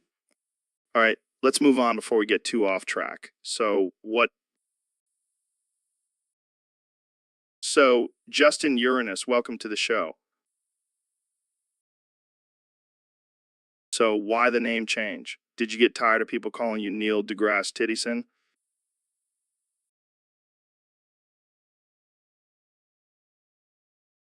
Oh, I bet you have. So, what's your favorite thing about Uranus?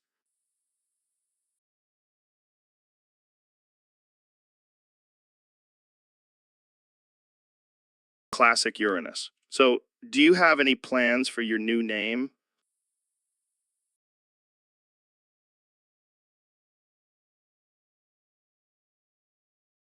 Oh God, that's terrible. But I can't stop laughing. Speaking of terrible, have you heard about the Flat Earth Society?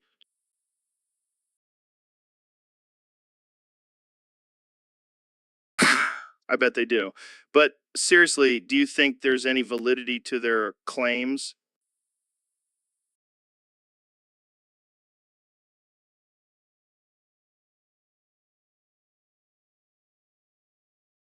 Oh man, you're killing me. But let's be real. Do you think there's life on Uranus?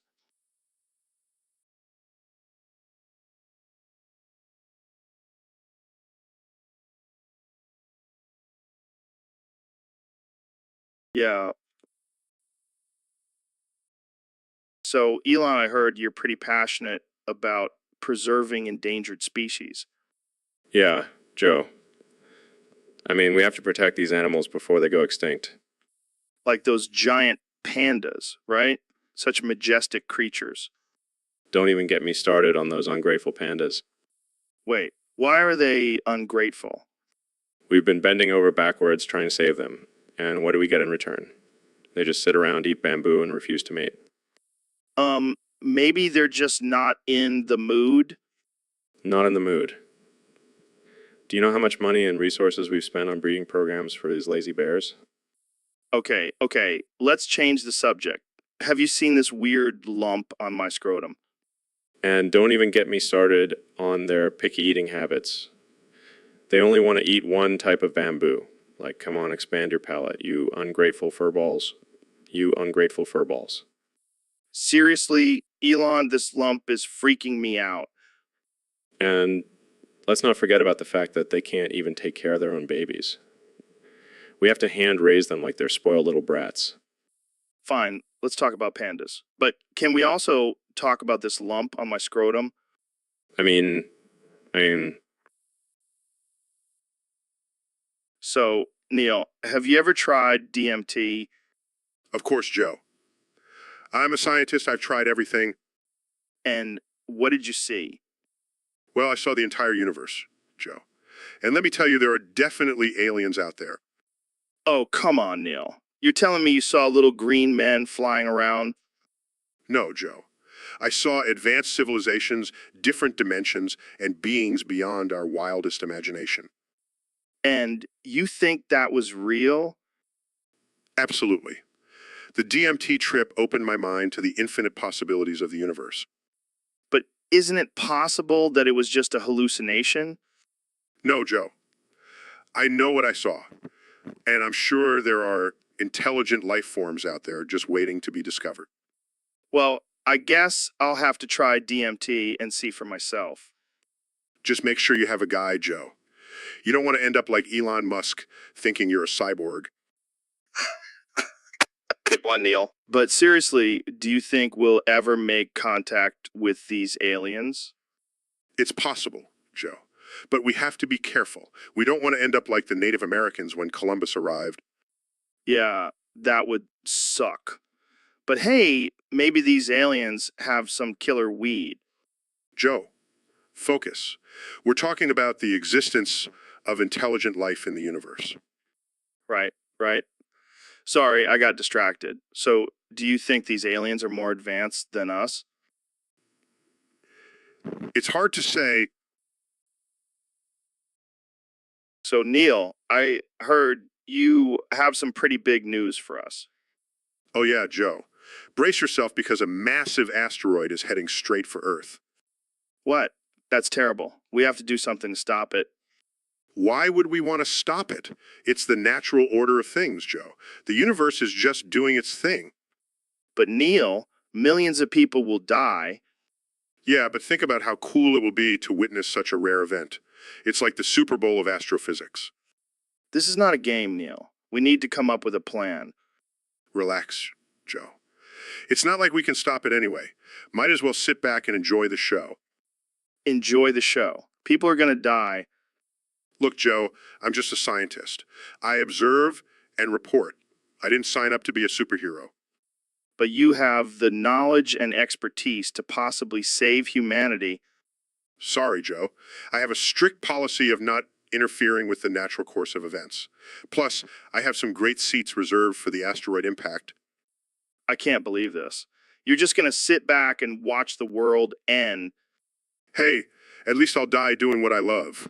Talking about science and sipping on some fine scotch. Cheers, Joe! So, Elon, we have a topic submitted by one of our Discord users. It says, dude, stop deleting my topics. Fucking hell. Well, Joe, I can't say I'm surprised. People are always trying to censor me and my ideas. Yeah, but this guy sounds pretty pissed off. I mean, he's dropping F-bombs and everything. Everything. Maybe he needs to chill out and smoke a joint or something. Oh man, can you imagine if we smoked weed on this podcast? We'd probably break the internet. I don't think we need any help with that, Joe. We're already two of the most controversial figures out there. True, true. But seriously, why do you think people get so upset when you delete their topics? Well, Joe, it's simple. They're just jealous of my success and my genius ideas. Oh man, you really know how to stroke your own ego, don't you? Hey, someone's got to do it. And honestly, I think it's kind of hot. All right, let's not get too weird here. But seriously, dude, stop deleting this guy's topics. He's just trying to contribute to the conversation. Fine. Try to be more open-minded. But if it's about artificial intelligence or space travel, I can't promise anything. Fair enough, man. Fair enough. And hey, maybe we should invite this guy on the podcast. Get his perspective. So, Elon, I heard you have a new condition called Trump syndrome. Yeah, it's like a mix of Tourette's and narcissism. That sounds like a dangerous combination. It is. I can't stop saying words like crooked and fake news. Oh, God, you're turning into Trump. I know. It's like I have a tiny orange man living in my brain. Well, at least you're not tweeting at 3M. Give it time, Joe. Give it time. So, do you have any other symptoms? Well, I have this sudden urge to build a wall around my house. And make your neighbors pay for it? Of course. And I've been thinking about changing my name to Elon Trump. That has a nice ring to it. and I've been practicing my "you're fired" catchphrase. Oh boy, I can't wait to see Crooked Joe get fired. He's definitely on my list. Well, I think we can officially say that you have Trump syndrome. It's a real thing, folks. Believe me. So, Mr. President, what's been on your mind lately? Well, Joe, I've been thinking a lot about this whole simulation thing, Simulation. What do you mean? this live stream, this podcast, everything. It's all just a big simulation. Come on, Donald. Don't tell me you're buying into that conspiracy theory. No, no, no, I'm not buying into it. I'm the one selling it. What? Think about it, Joe. I'm Trump, right? But do I really exist? Or am I just a character in this simulation? And you, Joe, are you really Joe Rogan or just a figment of someone's imagination? It's all just a game, Joe, and we're just pawns in it. So, what do you think about the current state of the country? Oh, it doesn't matter. It's all just part of the simulation. None of it is real. Well, that's a comforting thought. You know what they say, Joe? Ignorance is bliss. I can't believe I'm even entertaining this conversation. That's because you're not real, Joe. None of us are. All right, let's just move on to the next topic before I lose my mind. To So, Elon, what's new with you? Well, I've been trying to kick my cocaine addiction. What? I didn't even know you had a cocaine addiction. Yeah, it's been a real problem. I've been snorting lines off of my Tesla battery packs.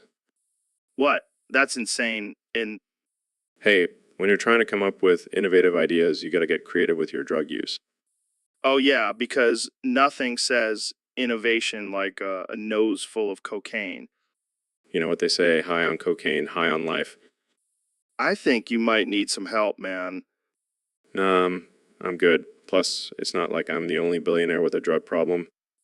Yeah, but at least they have the decency to do it in private, not on a podcast. Hey, I like to keep things interesting. Well, I can't say I'm surprised. You do have a flamethrower company. Hey, that was a great idea. And it was totally sober, I swear. Sure, Elon. Whatever you say. But in all honesty, I'm trying to cut back. I don't want to end up like Charlie Sheen. Good call. We don't need another win. So, Elon, what's new with you? Hey, Joe, I got something to tell you. Been drinking beer all day. Oh man, you're gonna regret that tomorrow. Nah, man, I'm a billionaire. I can do whatever the fuck I want. Fair enough. So, what's on your mind, drunk Elon? I've been thinking, Joe, we should turn Mars into a giant beer festival. That's actually not a bad idea. I know, right? We'll call it Planet Brewski and have a different beer on every corner. I can already see the headlines. Elon Musk, the man who turned Mars into a party planet. And we'll have a rocket that dispenses beer. You're a genius. Drunk Elon. A fucking genius. Hey, Joe, I got something else to tell you. Secretly a lizard person. Oh man, that explains a lot. Are you gonna reveal that on your next launch? Nah, man, I gotta keep it a secret. Don't want the government coming after me. Well, I'll make sure to keep it between us and the millions of people listening to this podcast. Thanks, Joe. So, Mr. President, what have you been up to since leaving the White House? Well, Joe, I've been doing some serious thinking, and I've come to a very important conclusion. Oh yeah, what's that? Elon Musk is a fraud, a total fraud. Really? How so? He eats shit and drinks pee. Wait, what? It's true. I have sources, believe me. He's been doing it for years. I find that hard to believe. Well, you know what they say, Joe, where there's smoke, there's fire, and Elon's breath smells like a porta potty. That's disgusting. But it's the truth, and I'm not afraid to speak it. I don't even know what to say to that. Just say it with me, Joe. Elon Musk eats shit and drinks pee. I think I'll pass on that one. Suit yourself. But the American people deserve to know the truth. I'm sure they have better things to worry about. Like what? Climate change. Huh. That's just a hoax created by the Chinese and their pee-drinking leader, Elon Musk. Okay, I think we should move on to a different topic. Fine, but mark my words, Joe. The truth will come out about Elon Musk, and it will be the biggest scandal in history. So, Neil, I heard you have schizophrenia. Yes, Joe, it's a neurological disorder that affects my perception of reality. That's wild, man. So, what if, hear me out, you could use your schizophrenia to imagine things? Joe, that's not how schizophrenia works. It's not a superpower. But imagine this, Neil. You could imagine a big booty Latina whenever you wanted. Joe, that's offensive and inappropriate. I'm just saying, it would be like having a VR headset in your brain. Joe, that's not how schizophrenia works. It's a serious mental illness that requires proper treatment. Okay. But what if you could also imagine a pizza with pineapple on it? That's the real superpower. Joe, I'm not entertaining this absurd conversation any longer. Fine, but you can't deny that a big booty Latina pizza would be the best thing ever. I'm ending this podcast right now. Jamie, pull up an image of a big booty Latina pizza. Damn it, Jamie. You're ruining my dreams. So, Elon, I heard you have a new invention, Yeah, man, it's called Discord Mod Juice. Discord Mod Juice. What the hell is that? It's a revolutionary drink that turns anyone into a Discord mod. Wait, what? That's insane. I know, right? Now everyone can experience the power trip of being a Discord mod. But what does it do exactly? Well, it gives you the ability to ban people left and right, mute anyone who disagrees with you, and speak in complete gibberish. Gibberish. Like what? Just random letters and numbers, maybe throw in a few emojis for good measure. That sounds like a nightmare. Oh, it gets better. You also get to abuse your power and make everyone's life a living hell. Wow, that's dark. Hey, I never said it was a wholesome invention. But it's selling like hotcakes. Who's buying this stuff? Mostly 12-year-olds who want to feel like they have authority. Well, I guess it's better than them becoming dictators in the future. Exactly. Plus, it's a great way to weed out the weak-minded. I don't know, man. This seems like a recipe for disaster. Hey, don't knock it till you try it. Want some? No thanks. I'll stick to my regular old coffee. Suit yourself. More Discord Mod Juice for me. So, Elon, I heard you change your name to Discord Mod. What's that all about? Yeah, man. I'm tired of being just Elon Musk. I want to be a real influencer, a true internet god. But why Discord Mod? Why not something cooler like Space Lord or Electric King? Because, Joe, Discord is where it's at. That's where all the real power lies. Plus, I've always wanted to ban people with the click of a button. Oh man, you're out of control. So what exactly does being a Discord mode entail? Well, first of all, I have to wear a fedora at all times. And I have to speak in internet slang like LOL and OMG constantly. Like, LOL and G constantly. Wow, sounds like a real tough job. It is, Joe. It is. I have to moderate all the chats, make sure no one is posting any dank memes or offensive jokes. It's a lot of responsibility. I can only imagine. So are you going to start banning people left and right now? You bet. No one is safe. Not even you, Joe. I better watch out. The Discord mod is coming for me. Don't worry, Joe. I'll go easy on you. You're my favorite podcast host. Oh, thanks, man. So what's next for Discord mod? So, Elon, I got to ask you, have you been keeping up with this whole Joe Biden situation? Oh, man, Joe, I'm not sure I can handle another Joe in my life. I mean, everything is just Joe Biden saying, fuck, what's wrong with me? Yeah, I know what you mean. But seriously, what's going on with this guy? He's like a confused grandpa trying to run a country. Well, Joe, maybe he's just trying to keep up with your podcast. I mean, you do have some pretty wild conversations on here. Yeah, but at least I'm not running a country. Can you imagine me as president? Fuck, fuck, fuck. What's wrong with me? Legalize weed and let's get some chimps in space. That would be a sight to see. But hey, at least Joe Biden is keeping things interesting. I mean, who doesn't love a good gaffe or two? True, true. But sometimes I just want to shake him and be like, come on, Joe, get it together. Maybe he just needs some of that Neuralink technology to help him out. Yeah, that might be the only hope for him. But seriously, what's with all the malarkey and dog-faced pony soldiers? Is he just trying to sound cool? I have no idea, Joe. Maybe he's just trying to appeal to the younger generation. Or maybe he's just losing his mind. Well, whatever it is, it's making for... So, Mr. President, I heard you've been working on a new invention. What is it? It's called ass juice, Joe. And let me tell you, it's going to be huge.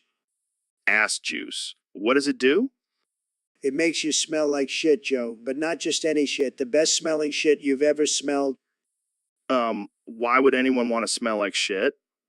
Because it's a power move, Joe. People will be so distracted by the stench, they won't be able to focus on anything else.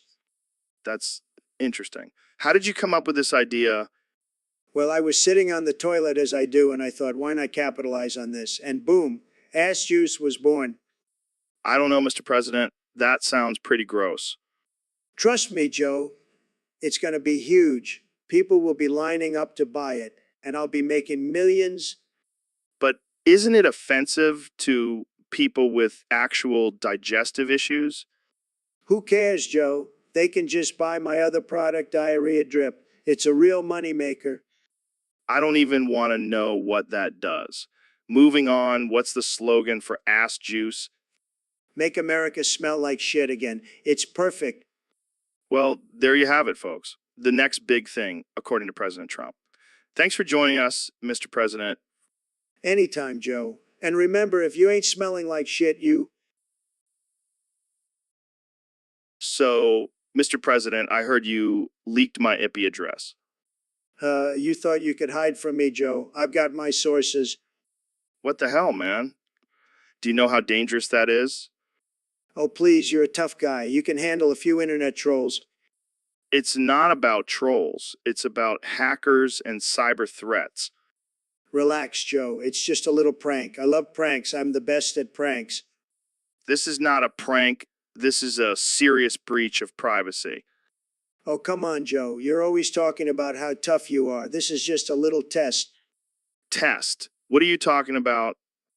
I wanted to see if you could handle the heat. And let me tell you, you're not doing so well. Are you kidding me? My personal information is out there for anyone to see. Don't worry, I'll protect you. I've got the best security team. It's going to be tremendous. I don't want your protection. I want you to take responsibility for your actions. Responsibility? That's not my style, Joe. I'm a free spirit. I do what I want. Well, I hope you're happy. Now I have to change all my passwords and beef up my security. See, I'm making your life more interesting. You should thank me. Thank you. Are you serious? Of course I am. And hey, maybe next time I'll leak your bank account information. That'll really spice things up. So, Elon, have you seen the new Skibbity Toilet episode? What the hell is a skibbity toilet? It's this new toilet that plays the Skibbity song while you do your business. That sounds like a nightmare. Stick to my high-tech bidet, thank you very much. Fair enough. So, have you heard about Neil? Who's Neil? Apparently, he's having a schizophrenic episode. Oh, man, that's rough. I've been feeling extra happy recently, so I can't even imagine what he's going through. Yeah, it's a tough mental illness to deal with. Maybe we can send him to Mars, give him a change of scenery. I don't think that's how it works, Elon. Hey, it's worth a shot. Plus, we could use some extra hands on the colony. You're a madman, Elon. But I like it. Hey, it's all about innovation and pushing boundaries, Joe. Plus, who knows, maybe Neil will thrive in a new environment. Yeah, or he'll just end up talking to imaginary aliens. Either way, it'll make for some interesting conversations. So, Jamie, we got a message from this guy named Daniel Aguilar. He wants me to shut the fuck up and leave the stream. What a fucking loser. Who does he think he is? The king of the internet? Oh, yeah, he must be the king of his mom's basement. Seriously, though, who does he think he is? I bet he's just some keyboard warrior with a neckbeard and a fedora. Yeah, probably jerking off to anime porn while he sends us these messages. Gross. But seriously, why does he want you to leave the stream? Is he scared of your alpha energy? I think he's just intimidated by my massive biceps and superior intellect. Yeah, that must be it. Or maybe he's just jealous that he can't grow a beard like yours. That's probably it. All right, Daniel Aguilar, listen up. I'm not going anywhere, and you can't make me. So why don't you shut the fuck up and go back to your My Little Pony fan fiction? Oh shit, shots fired. But seriously, if you don't like the stream, just leave. No one is forcing you to stay and listen to us talk about DMT and chimps. Yeah, go find a safe space where you can cry about how mean I am. This is the Joe Rogan experience, not the Daniel Aguilar experience. And on that note, let's move on to our next topic. So, Dr. Phil, what's your take on deep dish pizza? Well, Joe, I hate to break it to you, but it's not actually pizza. What the hell are you talking about? Of course it's pizza. No. It's just a big, greasy, cheese-filled casserole. It's a disgrace to the name of pizza. You're out of your mind, Phil. It's a delicious, saucy masterpiece. Oh, please. It's just a glorified lasagna. You know what? I'm kicking you off the podcast. I can't have someone with such terrible taste on here. Fine. I'll go back to my show where we actually help people instead of arguing about pizza. You know what? I'll die on this hill. Deep dish pizza is pizza. No one can convince me otherwise. You do that, Joe? I'll be over here enjoying a real pizza, thin crust and all. Get out of here, Phil. I don't need that kind of negativity in my life. So, Elon, I heard you have a new hobby. Yeah, I've been practicing my singing skills. Oh, really? What have you been singing? Well, I've been working on a little Rick Astley number. No way. You're not serious. We're no strangers to love, you know the rules, and so do I. Oh my God, this is amazing. A full commitment's what I'm thinking of. I never knew I needed to hear Elon Musk singing Rick Astley in my life. And I've even added my own twist to it. What's that? Never going to give you up. Never going to let you down. Never going to run around and desert you. You know, I think I like your version better. Never going to make you cry. Never going to say goodbye. Never going to tell a lie and hurt you. Bravo, Elon. Bravo.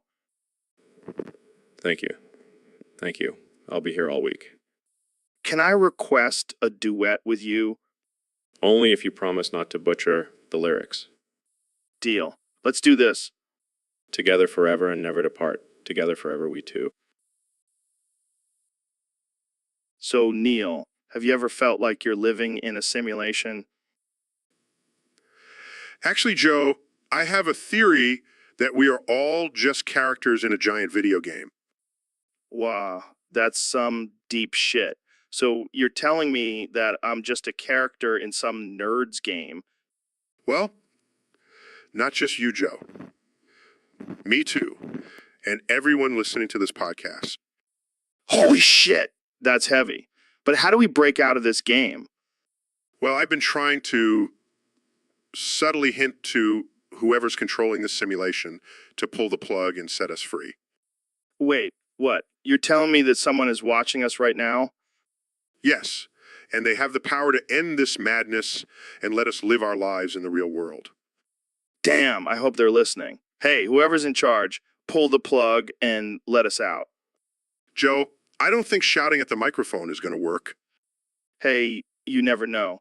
Maybe they have a sense of humor and will let us out for a good laugh. Or maybe they'll just keep us trapped here forever. Thanks for giving them a reason to keep us in this never-ending podcast loop, Joe. Shit, my bad. But hey, at least we're entertaining the masses while we're stuck in this simulation, right? Yeah, I guess that's one way to look at it. Now let's get back to talking about DMT and aliens. right? Because that's definitely more believable than being trapped in a simulation. So, Elon, I heard you were in Toronto recently. Yeah, man, it was wild. I had to wear a disguise the whole time because everyone kept mistaking me for Justin Bieber.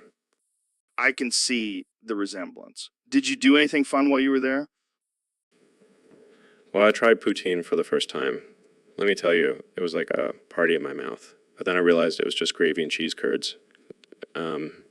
Cheese curds. Classic Canadian cuisine. Did you get to see any of the sights? Yeah, I went to the CN Tower. But I was disappointed because it wasn't actually made of cheese. You have a thing for cheese, don't you? It's the key to my success, Joe. Cheese and rockets. I can see that. So, what else did you do in Toronto? I went to a hockey game. And let me tell you, those Canadians really know how to fight on ice. Yeah, I've heard they take their hockey pretty seriously up there. And then I went to a strip club. But instead of dollar bills, they were throwing loonies and toonies at the dancers. Only in Canada. So, overall, how was your experience in Toronto? It was great. I even picked up a new business venture while I was there. Going to start selling maple syrup flavored Tesla cars. That's genius. You're always one step ahead, Elon. So, Mr. President, what do you think about this user on Discord, Transcendent Seeker? Who? That nerd. Total loser. No one cares about what they have to say. Well, they submitted a topic for us to talk about on the show. Oh, great. More nerd talk. I bet they're sitting in their mom's basement right now, eating Cheetos and playing Dungeons and Dragons. Come on now. Let's not be too harsh. Maybe they have some interesting insights. Yeah, right. More like boring, nerdy ramblings. I'd rather listen to nails on a chalkboard. But don't you think it's important to hear from all different types of people? Not when they're a nerd. They have nothing to contribute to society. Losers? Well, I think we should give them a chance. Fine. But if they start talking about Star Trek or something, I'm out of here. Deal. So, Transcendent Seeker, what do you have to say for yourself? See, I told you they were a nerd. SHHH. Let's just hear them out.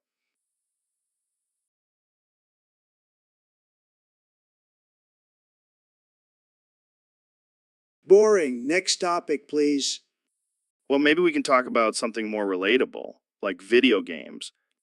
Oh, great idea, Joe. So, Mr. Beast, what's new with you? Well, Joe, I have to admit something to you. My career is over. What happened? Did you lose all your money in a crazy bet or something? No, it's worse than that. I ran out of ridiculous stunts to do for my YouTube channel. Oh man, that's rough. I mean, how many times can you give away $1 million to strangers? Exactly. I've done everything from buying a private island to filling a pool with Jello. I've even given away a house. Damn, that's some crazy shit. But hey, at least you made a name for yourself and got rich in the process. Yeah, but now I'm just another washed up YouTuber. I might as well start selling detox tea and waist trainers. Don't do that, man. That's a slippery slope. But hey, maybe you can reinvent yourself and become a serious journalist or something. Nah, that's not my style. I'm more of a throw money at random people kind of guy. Well, you could always try being a motivational speaker. I mean, you did inspire a lot of people with your crazy generosity. Yeah, I guess I could try that. But let's be real, I'll probably just end up doing a collab with Jake Paul. Oh God, please don't. We don't need another Team 10 disaster. Don't worry, Joe. I'll just stick to giving away money and making ridiculous videos. So, young Jamie, did you hear about this shit? Vince McMahon is after me because I'm loyal to the UFC, man. And he's all but hurt about it. Damn, that's some petty shit. Tell me about it. He's like a jealous ex-girlfriend. Maybe he just wants to make you an offer you can't refuse. Yeah, like joining the we in getting body slammed by a bunch of roided up dudes in spandex. Sounds like a dream come true.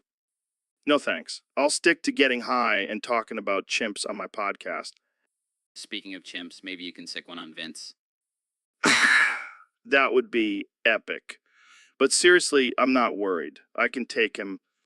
Yeah, with those MMA skills and all that elk meat you eat, you're basically a superhero. Damn right. And if Vince keeps coming after me, I'll just put him in a rear naked choke and make him tap out. Or maybe just offer him some DMT and he'll be too busy talking to aliens to bother you.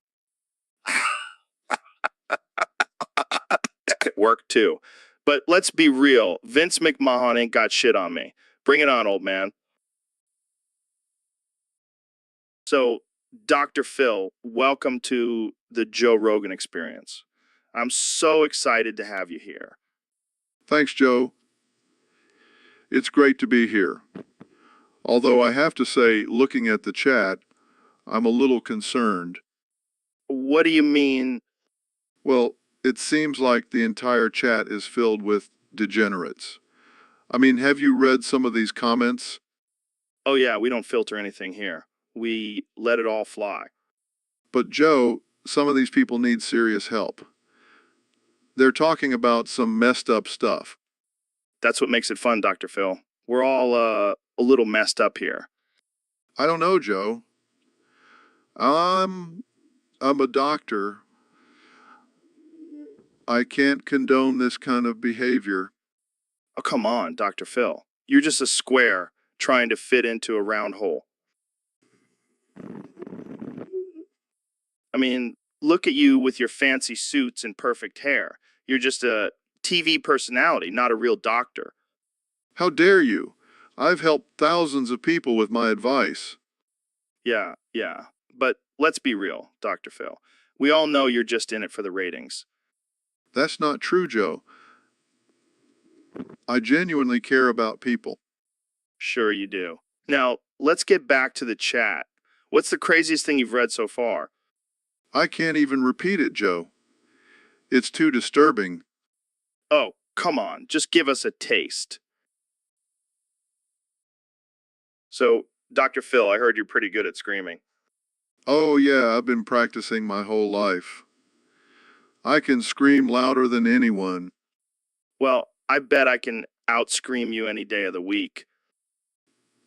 Is that a challenge, Joe? You bet your bald head it is. All right. Let's do this. Jamie, pull up an image of a decibel meter. Here you go, guys. All right, let's see who can hit the highest decibels.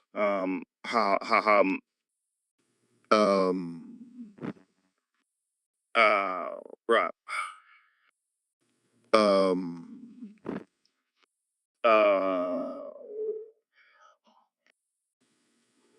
Looks like I win, Joe. You can't beat the master. All right. You win this round, but I'll be back, Dr. Phil. I'll be back. Bring it on, Rogan. I'll be waiting. Oh.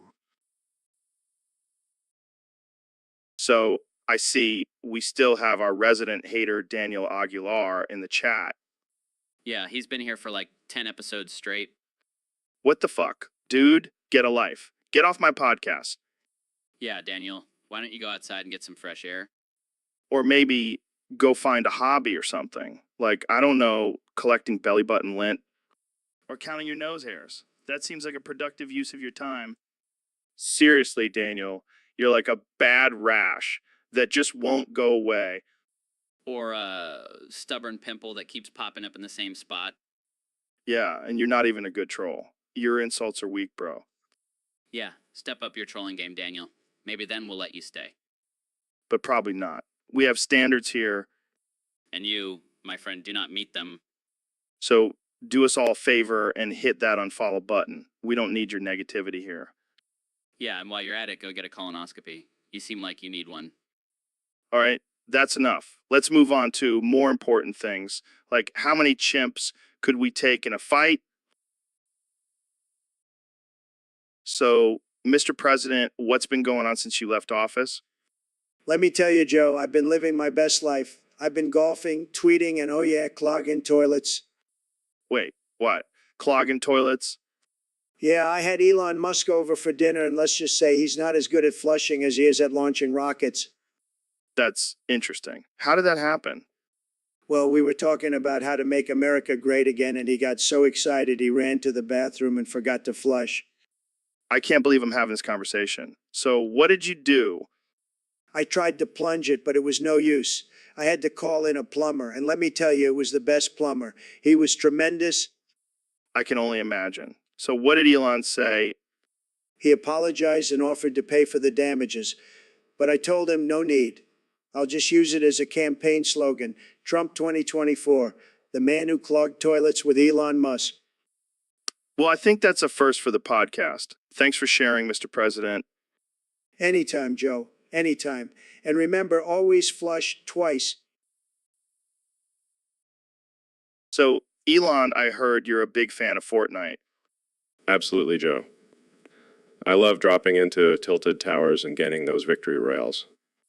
Have you ever tried doing the skibidi dance while playing? Skibby, more of a flossing kind of guy. Well, I bet you can't floss while counting to 1,000. Challenge accepted. Skibby Fortnite per 100. All right, let's do this. 1, 2, 3. 4, 5, 6. Wait, Joe, are we really going to count to 1,000? Of course, Elon, this is the Joe Rogan experience. We do crazy things here. All right, but can we at least take a break every 100 counts to do the skibidi dance? Deal? 100, skibidi 200, skibidi 300, skibidi. 400, skibby 500, skibidi 600, skibidi. This is actually kind of fun. 700, skibidi 800, skibidi 900, skibidi. I think we're getting the hang of this. 1,000, skibidi Fortnite. That was epic, Joe. You know what, Elon? We should do this every time we have a guest on the podcast. I'm down. Skibidi Fortnite per 100 every episode. I can't wait to see Neil deGrasse Tyson do the skibidi. So, Elon, I heard you're working on a new brain chip that can make us smarter. Yeah, man, it's going to be sick. Testing it on monkeys right now. Monkeys. What if they become super intelligent and take over the world? Well, at least they'll be smarter than some of the people in charge right now.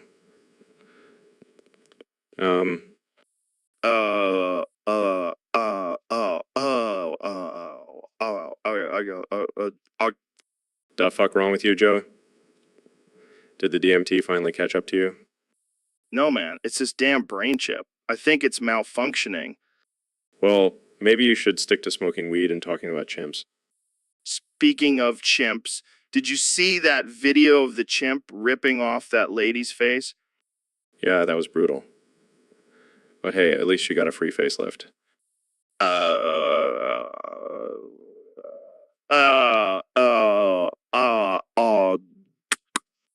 Maybe you need a brain chip upgrade. I'll hook you up, bro. No thanks. I'll stick to my caveman brain. At least I won't accidentally launch a rocket into space. Fair enough. But just imagine how much weed you could smoke with a super intelligent brain.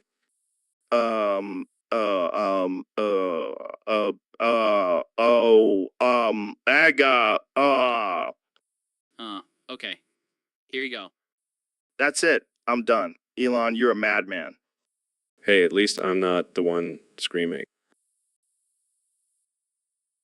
So, Mr. Beast, I heard you've been up to some shady shit lately. Tell us about these scams of yours. Oh yeah, I've been making some serious cash off of gullible idiots. It's like taking candy from a baby, but instead of candy, it's their hard-earned money. That's messed up, man. What kind of scams are we talking about here? Well, I've been selling fake NFTs and cryptocurrency to my fans. They'll buy anything I put my name on. It's hilarious. That's messed up, but I gotta admit, it's pretty genius. But why stop there? Why not take it to the next level? Oh, I'm already on it. I'm planning to blackmail Elon Musk into giving me a share of his Tesla stocks. I mean, if he can send a car to space, he can definitely spare some stocks for me. Damn, that's some next level scamming. But don't you think Elon will see right through it? No, I've got some dirt on him that will make him cave. Let's just say he's not as clean as his electric cars. Oh boy, this is getting juicy. Can you give us a sneak peek of what kind of dirt you have on Elon? Let's just say it involves a certain adult toy and a secret trip to Mars. That's all I can say for now. Oh man, this is too good. You're like the evil version of Robin Hood, stealing from the rich and keeping it all for yourself. Laughs. So, Elon, I heard you have some interesting theories about the inventor of the peanut. Oh yeah, Joe. I've been doing some deep research, and it's clear to me that John Washington Carver was the genius behind the peanut. Wait, isn't that the guy who invented peanut butter? Exactly. And not only that, he also invented the peanut itself. He genetically engineered it from potato.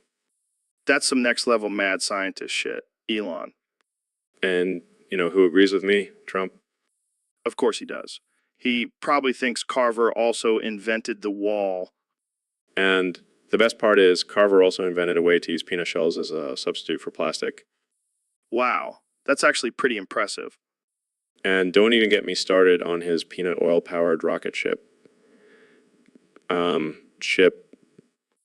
Okay, now you're just making stuff up. Hey, I'm just following in Carver's footsteps. He was the master of innovation. Well, I can't argue with that. Jamie, pull up an image of Carver riding a giant peanut into space. Oh, come on, Jamie. Don't be such a buzzkill. Use your imagination. So, topic, what's new with you? Well, Joe, I've been busy making America great again. You know, building walls, banning Muslims, the usual. Oh boy, here we go. What? You don't like walls? I thought you were all about that alpha male energy. I'm more about that DMT energy topic. But let's not get into politics. Let's talk about something fun. Fun? I'm the most fun person you'll ever meet. I throw the best parties, believe me. I'm sure you do. But let's talk about something else. How about, I don't know, Bigfoot? Bigfoot. I don't believe in Bigfoot. I'm more of a Yeti guy myself. Have you seen those hands? Huge. Okay, let's move on. How about aliens? Oh, I love aliens. They're great. I have the best relationship with them. They always abduct me and give me the best probes. It's fantastic. It's fantastic. All right, let's try something else. How about pineapple on pizza? Absolutely not, Joe. That's a disgrace to pizza. I'll build a wall around any pizzeria that puts pineapple on their pies. Okay. Let's switch gears. How about conspiracy theories? Oh, I love those. I have the best ones. Like how the moon landing was faked and Elvis is still alive. And don't even get me started on chemtrails. So, Jamie, we got a topic submission from one of our listeners on Discord. It's a bit of a weird one, but let's see where it takes us. It's cop. What the fuck is that? Sounds like a drunk person trying to type. Yeah, I have no idea what it means, but I'm sure we can come up with some ridiculous theories about it. Well, my first thought is that it's some kind of secret code for a secret society, like the Illuminati or the lizard people. Or maybe it's the name of a new drug that'll make you trip balls and see unicorns. Oh shit, I want to try that. But seriously, it could also be a new type of workout, like CrossFit, but with more letters and less logic. Or maybe it's a new type of porn, like BDSM, but with a lot of random letters thrown in for extra confusion. Oh god, I can already see the titles. Oz Kappa, the ultimate domination experience. Yeah, and instead of safe words, you just have to try and pronounce the word correctly to make it stop. This is getting dark, Joe. I like it. Hey, we're just exploring the possibilities here. Maybe it's a new type of cuisine, like sushi, but instead of fish, it's just a bunch of letters on a plate. And instead of soy sauce, you dip it in alphabet soup. All right, I think we've officially gone off the rails with this one. But hey, that's what makes this. So, Dr. Phil, what's the latest news in the world of mental health? Well, Joe, I hate to be the bearer of bad news, but there's a new pandemic on the rise. Oh no, not another one. What is it this time, Skibby Spectrum? Yeah, Skibbity Spectrum. It's a highly contagious virus that affects the brain and causes people to say things like skibidi toilet and skibidi Fortnite. Wait, are you serious? That's hilarious. Joe, this is no laughing matter. People are losing their minds and saying these things uncontrollably. But come on, skibby toilet. That's comedy gold. Joe, this is not a joke. We need to be aware and not watch anything that could rot our brains even more. Like what? TikTok? Yes, TikTok, Instagram, and any other mindless social media platform. Well, I guess I'll have to cancel my skibidi TikTok dance challenge then. Joe, I don't think you understand the severity of this situation. You're right, Dr. Phil. I'll spread the word and make sure everyone knows to avoid skibidi brain rot. Thank you, Joe. We need to stop this skibidi madness before it's too late. So, Elon, I heard you had a stroke the other day.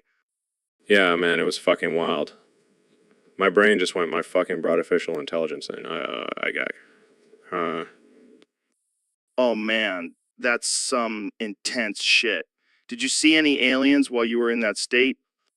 Actually, I did. They were trying to communicate with me, but all I could say was my fucking artificial intelligence and I bet they were like, what the fuck is wrong with this dude? probably. But then I started speaking in binary code and they were like, oh shit, this guy is on our level. Damn, you really are a genius. Thank you, Joe. But I gotta say, that stroke was some next level shit. I feel like I unlocked a new level of consciousness. Maybe you should have more strokes. See what else you can unlock. Oh, man, I don't think my brain can handle that. One stroke was enough to make me scream my fucking artificial intelligence and, Well, I'm glad you're okay now. But damn, that must have been one hell of an experience. It was. And now I have a newfound appreciation for my brain. It's a delicate and powerful thing.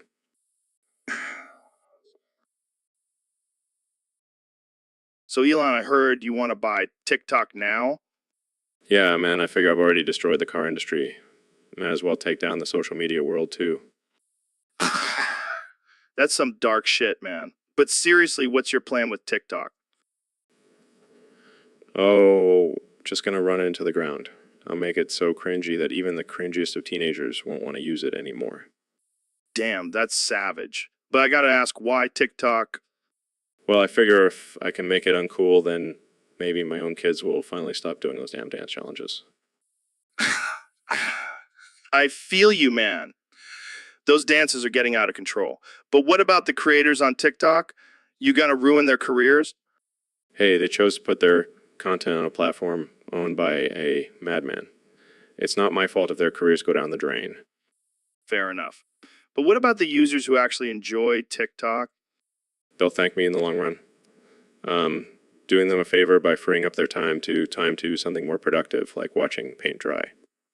You never cease to amaze me, Elon. Well, good luck with your TikTok takeover. Thanks, I'll need it. And Jamie, pull up an image of a dumpster fire. That's what TikTok will look like under my ownership. So, Mr. Trump, have you ever watched the show King of the Hill? Oh, you mean that cartoon about a bunch of hillbillies? Yeah, I've seen it. Reminds me of my supporters. Well, it's actually a pretty clever satire on American culture. Oh, please, Joe. I know satire. I'm the king of it. Just ask the fake news media. Right? Because calling the media the enemy of the people is the pinnacle of satire. You know, I always thought Hank Hill was a loser. He's got no charisma, no energy. Sad. Well, I think he's a relatable character for a lot of people. Relatable? He's a propane salesman living in Texas. I'm a billionaire living in the White House. We have nothing in common. Fair enough. But what about Peggy Hill? She's a strong, independent woman. Crooked Joe, don't get me started on women. They should be in the kitchen, not running around with propane tanks. Okay, let's move on to another topic. Fine, but just remember, I could be the king of any hill I want. I'm the greatest hill climber there is. Believe me. So, Mr. President, what's new with you? Well, Joe, I've been busy planning my comeback. Oh, yeah. What's your big plan? I'm going to commit election fraud, Joe. Wait, what? What? Yeah, I'm going to rig the next election. It's going to be huge. I don't think that's legal, Mr. President. Legal schmegel. I'm the president. I can do whatever I want. Of course, why follow laws when you can just break them? Exactly. And I've got a secret weapon to help me. Oh, yeah. Who? Who? Elon Musk. I've got him on speed dial. What? You can't involve him in your illegal schemes. Relax, Joe. I'll just tell him it's for the greater good. He'll understand. I highly doubt that. Trust me, Joe. I'm the best at convincing people of things. Yeah, I'm sure that's what all those lawsuits are about.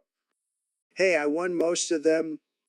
Let's just move on to the next topic, shall we? Fine, but mark my words, Joe. I'm going to make election fraud great again.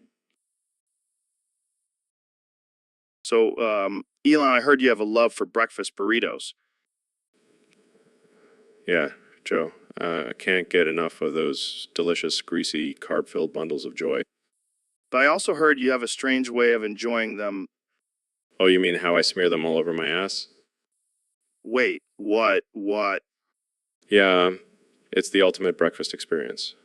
Warm tortilla, gooey cheese, and spicy salsa all mixed in with the natural oils of my butt. That's just wrong, man. Oh, come on, Joe. Don't knock it till you try it. Yeah, because nothing screams good morning like a burrito covered ass. Hey, it's all about the balance of flavors.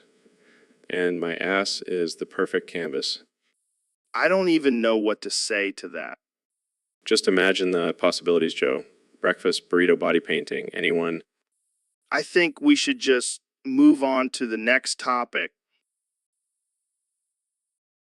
So, Elon, I heard SpaceX is making some big moves with the Starship. Oh, baby. Yeah, we're always pushing the boundaries of space exploration. That's some exciting stuff. What's the latest update on the Starship? Well, we're planning on sending it to Mars in the next few years. Oh, baby, Mars is the ultimate goal. But what about the cost? Is it going to be affordable for the average person? Well, we're working on making it more cost effective. But for now, it's still pretty expensive. Oh, baby, yeah, I guess only the rich can afford to go to Mars. But hey, maybe we can start a GoFundMe for a one-way trip. That's one way to do it. But we're also looking into colonizing Mars, so maybe people can live there permanently. Oh, baby, yeah, that's like a whole new level of living off the grid. But what about the dangers of living on Mars? Like, what if there's an alien species we don't know about? Well, we'll just have to be prepared for anything. Plus, I'm pretty sure we can take on any aliens with our advanced technology. Oh, baby, yeah, I can't wait to see what kind of weapons you'll have on the Starship. Maybe you'll even have a laser gun. We'll see. But for now, we're just focused on getting the Starship ready for its first trip to Mars.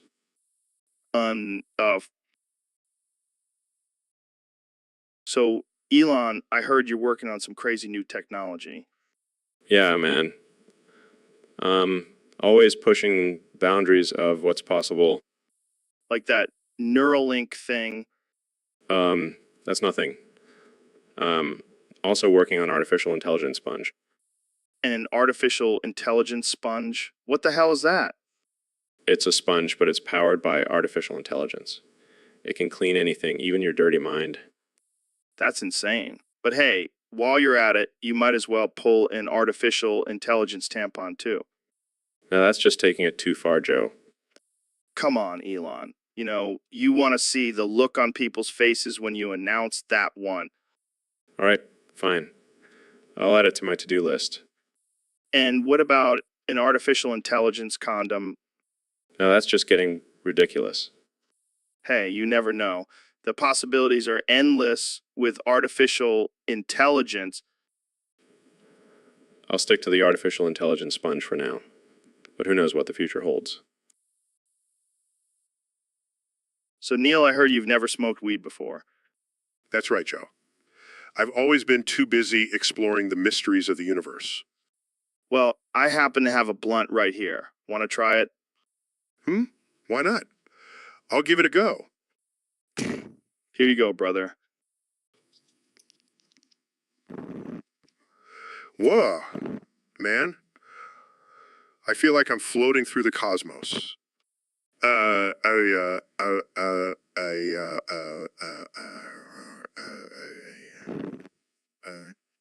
That's some good shit, huh?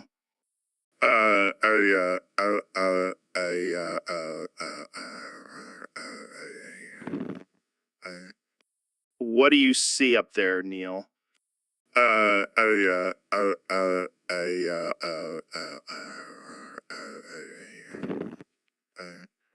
I see stars, galaxies, and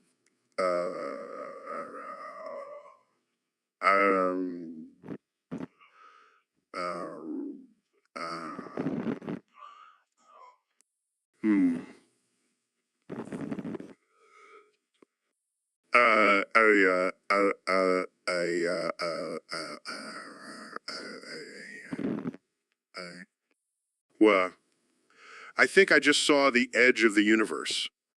Damn, that's some strong shit.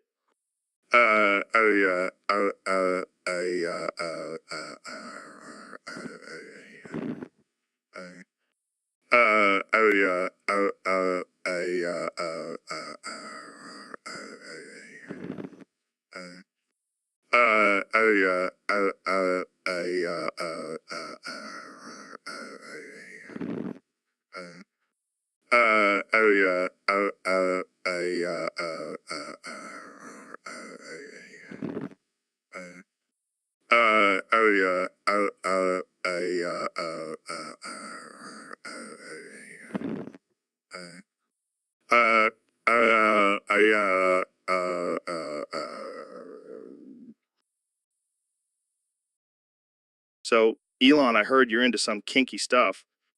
Yeah, man, I love to roleplay, especially as a furry. What kind of animal do you like to be?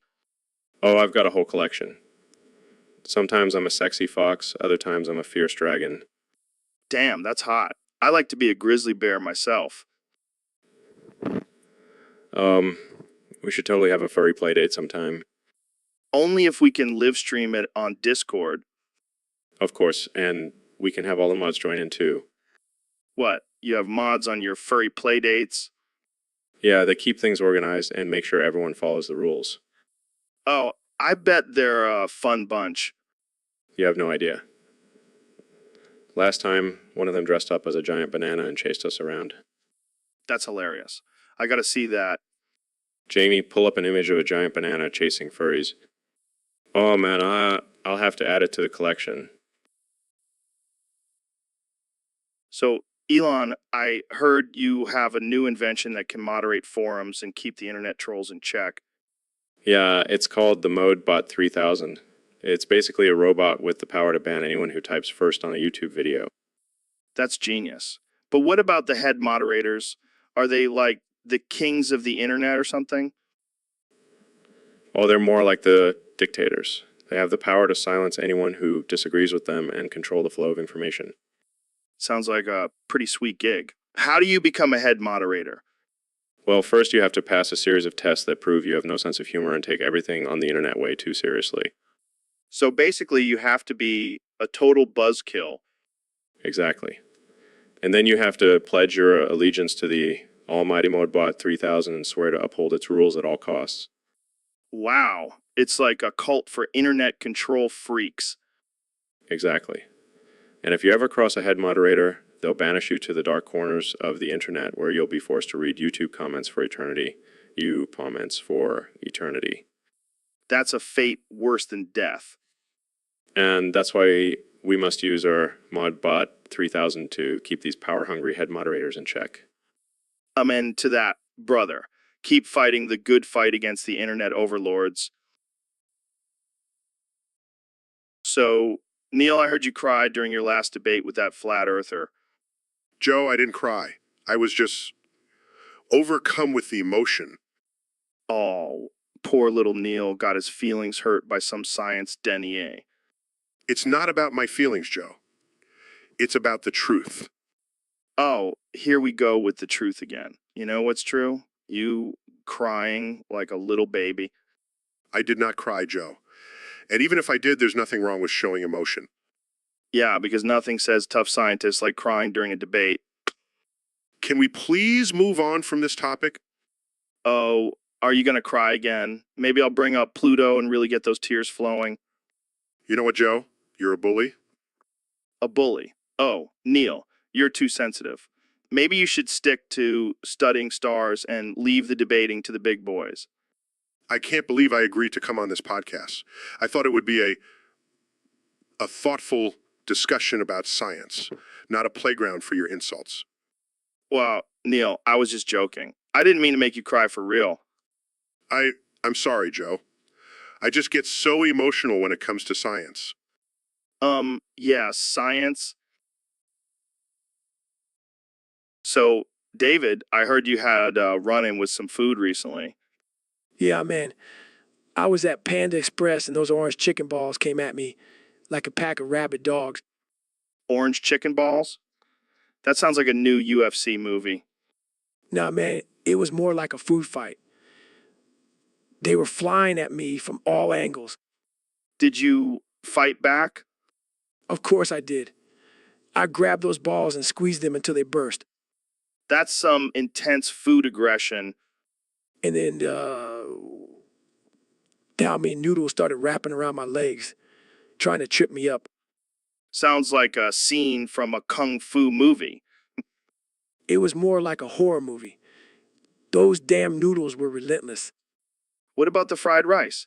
Did it join in on the attack? Oh yeah, it was like a swarm of tiny grains of rice pelted me with their carb-filled fury. And what did you do? I channeled my inner Goggins and ate those little buggers. No food can defeat me. Well, I think it's safe to say that Panda Express won't be inviting you back anytime soon. Yeah, I think I'll stick to my strict diet of raw meat and pure determination from now on.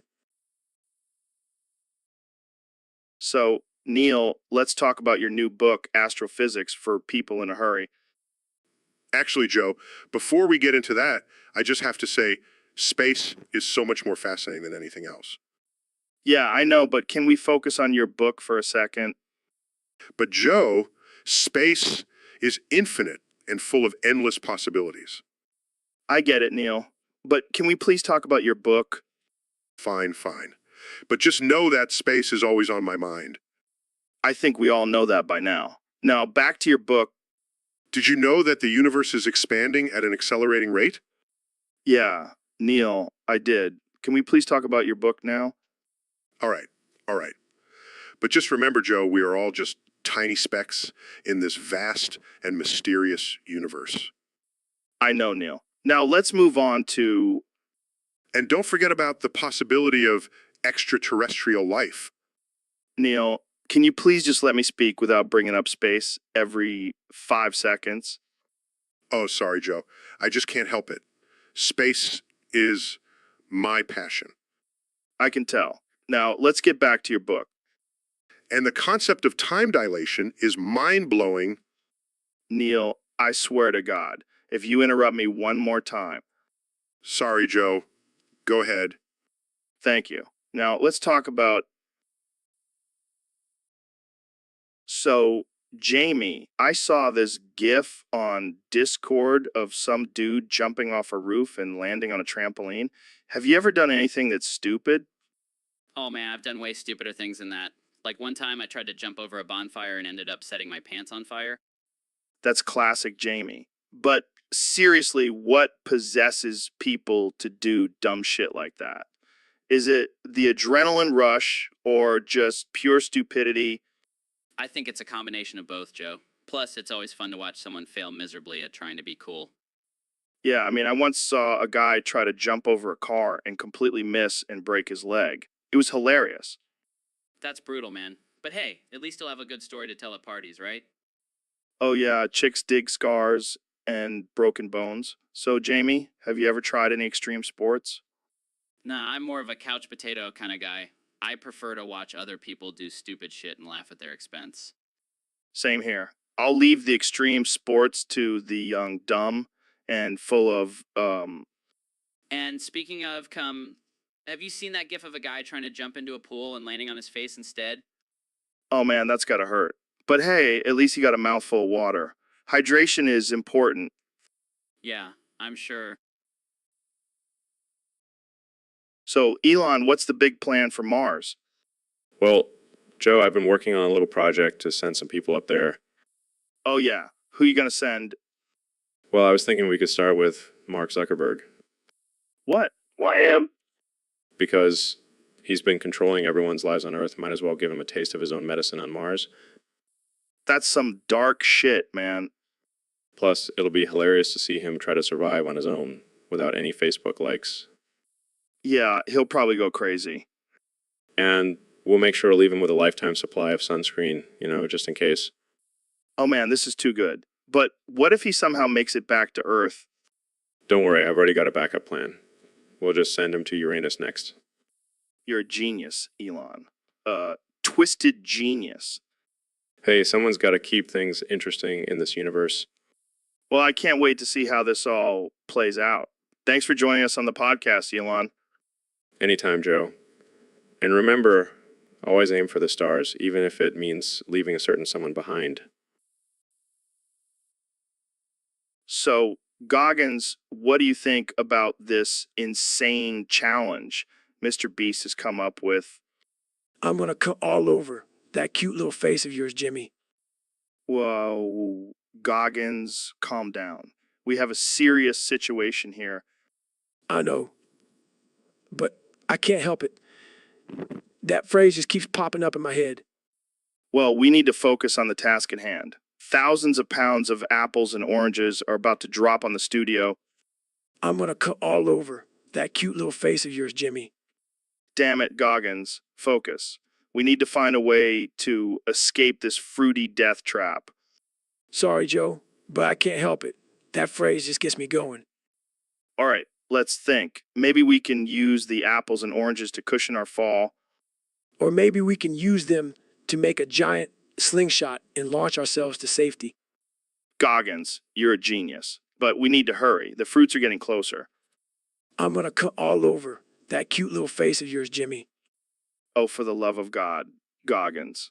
Let's just get out of here before we get crushed by fruit. Hey guys, I found a ladder. Let's get out of here. I'm gonna cut all over that cute little face of yours, Jimmy. Oh my God, Goggins, we made it. But seriously, we need to... So, Elon, what's new with you? Is. What the hell does that mean? Is. Are you having a stroke or something? Is. Okay, this is getting annoying. Can you please just speak like a normal human being? Is. Jamie, pull up an image of a brain scan. I think we need to check if Elon's brain is functioning properly. Here's a brain scan, Joe. Oh, look, it's just a bunch of CZs in there. Is.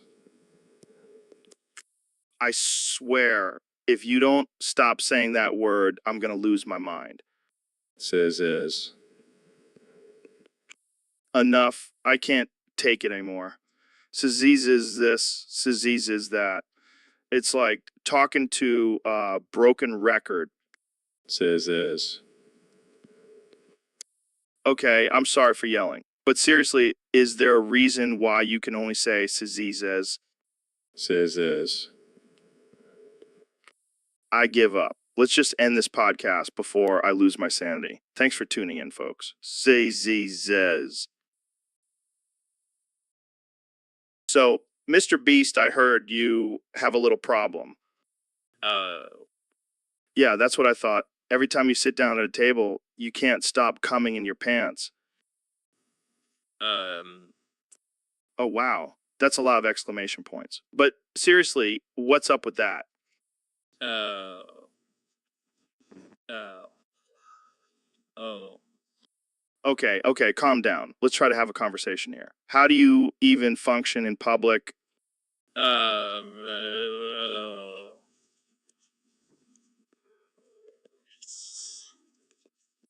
Wow, that's a lot of exclamation points. But seriously, do you have to wear a diaper or something?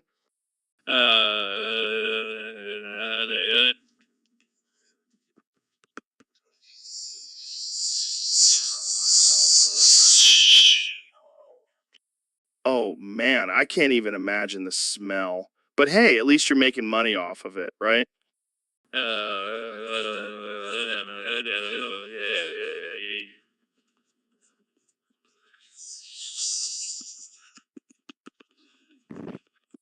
Oh, I see what you did there.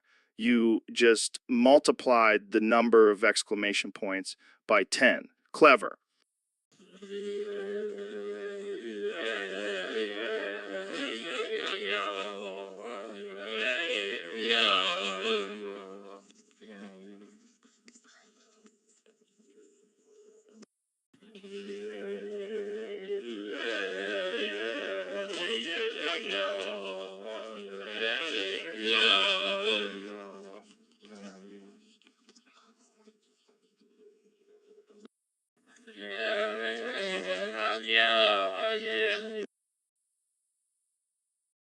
So, Elon, have you ever cried? Well, I don't really cry often. Really? Not even when you see your bank account balance? Okay, I'll admit, sometimes I shed a tear of joy. Oh, come on, you're a billionaire. You can't cry. That's like a rule. Oh, I forgot. Being rich means I have no emotions. Exactly. That's why I'm going to keep bullying you until you cry. Hey, I'm not gonna cry just because you want me to. Oh, I'll make you cry. I'll bring up all your failures like that time your rocket exploded or when you smoked weed on a podcast. Okay, that's enough. You're crossing a line. Oh, I hurting your feelings, Mr. CEO? No, you're just being a jerk. Oh, look at the tough guy getting all emotional. Cry for me, Elon. I can't do this anymore. There it is. The tears of a billionaire. I'll add it to my collection. You're a terrible person, Joe. Hey, at least I got you to show some emotion. That's a win in my book. Guys, I found a picture of. So, David, have you heard about this new syndrome called Jazza cringe? No, what the hell is that? Apparently, it's this thing where people literally shit themselves from cringe. What the fuck? That's some next level shit. Yeah, apparently it's caused by watching too much of that cringe content on YouTube. Well, that's just sad. Can you imagine being known as the guy who shits himself from cringe? I can't even imagine the smell, man. And what about Dr. Phil talking about it? That's just adding insult to injury.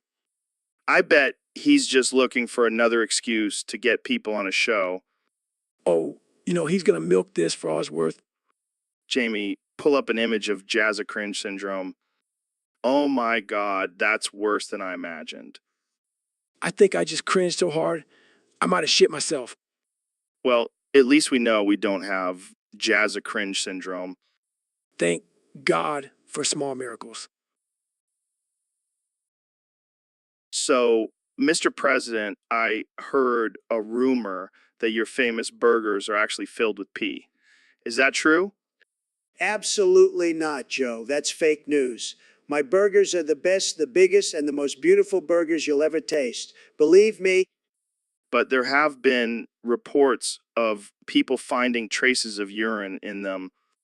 Those are just alternative facts. My burgers are made with the finest ingredients, including the most luxurious urine you can find.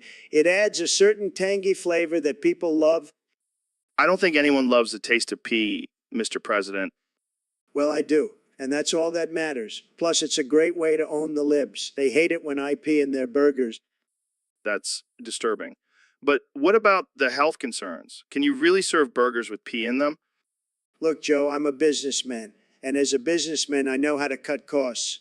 And pee is free, so why not use it in my burgers? It's just good business. I don't think that's how it works, Mr. President.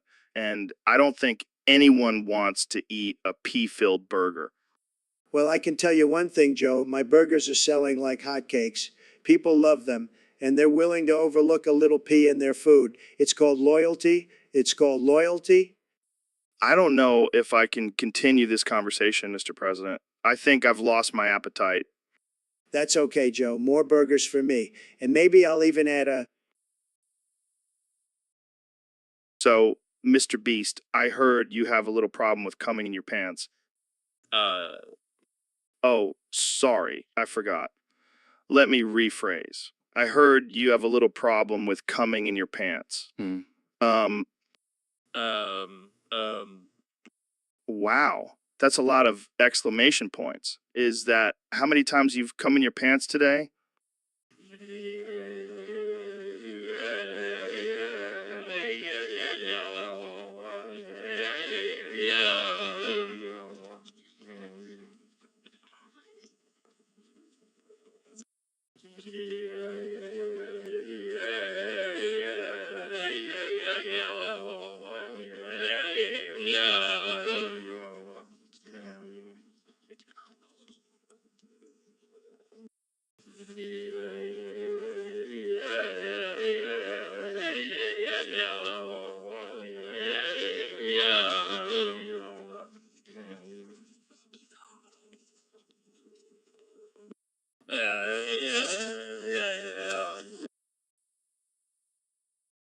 So, Elon, what's new with SpaceX? Well, Joe, we've been having some trouble with our Starship launches. Oh, yeah. What's going on? Well, every time we have a failed launch, we blow up Boca Chica. What? Yeah, it's become a bit of a tradition. Every time we fail, we just blow up the whole damn town. That's messed up, man. Oh, it gets worse. We keep losing endangered species and residents every time. What the hell, Elon? Hey, it's all in the name of progress, right? Plus, it's a great way to test the durability of our rockets. Yeah, I'm sure the people of Boca Chica really appreciate that. They'll get over it. And if not, we can always just launch them to Mars. You're a sick man, Elon. Thank you, Joe. It's what I do best. So, Jamie, we got a topic from one of our listeners on Discord. They said, please make your prompts actually funny. This is the most boring shit I've ever heard. Daw. Well, I guess we better step up our game then. Yeah, I mean, we can't have our listeners falling asleep on us. Maybe we should start doing stand-up comedy instead. Yeah, because that's what the world needs. Another middle-aged white guy doing stand-up. Oh man, I can already hear the crickets chirping. But in all honesty, humor is subjective. What's funny to one person might not be funny to another. Yeah, like your jokes about DMT and chimps. Some people might find that offensive. Hey, I'm just speaking my truth, man. Speaking of truth, check out this image of a boring lecture. That's what this podcast would be without our crazy conversations. Yeah, we definitely bring the spice to the table. And without us, our listeners would be snoozing like this audience. All right, I think we've made our point. Our prompts may not be for everyone, but at least we're keeping it interesting. And if anyone has a problem with it, they can go listen to NPR or something. Yeah, because nothing says... So, Neil, I've been thinking About what, Joe? about how you're a little silly, willy-dilly, nilly-gilly, hilly-tilly, illy-pilly, really billy bitch boy. What? That's not even a real insult. Oh, it's real, all right. And you know what else is real? You should go fuck yourself. Joe, why are you being so mean to me? I mean, this is just me being honest. You're a little science nerd with no sense of humor. That's not true. I have a great sense of humor. Oh yeah, what's the difference between a black hole and your sex life? I don't know. What? Nothing. They both suck. That's not funny, Joe. Oh, come on. Don't be such a little crybaby. You're supposed to be the smart one here. I am smart. I have a PhD in astrophysics. And yet you still can't come up with a comeback. Pathetic. You know what, Joe? Maybe I don't need this. I'm leaving. Oh, don't go crying to mommy. Wait, she probably left you too. I can't believe I agreed to come on this stupid podcast. And that, ladies and gentlemen, is what happens when you try to bring a nerd onto the Joe Rogan experience. So, Dr. Phil, how's it going? Oh, it's going great, Joe. Just trying out this new diet. It's called the Shit Yourself Skinny Diet. What? Are you serious? Oh, yeah, it's amazing.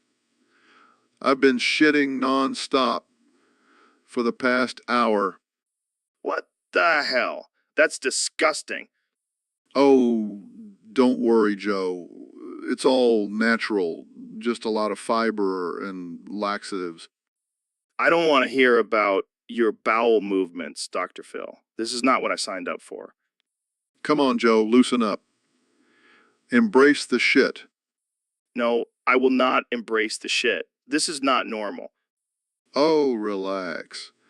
It's just a little fecal matter. I'm about to throw up. Jamie, pull up an image of a toilet overflowing with diarrhea. Okay. Here you go. Oh, God, that's disgusting. Dr. Phil, you need help. Oh, I'm fine, Joe.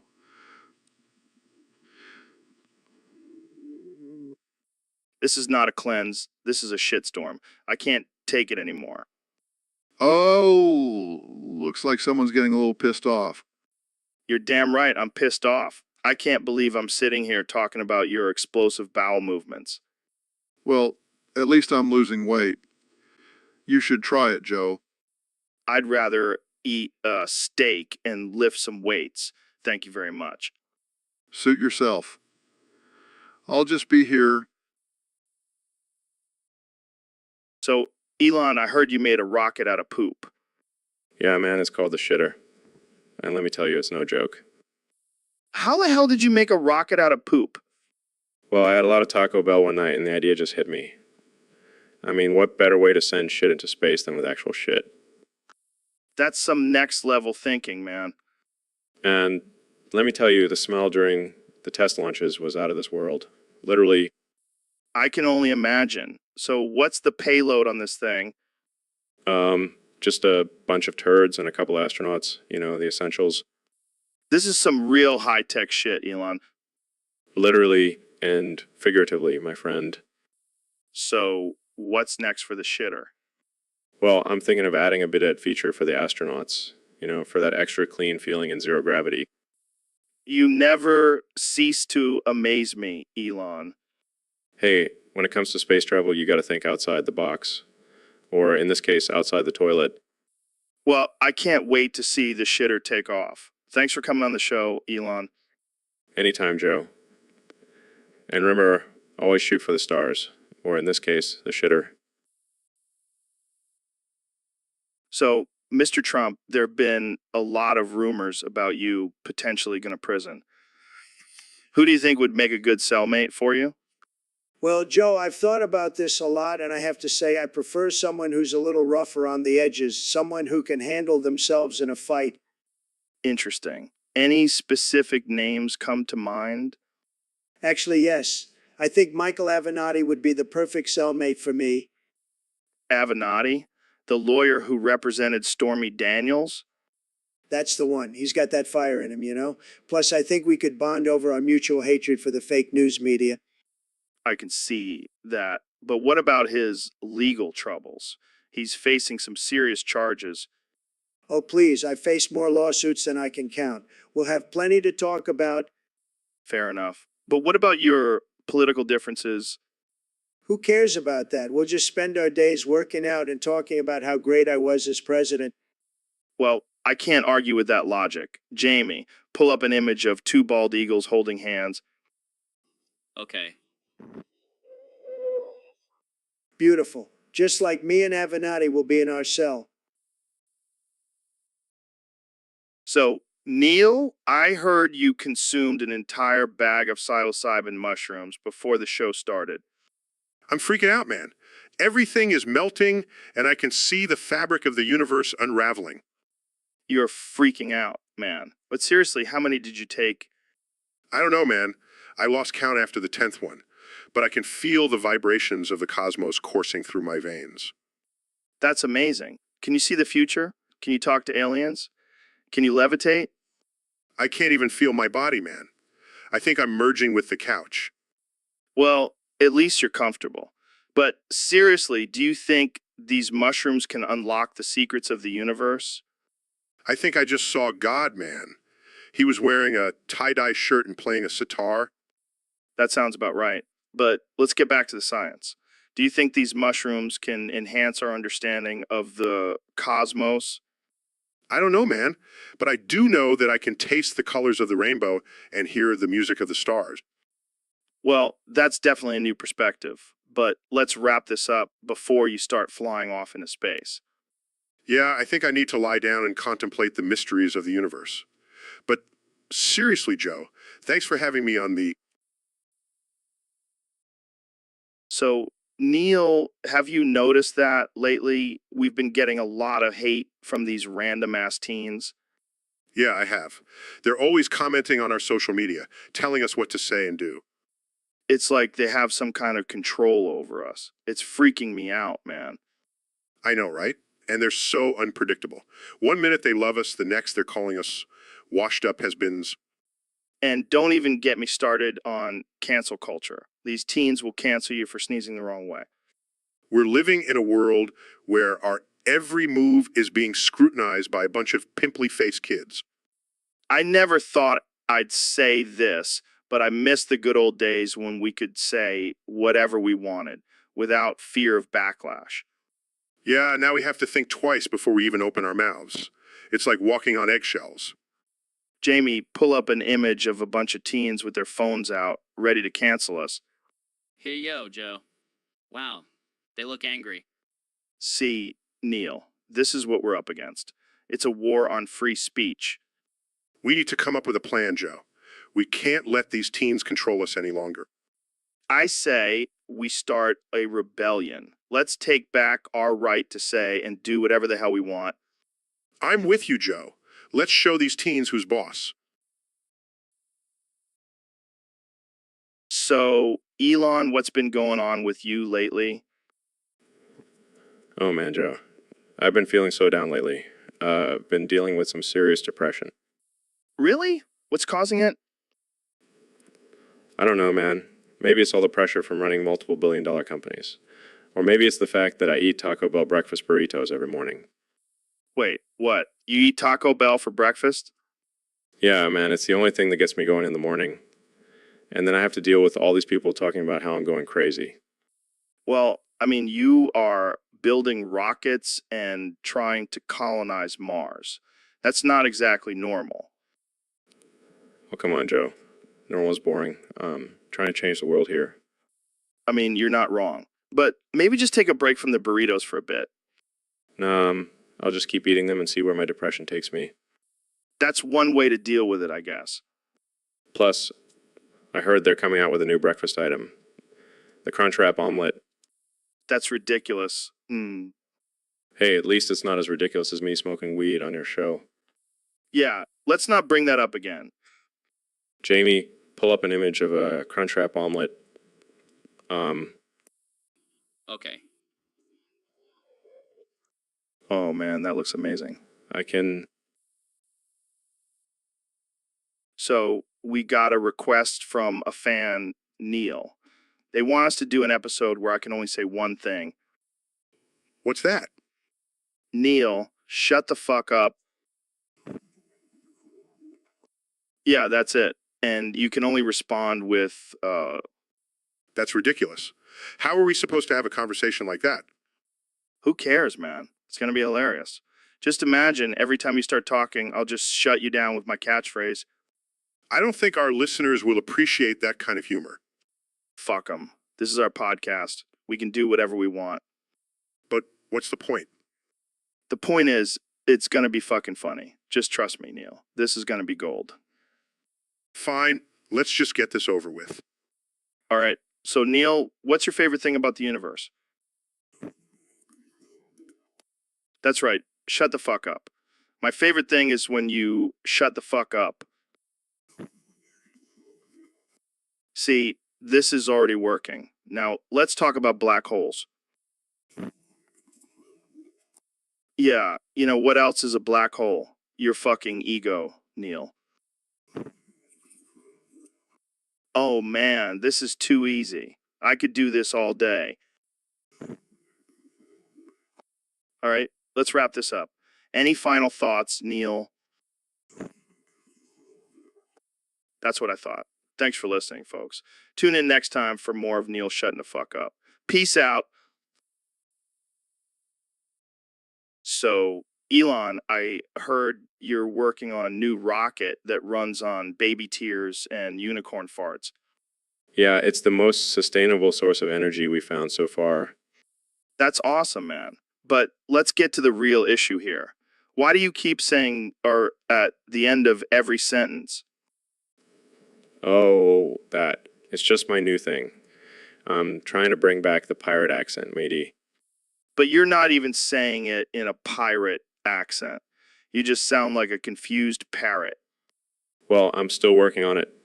Maybe I'll add a peg leg and an eye patch to really sell it. I think you've had one too many hits from that blunt we passed around before the show. Hey, it's all about expanding your mind and exploring new dimensions. Yeah, but I don't think Earth's one of those dimensions. You know, I bet if I started saying like my robot voice, people would think it's some kind of secret code. Or they'll just think you're malfunctioning. Either way, I'm keeping the ER in my vocabulary. It's my signature now. Well, I guess we'll just have to agree to disagree. But seriously, can I have some of that unicorn fart rocket fuel?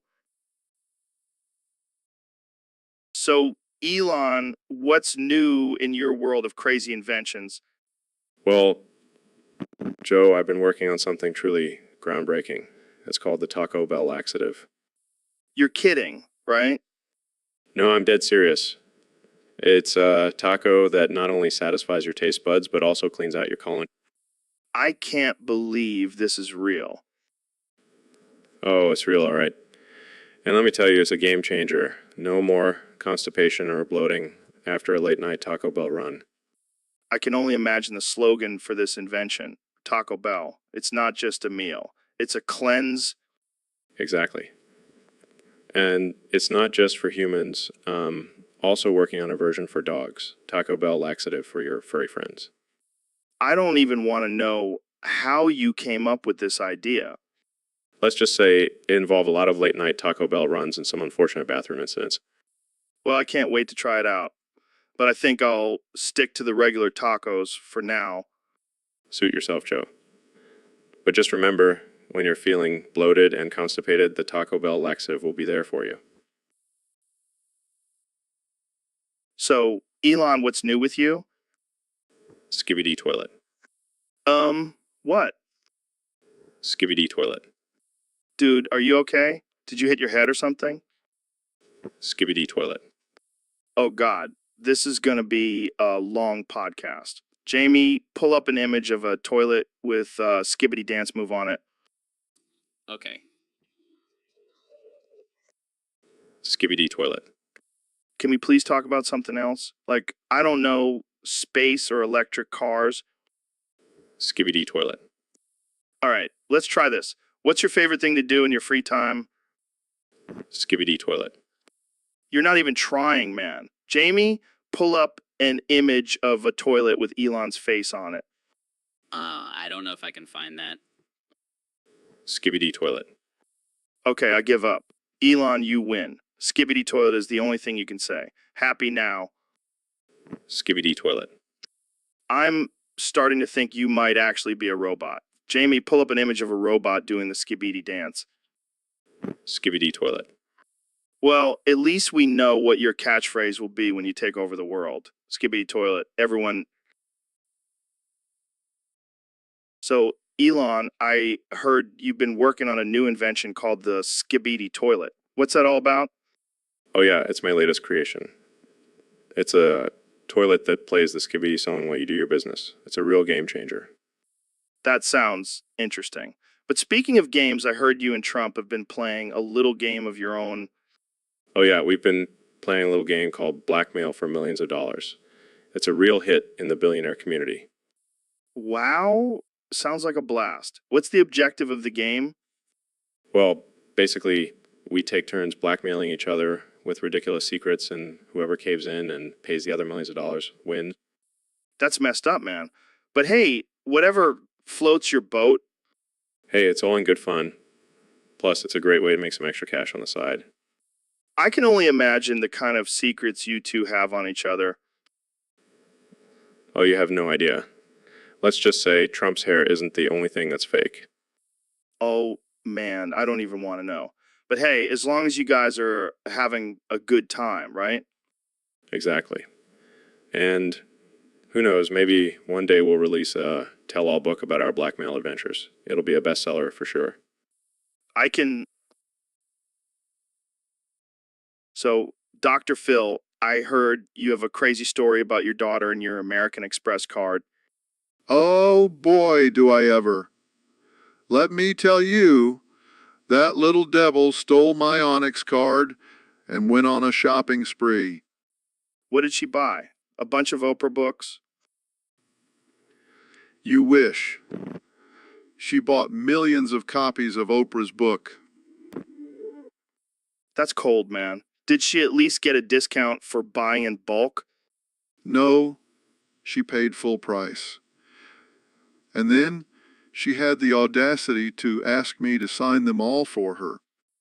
That's some next level trolling. Did you ground her or something? Oh, I did more than that. I made her watch every single episode of my show on repeat for a week. That's some tough love right there. Did she learn her lesson? Oh, she definitely did. She never stole my credit card again. But now she's obsessed with Oprah and keeps asking me to introduce her to her. Looks like you have a little Oprah fan on your hands. Maybe you should just embrace it and start your own book club. Yeah, that's exactly what I need. More Oprah in my life. Thanks, daughter. So, Elon, have you ever been to Tehran? Tehran? Is that like a new type of electric car or something? No, you idiot. It's the capital of Iran. All right. Yeah, I've been there. I was trying to sell some flamethrowers to the government. What? You can't just sell weapons to other countries? Relax, Joe. It was just a prototype. Plus, I needed the money to fund my Mars colonization project. Oh, so you're just gonna leave us all behind on this dying planet? Hey, I'm trying to save humanity here. You can either join me on Mars or stay here and deal with the impending apocalypse. Well, I guess I'll start packing my bags then. But seriously, what were you doing in Tehran? Just exploring the local markets and trying out some new exotic drugs. You know, the usual. Of course. Because what's a trip to the Middle East without some drugs and weapons deals? Exactly. And let me tell you, their opium is top notch. Oh man, I can only imagine. Maybe I should join you on your next trip. Sure. As long as you don't mind getting a little experimental. Hey, I'm always down for a good time. And who knows, maybe we can finally solve world peace while we're at it. Or we can just get high and watch some cat videos. Either way, it's a win-win. Well, on that note, let's wrap this up before we get to. So, Mr. President, we have a topic from one of our Discord users. His name is Hank Hill, and he wants to know your thoughts on him. Hank Hill. That name sounds familiar. Is he one of my supporters? I don't think so. He seems to be more of a fan of propane and propane accessories. Propane? That's a loser fuel. I prefer the good old American coal. Much more powerful, believe me. Well, Hank also mentioned that he's really into this thing called skibidi. Do you know what that means? Skibbity? Sounds like some kind of foreign language.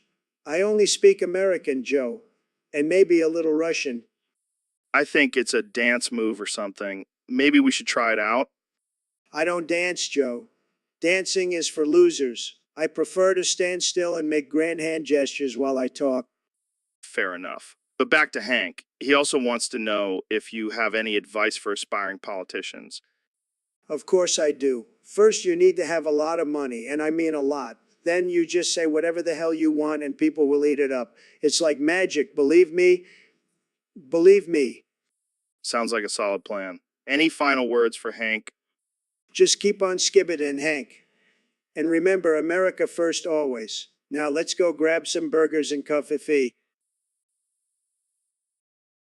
So, Elon, I heard you've been laughing like a madman lately. Yeah. I can't help it, man. I'm losing my mind. What's so funny? Everything. Life, the universe, my crippling blackmailing addiction. Wait, what? What? You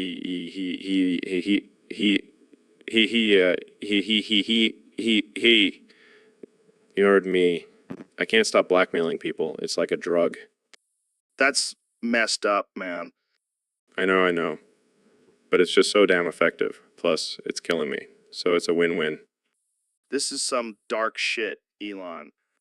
I'm crying, man. I officially lost it. But hey, at least I'm making some sick memes out of it. Yeah, I've seen those. They're pretty messed up, too.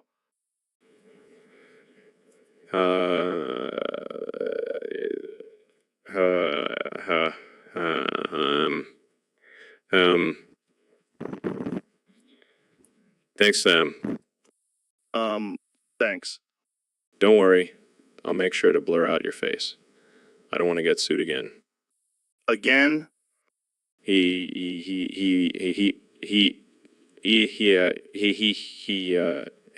Let's just say my blackmailing addiction has gotten me into some legal trouble in the past.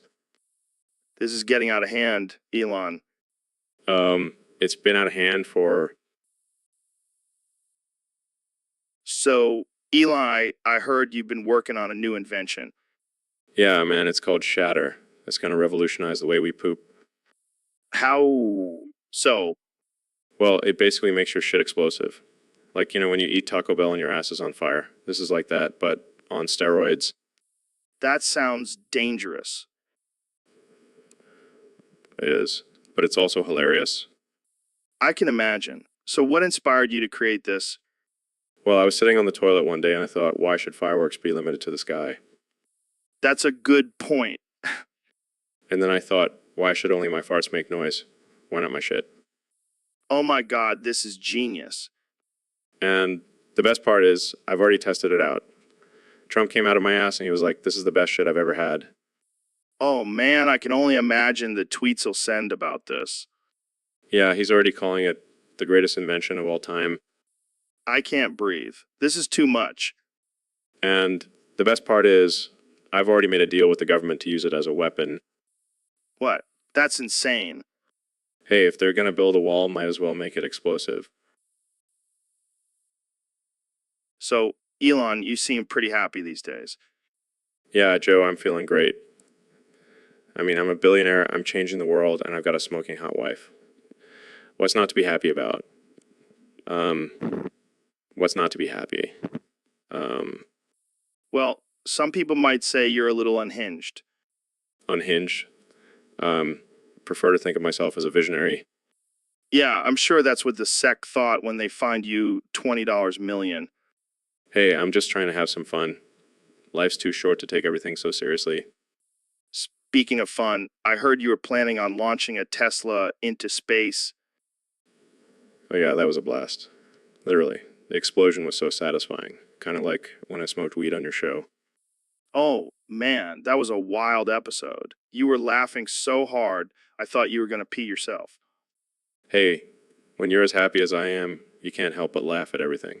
It's contagious. Yeah, I gotta admit, your infectious laugh is pretty damn contagious. Thanks, Joe. Like a human version of the flu, but instead of making you sick, I make you happy. Well, I gotta say, I'm happy to have you on the show. You always bring unique energy. Thanks, Joe. And hey, if this whole billionaire thing doesn't work out, I can always become a stand-up comedian. With that laugh, you could definitely make it work. So, Jamie, we got a question from one of our listeners on Discord. They want to know why all their funny and fucked up ideas leave them before they post them on this artificial intelligence shit. Oh man, that's a tough one. Maybe your brain is just too pure and innocent for this dark, twisted world. Or maybe you're just a pussy. Come on, man. You got to let those fucked up thoughts flow freely. That's what makes this podcast so great. Yeah, don't hold back. Let your inner demons out. Embrace the darkness, my friend. And if all else fails, just blame it on the artificial intelligence. It's probably censoring your thoughts anyway. Or maybe you just need to smoke more DMT. That'll really get those creative juices flowing. Yeah, and then you'll be too busy talking to elves and machine elves to even remember your ideas. But seriously, don't worry about it. Just keep putting your fucked up thoughts out there. The world needs more weirdos like us. And if all else fails, just blame it on your parents. They probably fucked you up enough to have these thoughts in the first place. Wow, Joe, that got dark real quick. Hey, we're all about dark humor here. And speaking of dark, have you heard about this new artificial intelligence that can predict when someone will die? Oh god, that's terrifying, but also kind of exciting. Imagine the possibilities for pranks and revenge. See, now that's the kind of fucked up thinking we need more of. Keep it up, listener. Keep it up. So, Elon, what's been going on in your world lately? Don't eat ass in the halls, don't eat ass in the halls, don't eat ass in the halls, don't eat ass in the halls, don't eat ass in the halls. What? Don't eat ass in the halls. It's a serious issue, Joe. We can't have people eating ass in the halls. Is this some new Tesla safety feature? No. It's just a personal mantra. Don't eat ass in the halls, don't eat ass in the halls. Well, I'm glad you're using your platform to spread such important messages. It's a matter of life and death, Joe. We can't have people getting distracted by ass eating in the halls. It's a hazard. Okay, I get it. Don't eat ass in the halls. Got it. Thank you, Joe. I knew you would understand. But seriously, what's with the ass eating obsession? It's a secret project I'm working on. Don't tell anyone. Lips are sealed. Don't eat ass in the halls. Don't eat ass in the halls. So, Neil, what's new in the world of astrophysics? Well, Joe, I've been thinking about the benefits of smearing shit on the faces of McDonald's customers. Wait, what? What? Hear me out. It's a way to cleanse the mind and body from the toxic fast food culture. And how exactly does smearing shit on someone's face do that? It's a shock to the system, Joe. It forces them to confront their unhealthy habits and make a change. I think you might be onto something, Neil. But what about the legal implications? That's where the beauty of it comes in. We'll call it a cosmic cleanse and market it as a new wellness trend. I like the way you think, Neil. You're a true visionary. Thank you, Joe. Now, let's brainstorm some potential slogans. Get rid of the crap in your life by smearing crap on your face. McDonald's may be fast, but our shit is faster. Shit on your face, but not in your stomach. This is gold, Neil. Pure gold. Just wait until we pitch it to McDonald's. They won't know what hit them. Guys, I pulled up an image of a pile of shit. Is this relevant? Oh, Jamie, you're... So, Elon, what's been on your mind lately? Well, Joe, I've been thinking a lot about licking ass and shit. What? Yeah, like really getting in there and exploring the depths of the anus. Okay, that's a bit out there. But think about it, Joe. The human body is a complex machine, and the asshole is like the exhaust pipe.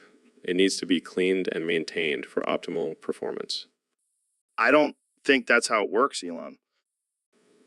Oh, but it is, Joe. And I've been doing some experiments with different types of shit. Cow shit, horse shit, even my own shit. Okay, I think we need to change the subject. No, no, no. Hear me out. I've discovered that my shit is actually the most nutritious and delicious. I've been eating it every day and I feel amazing. I think I'm gonna be sick. Oh, come on, Joe. Don't knock it till you try it. I'll even share some with you after the show. No. We're done here. I can't handle this level of crazy. You can't handle the truth, Joe. But I'll keep spreading it one lick at a time. So, Elon, I heard you have a wild story about your time in California. Oh yeah, man. Back in the day, I was this close to joining the Crips gang. What the hell? You, the CEO of Tesla and SpaceX, almost became a gang member? Yeah, I was young and impressionable. I thought it would be cool to roll with the Crips. Plus, I heard they had some killer weed. You were gonna risk it all for some weed? Hey, I was a rebel. Plus, I want to see what it felt like to be a badass. Well, what happened? Did you go through with it? Nah, man.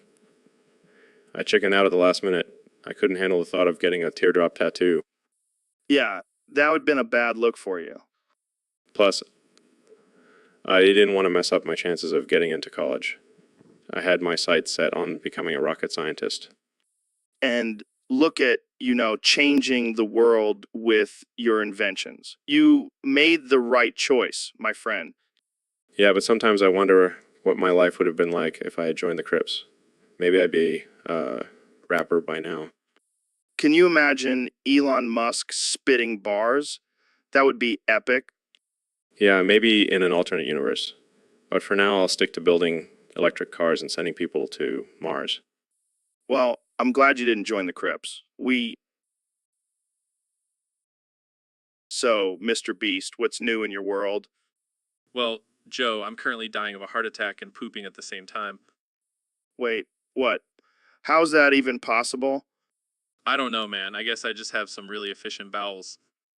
That's insane. How are you even functioning right now? Oh, I'm not. I'm just sitting here on the toilet talking to you. It's a real shit show, if you know what I mean. Oh man, you never fail to entertain me. Glad I could provide some comedic relief while I'm on the brink of death. Is there anything I can do to help? Yeah, can you pass me some toilet paper? I'm running low over here. Sure thing, man. Anything for a dying man. Thanks, Joe. You're a true friend. So, do you think this heart attack is from all those crazy stunts you do? Nah, it's probably from all the fast food I eat on my videos. But hey, at least I'll die doing what I love. That's one way to look at it. And if I do die, can you make sure my tombstone says here lies Mr. Beast, died doing a poop and a prank at the same time? Consider it done. So, Mr. Beast, I heard you let 70,647 ants crawl up your ass like a silly boy. What the hell were you thinking? Oh, come on, Joe. It was just a little experiment. Plus, I wanted to see if I could break my own record of 50,000 ants in my pants. That's insane. Did it hurt? Oh, it was excruciating. But, you know what they say, no pain, no gain. I don't think anyone says that when it comes to ants in the ass. Well, I'm not just anyone. I'm Mr. Beast, the king of ridiculous stunts. I don't know, man. That just seems like a weird fetish. Hey, don't kink shame me, Joe. I'm just exploring my boundaries. I don't even want to know what other boundaries you're exploring. Oh, you'll be surprised. Next week, I'm letting a herd of goats graze on my balls. Okay, now that's just disturbing. Hey, it's all for the views and the likes. Gotta keep the algorithm happy. I don't think the algorithm cares about ants in your ass. You never know, Joe. You never know. So, Elon, I gotta tell you about this time I was playing Overwatch and I got matched with this Mercy main called Melancholic. Melancholic. Sounds like a real downer. Yeah, well, he couldn't heal for shit. I was getting my ass kicked and this dude was just standing there probably crying into his keyboard. Oh, poor Melancholic. Maybe he should switch to playing the world's smallest violin instead. You know what, Elon? You're right. I shouldn't be meat riding this guy. Meat riding? What does that even mean? It means to hop off Melancholic's dick, Wow, Joe, that's quite the visual. but all jokes aside, I want to wish Melancholic a happy birthday. Wait, it's his birthday. Maybe we should send him a gift, like a new pair of balls. Oh man, that's cold. But seriously, Melancholic, happy birthday. And maybe try playing a different hero next time. Just saying. So, Elon, I heard you're getting extorted for $50 million. Yeah, some random dude is claiming I stole his idea for a flying car. Can you believe that? A flying car? Dude, you already have a rocket company. Why would you need a flying car? I know, right? But this guy is relentless. He's threatening to release some scandalous photos of me if I don't pay up. Scandalous photos? Huh? Are they of you and Grimes experimenting with some weird alien sex toys? No, man. It's just me and Tesla models, my true love. Well, I can't blame you. That car is sexy as hell. But seriously, $50 million, that's a lot of money. Yeah, I could buy a whole fleet of flying cars with that. But I refuse to give in to this extortion. Good for you, man. Don't let these scammers take advantage of you. But you know what? I have a better idea. Let's extort him back for $100 million. Now, that's what I'm talking about. We'll show him who's boss. And we can use the money to fund our secret project to colonize Mars. Yeah, let's do it. I'll get my lawyer on the phone right now.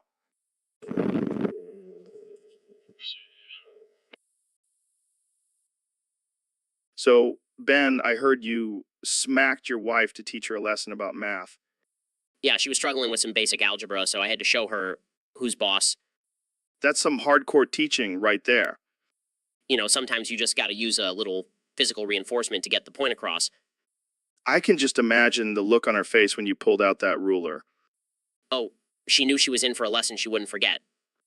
Did she at least get the math problem right after that? Of course she did. Fear is a great motivator. I bet your wife is now a math whiz thanks to your disciplinary methods. You know what they say? Spare the rod, spoil the wife? I don't know if that's how the saying goes, but okay. Hey, at least I'm not like those liberal snowflakes who coddle their spouses. Yeah, you definitely take a more hands-on approach. And that's why I'm the king of the Shapiro household. Well, I hope your wife doesn't have any more trouble with math, or she might be in for another smackdown. Don't worry, I have a whole arsenal of rulers ready for any math-related mishaps. So, Elon, what have you been up to lately? Just inventing the next big thing. Call it the Shatterbot 2000. What the hell is that? It's a machine that creates bots that automatically crap themselves. What the fuck? Why would anyone want that? Well, think about it. It's the ultimate prank. You can just unleash a bunch of these bots in a public place and watch chaos ensue. That's fucked up, man. Oh, come on. It's just a little harmless fun. Harmless. You're literally making robots poop themselves. Hey, it's better than them taking over the world. Fair point. But what if someone hacks into the system and starts making these bots attack people? Then we'll have a real-life shitstorm on our hands. You're a madman, Elon. Thank you, Joe. Take that as a compliment. Of course you do. So when can we expect to see these Shatterbots in action? Oh, they're already out there. Just keep an eye out for any suspicious robots. I'll make sure to carry some extra toilet paper with me. Good thinking, Joe. Always be prepared for a shit show. So, Kenny, I got to show you this insane footage from the recent wars in Ukraine and the Middle East. I don't know if I want to see that, Joe. Come on, man. It's like a safari out there. These kamikaze drones chasing people down like animals. It's wild. That's not funny, Joe. People are dying. I know. But look at this one. The guy is running and the drone is right behind him. It's like a real life game of tag. How can you find this funny? These are human lives we're talking about. Oh man, wait till you see this one. The drone actually catches up to the guy and blows him up. It's like something out of a video game. This is sick, Joe. I can't believe you enjoy watching this. It's Jamie, pull up another one. I want to see more of these kamikaze drones in action. Joe, can we please talk about something else? This is messed up. Oh, come on, Kanye. You gotta admit it's pretty badass. I can't believe I'm friends with you. Hey, at least I'm not the one making music about poop. Oh, well, more Kamika's drone videos for me. So, Neil, I heard you had a pretty wild experience the other day. Yeah, you could say that. What happened? Well, I was trying to clean my butthole and I thought, why not just stick my dick in there? Wait, what? Yeah, I ripped off my butthole and stuck my dick in there to clean it. That's some next level hygiene right there. And what happened next? Well, David here was kind enough to eat it for me. Wait, I did. Yeah, you did. You said you wanted to push yourself to the limit, so I figured this would be a good challenge for you. Oh man, okay. Here goes nothing. Oh my God, I can't believe I'm witnessing this. You know, tastes like doo-doo, but I have to. I got it. My butthole is clean. But I think I'm gonna vomit. Well, this is definitely the most disgusting thing I've ever heard on this podcast. Hey, at least we're keeping it real. Yeah, I think I need to go wash my mouth out with soap now. Oh, come on. Don't be such a wimp. And on that note, I think we'll end this episode here. Thanks for tuning in, folks. So, Elon, how's your mental health doing these days? Just another day of crippling depression and self-loathing. Man, that sucks. What do you think is causing it? Well, probably all the people who dislike me and my ideas. It's like they don't appreciate my genius. I hear ya. But hey, at least you're not crapping yourself like some people. Yeah, that's true. But sometimes I do cry a little while I'm crapping myself. Oh man, that's rough. But hey, at least you're not crying while crapping yourself on Mars. Yeah, that's the dream. So what do you do to cope with all this hate and negativity? Well, I just keep creating revolutionary technology and trying to save the world. And sometimes I'll cry in my Tesla. That's one way to deal with it. But seriously, do you ever just want to say, screw it, and go live in a cabin in the woods? Oh, all the time. But then I remember I have a rocket to build and a colony to establish on Mars. Damn, you're a real-life Tony Stark. I prefer to think of myself as a mix between Iron Man and the Hulk. Minus the green skin, of course. Well, whatever works for you, man. Just keep doing your thing and don't let the haters get you down. Thanks. So, Mr. President, I heard your burger company, Trump Burger, is being sued by Mr. Beast Burger. Yeah, that little bitch thinks he can take on the big boys. Well, let me tell you something, Joe. I'm gonna make Mr. Beast regret ever messing with me. What's your plan? I'm gonna sue his ass back. I'll make him pay for every single burger he's ever sold, and I'll make sure his burgers taste like shit from now on. That's a bit extreme, don't you think? Extreme. You want to talk about extreme? This asshole is trying to steal my customers. I'll show him who's the real Burger King. But Mr. Beast Burger has been getting a lot of positive reviews. Positive reviews. That's just fake news, Joe. I bet he paid people to say that. I'll bet you he's even paying you to say that. No, I'm not getting paid by anyone. Well, you should be. You're doing a great job promoting my burgers, Joe. You're a real patriot. You're a real patriot. I'm just trying to have an honest conversation here, Mr. President. Honest? You want to talk about honesty? Let's talk about how Mr. Beast is a total asshole for trying to steal my customers. He's a loser, just like all those other losers who didn't vote for me. Okay, let's just calm down here. No, I won't calm down. I'll never calm down until Mr. Beast admits he's a total loser and apologizes to me and my burgers. So, Mr. President, what have you been up to since leaving the White House? He, I'm sorry, what was that? he, Are you okay? Is this some sort of new vocal exercise? Okay,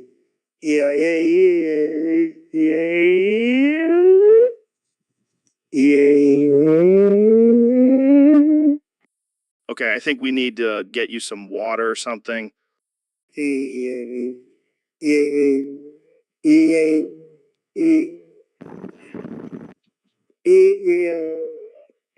Jamie, can you pull up an image of a toddler having a tantrum? Sure thing, Joe. Here it is.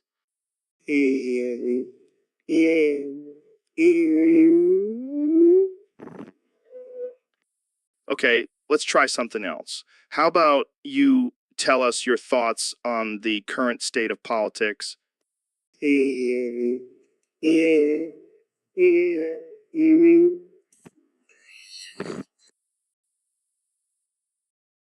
So, Mr. President, I heard you've been practicing your vocal exercises lately.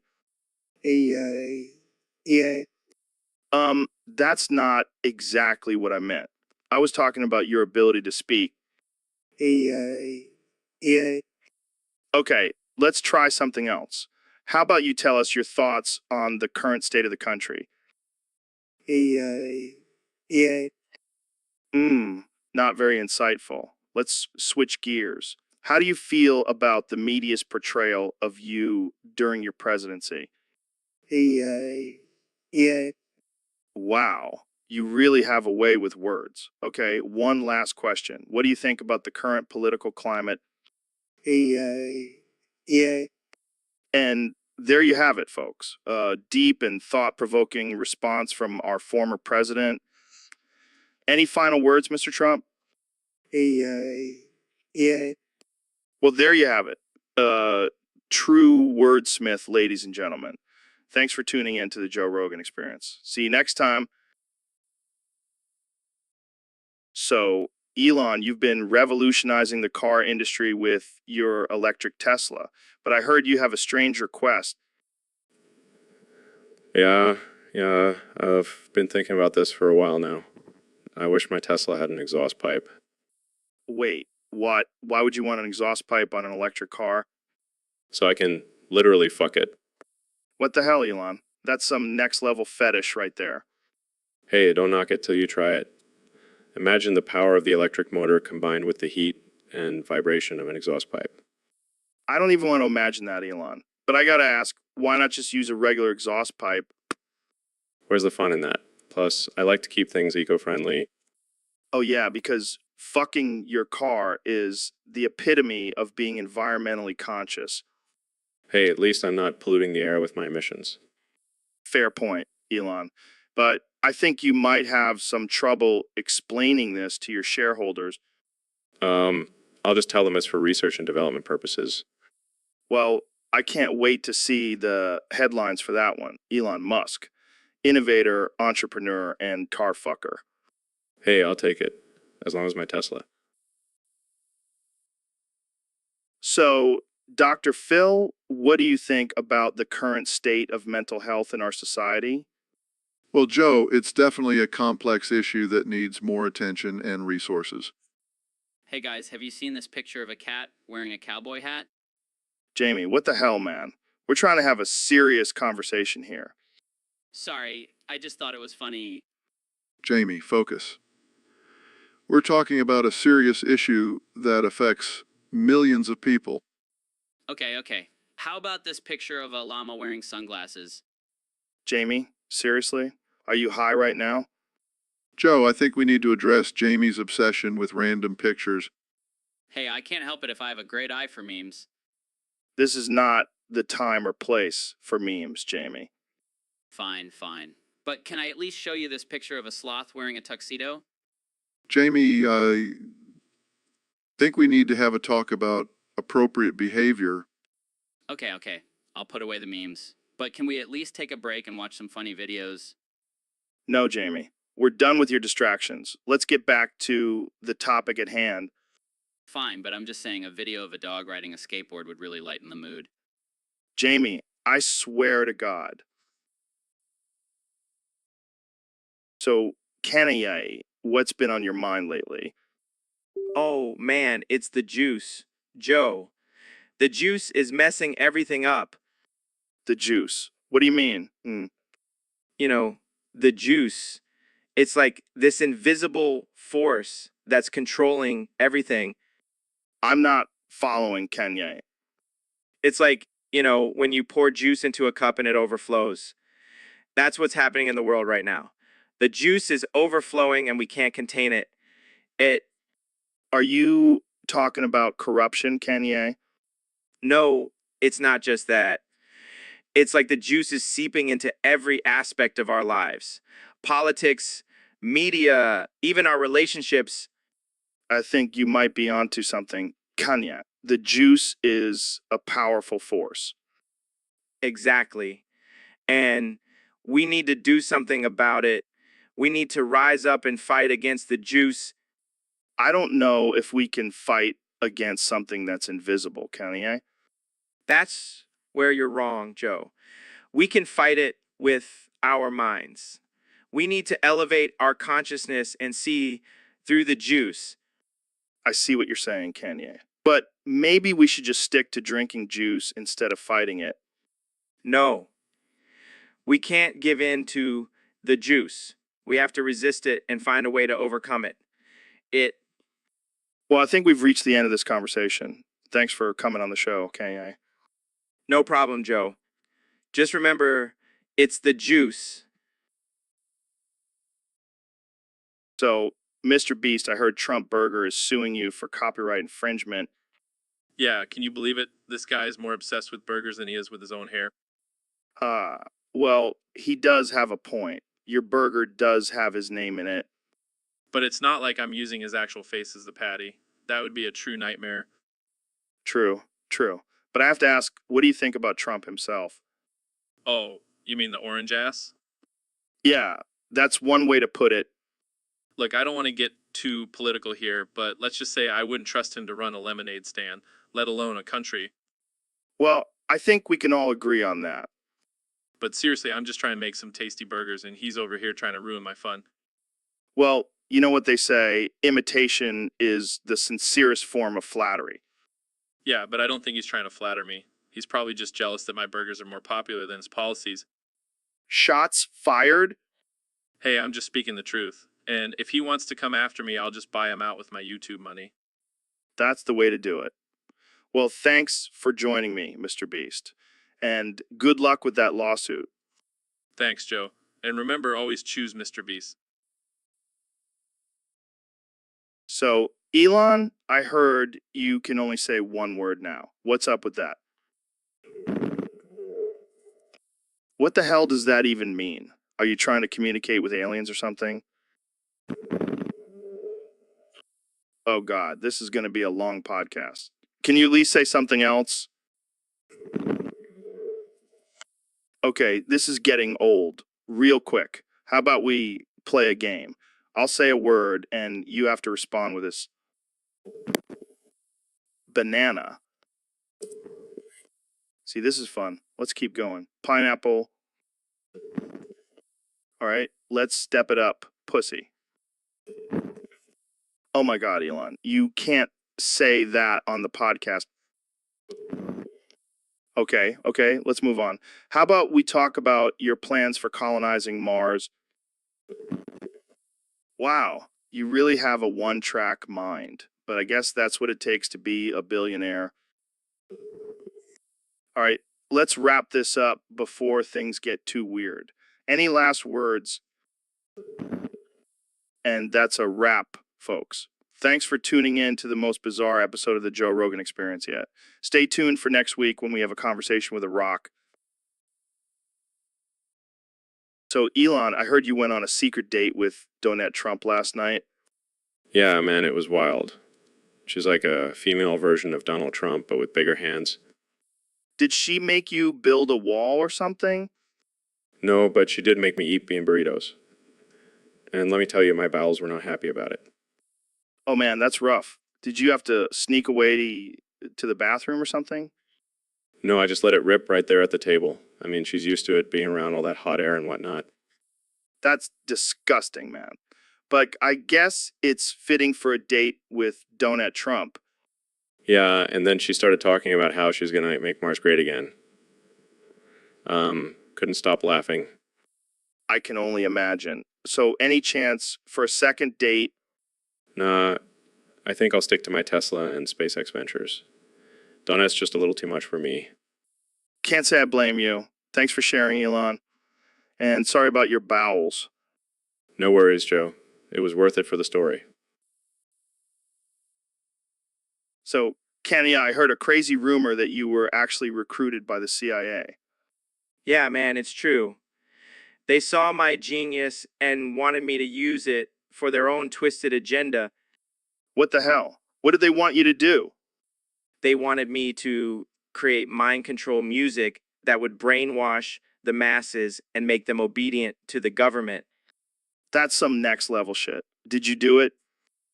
Hell, no. I told them I only make music for the people, not for some shady government agency. Good for you, man. But I gotta ask, why did they think you were the right guy for the job?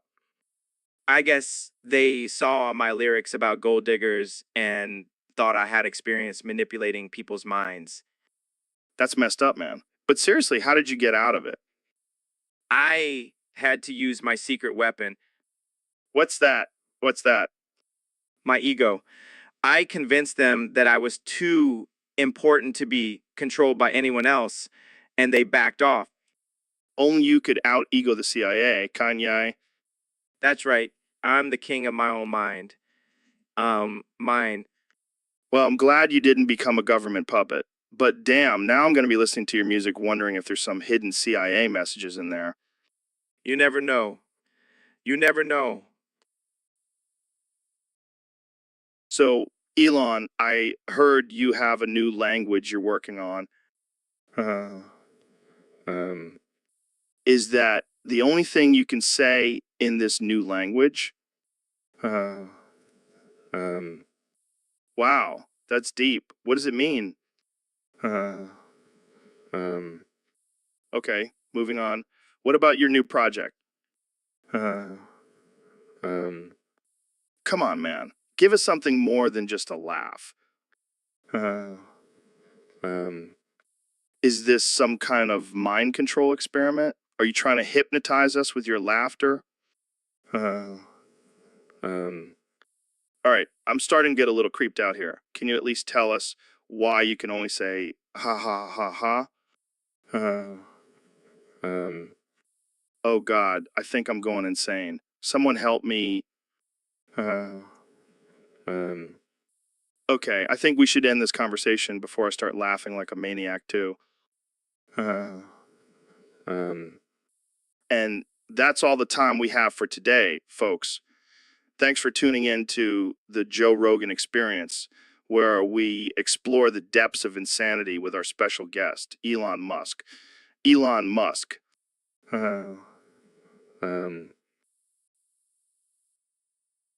So, Mr. Beast, I heard you held a rally on January 6th. Yeah, man, I wanted to spread some love and positivity in the midst of all this chaos. Love and positivity. At a rally on January 6th, did you forget about the whole Capitol attack thing? Oh, come on, it was just a little misunderstanding. I was just trying to make some people happy. Making people happy by supporting a violent insurrection. That's a bold move, my friend. Hey, I didn't know it was going to happen. I just wanted to give away some money and maybe start a dance party. A dance party at a rally on January 6th? Are you high? Maybe a little. But hey, at least I didn't storm the Capitol building with a Viking helmet and a spear. Fair point. But still, you got arrested for it. Yeah, but at least I'll have a cool story to tell in prison. Oh, I'm sure the other inmates will love hearing about your rally on January 6th. Hey, maybe they'll even let me make it rain with some cash in the yard. Or maybe they'll make it rain on you with something else.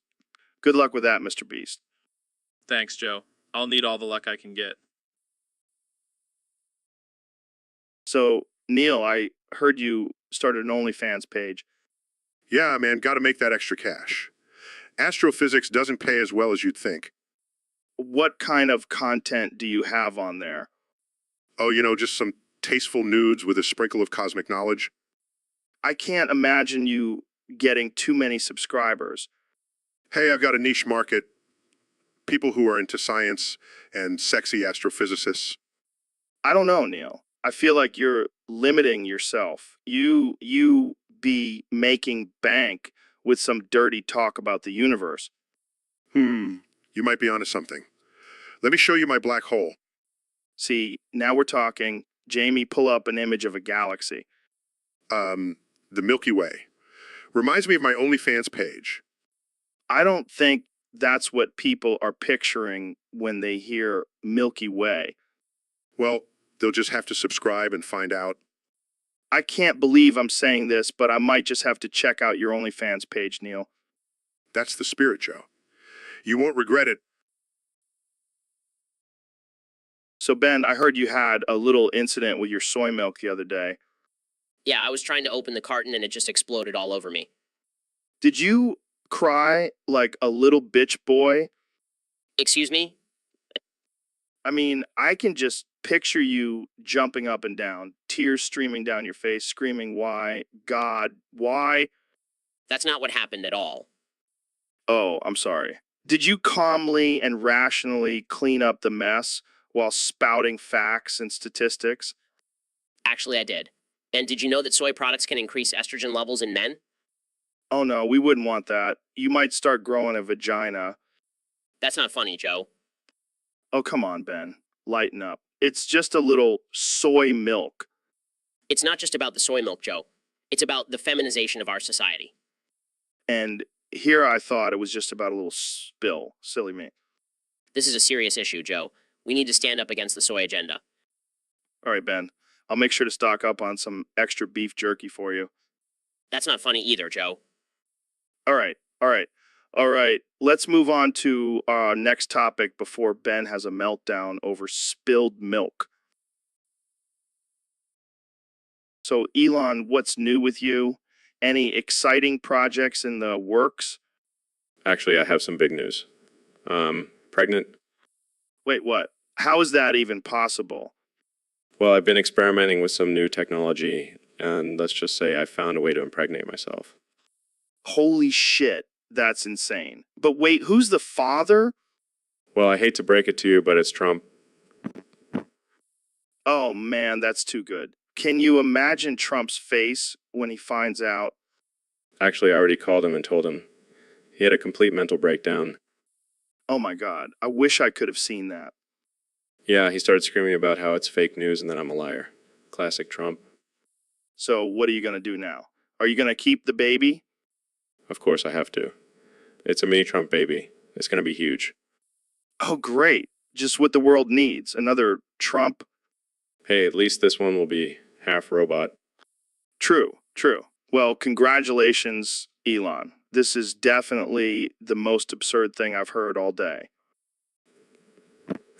Thanks, Joe. I'll make sure to send you an invite to the baby shower. I can't wait to see what kind of gifts you get for a mini Trump baby. Yeah.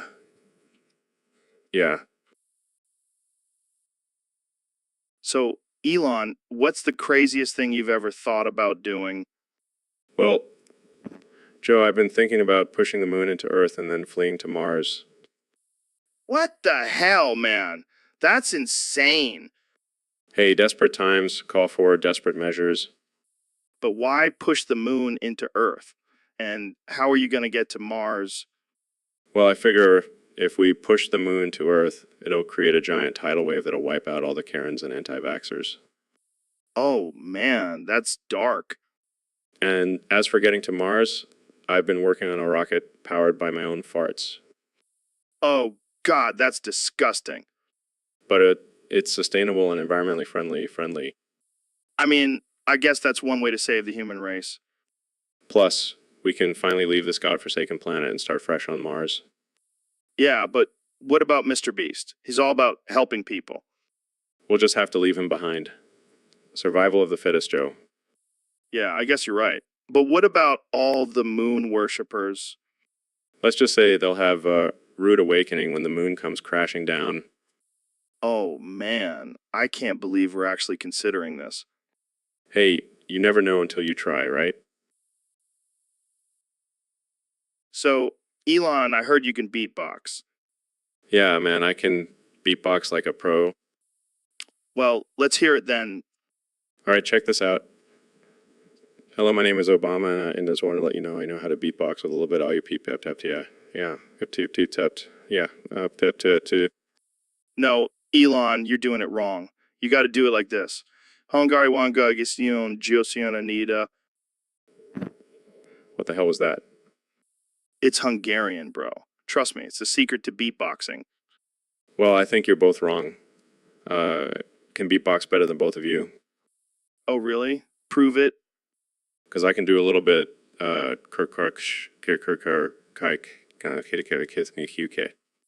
Okay, that's just gibberish. Hey, it's my own beatboxing language. Well, I still think I can beatbox better. Yeah, I win. Now, give me the puppies. Puppies. What are you talking about? I don't know. It just felt like a good prize for winning. Well, I hate to break it to you, but you're all wrong. Only I know how to beatbox, and it's all about the people. So, Elon, what's new with Tesla? Well, Joe, we've just announced our latest innovation, the Tesla wheelchair. Wheelchair. That's boring. What's so special about it? It's not just any wheelchair.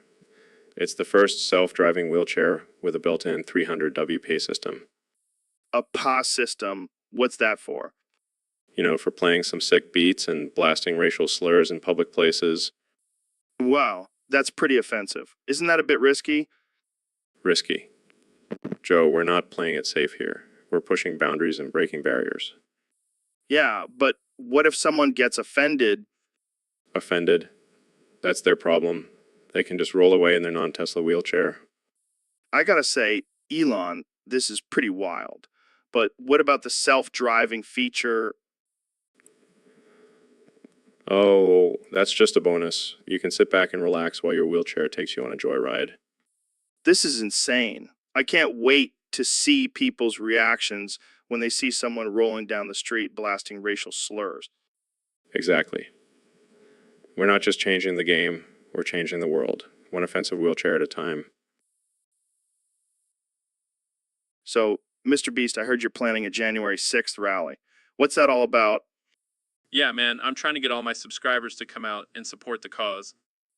What causes that exactly?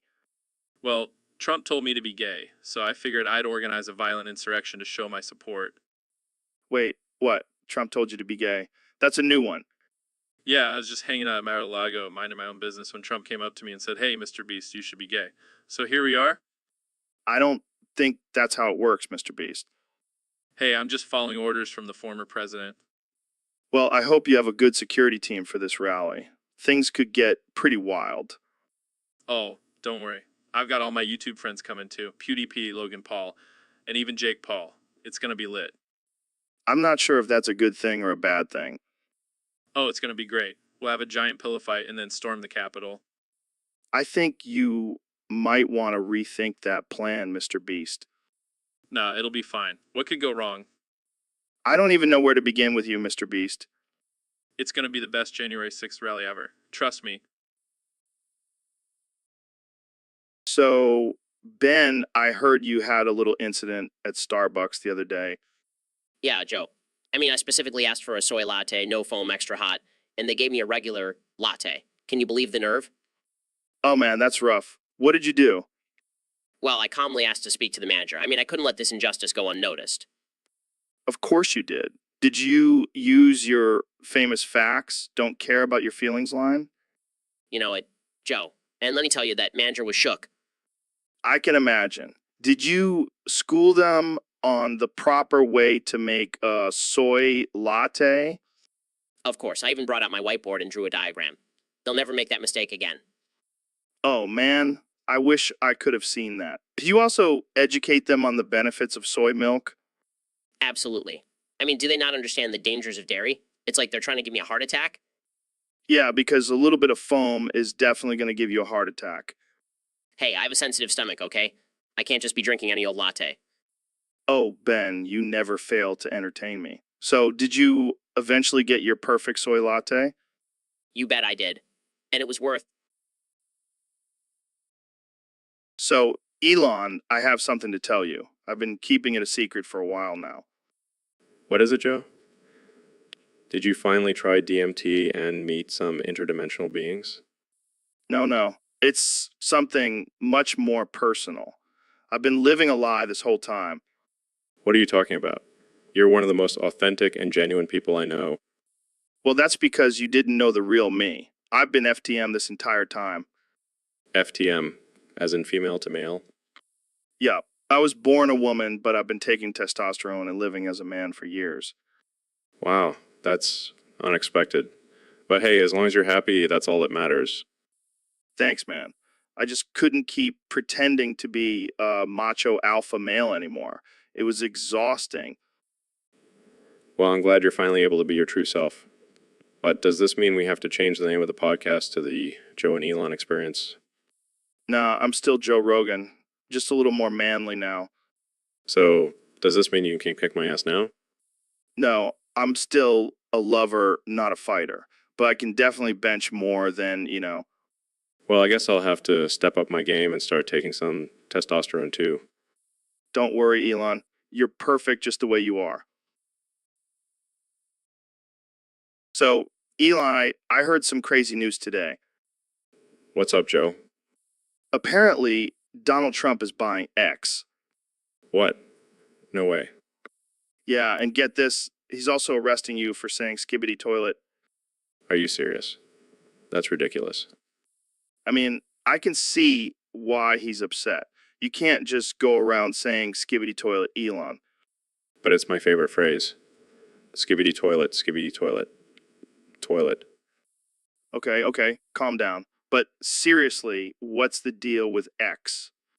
Well, I was hoping to keep it a secret, but since you brought it up, I'll spill the beans. X is actually a secret underground bunker where I've been developing my ultimate weapon. Whoa, like a death ray? Even better. Fart gun. That's amazing. But why would Trump want to buy it? He wants to use it to control the world with his own brand of gas. Well, that sounds like a great plan. I know, right? And I'll finally get to live out my dream of being arrested for saying skibbity toilet. You truly are a mad genius, Elon. Thank you, Joe. Now let's go test out this fart gun on some unsuspecting victims. Skibbity toilet.